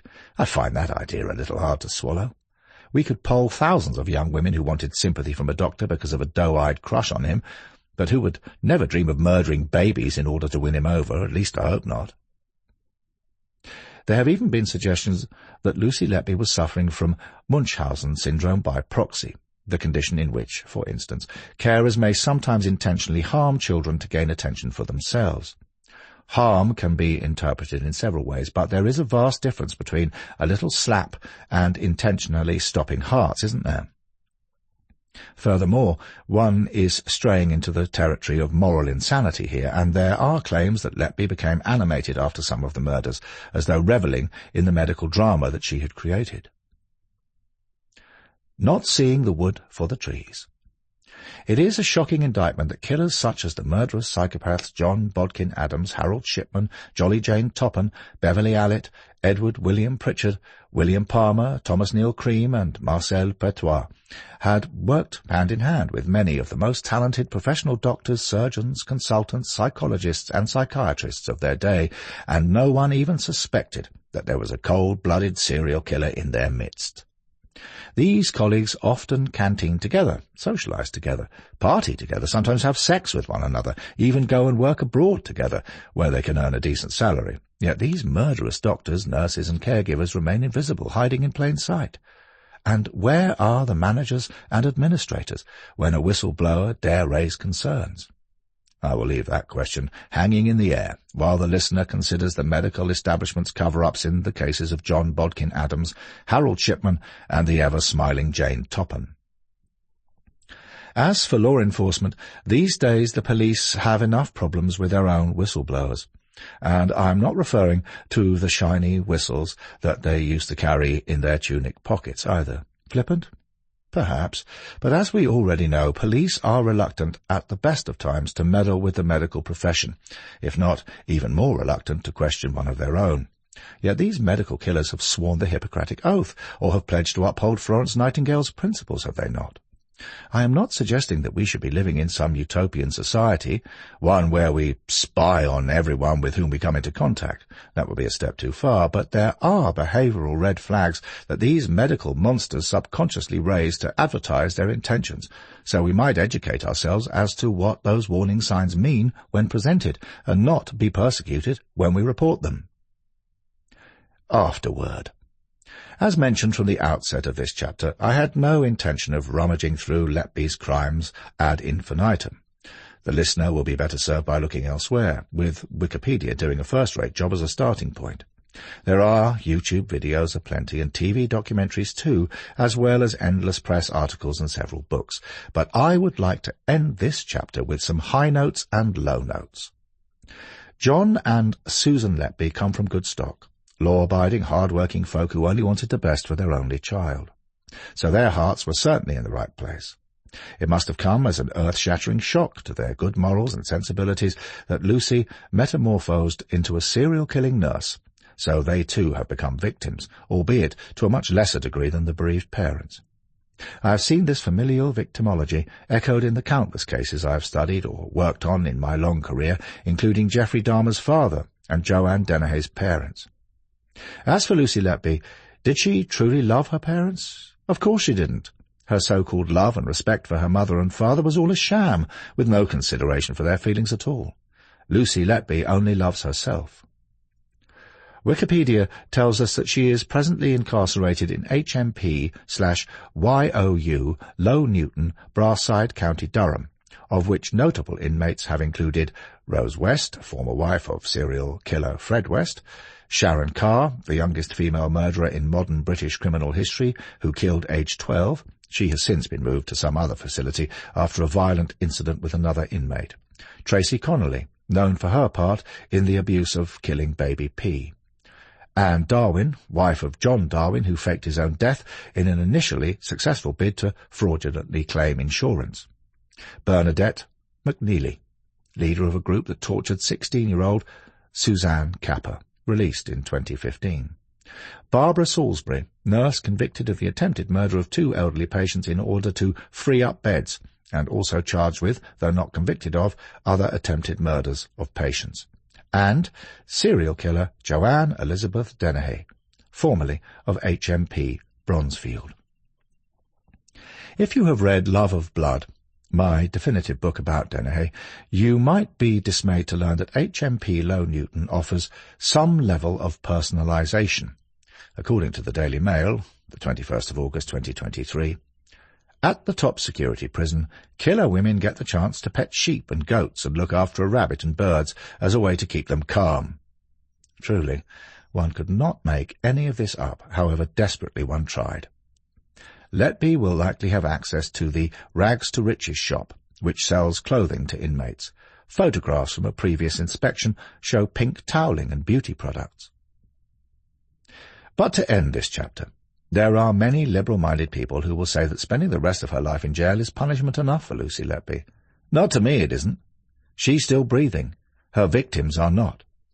For us, however, it's time to move on with our murdering medic's travelogue, some 4,500 miles, to the country that is a hub of the call centre industry and where millions of people seem to enjoy riding on top of rickety trains, frequently falling off. Yes, India. Chapter 9. Dr. Bukcha Rustomji, Hakim, a.k.a. Buck Ruxton. Red stains on the carpet, red stains on the knife. Oh, Dr. Buck Ruxton, you cut up your wife. News of the Times, Unlocking the Vaults of Historic Crime, podcast hosted by Robin Coles. Anyone who has watched online the long drop hanging of Saddam Hussein will understand what it's all about. A loud bang, a millisecond of weightlessness, a numbing jolt, a moment of anoxia, dizziness, a kick of the legs, then death. Saddam wasn't smiling. One of his murderous sidekicks, Ali Hassan al-Majid al-Tikrit, a.k.a. Chemical Ali, was hanged at Camp Justice, Iraq on the 25th of January 2010. The execution was botched. His head was torn off and rolled across the floor. Chemical Ali wasn't smiling either. On the 12th of May 1936, an unsmiling, terrified Dr. Buck Ruxton briefly acquainted himself with hangman Albert Pierpoint at HMP Manchester. The Bombay-born Parsi with a pathological jealousy disorder provides a notable historic case, to be sure, but what fascinated me out of the scores of crimes I have reviewed is not so much Ruxton's dismemberment murders, but it is his psychopathology and backstory that are so intriguing. The more so because what follows has more twists, turns and permutations than Rubik's Cube, with the added puzzle of a morbid Cyclops eye as the finale to what was then billed as the greatest murder of the century. The Parsis. Bukcha Rostomji Hakim, a.k.a. Buck Ruxton, was born in Bombay, now Mumbai, on the 21st of March 1899, into a prosperous Parsi family of Indian-French origin. Parsis are descended from Persians who fled their country in the 8th century to escape persecution by Muslims. Initially they settled in the Indian state of Gujarat, but with the growth of European trade in the 17th century they flourished as merchants to spread to other parts of the country and played a major role in the growth of Bombay. Parsis, followers of the Zoroastrian faith, have a strict religious outlook on life and are described as conscientious and skillful in their mercantile pursuits. The tale How the Rhinoceros Got His Skin in Kipling's Just So stories features a Parsi from whose hat the rays of the sun were reflected in more than oriental splendour. As befitted his background, Buck Ruxton received a thorough education. A thoughtful, sensitive youth, he studied at Bombay University, where in 1922 he qualified as a Bachelor of Medicine and later as a Bachelor of Surgery. As expected, great things were foreseen for the handsome young doctor by his family, friends, colleagues, and many other Parsis, in view of the first-class honours awarded him in medicine, midwifery, and gynecology. With a start like that in life, what could possibly go wrong? Indeed, from university he joined the staff of a Bombay hospital, later becoming a medical officer to the Malaria Commission. On the 7th of May 1925, in an arranged marriage, he wed Motan, a young woman from a well-to-do Parsi family.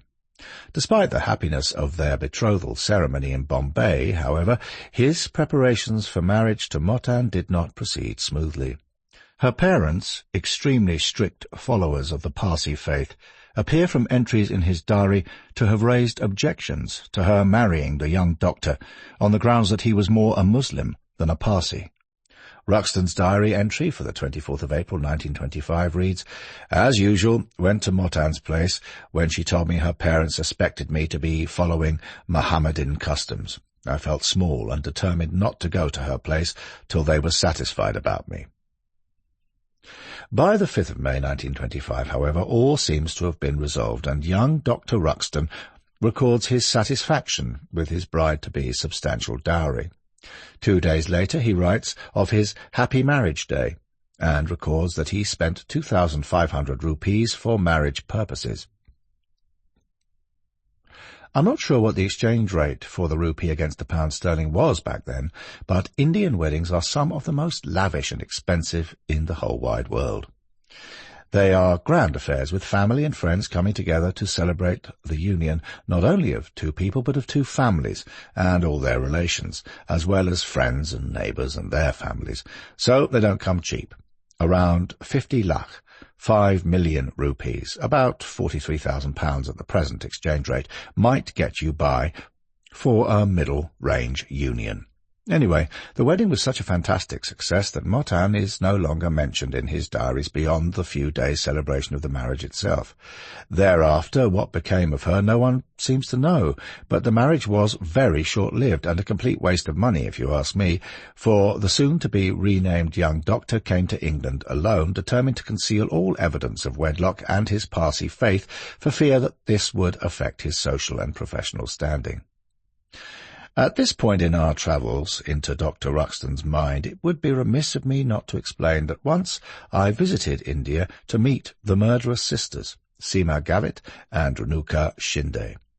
They were on death row at the time, although their sentences were commuted to life in Pune's Yawada jail.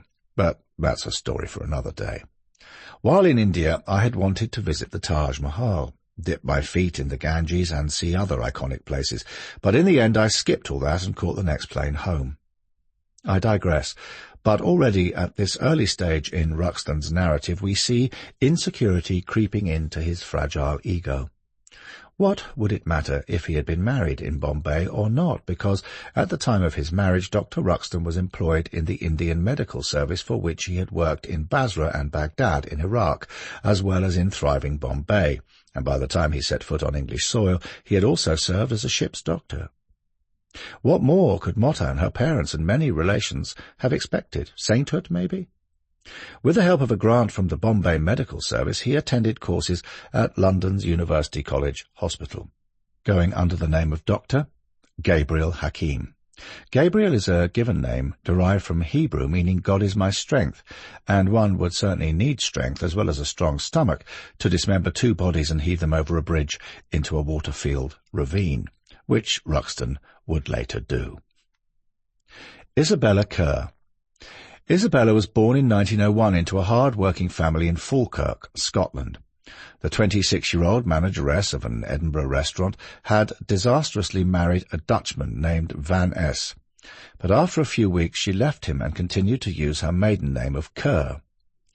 In 1927, after a brief spell in Paris, Ruxton moved to Edinburgh, a major centre of the medical world, where he studied to become a Fellow of the Royal College of Surgeons. He failed the entrance exam on no fewer than 3 occasions, but was allowed to practice by the General Medical Council on the strength of his excellent Bombay degrees, and it was while in Edinburgh that he fell in love with Isabella. A stormy courtship followed, but one initially based on a genuine mutual affection, and when Ruxton went south to work as a locum to a London doctor, Isabella followed shortly afterwards. By now he had changed his name by deed poll to Buck Ruxton. This, he suggested to a friend, tripped off the tongue, and was more likely to prove palatable than his birth name of Bakhtia Rustomji Hakim in sober medical circles, which, like other aspects of his supposedly devout background, he'd jettisoned as inconvenient baggage, so perhaps he had a point there. In a nutshell, Ruxton was reinventing himself, as though he was ashamed of his background and formative years and his Parsi faith and heritage. In London in 1929, Isabella gave birth to their first child, Elizabeth, a name he chose as a nod to Queen Elizabeth I. The following year, the family moved to Lancashire, where Ruxton acquired a substantial practice in a solid-looking terraced house at 2 Dalton Square, Lancaster. In 1931, Isabella gave birth to a second daughter, Diana, and 2 years later to a boy, Billy, and the couple took on a nursemaid named Mary Rogerson to look after the children. At this point, it is fair to say that Dr. Ruxton was a kind and caring GP. More than once he waived his fees for patients who could not afford to pay for treatment, and all in all his practice was thriving. Do I look like a murderer? It's not in my nature, and my religion would not allow it. Dr. Buck Ruxton. Behind curtained windows, the first glimpse of a smart home is very much like that of a well-dressed person. We may see a smile or a frown, but we cannot know what lies behind that stylish front. We see a nice-looking grey stone residence sitting in an upper-middle-class street, a glossy painted front door, perhaps a maid coming out to polish the brass plaque beside it, which reads, Dr. Buck Ruxton, hours 2 to 4 p.m., 6:30 to 8 p.m., and we pause to watch as a young woman, perhaps as young as 20, bustles giggling children to school. "Oh, how nice," we murmur as we move on our way. Think about this. How many Norwood Park Township residents walked past serial killer John Wayne Gacy's house at 8213 West Summerdale Avenue, Chicago, oblivious to the fact that this monster had tortured and killed some 34 young lads and buried them in the crawl space? John Wayne is such a neighbourly guy. He's a builder, a respected member of the JCs, and he's met Rosalind, the First Lady of President Jimmy Carter, you know. How many folk strolled past serial killers Fred and Rosemary West's home, 25 Cromwell Street, Gloucester, ignorant of the terrible atrocities going on inside? Fred always had a cheeky smile, and Rosemary never says a bad word against anyone, you know. How many Londoners looked at the frontage of 10 Rillington Place, Notting Hill, without ever suspecting that John Christie was one of the worst serial killers in history? "Oh yes, Reg was once a policeman, and he has medical knowledge, so polite too." Or glance up at Dennis Nielson's top-floor flat at 195 Melrose Avenue, Cricklewood, London, completely unaware that he was strangling young men, dismembering them and trying to flush the remains down a drain. Dennis very polite, a bit shy. He was once a police officer, you know. Countless murder houses hold many dreaded secrets, and ghosts aplenty. It's just that we never have a clue as to what's going on behind those walls. A closer peek behind the stolid facade of Dr. Ruxton's home would reveal loud arguments taking place between the couple, which tended to centre on Ruxton's unfounded belief that Isabella was unfaithful to him, so that jealous accusations regularly flew. Weary of the arguments, Isabella would frequently pack up her things as well as those of their children and move back, lock, stock and barrel, to her Scottish family home. Panicking and in tears, the insecure Ruxton would telephone, begging her to return, with Isabella eventually caving in, only for the cycle to repeat itself again and again. Police records document accusations by Isabella of physical abuse. On several occasions, both parties were brought to the police station, where a sobbing Ruxton was recorded as rambling in speech, while Isabella made complaints, stating that her common-law husband was beating her. As the excellent podcast News of the Times reports, Isabella was generally considered as attractive. She was vivacious. She enjoyed socializing. She enjoyed going to events. At one town hall function, she spent the whole of the evening dancing with different men as Ruxton watched, so the dramatic ups and downs continued. In 1932, Isabella attempted suicide by asphyxiation, which ended with a miscarriage. After the birth of their third child, the already tempestuous relationship between the couple grew even more so, with constant allegations of infidelity and mistrust. I have no intention of speaking ill of the dead. Isabella was a doting mother and faithful to her partner. Any talk of infidelity came only from Ruxton's lies in his statements to the police. The Edmondsons. The Edmondsons were known within the Lancaster community of the time as a respectable upper-middle-class family. Son, Robert Edmondson, was a strapping, handsome young man and considerably younger than the drab Ruxton and his 36-year-old outgoing partner. It can be said that Robert, who worked at the town hall, and Isabella were considered to have a friendly relationship. Nothing more and nothing less, and although rumours flew, as they are inclined to do in such close communities, that their relationship was illicit, these were never substantiated. It was all just idle gossip. However, the green-eyed Dr. Buck Ruxton was convinced in his own mind that the affair between Robert and his common-law wife was real and had been going on for some time. Pathological jealousy. Pathological jealousy is an extreme irrational form of mistrust that can have a profound impact on an individual's life and relationships. It extends beyond what is considered usual and takes the form of a conviction that a spouse or partner is being unfaithful. It can result in extreme distress, emotional instability, even violent behaviour, including murder most foul. Pathological jealousy is also known as morbid jealousy or delusional jealousy, and frequently involves excessive suspicion, mistrust, and intense emotional reactions such as anger, hostility, and aggression, irrespective of the actual situation within a relationship. With that in mind, I tend somewhat to view Dr. Buck Ruxton as an insecure man scrabbling to compete with his English colleagues, and this sense of inferiority, with its roots formed almost as soon as he had arrived in England, could lead to extreme anxiety and on to controlling behaviour. Instead of using healthy coping skills, he was a physician, surgeon, after all was said and done, he wanted to control free-spirited Isabella in order to feel better himself. It is all about power and control, so what we see in the relationship between these two people is a clear-cut example of domestic violence and abuse. Not much has changed today, that being one of the reasons why I have included Ruxton in this audiobook. Dismembered bodies. On the 29th of September 1935, Miss Susan Johnson was enjoying a quiet Sunday afternoon stroll near Moffat, a popular town in Dumfriesshire, Scotland. As she walked across a stone bridge spanning a fast-moving stream called the Gardenholm Lynn, she paused to look at the waters below and found her attention attracted by something odd, protruding from some sort of wrapping and caught up in the undergrowth. Looking more closely, she recoiled in horror when she realized that it was a human arm, so she hurried straight back to the hotel where she was staying to tell her brother of her grim discovery. He accompanied her to the stream and uncovered other parts of a human body wrapped in newspapers and pieces of a sheet. The police were called. The stream and ravine were initially searched by Sergeant Sloane of the Dumfriesshire Constabulary, who found a further 4 bundles of human remains. Some were wrapped in clothing, including a blouse and a pair of child's rompers, and some in a pillowcase and another piece of sheet. An intensive search was then organised, and within a few days several other pieces of human flesh had been found in the Gardenholm Lynn, and also in the Annan, the river into which the Lynn flows.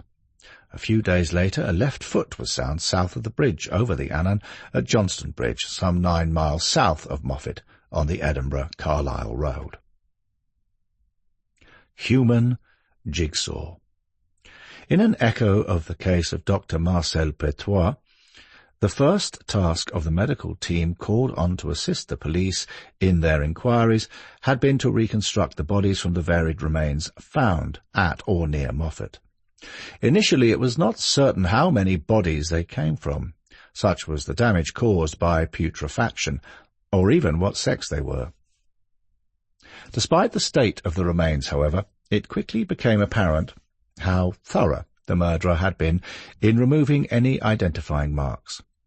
Facial features and virtually all the fingerprints had been removed. This could only mean that someone with skills like those of a surgeon or a doctor could have done this, possibly someone who was forensically aware. Yet with insufficient knowledge of what he needed to do to conceal his involvement, Ruxton was already revealing clues to his identity.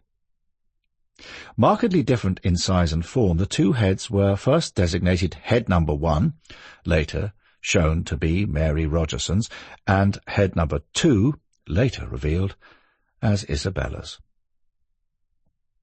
In investigating what became known as the Jigsaw murders, the heads formed the basis for the assignment of other parts in the reconstruction of the bodies. Professor John Brash of the Anatomy Department of Edinburgh University was able, with increasing confidence, to apportion parts to one or other of what became clear were 2 bodies. The pelvic trunk of body number 2, for example, could be seen as part of the same body as the upper portion, since the latter had 2 lumbar vertebrae attached to it, while the former had 3. Together, these 2 trunk portions completed the proper total of 5 lumbar vertebrae, and when placed together, articulated perfectly. X-ray examinations in which the bones could be compared exactly with regard to shape, size and texture confirmed the initial finding. When the 2 bodies had been reconstructed as best they could, Professor Brash was joined by the Scottish forensic scientist Professor John Glaister and Dr. Gilbert Miller, elsewhere Miller, lecturer in pathology at the University of Edinburgh. If Ruxton had only been aware of what was going on, he would have been quaking in his shoes, for the very medical people he had striven so hard to emulate were on track to provide the evidence with which to hang him. Ironically, to fracture the second vertebrae towards the top of his neck close to the skull, designated as C2. Determining the sex of the two victims did not trouble the experts unduly. In body number 2, female sex organs were still intact, while in the head of the other body a small and obviously female larynx was discernible. Additionally, pieces of facial skin from body number 1 showed no signs of stubble. If that were not horrific enough, now comes the bad part. The fact that both bodies had been drained of blood and viscera on dismemberment, which delayed the usual process of decay, meant that some pieces of flesh could be identified under microscopic examination. 3 pieces were found to be female breasts, although Glaister could not say to which of the bodies they belonged. Without wishing to ruin your dinner, the appearance of the bones enabled Glaister and his colleagues to reach fairly firm conclusions about the ages of the two women. In body number 1, for example, sutures in the bones of the skull were not completely closed. Calcification of the extremities of bones and teeth were not complete, and wisdom teeth had not erupted. All these features pointed to a female considerably younger than the more mature body number 2. Eventually Glaister and the other medical experts were able to compile rough descriptions of the two women whose bodies they had examined. They assessed body number 1 as being aged between 18 and 25 years old. Mary Rogerson was 20, and between 4'10" and 4'11½". She was 5 foot. Body number 2 was estimated to be aged between 35 and 45 years of age. Isabella was 34, and about 5 feet 3 inches tall. She was 5'5". The fact that the vertebrae in body number 2 had been separated relatively skillfully gave further weight to the notion that some medical knowledge must have been applied in the dismemberment process. Causes of death. The next question was, how did these women get to die? With body number 1 it proved impossible to determine a cause, but in body number 2 broken hyoid bone in the neck and small hemorrhages in the lungs suggested asphyxia. If strangulation was indeed the cause of death, it would have left certain indications at the point of the tongue and in the eyes, ears, and nose. Ruxton had skillfully removed all these parts of the body in what appeared to be an attempt to destroy any means of determining the cause of death of both women. But, although he did not know it, in doing this he was inadvertently putting his own signature on the human remains, indicating, inter alia, that the victims were more than likely to have been known to their killer, and intimately. The forensic team next considered the apparently indiscriminate mutilation of certain parts of the body. The leg of one bone had been completely flayed of the soft tissue and skin, while the other 3 legs were intact. The fingers and toes of one body had been removed, but had been left alone on the other body. Similarly, the skin had been removed on just one of the upper forearms. The dead can talk. It was only when, at a later date, a list of known identifying features of the two women were compared with the mortal remains that a pattern became clear, namely that the mutilations coincided with the location of distinguishing marks. Isabella's legs, for example, had been nearly the same thickness from the knees to the ankles, hence removal of the soft tissues. Her beveled, squarish fingernails had also been distinctive, so they too had been removed. Isabella is now talking to the pathologist. She is saying, "I know my killer very well, and he knows me very well too." The removal of skin on Mary's upper forearm had been to conceal her conspicuous birthmark. She also had a squint in one eye. Mary is also talking to the pathologist. She is telling him, "I know my murderer, and he knows me very well." One of the specialists whose findings were to prove of particular forensic value was Dr. Arthur Hutchinson, Dean of the Edinburgh Dental Hospital. He was able to determine from the sockets of the missing teeth in the two bodies that while some had been extracted some time ago, others had been removed not long before or after death. That it was possible to date the extraction of the teeth from the condition of the sockets and gums appeared to have been overlooked by the murderer. Isabella had rather prominent teeth, which would have been a clear clue to her identity, thus leading the police to her husband, a doctor and surgeon. Professor Glaister estimated that the dismemberments could have taken about 6 hours to complete, and after due consideration, after examining the remains on the 1st of October 1935, he propounded that death had occurred some 10 to 14 days earlier. Where this gruesome work had been carried out had yet to be established. Locard's exchange principle. We heard earlier that under autopsy even the dead can talk in much the same way as a crime scene can speak to SOCO, Scenes of Crime Officer, investigators, through the French criminologist Edmond Locard's exchange principle, usually rendered as every contact leaves a trace. Actually, Locard, who became known as the Sherlock Holmes of France, didn't say that at all. He stated, toute action de l'homme est a fortiori. L'action violente, qu'est un crime, ne peut pas se dérouler sans laisser quelques marques. Locard, Edmund, 1877 to 1966. La police et les méthodes scientifiques, 1934. Translated, this means that any action of an individual, and obviously the violent action constituting a crime, cannot occur without leaving a trace.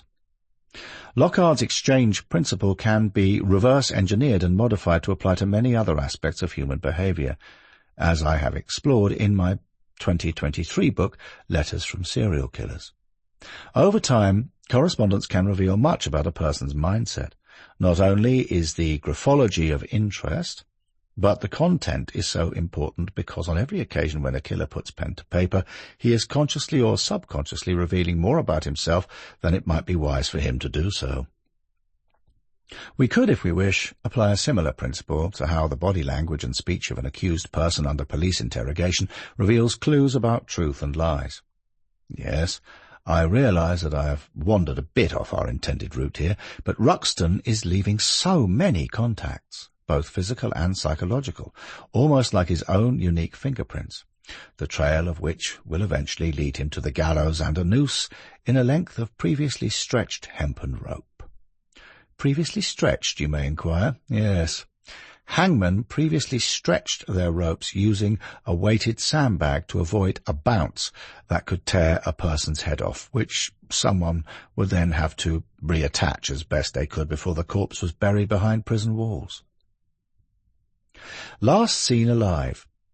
On Saturday the 14th of September 1935, leaving Ruxton to attend to his business, Isabella drove to Blackpool to meet her sisters, Mrs. Nelson and Mrs. Madden, and to see the illuminations for which the seaside town is famous. She left her home in the early morning for the 35-mile drive and returned to Dalton Square at about 11:30 p.m. Her car was found in Lancaster the following day, but Isabella had vanished, and Dr. Ruxton, well, he had two lines of reasoning. 1. Isabella went to Blackpool in her own car with Robert Edmondson, although her two sisters did not confirm that Robert was with her. Or 2. She took the nursemaid Mary Rogerson, which her sisters also did not confirm. It's something of a mess, really, because published accounts vary. To my mind, it seems highly unlikely that Mary accompanied Isabella on that trip because her duties were more or less confined to caring for the children at 2 Dalton Square. Mary Jane Rogerson. Mary was 20 when she went missing on Saturday the 14th of September 1935. She was employed by Dr. Buck Ruxton principally to look after the 3 children, although her duties extended to other work around the house. She had a simple outlook on life, was well liked, and she spent all her free time with her father and stepmother, and had never gone away without their prior knowledge. When on holiday, she used to write home nearly every day, so her disappearance on this occasion was completely out of character, and even more so because she would have been thrilled to tell her parents that Isabella was taking her to see the famous Blackpool illuminations. So the listener can see that Mary, even post-death, is now offering some clues to why she has mysteriously gone missing. Home help. As was her normal practice, charwoman, Mrs. Elizabeth Kerwin, would have called at 2 Dalton Square on Sunday the 15th to begin work at 10 o'clock. However, she had been told by Ruxton the previous Friday not to come to the house until the Monday morning. This indicates that Ruxton planned the murders in advance and did not, as he claimed at trial, commit them in a rage, a spur-of-the-moment sort of thing. Charwoman Mrs. Agnes Oxley was also expected that Sunday morning, but stayed at home after her husband received an early morning visit from Ruxton, who explained that Isabella had gone on holiday to Edinburgh with Mary Rogerson, and that Agnes would not be required until the following day.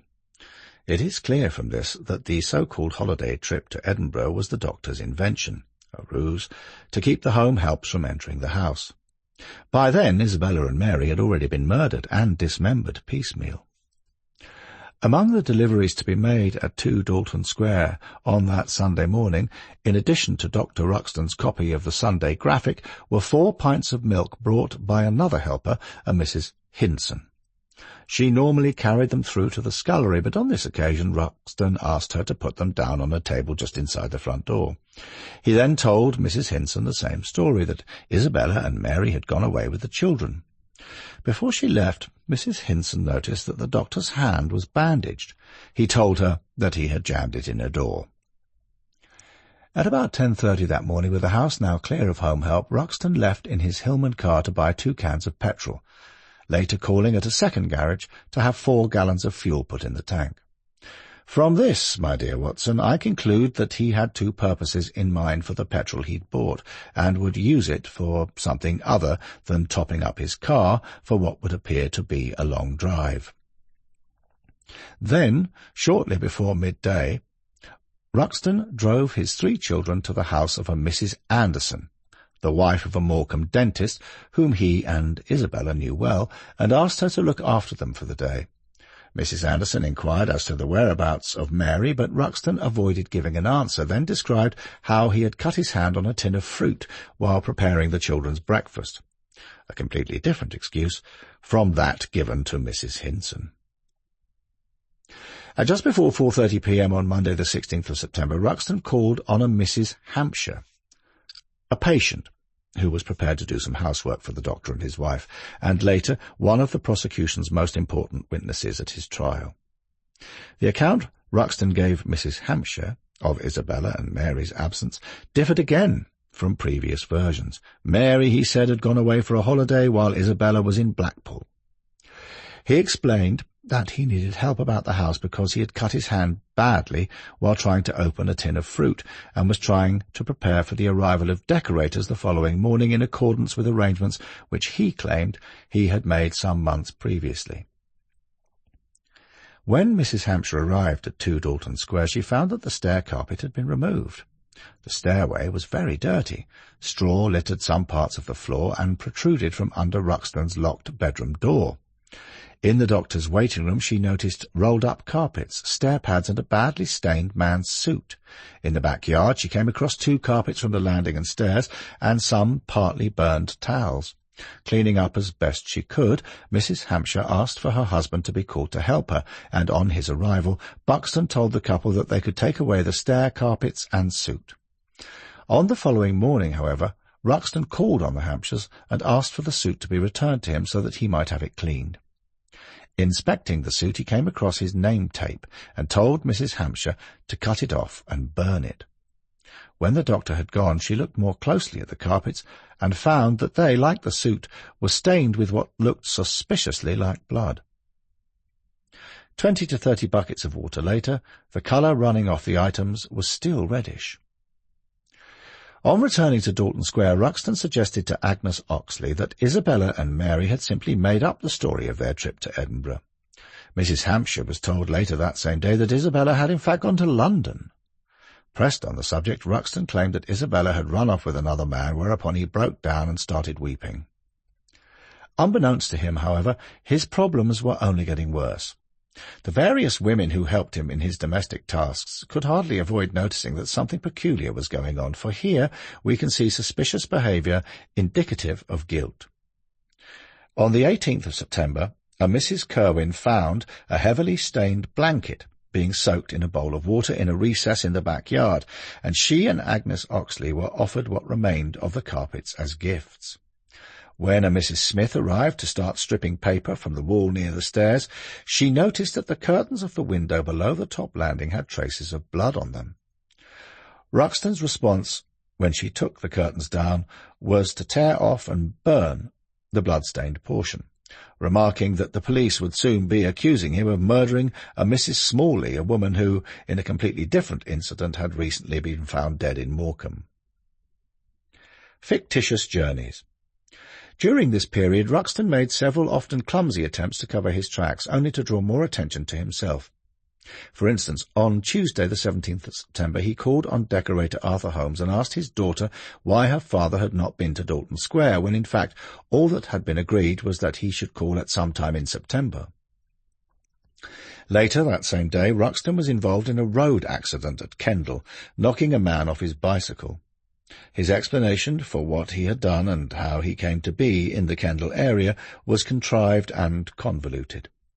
His account of the collision with the cyclist on the 17th of September would prove to be one of the best examples of the damaging fabrications he offered in trying to avert suspicion. When the cyclist, Bernard Beattie, reported Ruxton's car registration number to the police after the driver failed to stop, they intercepted the doctor at Milnthorpe, a few miles south of Kendal. Questioned about the accident some weeks later, the doctor was asked whether he'd been to Carlisle on that occasion. We will come to the reason why the police asked him this pointed question soon enough. Nevertheless, Ruxton denied it all, claiming that Beattie must have made all this up, because he, Ruxton, had been to the Grange-over-Sands area, his route making it impossible to have been in Kendal without a detour of some 11 miles.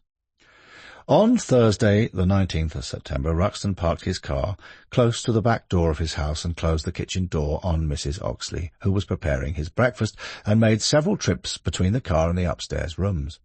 He then drove off, after which she noticed that some of the upstairs rooms, previously locked, were now open, and there was an unpleasant smell coming from the doctor's room. Since the Tuesday of that week, Ruxton had instructed Mrs. Smith and Mrs. Kirwan to keep fires alight in the backyard, on which he had burned papers. Now the 2 cans of petrol have significance, and on the Thursday, while sweeping out the yard, Mrs. Kirwan noticed pieces of burned blue and red material and a blood-stained swab of cotton wool. The material she found resembled a coat and an old-fashioned dressing-gown that young Mary Rogerson used to wear. On Friday, the 20th of September, Ruxton told Mrs. Kirwan to buy eau de cologne to rid the house of its nasty smells. At 2 Dalton Square later that Friday evening, Ruxton arranged for the children to be taken out by Miss Bessie Philbrook, who was one of his patients and who knew Isabella socially. While driving her over to Dalton Square, Ruxton asked if she had known that young Mary was pregnant, the first of several attempts to stop inquiries being made concerning the maid's whereabouts by suggesting that Isabella had taken her away to have an abortion. Indeed, he tried to convince Mary's very concerned parents of the truth of this story when he called them the following Wednesday, cruelly claiming that Mary had been seeing a laundry boy, an explanation that utterly failed to assuage their growing fears. I think that the astute listener will now see where all this is going, and for Dr. Ruxton things were now about to get a lot worse. Inside Dr. Buck Ruxton's head. I killed Mrs. Ruxton in a fit of temper because I thought she had been with a man. I was mad at the time. Mary Rogerson was present at the time. I had to kill her too. Dr. Buck Ruxton, confession written in HMP Manchester shortly before his execution. Quite apart from the fact that Ruxton was as guilty as sin, there still remains unanswered the question as to why he murdered Isabella and Mary, because I do not believe that his scribbled note, written while in prison, was the whole truth, and nothing but the truth, or even half of it. There is not much to be gained by reflecting on his formative years, and through his teens, for they show Ruxton to have been a highly intelligent individual willing to learn and better himself in the medical profession. We can't fault him for that. Is it true that his first marriage to Motten didn't work out? And there is nothing unusual in that either.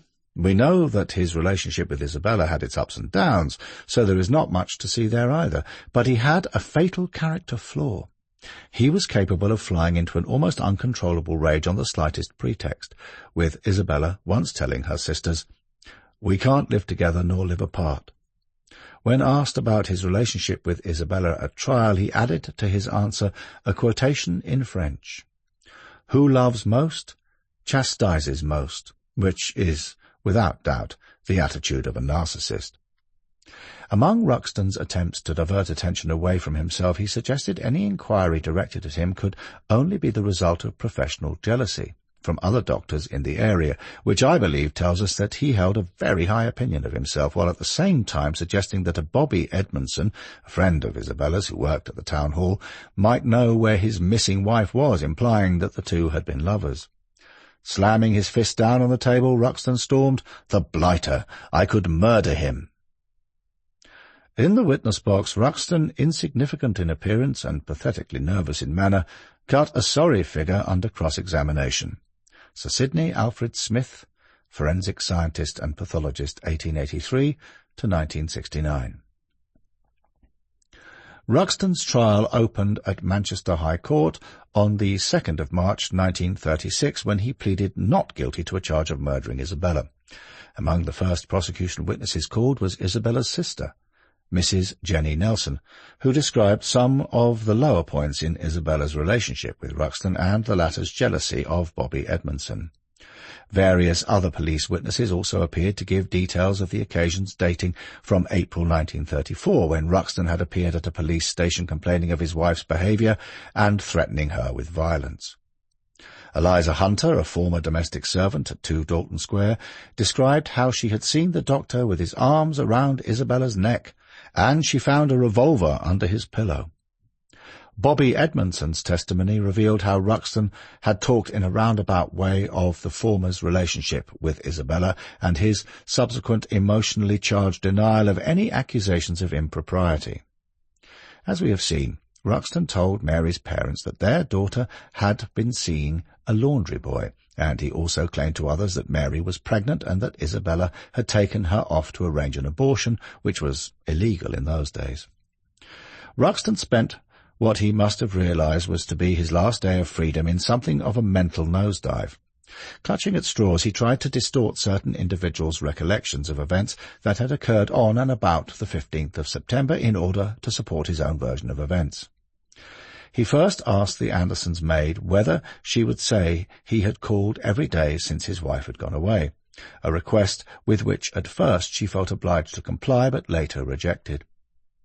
Charwoman Agnes Oxley was asked to amend certain details about her arrival at work on the morning of the 16th of September, but refused.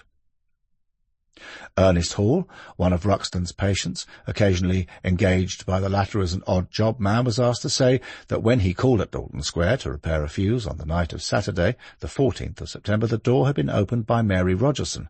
Despite Ruxton's encouragement, Hall pointed out that he had been in bed on that day. Motive for murder. Buck Ruxton and Isabella Kerr had lived together in what some might describe as a volatile and sordid relationship. While unable to live together or apart, they had 3 children. He was an excitable, lapsed Parsee with a religious chip on his shoulder and a sense of low self-esteem among his medical peers. Life with the emotionally unpredictable Dr. Ruxton must have been somewhat problematic for Isabella at the best of times, while she faced physical violence at the worst. No reliable statistics are kept of crimes arising from motives such as sexual jealousy or psychological derangement. How often do we hear of couples opting to stay together for the sake of their children, or a partner's career, until a final straw breaks the camel's back? I suggest that this case resonates with similar unhealthy domestic arrangements to this very day. A master of disinformation and of the juggling of facts, given to pathological lying at the drop of a hat and to trying to mirror his own failings in others, these were ultimately Dr. Ruxton's downfall via the hangman's trap. Moreover, I do not think for a moment that a fit of jealous rage over a man whom the doctor imagined was seeing his common-law wife was the final straw, because all those close to Isabella knew her to be a doting mother and faithful to a fault. Is it not possible that young Mary was pregnant with Ruxton's child, that she told her mistress, and when both women confronted the doctor, he flew into a murderous rage? It is interesting to note that despite overwhelming evidence that he killed Mary, Ruxton was tried only for the murder of Isabella. Counsel for the Crown, Mr. J.C. Jackson, K.C., claimed that Isabella had arrived back from Blackpool, where she had seen her sisters, and had then been beaten around the head and probably stabbed by Ruxton for her supposed unfaithfulness, and that while Mary Rogerson had witnessed the incident and was also murdered to silence her. Mary's skull had been fractured by blows to the head, but she had been killed by some other means. In this, listeners will have to decide for themselves, for this was a case of the more you see, the less becomes visible. Perhaps it is all hiding in plain sight. The Cyclops' Eye. If all the aforegoing hasn't put your own mind in a spin, try this. For many observers, the most intriguing aspect of the entire case was the discovery, with the rest of the remains in the ravine, of a cyclops or cyclopean eye. Named after the Cyclopses, the one-eyed giants in Homer's Odyssey, the organ was a sort of fusion of two eyes. Remarkably, there was no medical proof whether it was of human or animal origin, but Professor Brash believed that its state of preservation differed from that of the other gruesome discoveries. The point was not pursued, but if it was the case that the eye was better preserved and bore a remarkable resemblance to a museum specimen, this would have emerged, perhaps. Since Ruxton was known to be interested in ophthalmology, the scientific study of the eye, it is possible that he owned such a specimen, although it is still hard to explain how it came to be found with the dismembered remains of Isabella and Mary Rogerson. Think about that for a moment. What on earth was Dr. Ruxton doing with a possible museum exhibit on his person when he committed murder most foul or disposed of his victims' bodies? The defence suggested that the Cyclops' eye may have been from a deformed baby born to Mary Rogerson. If she had been killed in the course of an illegal abortion, then, the light of argument went, the abortionist would have had to murder Isabella, who had accompanied the younger woman to wherever the procedure was carried out. No one took this theory seriously, however. The Cyclops' eye was really no more than a mysterious red herring. Several people were cross-examined about it, and Ruxton denied that it was his property, but no conclusion was ever reached about how it came to be in the ravine, and in the same wrapping as some of Mary's other mortal remains. For anyone interested in the congenital disorder known as cyclopia, the National Library of Medicine has published a paper, Cyclopia, a newborn with a single eye, a rare but lethal congenital anomaly, a case report which can be found online. It seems fair to ask here what became of Ruxton's children. Author Jeremy Craddock writes, "But I think what has lingered with me is writing about Ruxton and Isabella's children, Elizabeth, Diana, and Billy. It is easy to lose sight of them. For them this was an unfathomable tragedy. They were left as orphans and put into care. The truth of what became of them is locked away in Preston's archives until 2035. The Jigsaw Murders, the true story of the Ruxton killings and the birth of modern forensics, 2021. Considering sweet Mary Rogerson and her squint, if the Cyclops' eye and a first-rate hanging don't keep listeners up at night, then nothing will. Dr. Buck Ruxton's punishment was, one might say, a case of an eye for an eye, a tooth for a tooth, lex talionis, the law of retaliation. But now it is time to change time and place, to late 1960s Corby Glen, to be precise. Chapter 10. Nurse Beverly Gale Allitt. I know you don't believe me. Beverly Allitt to police on her arrest in 1991. Formative years. This shocking woman, dubbed by the media the Angel of Death, was born on the 4th of October 1968 and raised in the quintessential English village and civil parish of Corby Glen, about 9 miles south-east of Grantham, a market town now well known as the birthplace of former British Prime Minister Margaret Thatcher. Set in the rolling Lincolnshire countryside, Corby Glen, until 1956 just Corby, boasts a fine Grade I listed Church of England church founded in the 12th century and is famous for its sheep fair, which dates to 1238. Now, sadly, also famous as the birthplace of serial killer nurse Beverly Allitt. Beverly is one of 3 sisters and a brother. Their father, Richard, worked in an off-licence, better known to our American cousins as a liquor store, while her mother was a school cleaner. As for her schooling, Beverly failed to get into Kesteven and Grantham Girls' School, the grammar school, where the woman who was at the time about to become Prime Minister was a star pupil. Instead, Allitt attended the Charles Reed Secondary Modern School, now Academy. A good school, and certainly not one that might in any way have shaped Beverly Allitt's future. So you see, young Beverly's background was nothing out of the ordinary, and I am struggling to find where, in Miss Allitt's formative years, things started to go south. Was she so bitterly disappointed to have been turned down by the Tory leader's old school that resentment against mankind rankled within her? It does not seem likely. But there have been hints at a strong vein of attention-seeking within her. How early this behaviour began is unknown, but attested reports from her school indicate that she would often arrive there wearing plasters and bandages, even plaster casts, and bask in the sympathy she received, while refusing to let anyone look at the supposed injuries. The school put her fictitious injuries down to clumsiness. She apparently even managed to convince doctors that she had appendicitis, which led to her undergoing a quite unnecessary operation. It never occurred to anyone at the time that she might have a mental disorder known as Munchausen syndrome, named after the fictitious comic character who told incredible tales of his extraordinary exploits to seize the attention of and impress all who would listen. Grantham and Kesteven Hospital. Moving on, Allitt left school at the age of 16 and enrolled in a pre-nursing course at Grantham College. At home she appeared to be the model daughter, taking on babysitting jobs and saving the money she earned from them. She was, though, frequently absent from college due to various mystery illnesses. Between 1987 and 1990 she presented herself to the casualty ward of Grantham and Kesteven General Hospital 24 times.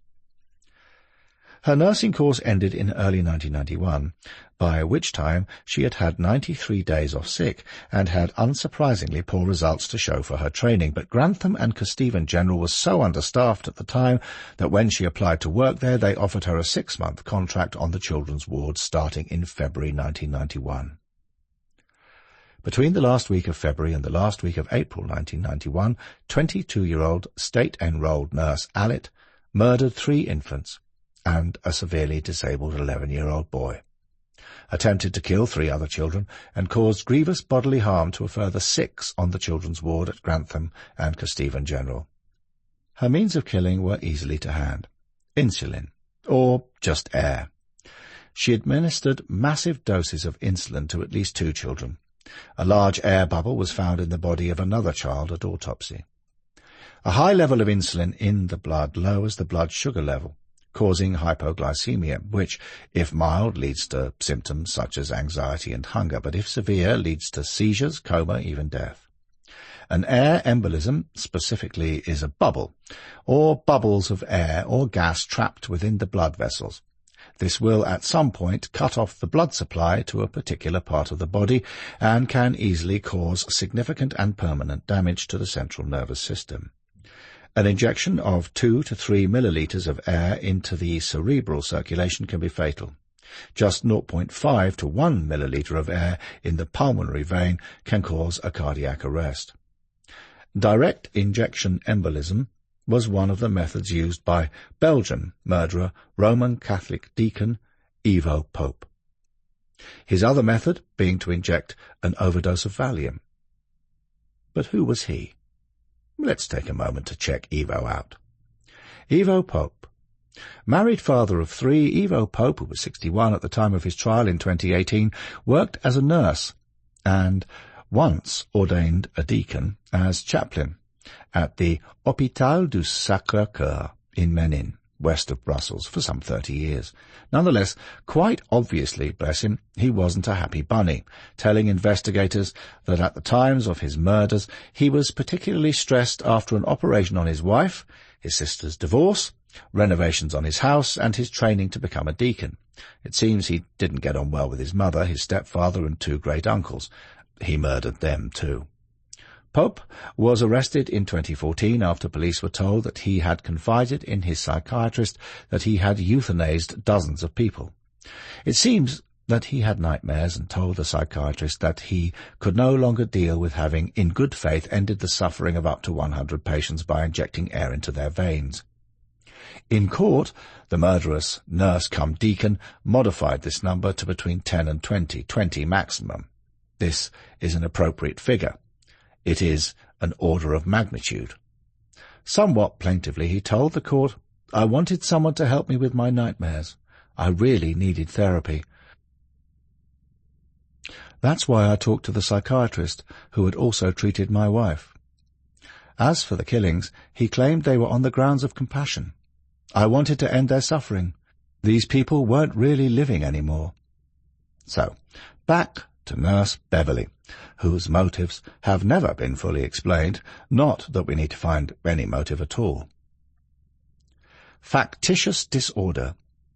In Allitt's case, Munchausen syndrome, which is also known by the less colourful term of factitious disorder, was manipulated by her into what is or was known as Munchausen's syndrome by proxy, another form of factitious disorder, now more boringly called fabricated or induced illness, FII. This is when someone falsely claims that another person in their care shows physical or psychological signs or symptoms of illness or causes injury or disease in another person in their care with the intention of deceiving others to attract attention to themselves. The other person is usually, though not exclusively, a child. The National Health Service website states, "Fabricated or induced illness, FII, is a rare form of child abuse. It happens when a parent or carer exaggerates or deliberately causes symptoms of illness in the child. The parent or carer tries to convince doctors that the child is ill or that their condition is worse than it really is. The parent or carer does not necessarily intend to deceive doctors, but their behavior is likely to harm the child. For example, the child may have unnecessary treatment or tests, be made to believe they're ill, or have their education disrupted. FII covers a wide range of symptoms and behaviors involving parents or carers seeking health care for a child.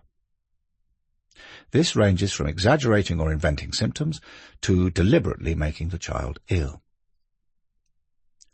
Those with the disorder are assiduous in trying to make healthcare professionals, or indeed their own colleagues, believe that a healthy child is ill. This they do by exaggerating the child's symptoms, and even creating symptoms by such ploys as adding glucose to the child's urine to suggest diabetes, adding blood to the child's urine or stool, withholding food from the child so the child does not gain weight, heating up thermometers used for the child, or giving the child unnecessary medication or other substances to induce sickness. Sometimes older children come to believe that they are invalids when they are not, which can cause psychological problems in later life. Specifically relevant to Beverly Allitt is that, according to the American website Medline Plus, the caretakers often work in healthcare and know a lot about medical care. They can describe the child's symptoms in great medical detail. They like to be involved with the healthcare team and are well liked by the staff for the care they give the child. These caretakers are very involved with their children. They seem devoted to the child. This makes it hard for other health professionals to see a diagnosis of Munchausen syndrome by proxy. We can now see how such a serial killer nurse, a pathological liar, a psychopathic individual can cover their tracks while wearing a fake mask of humanity. Allitt was, like so many of the previously mentioned killer doctors and nurses, hiding in plain sight. It was only following the death of her final victim that Allitt's colleagues became suspicious of the number of cardiac arrests on the children's ward. Police were called in, and it was determined that she was the only nurse on duty during all the attacks on the children, and that she had easy access to the drugs used. From our examination above of the condition FIA, or Munchausen syndrome by proxy, it is clear that the death of the victim is not sought. Allitt, however, seems to have taken matters further and allowed her victims to die. Why? It seems unlikely that the killings were accidental. Her victims were mostly too young or incapable of pointing the finger at her. She had no reason to kill them, yet kill them she did. She had nothing to gain by their deaths, except perhaps more sympathy from her colleagues. In her babysitting days, she had seemed genuinely fond of her charges, so she could not claim some deep psychological aversion to babies. The question is Munchausen syndrome by proxy a viable defense for committing serial homicide? Which takes us to the next question, which is preferable: a mainstream prison, locked up with hardened criminals such as spree killer Joanne Dennehy or serial killer Rosemary West, or the supposedly easygoing confines of a secure mental hospital such as Rampton or Broadmoor? It was revealed in the 2018 TV documentary Trevor MacDonald and the Killer Nurse that Allitt told close friends before her trial that she would never go to prison. Indeed, after just 1 week in prison, she refused to eat or drink and lost a great deal of weight, which is the playing for attention card from the bottom of the honesty deck once again. Nonetheless, with this alleged Munchausen syndrome idea in her purse and giving some psychiatrists pause for thought with, let's on the safe side now, Allitt was diagnosed with anorexia nervosa, a psychiatric condition, rather than with manipulativeness, and shipped off to Rampton High-Security Psychiatric Hospital in Nottinghamshire. Rampton Secure Hospital. Rampton is one of 3 high-security hospitals in England and Wales. Among the well-catered-for clients, according to lincolnshirelive.co.uk, are Mark Rowntree, the spree killer who in 1976 admitted murdering 4 people in West Yorkshire; Eltiona Skana, who stabbed to death a 7-year-old girl in Bolton Park in March 2020, and Davidas Skebas, found guilty of the 2022 murder of 9-year-old Lilia Valut. An awful hand of cards, to be sure, and lest I forget, people are detained in Rampton under the Mental Health Act 1983 for, among other things, learning disabilities, mental illnesses, or sundry non-specific psychopathic disorders. As is par for the course, the psychiatrists involved in diagnosing on what planet she lives could not agree on Beverly Allitt's mental condition. The Daily Mail of the 24th of October 2018 reports, Professor Todd Högel, lead psychologist at Rampton Hospital between 1995 and 2008, said it is very difficult to convince experts of mental health problems. Professor of Forensic Psychiatry Jeremy Coyd told Trevor MacDonald on the 2018 documentary, "She doesn't sound like someone who has a severe mental illness or a personality disorder so severe that she needs to go to Rampton." And the criminologist, Professor Elizabeth Yardley, was quoted in the Daily Mail as saying, "When we start talking about mental ill health, we are looking at people who aren't in control of their actions, but Beverly Allitt knew exactly what she was doing." Both concluded that Allitt was not mentally ill and should be in prison and not a hospital, to which I fully agree, and anyone looking into her eyes would say the same as me, because she is a homicidal psychopath and is working the system. That view was not shared by the Mental Health Assessment Panel before whom Allitt had appeared to be considered. As reported by the BBC on the 3rd of October 2023, for a transfer to a mainstream prison. If she were, she could become eligible to apply for parole in a matter of 6 or so months. 2 months later, it was reported that her request had been denied and that she was to remain in Rampton. She will not be eligible for another assessment until 2026 at the earliest. Chapter 11. Dr. John Dale Cavaness. The wicked is overthrown through his evil doing, but the righteous finds refuge in his death. Proverbs 14:32. Saline County, and that name is not intended as a medical pun, in southern Illinois, a region sometimes called Little Egypt, is about 300 miles south of Chicago, which it formerly exceeded in 2 regards: church-going and homicide.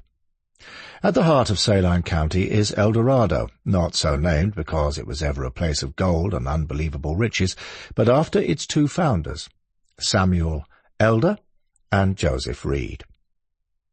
Legend blames a sign painter for the misleading spelling. Known as a sundown town, it was a place of unrest, racial segregation and racism until the late 1960s and was once said to have had a murder rate that was twice the U.S. national average, or about equal to that of Chicago. This was the birthplace of John Dale Cavaness. John Dale Cavaness was a natural fighter. His Bible-thumping mama, Noma, was a Dale, one of the first English families to settle in Ozark Hill country, a lonely, wooded area that had become scarred by coal tips and open-cast mines. By the way of digression, in folklore, the Howler is a legendary creature said to dwell in the Ozarks. Some describe it as a large, nocturnal animal resembling a panther or canine. Some say that it's as big as a bear but as lithe and stealthy as a leopard, while others claim it has sharp horns growing from its head with glowing red eyes, long black fur, and a blood-curdling cry. I guess that the Ozarks are not the sort of place to pitch a tent in the dead of night. Cavaness's father, Clarence Mark Peck Cavaness, worked on the railways, which enabled the little family to avoid the worst of the Depression years, when the mines were closed down and their neighbours were reduced to living on watered-down gravy. His mother, Noma, liked to boast of her only child, born the 15th of October 1925. He was a breech birth, and he's been doing things the hard way ever since. When she forced her son to go to school in fancy knickerbockers and insisted that he learn the violin, the other boys bullied him. Then one day, the diminutive Dale faced his tormentors and discovered that he could fight better and dirtier than any of them. Encouraged by his father, he became famous as a scrapper, making up in aggressiveness for what he lacked in height and weight. When he left school in the late 1930s, Cavaness joined the U.S. Navy. As the Second World War rumbled on, he joined the battleship, the USS North Carolina, in the Pacific, in time to see action against Japanese kamikaze attacks, and was honorably discharged after 2 years' service, a U.S. Navy veteran at only 21. He then married his childhood sweetheart, a local physician's daughter named Helen Jean Pierce, and it was her father who, chatting with Cavaness, encouraged him to enter the medical profession, and so he attended Carbondale's Southern Illinois University and SIU Champaign-Urbana for his undergraduate studies, moving on to Washington University School of Medicine in St. Louis. His fellow students reportedly found him to be a braggart and know-it-all, but he was competent and dedicated throughout medical school. It was reported that his father-in-law, who was building a new hospital in El Dorado, was planning to name it the Pierce Cavaness Hospital in anticipation of his son-in-law joining him in practice. It lasted as the Pierce Hospital until 1989. Marianne Newbury. Before Cavaness had even left St. Louis to start his residency, Helen left him for one of his friends. He was, it was said, devastated, but soon found comfort with a nurse at a St. Louis hospital. Marianne, who had been a friend of Helen's, was at first reluctant, but the two began to date, and when Dr. John Dale Cavaness began a residency in Baltimore, she took a job with an airline based in New York. Marianne, who was from St. Louis and loved dancing, opera, and wrote romantic poetry, and was used to big city life, was impressed with Southern Illinois when she went with John to meet his parents in El Dorado. But she was captivated by his confidence and energy, and they were married in St. Louis on the 3rd of October 1952. After a short spell away, the couple returned to St. Louis so that John could finish his education at the maternity hospital of St. Louis. Rightly so, Marianne expected her new husband to scale the heights of medicine and was stunned when, in 1954, he abruptly chose to become a country doctor. At first working at Hamilton Memorial Hospital in McLeansboro, a small city in so-called Little Egypt, and then transferring to El Dorado and to Pierce Hospital. Cavaness having been dropped from the name for obvious reasons. In spite of his divorce from Helen, he remained on good terms with Dr. Pierce.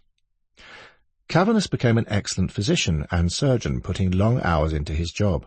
Marianne, however, was not thrilled about living in southern Illinois, and on their first wedding anniversary, after a few glasses of wine each, she mentioned maybe moving from the Midwest back to city life. Her husband responded by punching her in the face. A sign of things to come. Children and spouse abuse. On the 15th of August 1954, Cavaness delivered their first child, whom they named Mark Dale. Another son, Kevin Dale, was born less than 2 years later on the 20th of May 1956. For the next 30 years, the legend of Dr. Dale was to grow in Saline County, where people came to regard him as a cross between Superman, Mother Teresa, and Robin Hood. He could do anything and remained good-humoured and cheerful while banishing their ills. There was nothing pretentious about their Dr. Dale. He was one of them, Saline County born and raised, and just to visit him was enough to cure most Eldorado people, so great was their faith in him. A long queue outside his surgery would wait uncomplainingly for hours. It was said that he never turned anyone away, and once a year he'd throw out the bills of those he knew could not pay. Of course, as a fully trained doctor and the chief surgeon at Pierce Hospital in Eldorado, Dr. Cavaness ensured that his patients came first. He saw nothing wrong with cheating an insurance company or the Prairie State to help out a patient or indeed himself, and any such misdemeanors would be noted with a chuckle and a wry smile. In Eldorado and for miles around, Dr. Cavaness could do no wrong even when he screwed up. Those who dared say a bad word against Dr. Dale had his army of grateful patients to answer to. What they did not see was the narcissist within Cavaness, the man who was always right, whom everyone admired, could never ever be contradicted or even stood up to. Any transgression of his rules at home would be met with unreasonable fury and violence. He was drinking heavily at the end of the day and would often become abusive towards his family, apologizing profusely when he sobered up. Marianne would dutifully forgive him, but must have despaired as he grew more and more controlling and vindictive. One of his son Kevin's earliest memories was of being locked in a cupboard by his father and left there crying, only to be told roughly not to be a baby. The public image that Cavaness cultivated was that of the dedicated doctor who would work late, come into his surgery early, do house calls for free when needed, and even, unlike most practicing physicians, take workman compensation cases, which made him extremely popular. As time went on, however, this facade began to slip, especially as his various enterprises on the side, such as a catfish farm and a cattle breeding project, began to falter financially and debts began to mount. His outbursts of temper increased as his drinking became heavier. Like his family, his office staff came to see his flip side as he urged them to falsify documents and get into other fraudulent activity. If someone quit or upset him, he would get angry very quickly, especially if he had been drinking. As time went on, he was often knocking back bourbon at the office and even before performing surgeries. Unfaithful. On one occasion, Marianne found her husband at one of his properties with Martha Cully, a married woman who had left her husband to continue to see Dr. Cavaness. Despite this, in 1962, another son, whom they named Sean, was born. The couple were now firmly rooted in Eldorado, with Marianne now having given up all hope of returning to city living. Cavaness was given to playing what he termed pranks, which were no more than malicious tricks to control the emotions of the victims of these practical jokes. Among his favourites was to inform a patient that she was pregnant with twins, which would cause either consternation or joy, or to exchange X-rays, so that a patient was led to believe for a time that they had a fatal malignancy. These practical jokes grew more cruel with the years. He also carried around a loaded .357 Magnum pistol with a hair trigger, which he would sometimes fire into the air to startle people. On one occasion, he reportedly shot dead his prize bull with the cry, "Now it's a hamburger." Nevertheless, the community still saw only the persona he presented to it of the caring, big-hearted doctor. Ticking time bomb. Intermittent explosive disorder, IED, as the Mayo Clinic describes it, involves repeated sudden outbursts of aggressive, violent behavior or angry verbal outbursts, often disproportionate to whatever caused them. Examples being road rage, domestic abuse, throwing or breaking objects, or other temper tantrums. IED can be caused by many things, including stress and financial issues. For some, it may be caused by an underlying disorder such as ADHD or external factors such as alcoholism. With Dr. Cavaness, we can now see the dark side of his personality. The loud-mouthed, narcissistic braggart with his heavy drinking, a wife-beating husband, a controlling bully to his family, a con-man and fire-raiser willing to commit financial crime when his medical practice income fell short of his needs. Still, all the locals loved him, and Cavaness's explosions of temper became less controlled, as did his drinking. He was said to keep an oxygen bottle handy, just to clear his head before an operation. His womanizing became intemperate. Taking a deeper dive into Dr. Cavaness's narrative, life with her husband must have been almost unbearable for Marianne. A mother with 3 boys, she must have had the patience of a saint, for he was never around for his sons, but the 2 remained married even after he left her. She was later to find out that he'd never actually completed signing the divorce papers. Then Marianne gave birth to another son in 1966, Patrick Dale Cavaness. She was now living with her family in a house Cavaness owned, which mysteriously burned down, apparently because 3-year-old Sean had been playing with matches.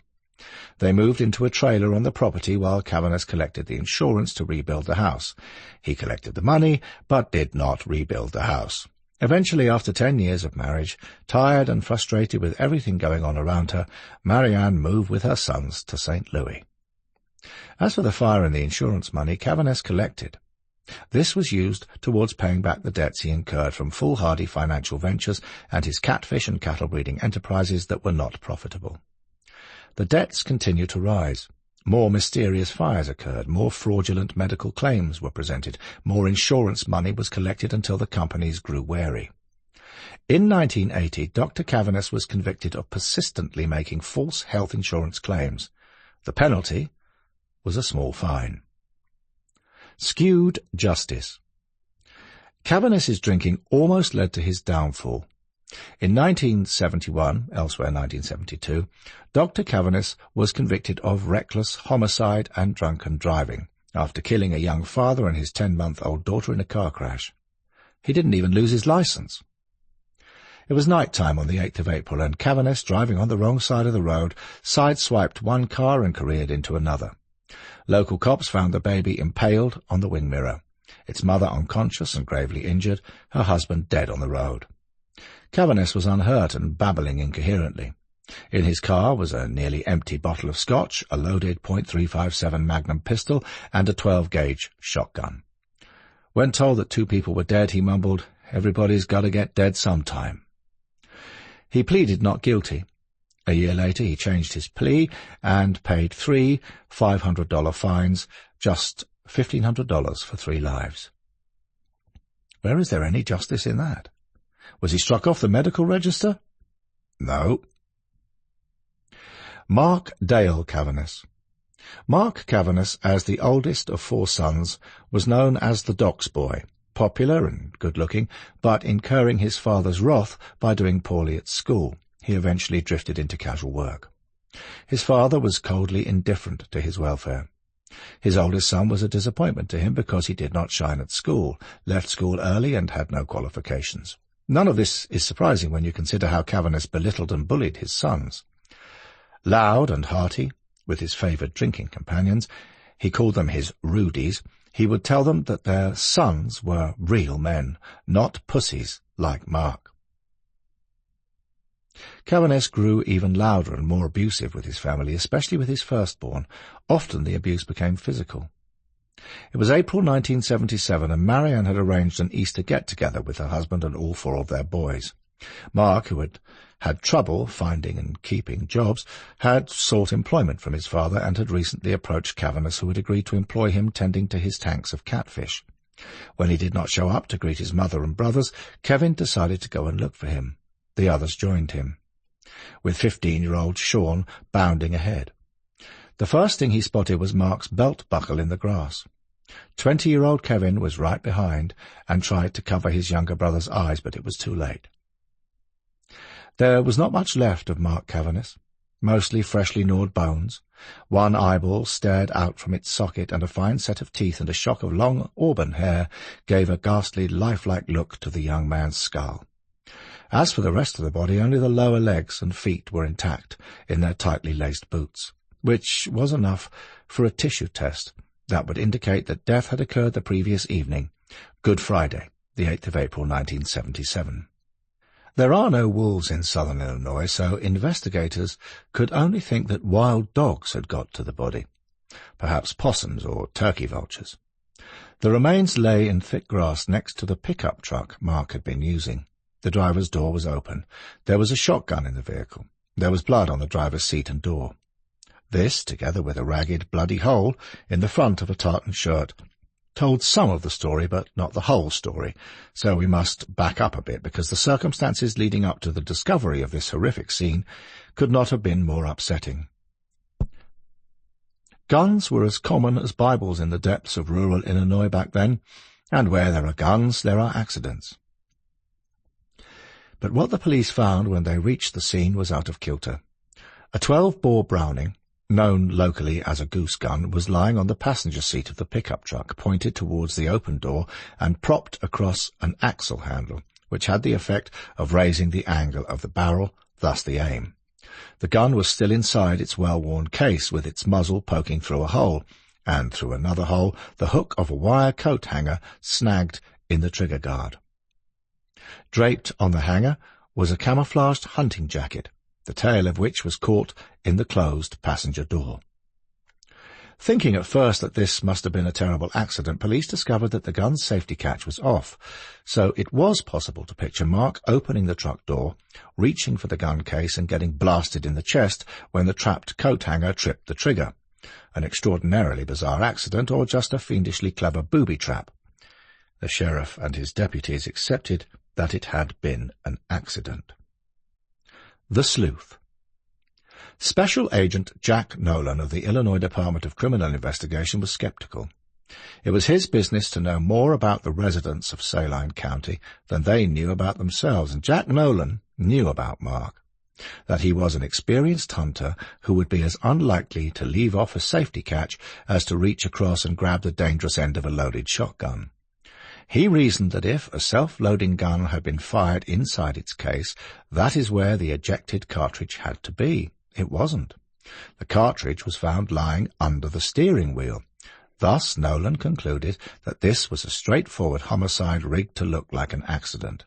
The murder had been staged, but for the moment he said nothing to the cops muttering nearby. Motive. From the beginning of this book we learned that one doesn't need a motive in the solving of a crime, although it can help if one could be found. So who would want to murder Mark Cavaness was a question in Nolan's mind. Mark was good-looking and liked by everybody, a favourite with the girls, but too laid-back, too easy-going for any jealous rival or outraged father to have him in his gun sight. For his part, Dr. Dale Cavaness seemed anxious for people to believe that it was an accident, saying to Nolan that he had warned Mark against drugs, hinting that the young man took drugs, a cynical ploy to lead Special Agent Nolan off the scent. But Nolan hadn't earned his gold shield by being a dumb fuck, so he checked his network of informers, shook a few of them down, rattled some cages, and came up with nothing. Apart from a little pot-smoking, Mark Cavaness had led a wholesome life, and on his meagre earnings could hardly have afforded to do otherwise. After 6 months of painstaking investigation, Special Agent Nolan filed a confidential report that put on record his initial conclusion of homicide, but listed no suspect for the obvious reason. Dr. Dale Cavaness was, after all, the local doctor, an excellent surgeon and worshipped by his community. However, among the loose ends that Nolan kept in mind was his discovery that the doctor had taken out a double indemnity life insurance policy on Mark a couple of months before the tragedy. That he had a rap sheet and had defrauded several insurance companies in the past, Nolan noted too. Thus the case was kept open as unsolved, but not allowed to go completely cold. Life now moved on for Dr. Cavaness. El Dorado rallied round its doctor in his time of anguish. Out of an apparently twisted sense of grief, he took to berating his dead son. "I never did like Mark," he was heard to declare. "He was no good." Sean Dale Cavaness. While Kevin became morose and obsessed with finding his brother's killer, it was Sean who took it the hardest. Dropping out of school at 16, he began drinking and putting on weight, drifting in and out of labouring jobs. As his drinking grew worse, he would try to phone his father at all hours, but Dr. Cavaness seemed to be put out by his son's need for emotional support and constantly berated Sean as a failure, an overweight one to boot. At 22, the same age as Mark when he was blasted to death, Sean lacked Mark's casual air and self-confidence, and clung to his mother while his father rejected him. Late in 1983, Sean entered an alcoholics treatment centre. After he left, he seemed to improve. He found a girlfriend. To his delight, he began to get calls from his father. Cavaness invited Kevin and Sean to participate in an insurance investment. That is, he would insure their lives. He told them that he would pay the $1,000 monthly premiums, so he would gain from the tax deduction, while they would benefit in the future because of the borrowing power the policies would accumulate. He did not add that, of course, if one of them were to die, he, the grieving father, would be better off by well over $100,000. As the harsh Midwestern winter set in, Sean found occasional work shoveling snow and was looking forward to a family Christmas reunion in El Dorado. 14 stiff drinks. At 7:45 a.m. on Thursday, the 13th of December 1984, police discovered the warm corpse of a portly young man lying between the carved gateposts at the entrance to a misty pasture in the Merrimack River Valley, about 20 miles west of St. Louis. The body was on its back, arms by its sides, as though laid out for burial. It was clad in brown corduroy trousers, a cream V-neck sweater, and blue tennis shoes. The pockets were empty. There were no personal effects of any kind, making early identification very difficult. Death had been caused by an execution-style shot to the back of the head at point-blank range, followed by another behind the right ear, fired from within 2 feet. Either shot would have been fatal, according to crime scene investigators, who judged the weapon to be a .357 Magnum, a firearm so powerful that it can fire a round through the engine block of a Mack truck and stop it in its tracks. At autopsy, it was established that the victim had been drinking heavily, the blood alcohol count being 0.26, the equivalent of 14 stiff drinks. Initially, all the signs pointed to a classic mobster hit, but an initial search of criminal records found no match for the victim's fingerprints. So, for a while, the police were at a loss as to the young man's identity. But then a match was made with a set of prints that had been taken when the victim was stopped for a minor traffic violation more than a year earlier. It was Sean Dale Cavaness, born 20th of May 1962. Location-wise, the body had been found next to one of the most shunned spots in the U.S., an argument for the murder having been planned. It was only a few yards from the sealed entrance to Times Beach, a ghost town, once home to 2,000 people, who had been evacuated by order of President Reagan early in 1983 due to contamination by TCDD, a type of dioxin. This was the largest civilian exposure to the compound in the history of the United States, and this action followed the discovery that a spray used to keep down dust on the township's roads was laden with the active ingredient of the Vietnam War Agent Orange. Drunk as the proverbial skunk, Dr. Dale Cavaness got the news of Sean's murder, then slammed the phone down when he returned home in the early hours of Friday morning from a long and lively Christmas party, and El Dorado churchgoers prayed for their doctor that Sunday. The funeral was held in St. Louis, and Sean was buried next to his brother, Mark, in Hamilton County. Dr. Cavaness wanted Onward Christian Soldiers and the Battle Hymn of the Republic to be played, but they were deemed inappropriate. The minister's eulogy was based on the text from Proverbs 14:32.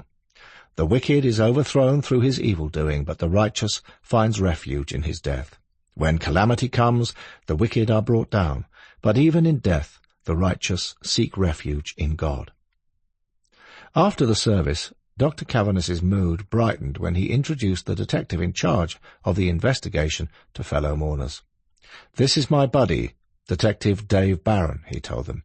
"He's the best damn detective in St. Louis. He's going to solve this damn thing." Detective Barron smiled politely because solve it he damn well would.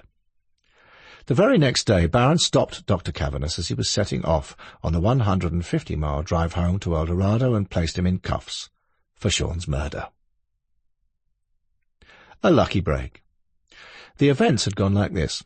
Soon after the discovery of Sean's body, Detective Dave Barron had set about tracing the dead man's last address, a bleak apartment in a run-down corner of St. Louis. Telephone, electricity and gas were all disconnected, with only a tiny paraffin stove as the source of heat and light. The lad had been living in squalor. Thinking outside of the box, while we take Sean's living conditions into account, what does this tell us about his father, the highly respected surgeon-physician so well loved and respected by the entire community? Clearly, Dr. Dale could not give two fucks about his son's welfare. No decent father would allow his boy to get into such a state. Dirty clothes and an empty vodka bottle completed the dismal scene in Sean's room. Barron had children himself. Feeling his anger rising, he questioned the downstairs neighbours, a couple named Croak, who had let Sean use their phone and who had grown fond of him. On the night before the body was discovered, they had seen a car prowling up and down the street and became suspicious enough to take down its registration number when it parked under a streetlight. Barron held his breath. "You wouldn't still happen to have that number," he ventured. The Croaks rummaged around in their kitchen, where they found a brown paper bag with scribbling on it. ILL, AVT-183. This could be a lucky break, thought Barron, the kind of miracle that only happens in fiction. Over his car radio he immediately traced the vehicle. It was an Oldsmobile Toronado. It was owned by Dr. John Dale Cavaness, and the Croaks were able to identify the doctor's mugshot as the driver of the car. Of course, the doctor knew nothing of this when he boasted that the detective was his buddy at Sean's funeral.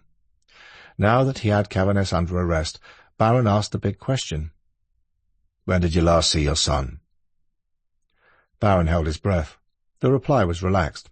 "Let's see, about 4 weeks ago." The doctor displayed remarkable resilience when he dismissed his attorney and withstood 15 straight hours of interrogation. He began by insisting that he had been at home in southern Illinois on the night of the killing, but had no alibi to support the claim. With the screw now turning, he changed his story, admitting that the Croaks were correct. Yes, he had driven up to see his son, he said, stayed with him until about 1:30 a.m., then drove home through the night. "So why did you lie?" "Because I didn't want to be thought of as a suspect. It just seemed logical," he replied. Interrogated again on Christmas Eve, the doctor changed his story once more. He did shoot his son, he said, but only when he was already dead. This seemed incredible to Barron. Now, digging himself even deeper into guilt, Cavaness explained that he had taken Sean drinking on the Mississippi waterfront until 3 a.m. They had driven around St. Louis, and as the sun came up, they found themselves in the country. At this point, I suggest that there was some truth in this ride-around, ride-along, because Sean would have been pleased to see his father when he called unexpectedly that night and suggested that the two of them should go out for a drive and have some drinks.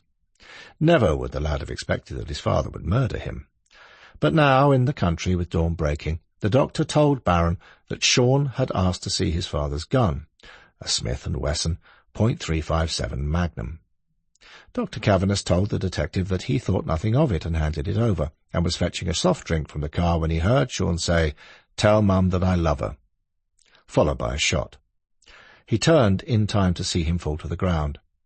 His eyes growing moist, the doctor maintained that once he realized his son was dead, his only thought was for the boy's mother. Not that he cared a damn about her in any event. Suicide would have been too much for her to bear. So, in order to make it look more like a murder, I fired a second shot. Cavaness, it seemed, had thought of everything. Removing the jacket, wallet and keys from his boy's body to simulate a robbery, and wiping the dead lad's hands with a damp cloth to remove the telltale gunpowder blowback residue. But with all of that said and done, the police didn't believe him. Dr. Dale, the guy who had sworn the American equivalent of the Hippocratic Oath, would go on trial for murder most foul. Some sort of justice. A mistrial was declared in July 1985 after the jury was mistakenly handed the results of a lie detector test because polygraph evidence is inadmissible in Missouri. A second trial began mid-November in a courtroom packed with the doctor's loyal supporters. The Cavaness trial was notable for the strength of hometown support for the accused physician, and his indictment was, they said, with little or no sympathy for the victim, a diabolical plot to frame him. The Chicago Tribune of the 20th of January 1985 reported. The support even extended to those few who accepted the remote possibility of guilt. "If he, Cavaness, did do it, I hope and pray that they can't prove it," a reader told the El Dorado Daily Journal. A local storekeeper felt that if the doctor had indeed murdered his son, then he probably deserved it. As the trial unfolded, some saw it as a contest between the pure values of rural America and the corruption of big city life. Dr. Cavaness looked haggard. His suit hung limply as he mustered a steady, hostile glare in the direction of his former wife and 2 remaining sons. He took the stand to argue that his hundreds of thousands of dollars in debts were no more than a mere cash flow problem. He recalled his family life as beautiful, which it wasn't. However, in a trial without eyewitnesses, the crux of the case was the ballistic evidence. Which shot was fired first? For suicide to be credible, it had to be the one to the side of the head. Experts for the state used X-rays and blood spatter patterns to demonstrate that it was the other way round. The first shot had been discharged into the back of Sean's head, while his left arm was raised, as if the terrified lad knew what was coming. While Sean was lying in the dirt, he was shot again. This was the damning evidence. The jury, most, if not all of them being ardent gun owners themselves, got it in a microsecond, and they gasped unbelievingly when the doctor brusquely assumed the cross-examination himself and without a flicker of emotion made technical observations as he sifted dismissively through the gruesome colour photographs of Sean's shattered head. "Like a pack of cards," recalled one of the jurors. On the 19th of November 1986, the jury took a little over 2 hours to return a verdict of premeditated murder. In demanding the death penalty, the prosecution called the doctor's 3rd son as its only witness, an action believed to be unprecedented even to this very day. "As long as he's alive, I can't feel safe," said Cavaness. Judge Drew Luton agreed and sentenced the doctor to die in the gas chamber. Back in El Dorado, a clear majority still believed Doc Cavaness to be innocent. Motives. The appeal process is automatic in all U.S. states, so Dr. Cavaness became inmate number 40 on death row in a grim 19th-century penitentiary on the Missouri River. Once settled in, he initiated legal proceedings to try and recover his double indemnity life insurance on the son he had been convicted of killing. At 7 a.m. on Monday, the 17th of November 1986, Cavaness was found hanging from the door of his cell by electrical cord, greased with Vaseline to make the slipknot slide strangled tight. With a supreme act of will, he had tucked his knees up to keep his feet off the ground. Efforts to revive him failed. He was pronounced dead an hour later. It is clear that, immersed in debt, the violently out-of-control wife-beater and serial womanizer Dr. Cavaness, one well familiar with making fraudulent medical claims when his patients were not lawfully qualified to receive them, turned his con artist expertise to line his own pockets. He had taken out 2 policies on Sean, totaling approximately $140,000. He had also received $40,000 following the death of his son Mark. Financial gain was quite plainly the motive. Dr. Cavaness was meticulous about his suicide. He left 13 notes and letters of instructions, including thanks to his guards for being considerate. In none did he make any mention of his sons or their mother, and this 100% true sociopath blamed his fate on his attorneys. "If the initial treatment is bungled, the patient has nothing to look forward to except a lifetime of agony," he wrote. Cavaness also had a $200,000 double indemnity insurance policy on his life. He killed himself on the day after expiry of a clause rendering it invalid in the event of suicide. It has been claimed that Kevin Cavaness scattered his father's ashes near the spot where he and Sean had scattered Mark's ashes 10 years before. Marianne Cavaness remarried and settled in Wisconsin with her 2 surviving sons. Kevin married a nurse who had worked briefly at his father's hospital. In 1987 they had a daughter they named Shannon, with Kevin saying, "I'm glad it's not a boy." Conclusions. Dale Cavaness was a prime example of the little fish turning into a killer pike in a small pond. Everybody in El Dorado respected the doc, whatever he chose to do, and eventually there was no curbing his self-indulgence. Cavaness, had felt free to commit drunken manslaughter and to fake fires for the insurance. When he got around to shooting his 2 sons for the insurance, only his ill-considered arrogance tripped him up. He invented an alibi, when he had no need to. His overinflated ego assumed the police would not question it. He was a physician, after all. He'd sworn an ethical oath, when all was said and done. Surviving son Kevin had a chilling explanation.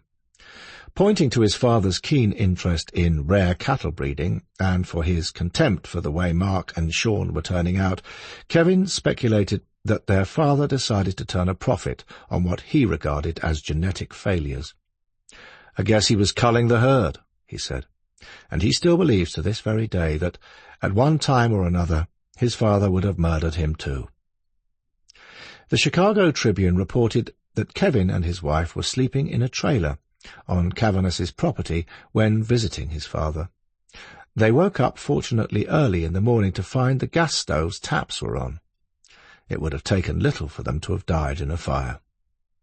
A few months later, apparently, that same trailer went up in flames. Cavaness collected the insurance money. But all that I have written so far somewhat misses the point of this book. If one can't trust a doctor, then who can one trust? All the patients of the physicians and nurses previously mentioned were trusted by hospitals and medical practices to the nth degree. Yet killers lived in their midst, and throughout historic times until the present day this remains true. Yet, in most respects, Dr. John Dale Cavaness is unique in the black annals of homicidal history. He showed every sign of caring for his patients, while killing his own sons. Chapter 12.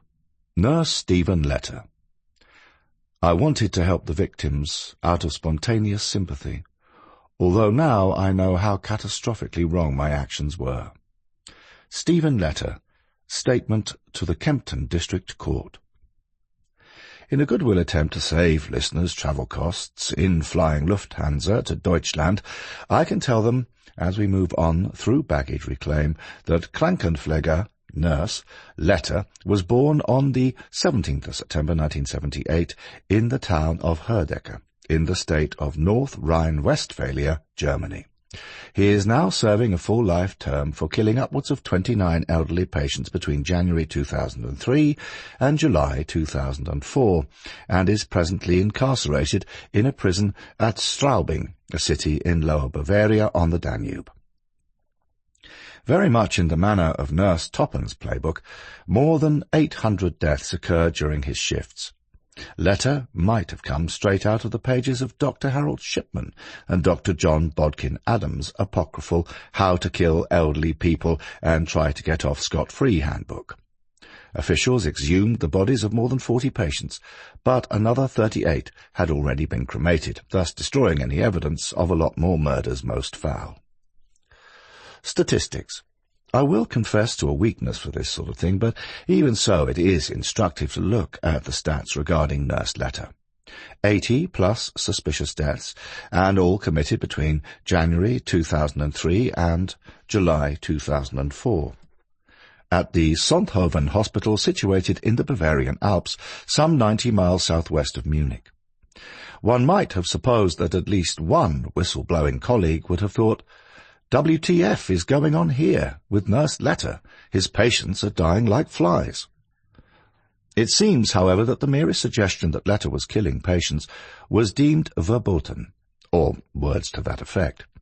To try and keep this in some sort of perspective, let's imagine a guy who is the only driver of a bus of which 40 or more of his passengers have been murdered over a period of about a year.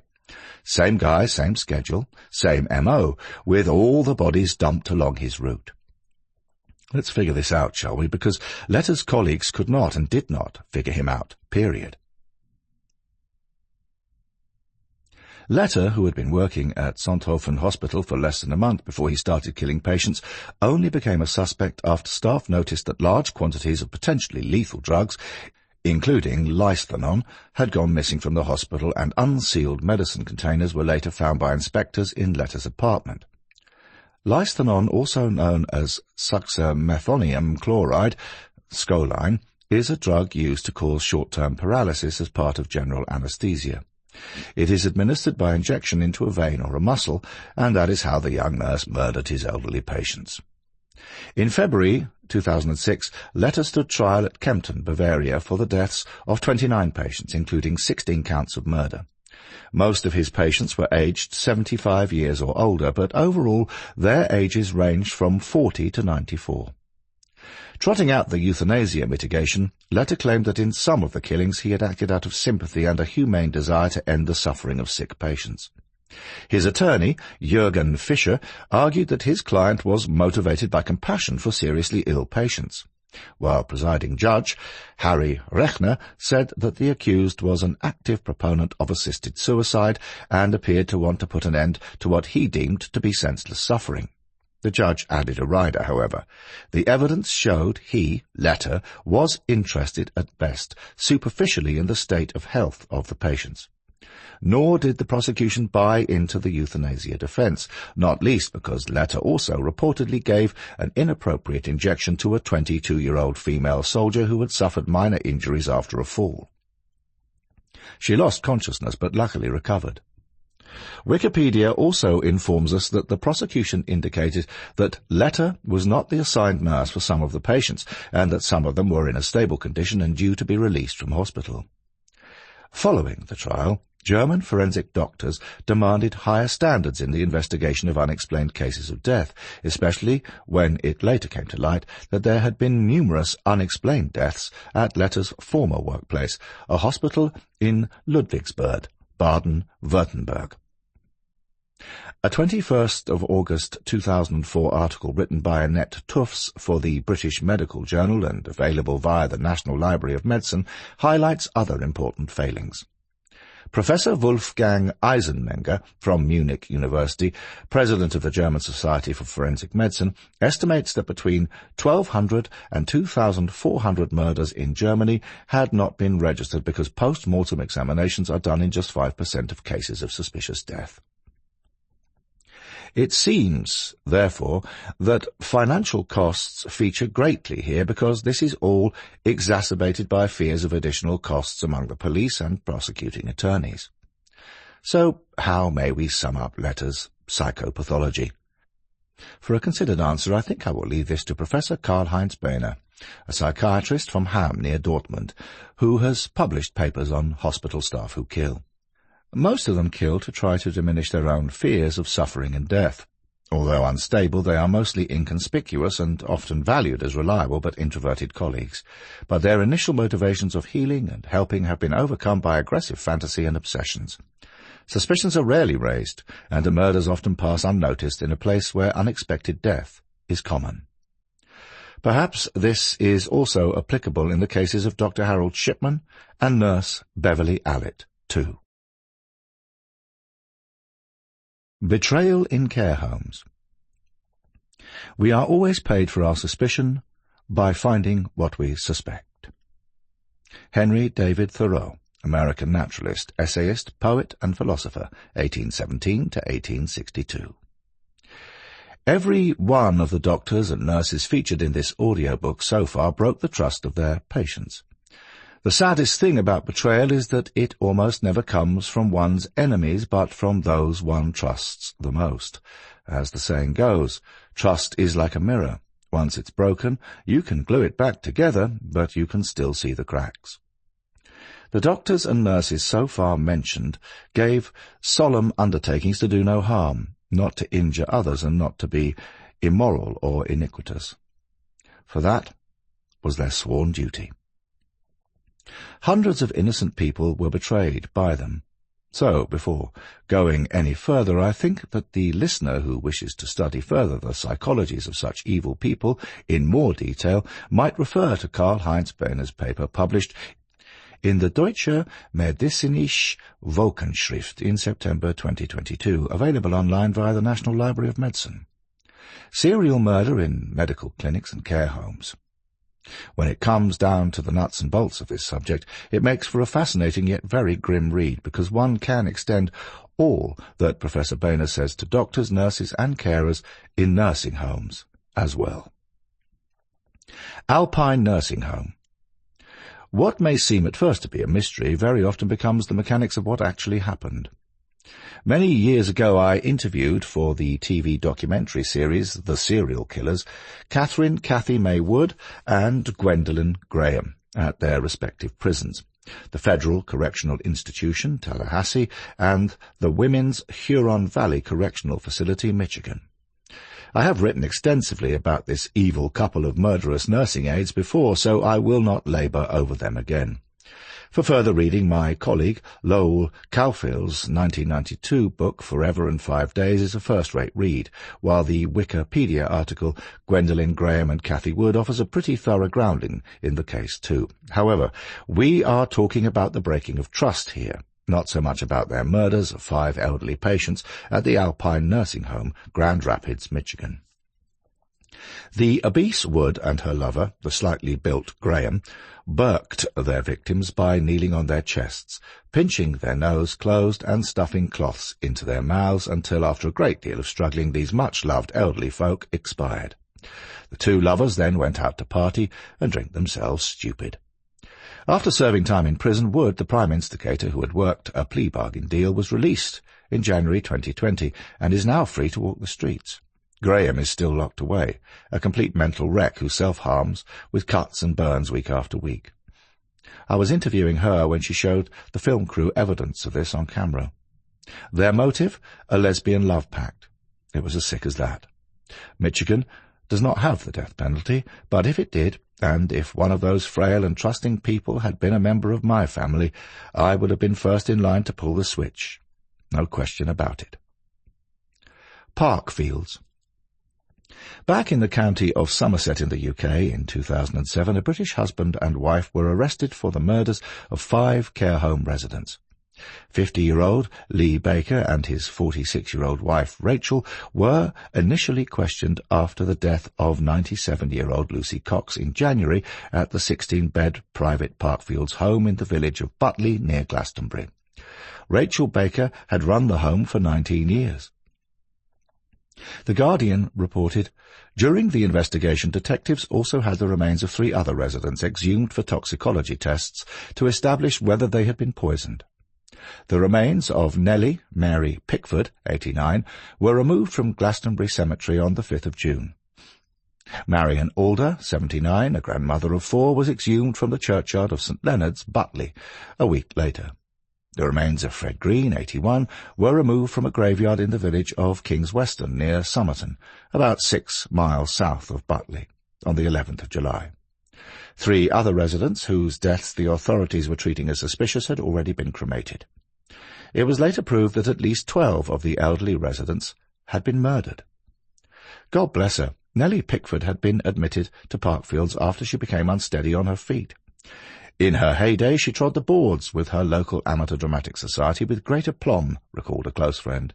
By all accounts, she was an accomplished and enthusiastic singer and actress, reported Paul Bracci in the Daily Mail on the 11th of October 2008.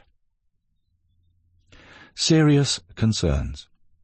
The registered owners of Parkfields during the period that the residents were murdered were Malcolm and June Baker, who were often to be seen walking their 2 golden retrievers near their Georgian country home in nearby East Compton. As Paul Bracci noted, however, but Parkfields was actually run by their daughter-in-law Rachel along with their son Lee Baker, a chef. I always thought Lee was a nice man, remembered one elderly woman who lived at the Parkfields care home. Whenever I saw him, we always had a chat. I didn't see Rachel as much, but she was always friendly and ready to help. I was very happy with the standard of care. All of which goes to prove what I have said so many times. Medical murderers wear reassuring smiles and offer comforting chit-chat even when they are committing homicide. But things for this murderous couple started to come unstuck when, in June 2006, Parkfields received an impromptu visit from the now-defunct Commission for Social Care Inspection, CSCI. There was a comfortable and homely atmosphere, the report glowingly stated. Staff were friendly and were observed being kind and caring towards residents. Unfortunately, this false presenting was all a facade. In early January 2007, a phone call to the CSCI revealed a very different state of affairs. It was made by a brave whistleblower at Parkfields who raised serious concerns about the standard of care. The name of the recently deceased resident Lucy Cox came up.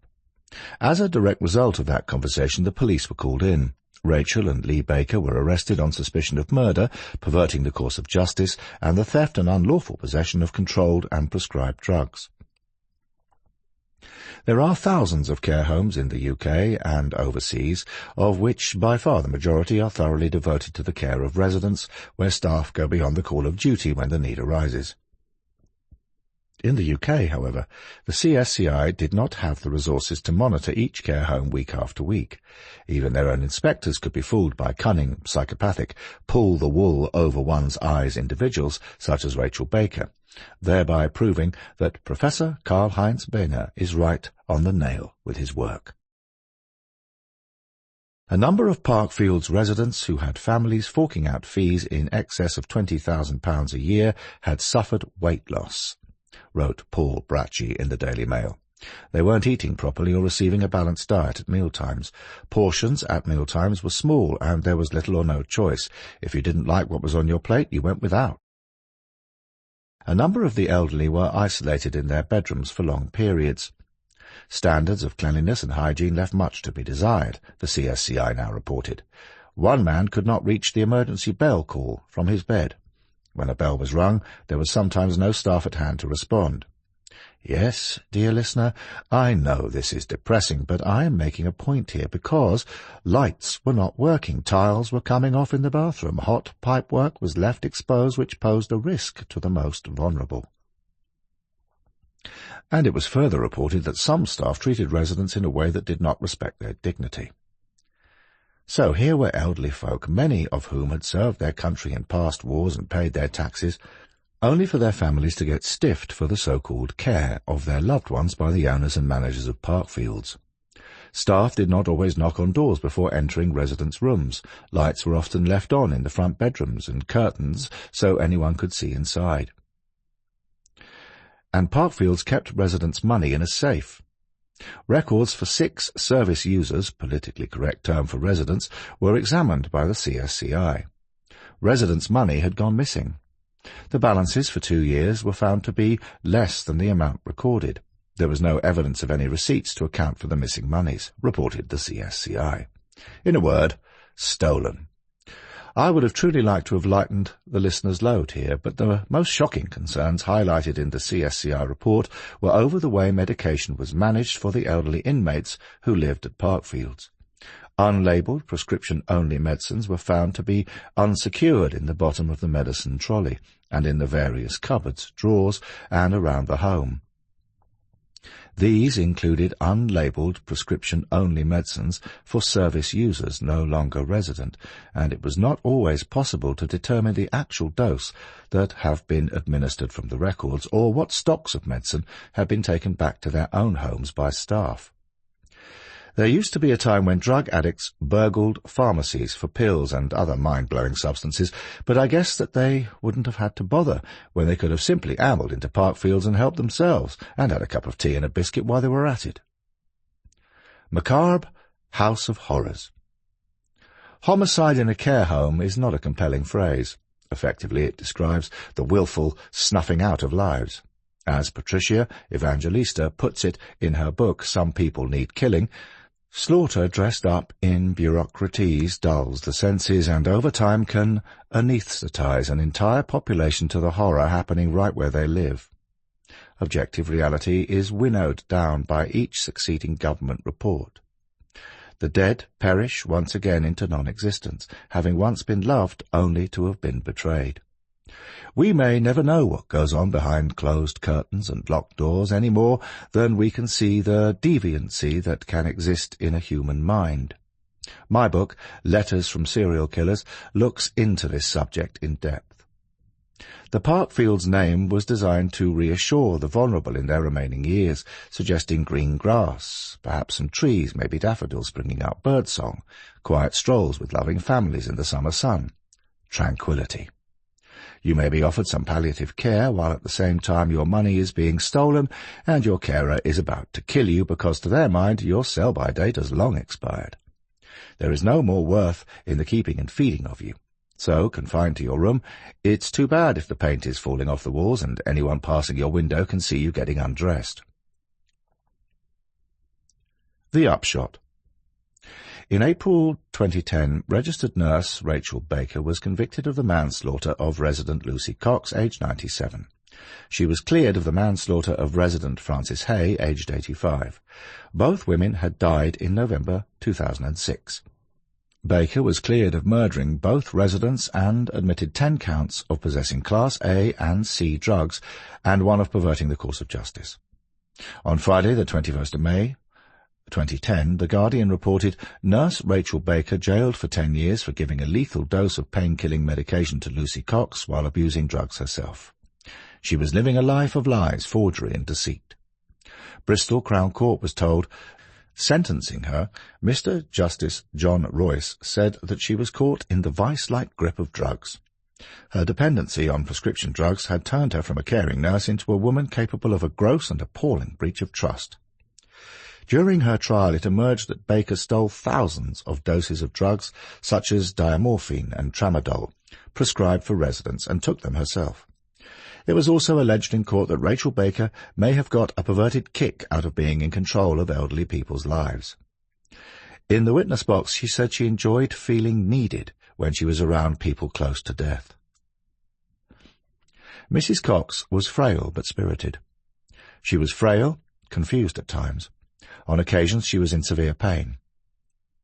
She loved coming downstairs for a glass of sherry. She had a very loving, caring family who visited her on a daily basis. She may have been in the winter of her days, but her long life should not have ended this way. Relatives of people who lived at the home felt great betrayal and bitterness and worried about whether their nearest and dearest did receive a proper level of care. Mr. Justice Royce. Pleading not guilty in April 2010, Rachel Baker's husband was cleared of perverting the course of justice. Lee Baker had been accused of helping his wife in doctoring medical records in a bid to try and cover up her drug habit. The upshot was that at Bristol Crown Court, the Crown Prosecution Service offered no further evidence against him, with Judge Neil Ford accepting the decision. Chapter 14. Dr. Luer Omar Mohammed Alte. There is no presence of American infidels in the city of Baghdad. Mohammed Saeed al-Sarraf, a.k.a. Baghdad Bob, a.k.a. Comical Ali. The preceding chapter was certainly somewhat grim, so to set the scene here, let's first look at Comical Ali, a play on Chemical Ali, whose execution was described earlier. For his notable and colourful television appearances as the information minister under Saddam Hussein during the US-led invasion of Iraq in 2003. He surrendered to the American infidels, was interrogated, cozied up to his captors, and was then released without charge, some say with his bank account full of millions of US dollars. In March 2008, it was reported by the Times that Baghdad Bob was living free as a bird in the United Arab Emirates. It is amazing how fast politicians jump ship when they come undone, but one wonders what Comical Ali would have made of his fellow countryman, Dr. Luer Omar Mohammed Alte, because he was certainly no laughing matter. I made a mixture of drugs and injected them. They were dead in 3 hours. Dr. Luer, quoted in The Guardian, 17th of April 2006. Information about Luer's early life is hard to come by, other than that he was born in Iraq, qualified as a doctor, worked in a hospital in Kirkuk in northern Iraq at the time of his murders, and was in his mid-20s when he was arrested in March 2006. I almost wanted to visit Iraq at one time, but was deterred by the thought that had I been injured or taken ill, I might have encountered Dr. Luer Omar Mohammed Alte, who, it is said, murdered 43 people between October 2005 and March 2006. By my reckoning, that's around 7 kills a month, which easily catapults him into the serial killer category. His motive and his defence in trying to excuse himself for his wicked crimes, Luer claimed to have been recruited into the insurgent organisation Jamaat Ansar al-Sunnah. I will come to that later. According to Iraqi police, he administered anticoagulants to injured pro-coalition soldiers, police and officials, brought into the Al-Jumhuriyah hospital for treatment, only for him to exacerbate their bleeding and bring about their deaths. Michael Howard, who reported for The Guardian in Kirkuk, gives us a remarkable account of this evil doctor's crimes, beginning with Lieutenant Arguman of the Kirkuk police lay unconscious in the recovery room after a successful operation to remove an insurgent's bullet from his chest. His weary surgeons had gone home for the night, satisfied a life had been saved. Al-Jumhuriyah Hospital, Kirkuk's largest and busiest, was quiet. At 10:30 p.m. a doctor moved along the corridor on the second floor and entered the recovery room. He leaned across the bed and turned off the oxygen supply. Half an hour later, Lieutenant Arguman was dead. Guardian, 17th of April, 2006. Jamaat Ansar al-Sunnah. The name translates as the Assembly of the Helpers of Sunnah, although it was also known as Jaish Ansar al-Sunnah. Ali ibn Talib Battalion was an Iraqi Sunni insurgent group that fought U.S. troops and their local allies during the Iraq War that followed the invasion and occupation of the country in 2003. Based mainly in northern and central Iraq, it consisted of mostly Iraqi, including Arab and Kurdish fighters.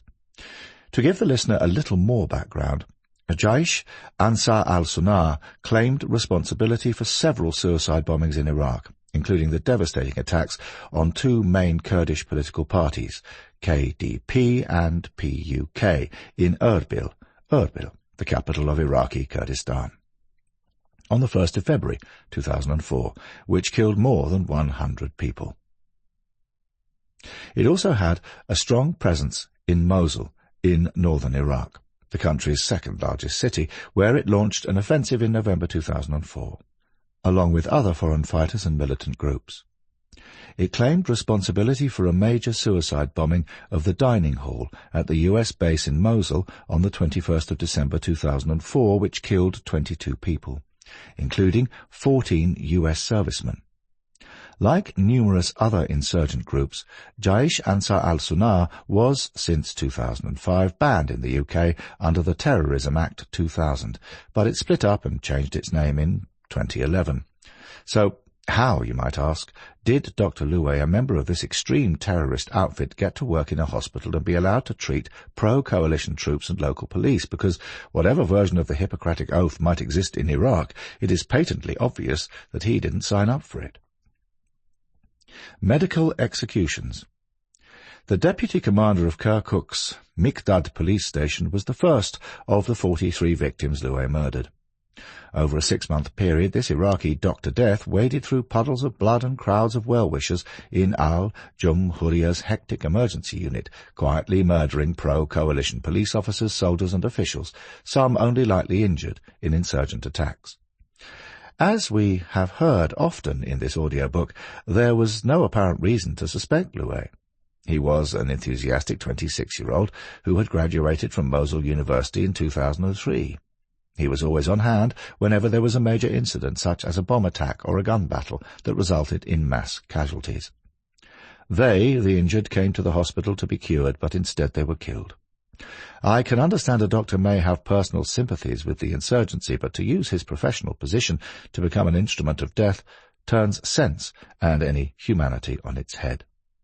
Yagdir Shakir, Kirkuk's police commander. As Michael Howard explained, 10 days after he killed Lieutenant Arguman, Luer struck again. This time he used a method that would become his favoured M.O., an injection of a lethal mix of drugs. His victims were 4 members of the Iraqi National Guard brought to the hospital after being wounded in a roadside bomb attack. After Luer's arrest in March 2006, it was determined by the authorities that he was an active member of an insurgent cell. Indeed, he was picked up following the arrest and confession of a senior member of Jaish Ansar al-Sunnah. He confessed to at least 19 crimes, with the police making a video of his confession. He killed, he said, because I hate the Americans and what they have done to Iraq. I killed without fuss, and there were no proper facilities at the hospital to perform autopsies. As well as murdering the wounded, Luer also tended members of the insurgency and helped militants escape their armed escorts. At the end of his filmed confession, the doctor was asked whether he had betrayed his profession. We, other doctors in the terrorist group, could do something to liberate the country. Later our network went astray, but we had to keep working, and we had to keep committing these crimes.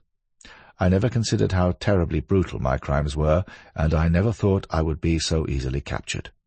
I got on so well with all the people at the hospital. They seemed to like me.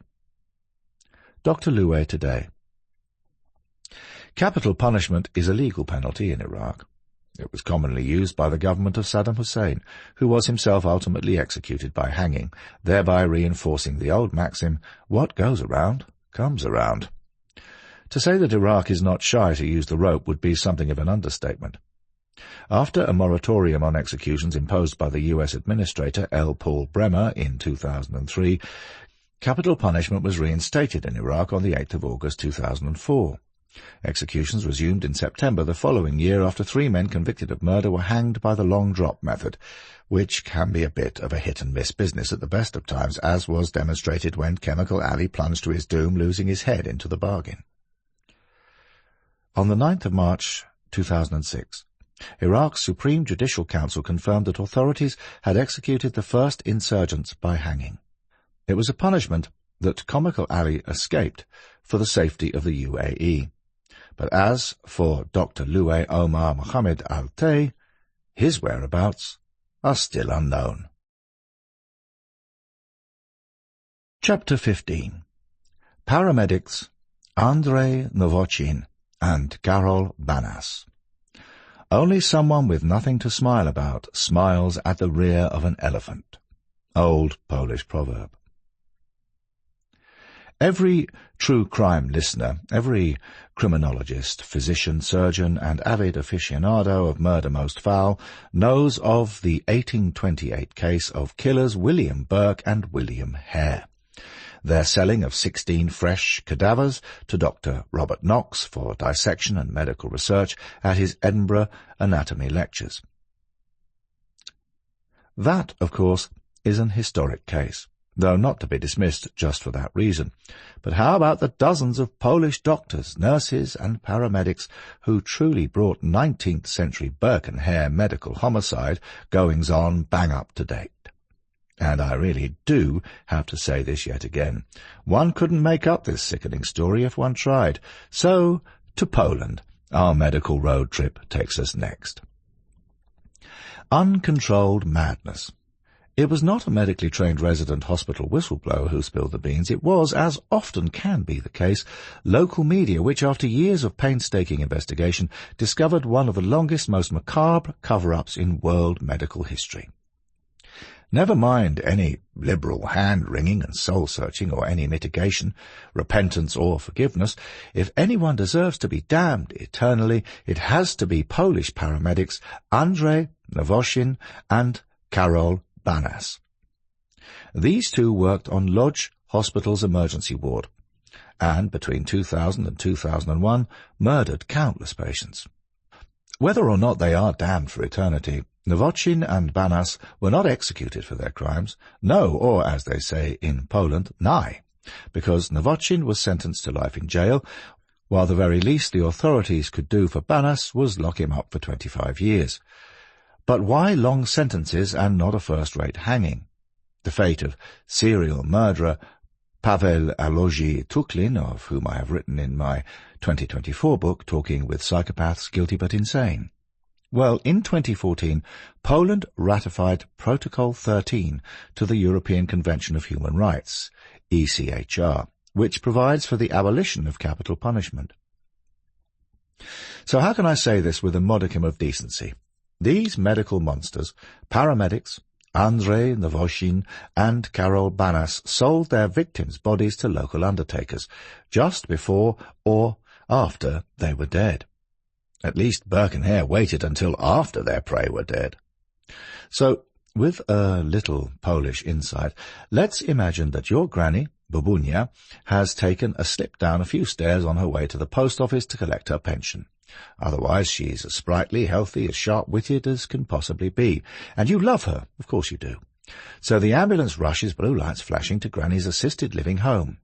Can listeners picture this now? The paramedics are kind, courteous, a comforting presence with their warm, reassuring words such as, "Trust us, love, you're in safe hands now. We're just going to give you a tiny injection to ease the pain." But they are murdering her. You see, executing her for their own profit.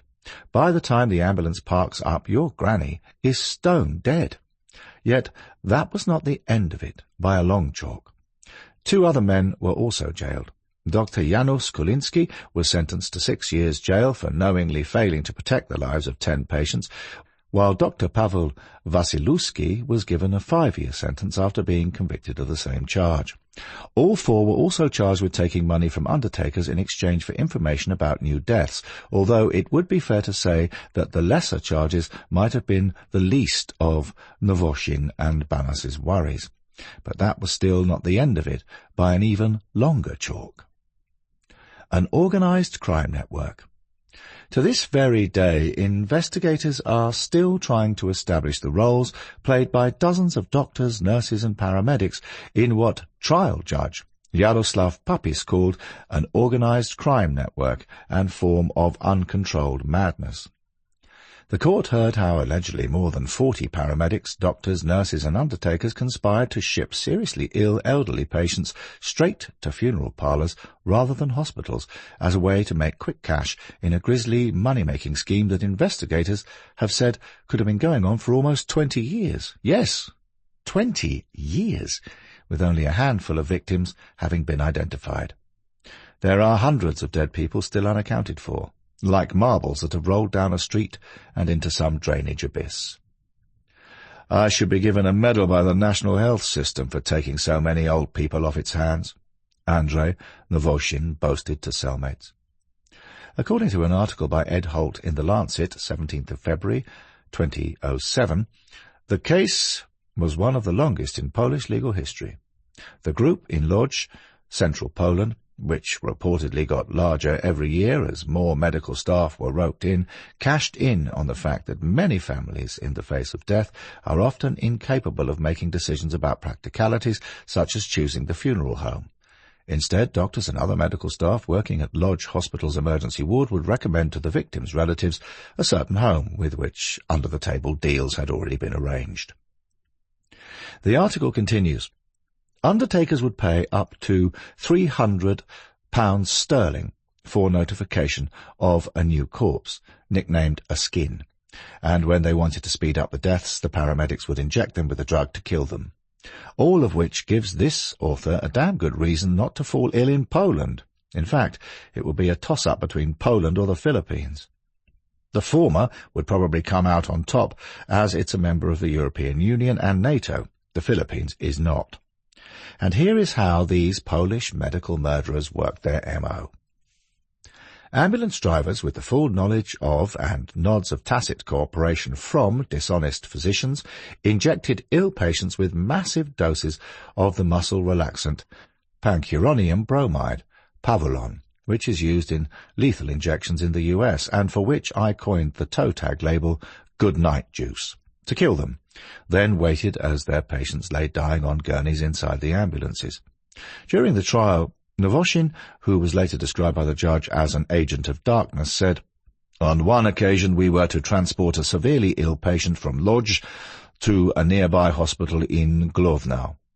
The driver was going off duty in half an hour, so we went to the emergency department, and while I waited for the new driver to get ready for his shift, I smoked some cigarettes. All this time the woman was lying for half an hour in a locked ambulance. When we finally set off, we figured there was little sense in travelling all the way to Główna because the patient was about to die any minute anyway. So we headed straight for the undertakers instead, knowing the problem would solve itself on the way. So we passed on the woman's corpse direct to the funeral home." The Polish Health Ministry did not directly comment on the sentencing, but state officials suggested that low pay for government-employed medical workers might have been the motivation for the macabre scheme. I take a somewhat different view.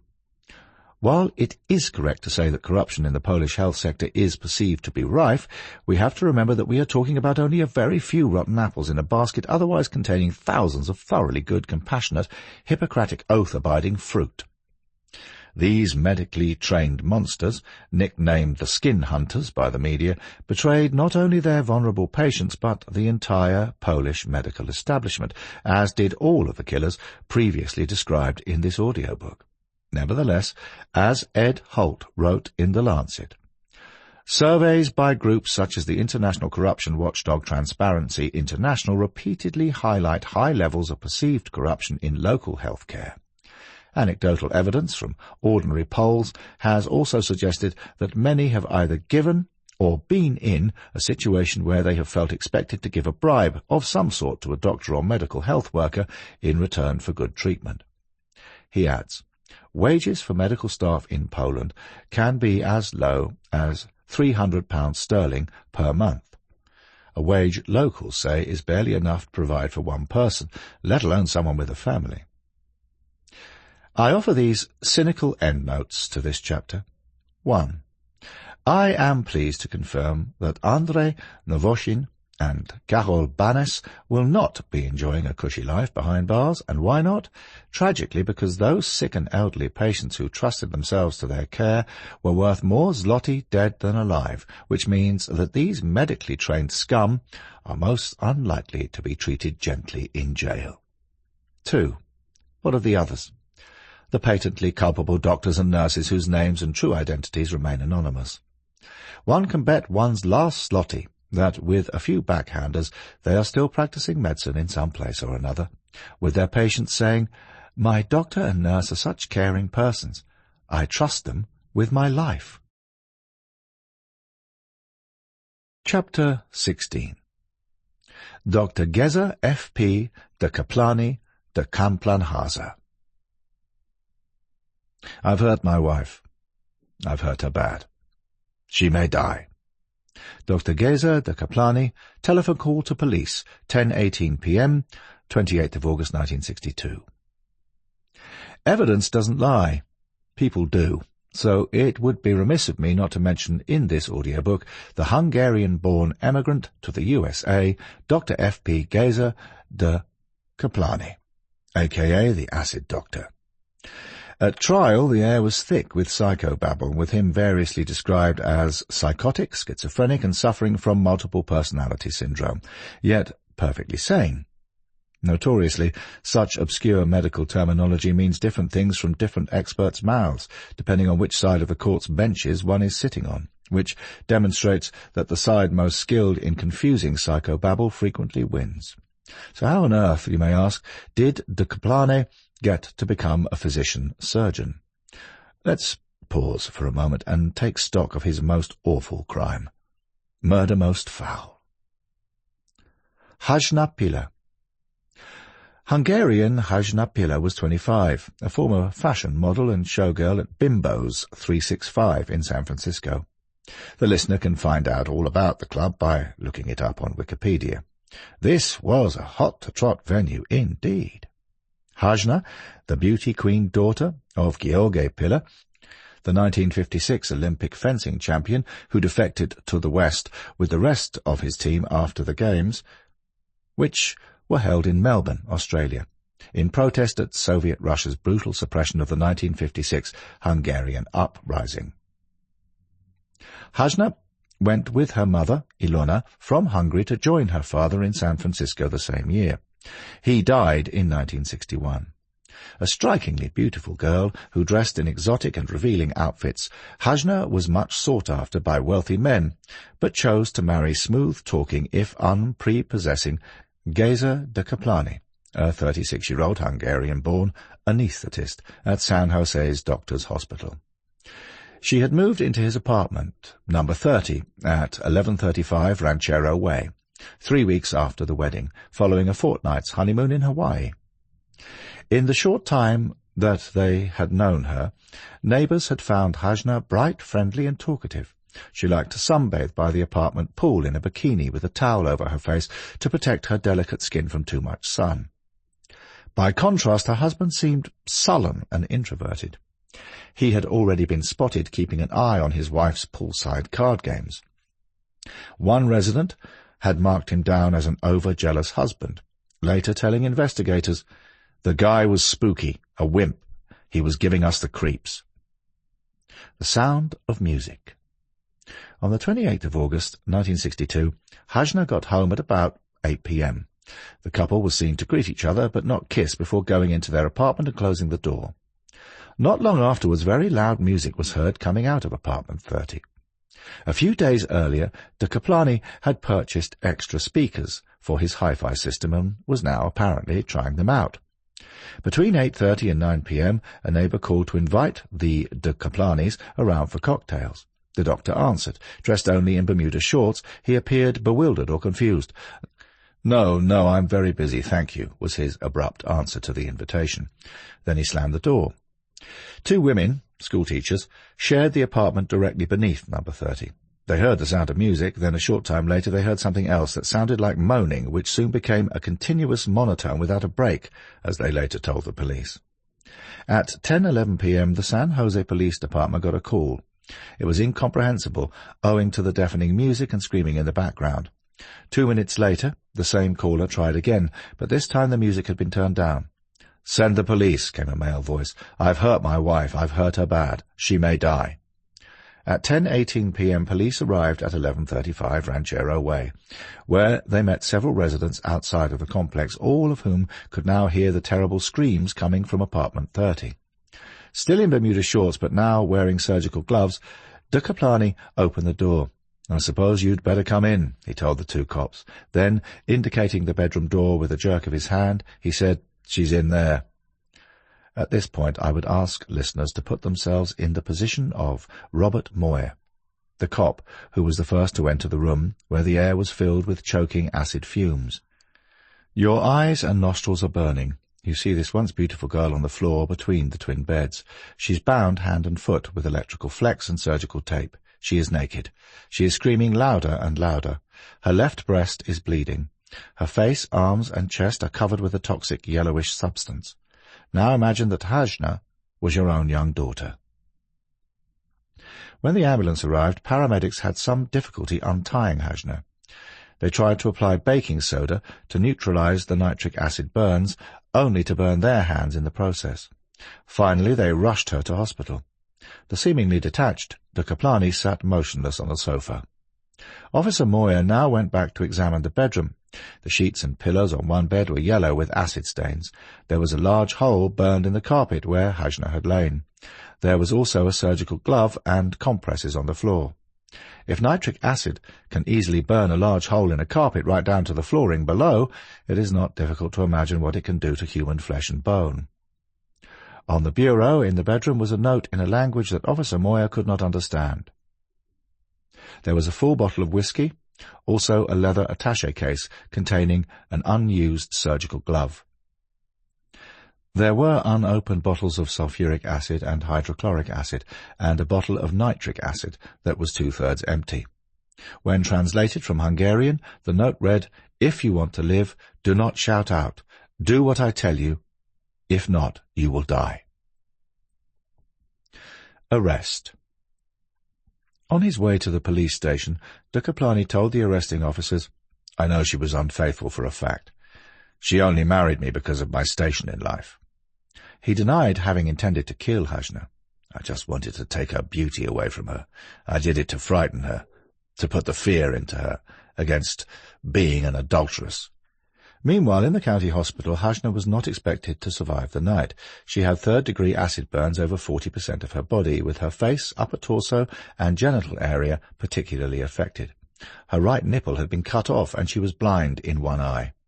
A priest gave her the last rites, while a detective, close to tears, took what everyone thought at the time was a deathbed statement from the once beautiful girl. She said, "Dr. de Caplani closed all the windows. He wanted to make love to me. He did make love to me. He tied my arms and legs. He cut me on the breast with a knife. He poured stuff on me several times. I was out of my mind with pain. He ejaculated over me. I need to die now. All my life is gone." Die? Not just yet. Högel might have been spared a great deal of suffering had she died that night, but Hungarians are born of strong stock. She lingered on for more than a month, while in the county jail Dr. de Caplani sat aloof and impassive, contemptuously advising psychiatrists who came to examine him with a curt, "Go see my attorney." On the 6th of September, Hajna was transferred to St. Francis Hospital in San Francisco to be assessed for plastic surgery. Gifts and money for hospital expenses from the community and from the patrons of Bimbo's 365 Club were constantly arriving, as well as blood and skin for grafts. But despite continual doses of morphine, she was in great agony every time the nurses moved her. The skin on her face had tightened so much that she was unable to close her eyes. Doctors had to sew her eyelids shut. On the night of Sunday the 30th of September, 33 days after the acid attack, with her mother at her bedside, the terribly disfigured Hajna de Kaplani lost her brave struggle for life. 3 days later, the district attorney's office dropped the charges of attempted murder, assault with a deadly weapon, assault with corrosive acid and mayhem against Geza de Kaplani, substituting the charge of murder in the first degree. He now faced the prospect of going to the green-walled gas chamber in San Quentin State Prison, and I am sure that many listeners will agree with me in saying, if only had that been the case. Hitherto impassive and apparently emotionless behind his tinted spectacles, the fearful physician broke down and collapsed in his cell, muttering over and over again, "Don't let them hurt me." It is not clear who he thought was going to hurt him while he was in prison, although, knowing the horrors of the gas chamber, one suspects he was thinking about his executioners. Although Dr. de Kaplani entered a plea of insanity at trial, which began on the 9th of January 1963, the defence had to prove by a preponderance of the evidence that he was insane or had been at the time of the attack. Anyone who has read my book, Talking with Psychopaths, Guilty but Insane, will realize that this defense should have been a non-starter from the outset. The legal definition of insanity, according to Californian law, was that a person be either incapable of appreciating the nature and consequences of an act or unable to distinguish between right and wrong. Neither was true of de Kaplani. The usual array of opposing psychiatric experts was produced. But as the exact sequence of events leading up to the acid attack was established, the murder began to look less and less like a moment of insanity and more like a carefully premeditated attack, with the district attorney carefully telling the jury why this was evident by outlining the events as they had unfolded. Prior to the attack, Hajna had left for San Francisco on the morning of Monday the 27th of August to pick up her unemployment check as usual. Dr. de Kaplani had followed her. She spent the night and all the next day with her mother, and he went to see Jane Hajdu, a 58-year-old friend who spitefully told him that his wife was having an affair. On the following morning, this extremely vain man had a manicure at the St. Francis Hotel, where he was a regular customer. The manicurist testified that he seemed normal. Then he went to see a divorce lawyer in Berkeley named Scott Anderson, who advised him that it would take time to prove adultery and that they would need a private investigator to gather evidence. The American catch-em-with-their-pants-down reality TV show Cheaters had yet to come into being. As de Kaplani left the lawyer's office, he turned around and said, "I cannot wait that long. I could not control myself for a long time," and slammed the door behind him. De Kaplani then bought 3 pint bottles of acid in Berkeley, as well as a roll of adhesive tape and some electric flex, before heading back to San Jose. At 4:30 p.m., he was at the hospital picking up some surgical gloves, and when the medical administrator, who had been trying to reach him all day, saw him, as he told the jury, he was definitely upset. Something seemed to be bothering him. At 6 p.m., the hospital called de Kaplani at home, asking if he could assist in surgery that evening. "I have a case already scheduled," was the anaesthetist's reply. There was no such case on the surgery roster at the doctor's hospital. The prosecution contended that his alleged case, to which he had alluded, was the acid attack on his wife, for which he had now carefully assembled all the necessary components. Dr. de Kaplani never took the stand at his trial, but his police interviews paint a grim picture of what happened that August night when Hajna got home. The couple argued, then they had a drink and went to bed, but de Kaplani, thinking of how, as he believed, she had been with her lover, found himself impotent.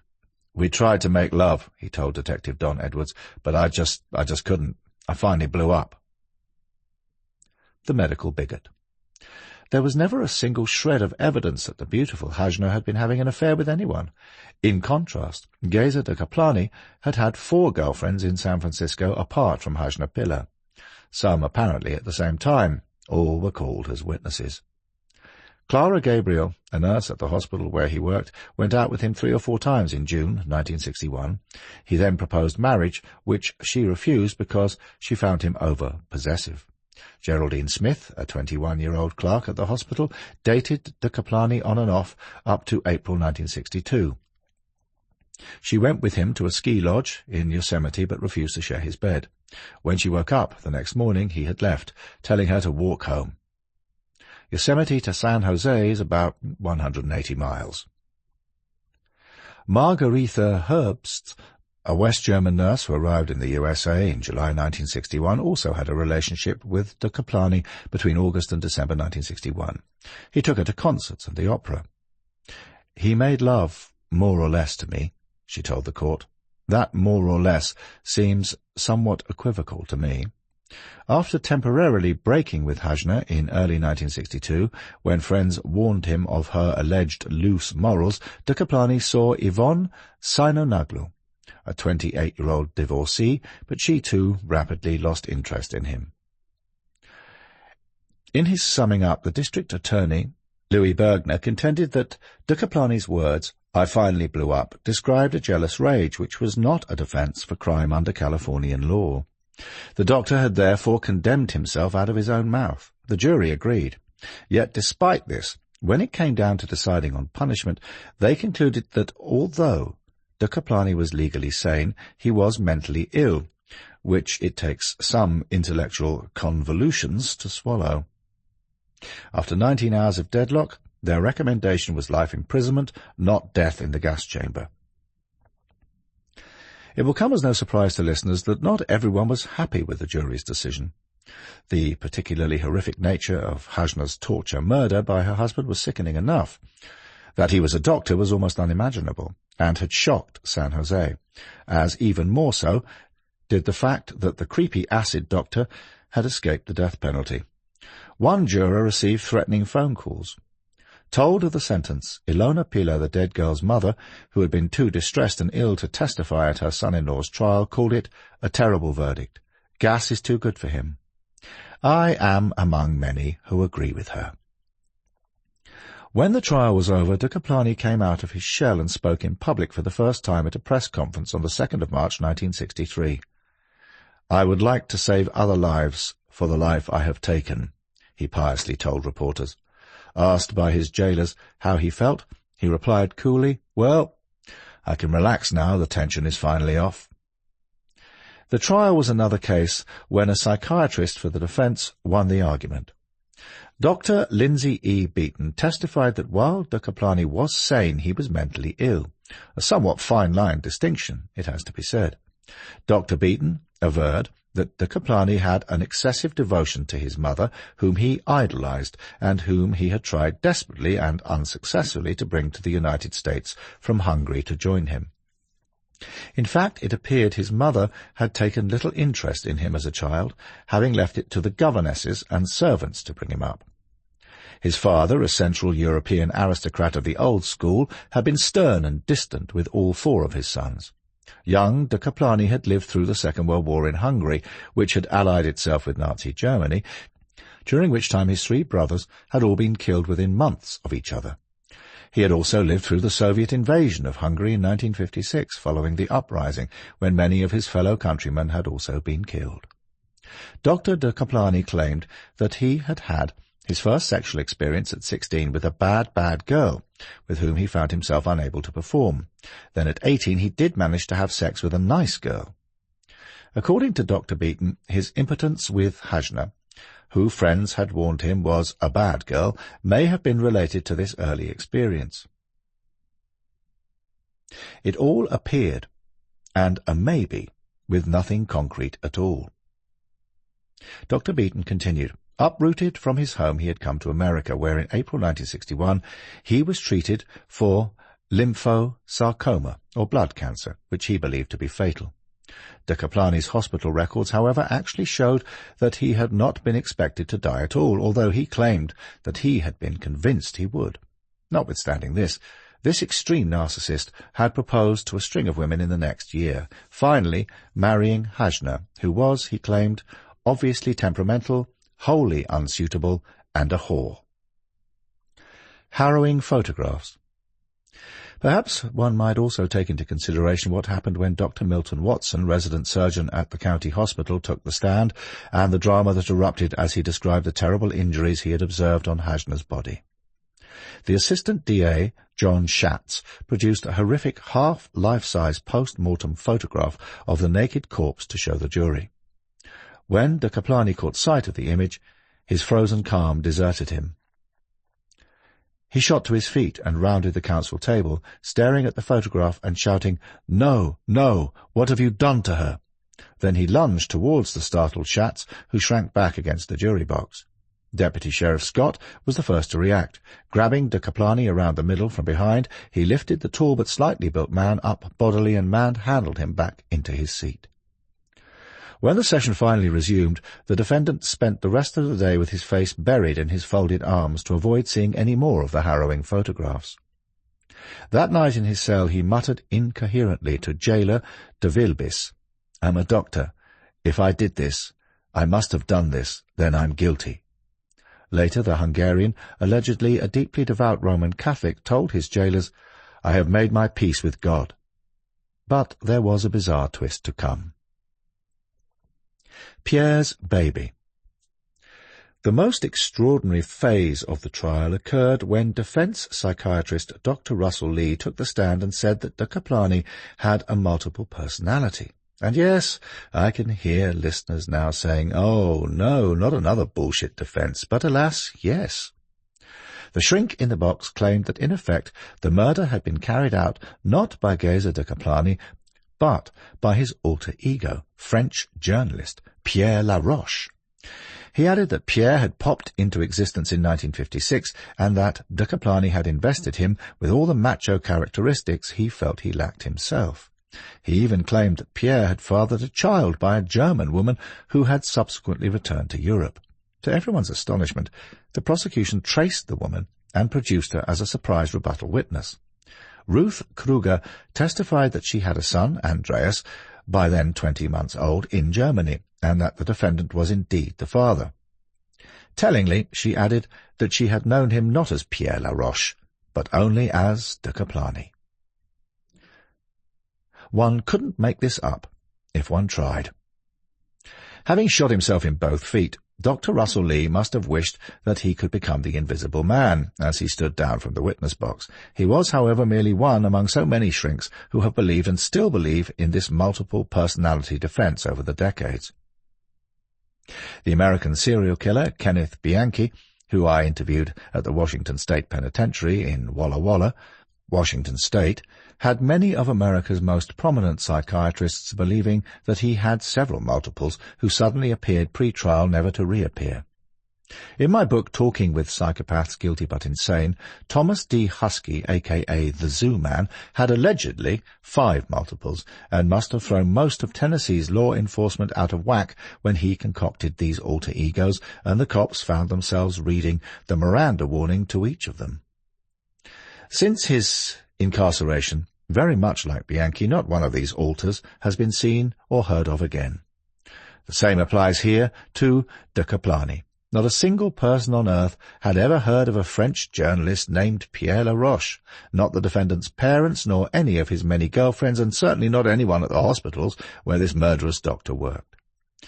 Today, it is just possible that Dr. Geyser de Caplani is alive and free. He was released on parole in 1975, having served 12 years, the average for a life tariff in the Golden State.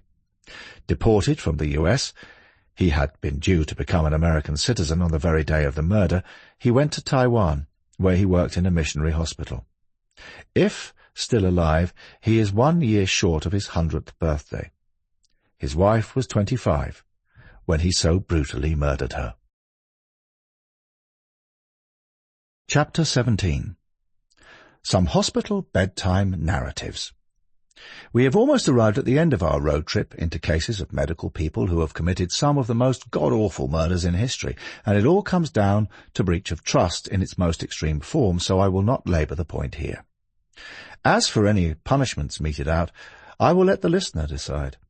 I could have, and I wanted to include many other wicked murderous doctors, nurses, and medically trained people in this audiobook. Alas, word count dictates otherwise, but the question of why will always remain within our minds. We remember how William Wills described the commonest motives earlier on in this audiobook. 1. The desire of avenging some real or fanciful wrong. 2. Of getting rid of a rival or obnoxious connection. 3. Of escaping from the pressure of pecuniary or other obligation. 4. Of obtaining plunder or other coveted objects. 5. Of preserving reputation or of gratifying some other selfish or malignant passion. All of the above criteria are based upon need, the noun describing circumstances in which something is necessary, necessity being a thing that is wanted or required. To most psychologists, need is a psychological attribute that stimulates an organism to work towards a goal, giving an aim and direction to behavior. Maslow's hierarchy of needs, the most widely known academic model of needs, was initially proposed by psychologist Abraham Maslow in his 1943 paper, A Theory of Human Motivation, published in the journal Psychological Review. Of course, the need may be a lawful social need, e.g. to eat or catch a bus, but a need may be antisocial. To steal another's property or, in the cases outlined in this audiobook, the need to take a person's life.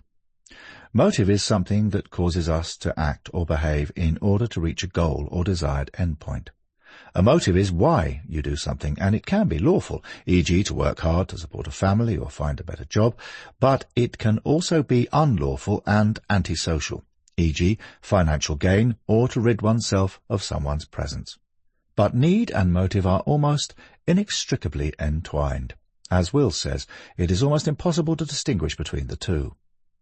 In the context of the murders featured in this audiobook, all of them needed to kill so as to fulfill a certain end. With those who did so for financial gain, the need stares us straight in the face. Other needs are more complex. Committing homicide for financial gain is tangible enough.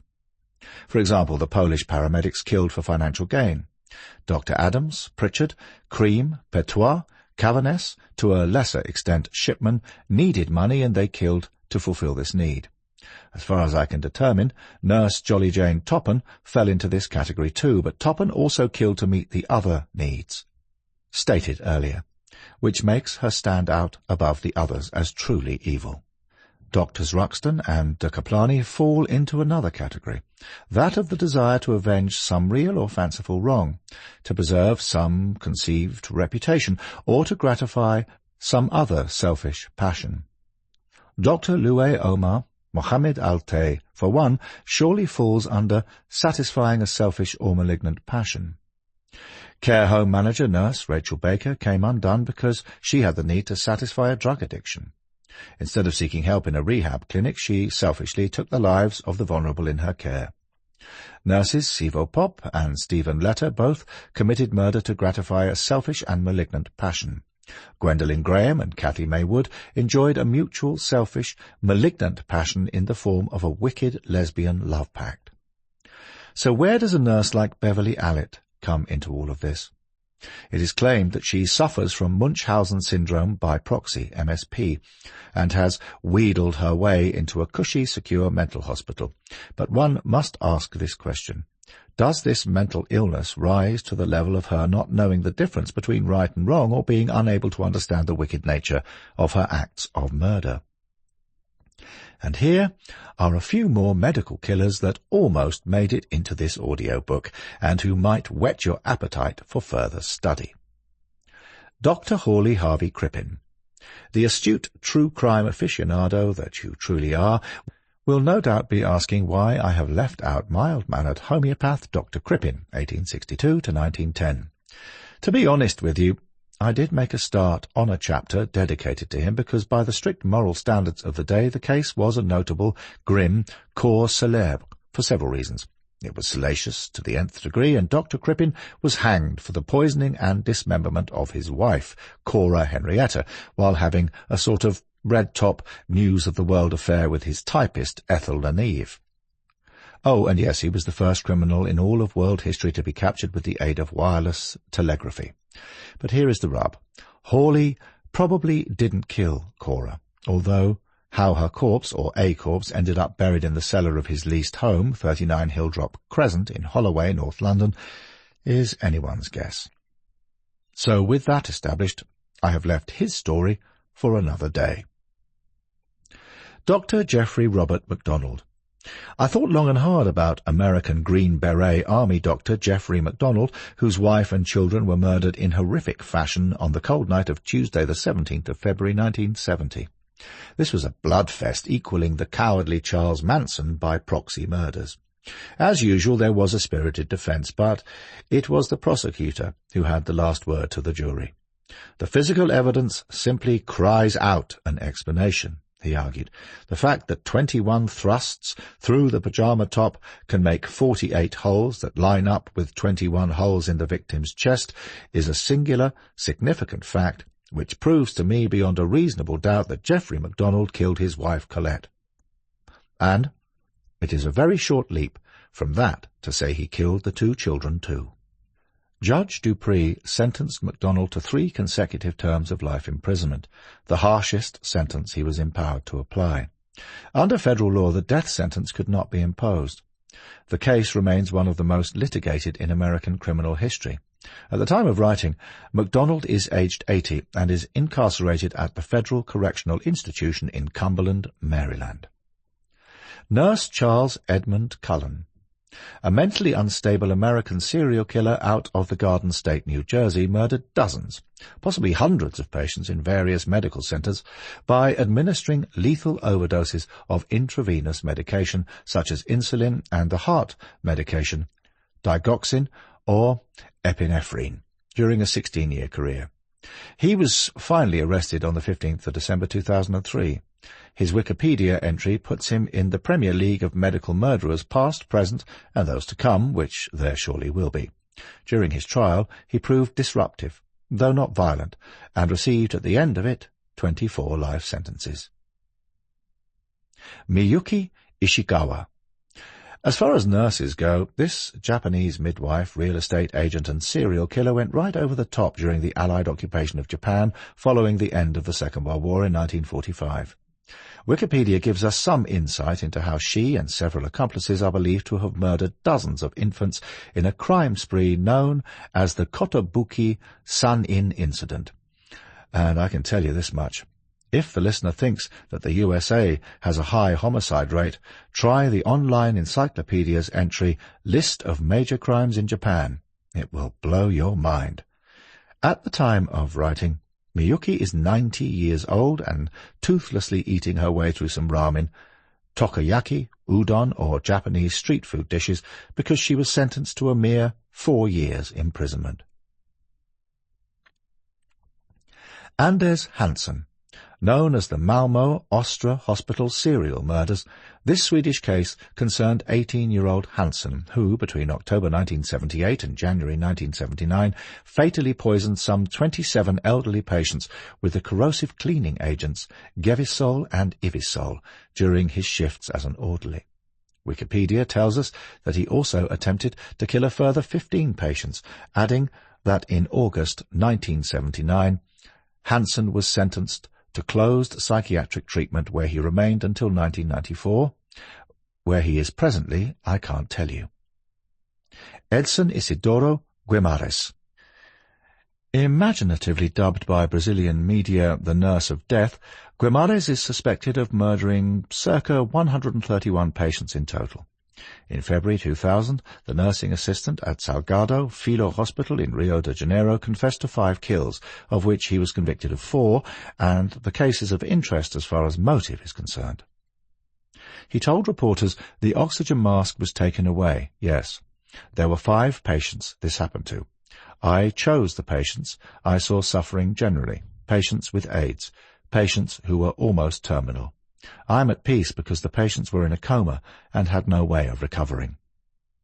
This is reminiscent of Dr. Bodkin Adams easing the passing of patients while cashing in on the deceased's estates, a kind of euthanasia mitigation, if you will.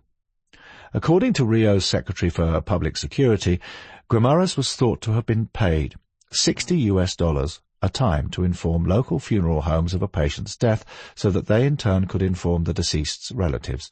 But in doing so, to earn money, he lost all control. In much the same way as the Polish skin hunters of Lodz referred to earlier.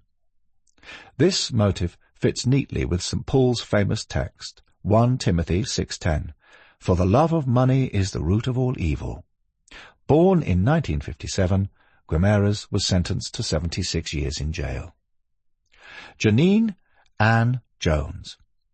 Using injections of digoxin, heparin, and later succinylchlorine to induce medical crises in her patients and causing numerous deaths, Jones fits the serial killer category in that while employed as a licensed vocational nurse in the pediatric intensive care unit at the Bexar County Hospital, now University Hospital of San Antonio, Texas, during the 1970s and 1980s, she was responsible for the deaths of 60 infants and children in her care. In 1985 she was sentenced to 99 years in prison for killing 15-month-old Chelsea McClellan with succinylchlorine, a skeletal muscle relaxant used during surgery or while on a breathing machine. In effect, it is a paralytic agent, and administration may lead to respiratory arrest and death. In 1986, Nurse Jones was sentenced to a concurrent term of 60 years in prison for the attempted murder of Rolando Santos with heparin, an anticoagulant used to decrease the clotting ability of the blood and help prevent harmful clots from forming in blood vessels, i.e. a blood thinner. She will not be eligible for parole until around 2037, when she will be 87. Niels Högel. Niels Högel was born on the 30th of December 1976 in the coastal town of Wilhelmshaven on Germany's North Sea coast into a respectable middle-class family. His father and grandmother were nurses, and he followed suit, qualifying in the role in 1997. In 1999, he went to work at the Oldenburg Clinic, not far south of Wilhelmshaven, in its cardiac surgery intensive care unit.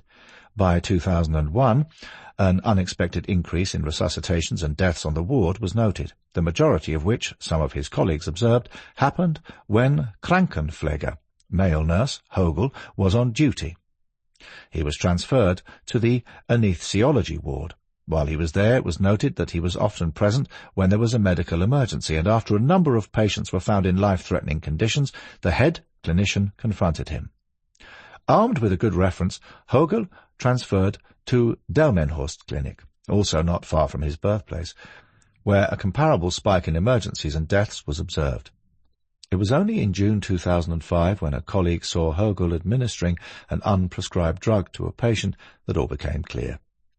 He had been administering various unprescribed medications to cardiac and other patients in order to bring about a cardiac emergency. He would then hurry forward to resuscitate the patient. He did not always succeed in resuscitating them, but allegedly he hoped at least to win the admiration of his colleagues and superiors.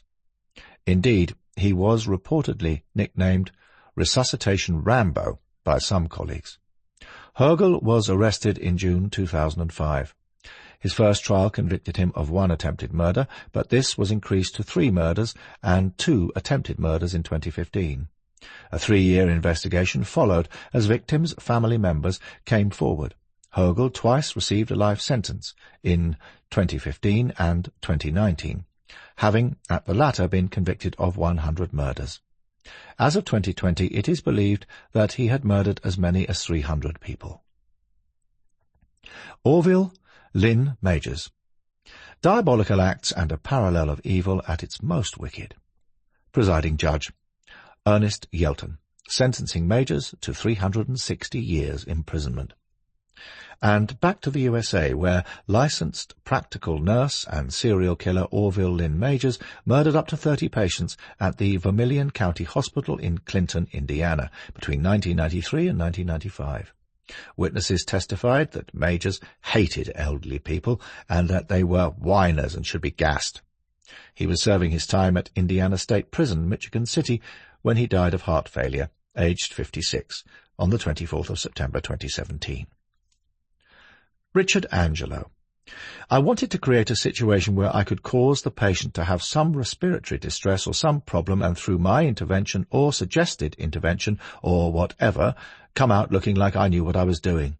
I had no confidence in myself. Richard Angelo, when charged with murder. Between September and October 1987, 26-year-old Angelo murdered circa 25 male and female patients at the Good Samaritan Hospital, Islip, Long Island, New York. On the face of it, he had a good background of doing good things for people as an Eagle Scout and volunteer fireman. Source, Murderpedia.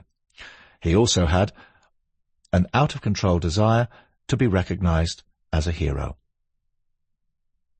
Possessed of what is literally a fatal flaw, this type of individual is an attention seeker, while the word histrionic can also be applied to nurses like Beverly Allitt. The word means dramatic or theatrical. For people with histrionic personality disorder, their self-esteem depends on the approval of others and does not come from a true feeling of self-worth. Simply put, they are plastic and fake, with an overwhelming desire to be noticed, and they often behave dramatically or inappropriately to win attention. So back to Richard Angelo. Pathologically unable to achieve the level of praise he felt he rightly deserved in life, Angelo decided that he would inject pavolon, pancuronium bromide, or anectine, succinylmethonium chloride, abbreviated to SUX, into patients, while telling them that he was administering something that would make them feel better. Well, if you can't trust the nurse by your bedside, then who can you trust? However, for many patients his plans fell short of expectations, and in 37 code blue emergencies only 12 patients lived, with those who survived describing feeling numb and their breathing becoming constricted, as did their ability to communicate with doctors and nurses. They were suffocating and drowning in lung fluid. If any listener is considering being euthanized, then go no further, because in Belgium and the Netherlands, pancuronium bromide is recommended as a muscular relaxant in the protocol of euthanasia. After administering sodium thiopental to induce coma, pancuronium is delivered in order to stop breathing. It is also used as one component of a lethal injection in applying the death penalty. Please do not take my word for it, though. Check this out online, because this form of lethal injection can be more painful than a bullet to the back of the head or the long drop method of hanging. And to confirm this, pancuronium has no effect on levels of consciousness. Let's say it in medical contradictive jargon. If the anesthetic used is insufficient, the individual may be awake but unable to cry out or move, the state experienced by those who survived Angelo's lethal injections. Think about that for a moment, because this sleepy death, as practiced and advertised by euthanasia proponents, might not be all that it is cracked up to be. To wit, countless examples of death row inmates being strapped down onto a gurney and given the good-night juice, with the procedures sometimes lasting up to 20 minutes or more, and the condemned person moaning and groaning as the execution practitioners struggle to find a suitable vein. Blowbacks can also occur, with the fluids being sprayed around the death chamber. If a suitable vein cannot be located, the needle is inserted into the toes. In short, pancuronium bromide has no effect. I repeat, no effect on consciousness. And with that, back to Nurse Angelo. Working the aptly named graveyard shift placed Angelo in a nearly perfect position to work on his feelings of inadequacy, until he came undone. On the 11th of October 1987, he fell under suspicion after one of his intended victims, Gerolamo Kusic, managed to use the call button for assistance after receiving an almost lethal injection from the trusted nurse. One of the staff who responded to the call for help took a urine sample and had it analyzed, the test proving positive for both pavolon and anectine, neither of which had been prescribed to Kusic. Angelo was soon charged with 2 counts of depraved indifference murder, in effect second-degree murder. There followed 1 count of second-degree manslaughter, 1 count of criminally negligent homicide, and 6 counts of assault with respect to 5 of the patients. He was sentenced to 61 years to life, and will not become eligible for parole until 2049, when he will be 87. The BS defense. It was the feeble wannabe fireman and saviour of humanity. Angelo's bullshit defense, that intrigued me because his lawyers fought tooth and nail to prove that their murderous pseudo-nurse of a client suffered from dissociative identity disorder. In layman's terms, this means that he was allegedly able to dissociate himself completely from the crimes he'd committed and was thus unable to recognize the risk of what he had done to the patients. In other words, his attorneys maintained that Angelo had been subject to dissociative fugue, a temporary state in which a person suffers memory loss, amnesia. So are we really to believe that Angelo had a multiple personality which he could move in and out of unaware of the actions of the other persona? You see, dear listener, this multiple personality disorder, MPD, comes straight from the Dr. Jekyll and Mr. Hyde playbook. So we have Robert Louis Stevenson's novella partly to blame for it. But it is typical of all U.S. defense attorneys to be able to cook up any cock-and-bull mitigation to get a client off the hook.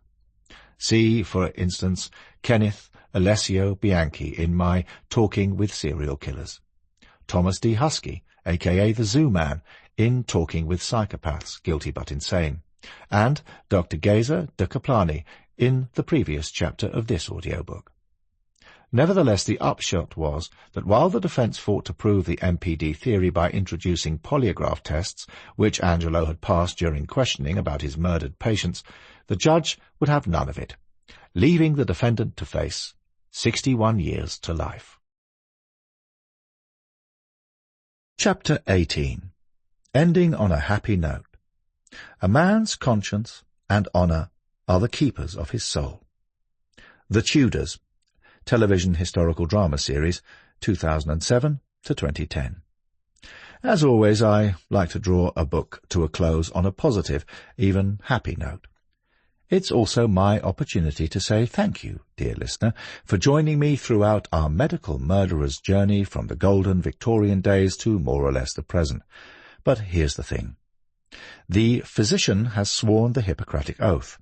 The nurse pledges to abide by the Nightingale principles, so all of the killers featured here have broken a sacred trust, that of a dedication to the care and saving of lives, and not, for whatever perverse motives, take it upon themselves to act as medically trained executioners. In this regard, I think we might say that they are the lowest of the low. But one thing is certain, there will be more of them to come.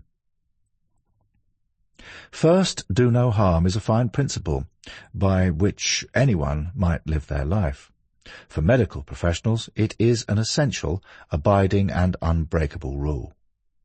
When rogue medics betray it, they are guilty not only of murder, but of murder under trust, which, as I said earlier, is the most grievous betrayal of all. There is no escape from that judgment. So, back to where we started. Ah, yes. If I recall, we were in the Philippines, where this audiobook found its genesis, with me wearing flip-flops on a stove-hot sugar sand beach in El Nido, Palawan. But groan. I have a headache coming in my direction, or is it dengue fever or malaria? Maybe I should call a doctor. What do you think? Happy days, and no nightmares, please.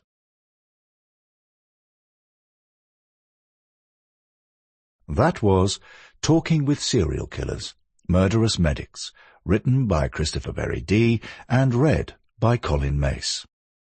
Murderous Medics is published by John Blake, an imprint of Bonnier Books, UK.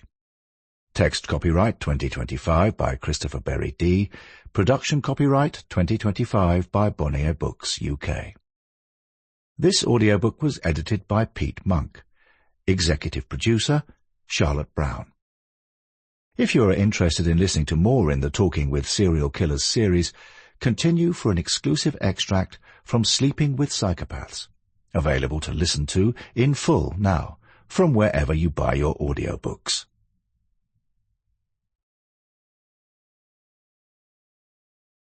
Introduction.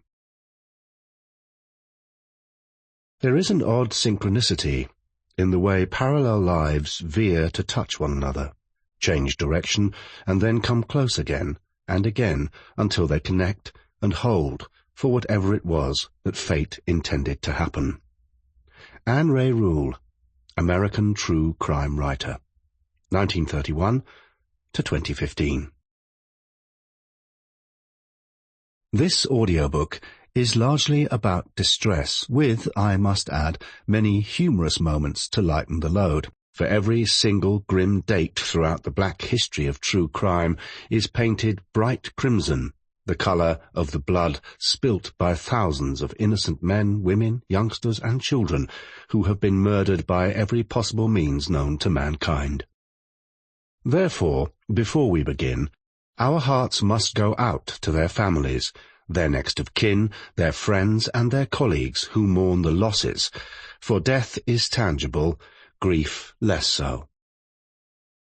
I vividly recall many years ago, while writing with Robin Odell, my book Lady Killer, later retitled Prime Suspect, concerning the life and crimes of the emerging, if not already a fully emerged, British serial killer, John David Geese Cannon, the poignant, tearful words of one of his victims, survivor Sharon Major, name changed for legal reasons.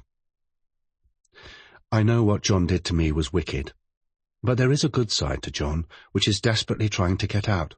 He almost killed me, and I still live in terror of him today. But one has to learn to forgive, and that I have done. Sharon Major, an interview with the author in Bristol, 1992. John Cannon, who is the prime suspect for the unsolved 1986 murders of Susie Lamplugh in South London and Sandra Court at Poole, Dorset, is now serving a life sentence. At the time of writing, he is locked up in HMP Full Sutton, York. Yet this sexual psychopath's legacy of brutal rape and homicide still haunts his surviving victims to this very day. We will return to Sharon Major soon enough, for her story will turn you cold, as bitterly chilly as a wintry day. I have been studying and writing about Murder Most Foul for some 3 decades.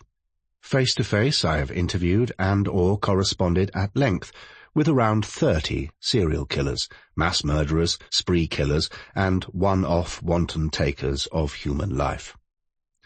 It is a matter for public record that I have helped clear up a few cold cases, specifically in Texas, Connecticut, and Rochester, New York State.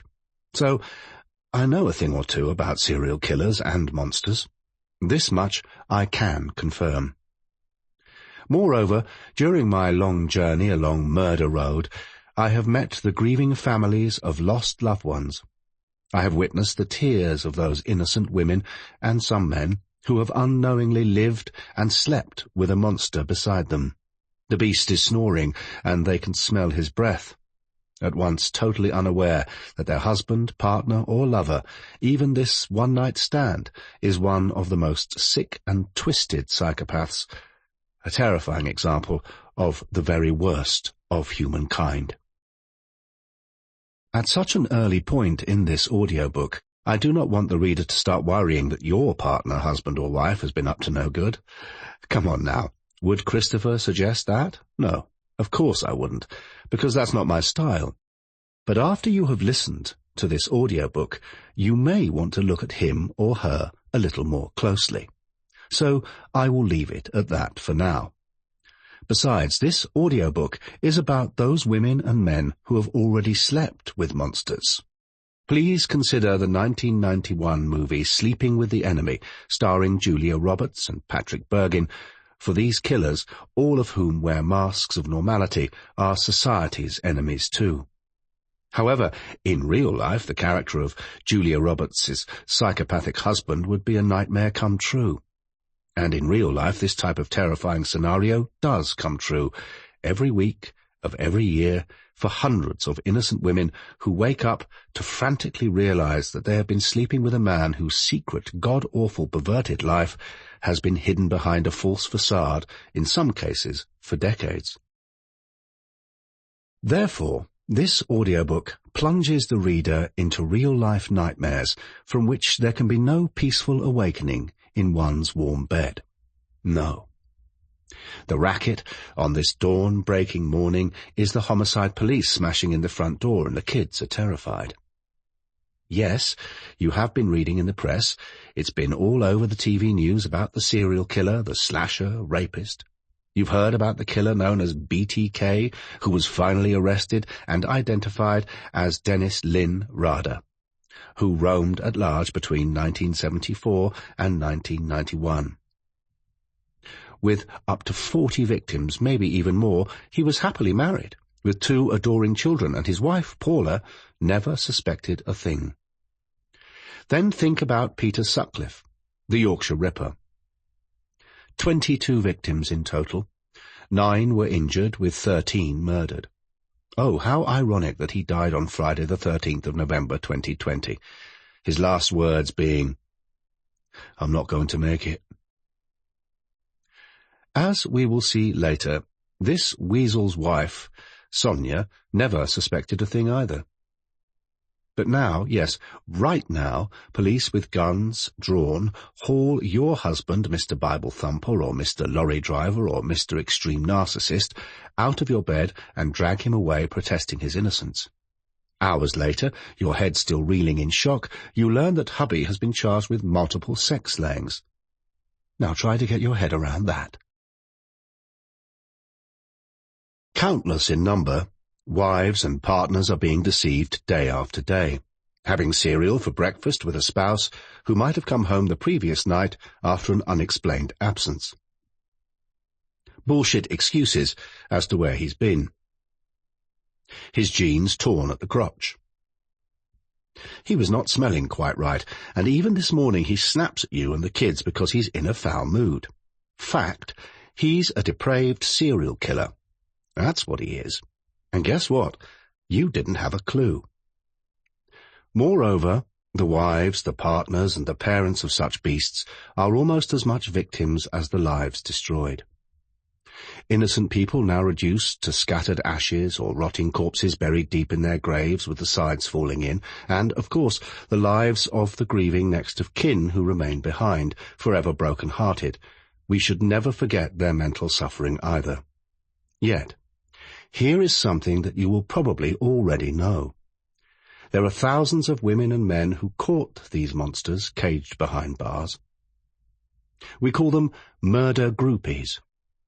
People of all ages who become besotted and fall in love with these human scum who often have scores of female fans writing sexually explicit garbage to them week in, week out. In one instance, the serial murderer Keith Hunter Jesperson, a.k.a. the Happy Face Killer, wrote one of his scores of letters to me and enclosed a letter from a female fan. He boasted, "Christopher, see that red kiss mark? That's not lipstick. It's menstrual blood. And she's young and pretty, too." When I visited with my film crew the bookish-looking Connecticut serial killer Michael Bruce Ross, 1959 to 2005, in his brown-painted cell on death row at Summers Prison, he held aloft bundles of letters from his female fans and laughed. "Look, Christopher, love, love, love everywhere. Some are so sexy I masturbate to them at least 40 times a day." He paused to add sheepishly, but I do get sores on my penis, though, before giggling hysterically once again. Perhaps these adoring fans had done their homework, yet they were in love with a monster who had killed 7 young females, 3 of whom were schoolgirls. 2 of them, 14-year-olds, April Bruni and Leslie Shelley, were abducted, raped, then strangled out near Beach Pond, a vast expanse of water with a dam holding back the Patchhouse River, which separates the states of Rhode Island and Connecticut. Indeed, during my interview with the since-executed Ross, he admitted for the first time that he had anally penetrated April post-mortem. He also admitted that he had returned to the decomposing body several times to masturbate. When I spoke to his prison counselor, a young woman named Anne Conoya, she confirmed Ross's priapic and compulsive masturbation, and of her he gloated, "Yes, if it was the wrong time for her and the right time for me, I'd rape and kill Anne too." Furthermore, in one of my books there is a photo of me talking to Ross through his death row cell door. Look at the smug grin on that monster's bespectacled face, yet, while at large, he looked like the all-American boy, one you might have had living next door to you, or even dating your daughter. In this audiobook, I am going to make my own mark as we focus in on the women and men who have slept with the real enemy. They're exclusive first-hand accounts that will break your heart, and let the devil take the hindmost, because I also expose the murder groupies, and examine their own warped, upside-down, utterly amoral mindsets. These people who fantasize about having a child with a kiddie-killing psychopath.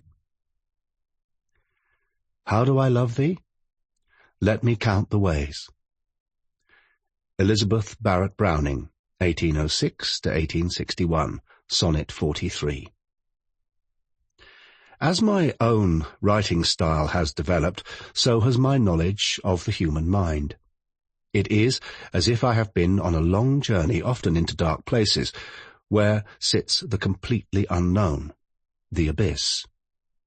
Therefore, in this audiobook, as in quite a few previous titles, I try to bring you, my listener, along with me, this time into not only the minds of the killers, but also how the women and men must have felt upon suddenly learning of the cold-blooded truth, that a real-life Grim Reaper has been intimately close to them for more time than one might have dared dream of, to be sure. Furthermore, I will attempt to make each chapter, author-listener, interactive, insofar as we can examine these cases together, to agree or to disagree with each other, to try and see how these monsters successfully mask themselves, until the day comes when the stone-cold truth is finally revealed. Christopher BerryDee, UK and El Nido, Philippines.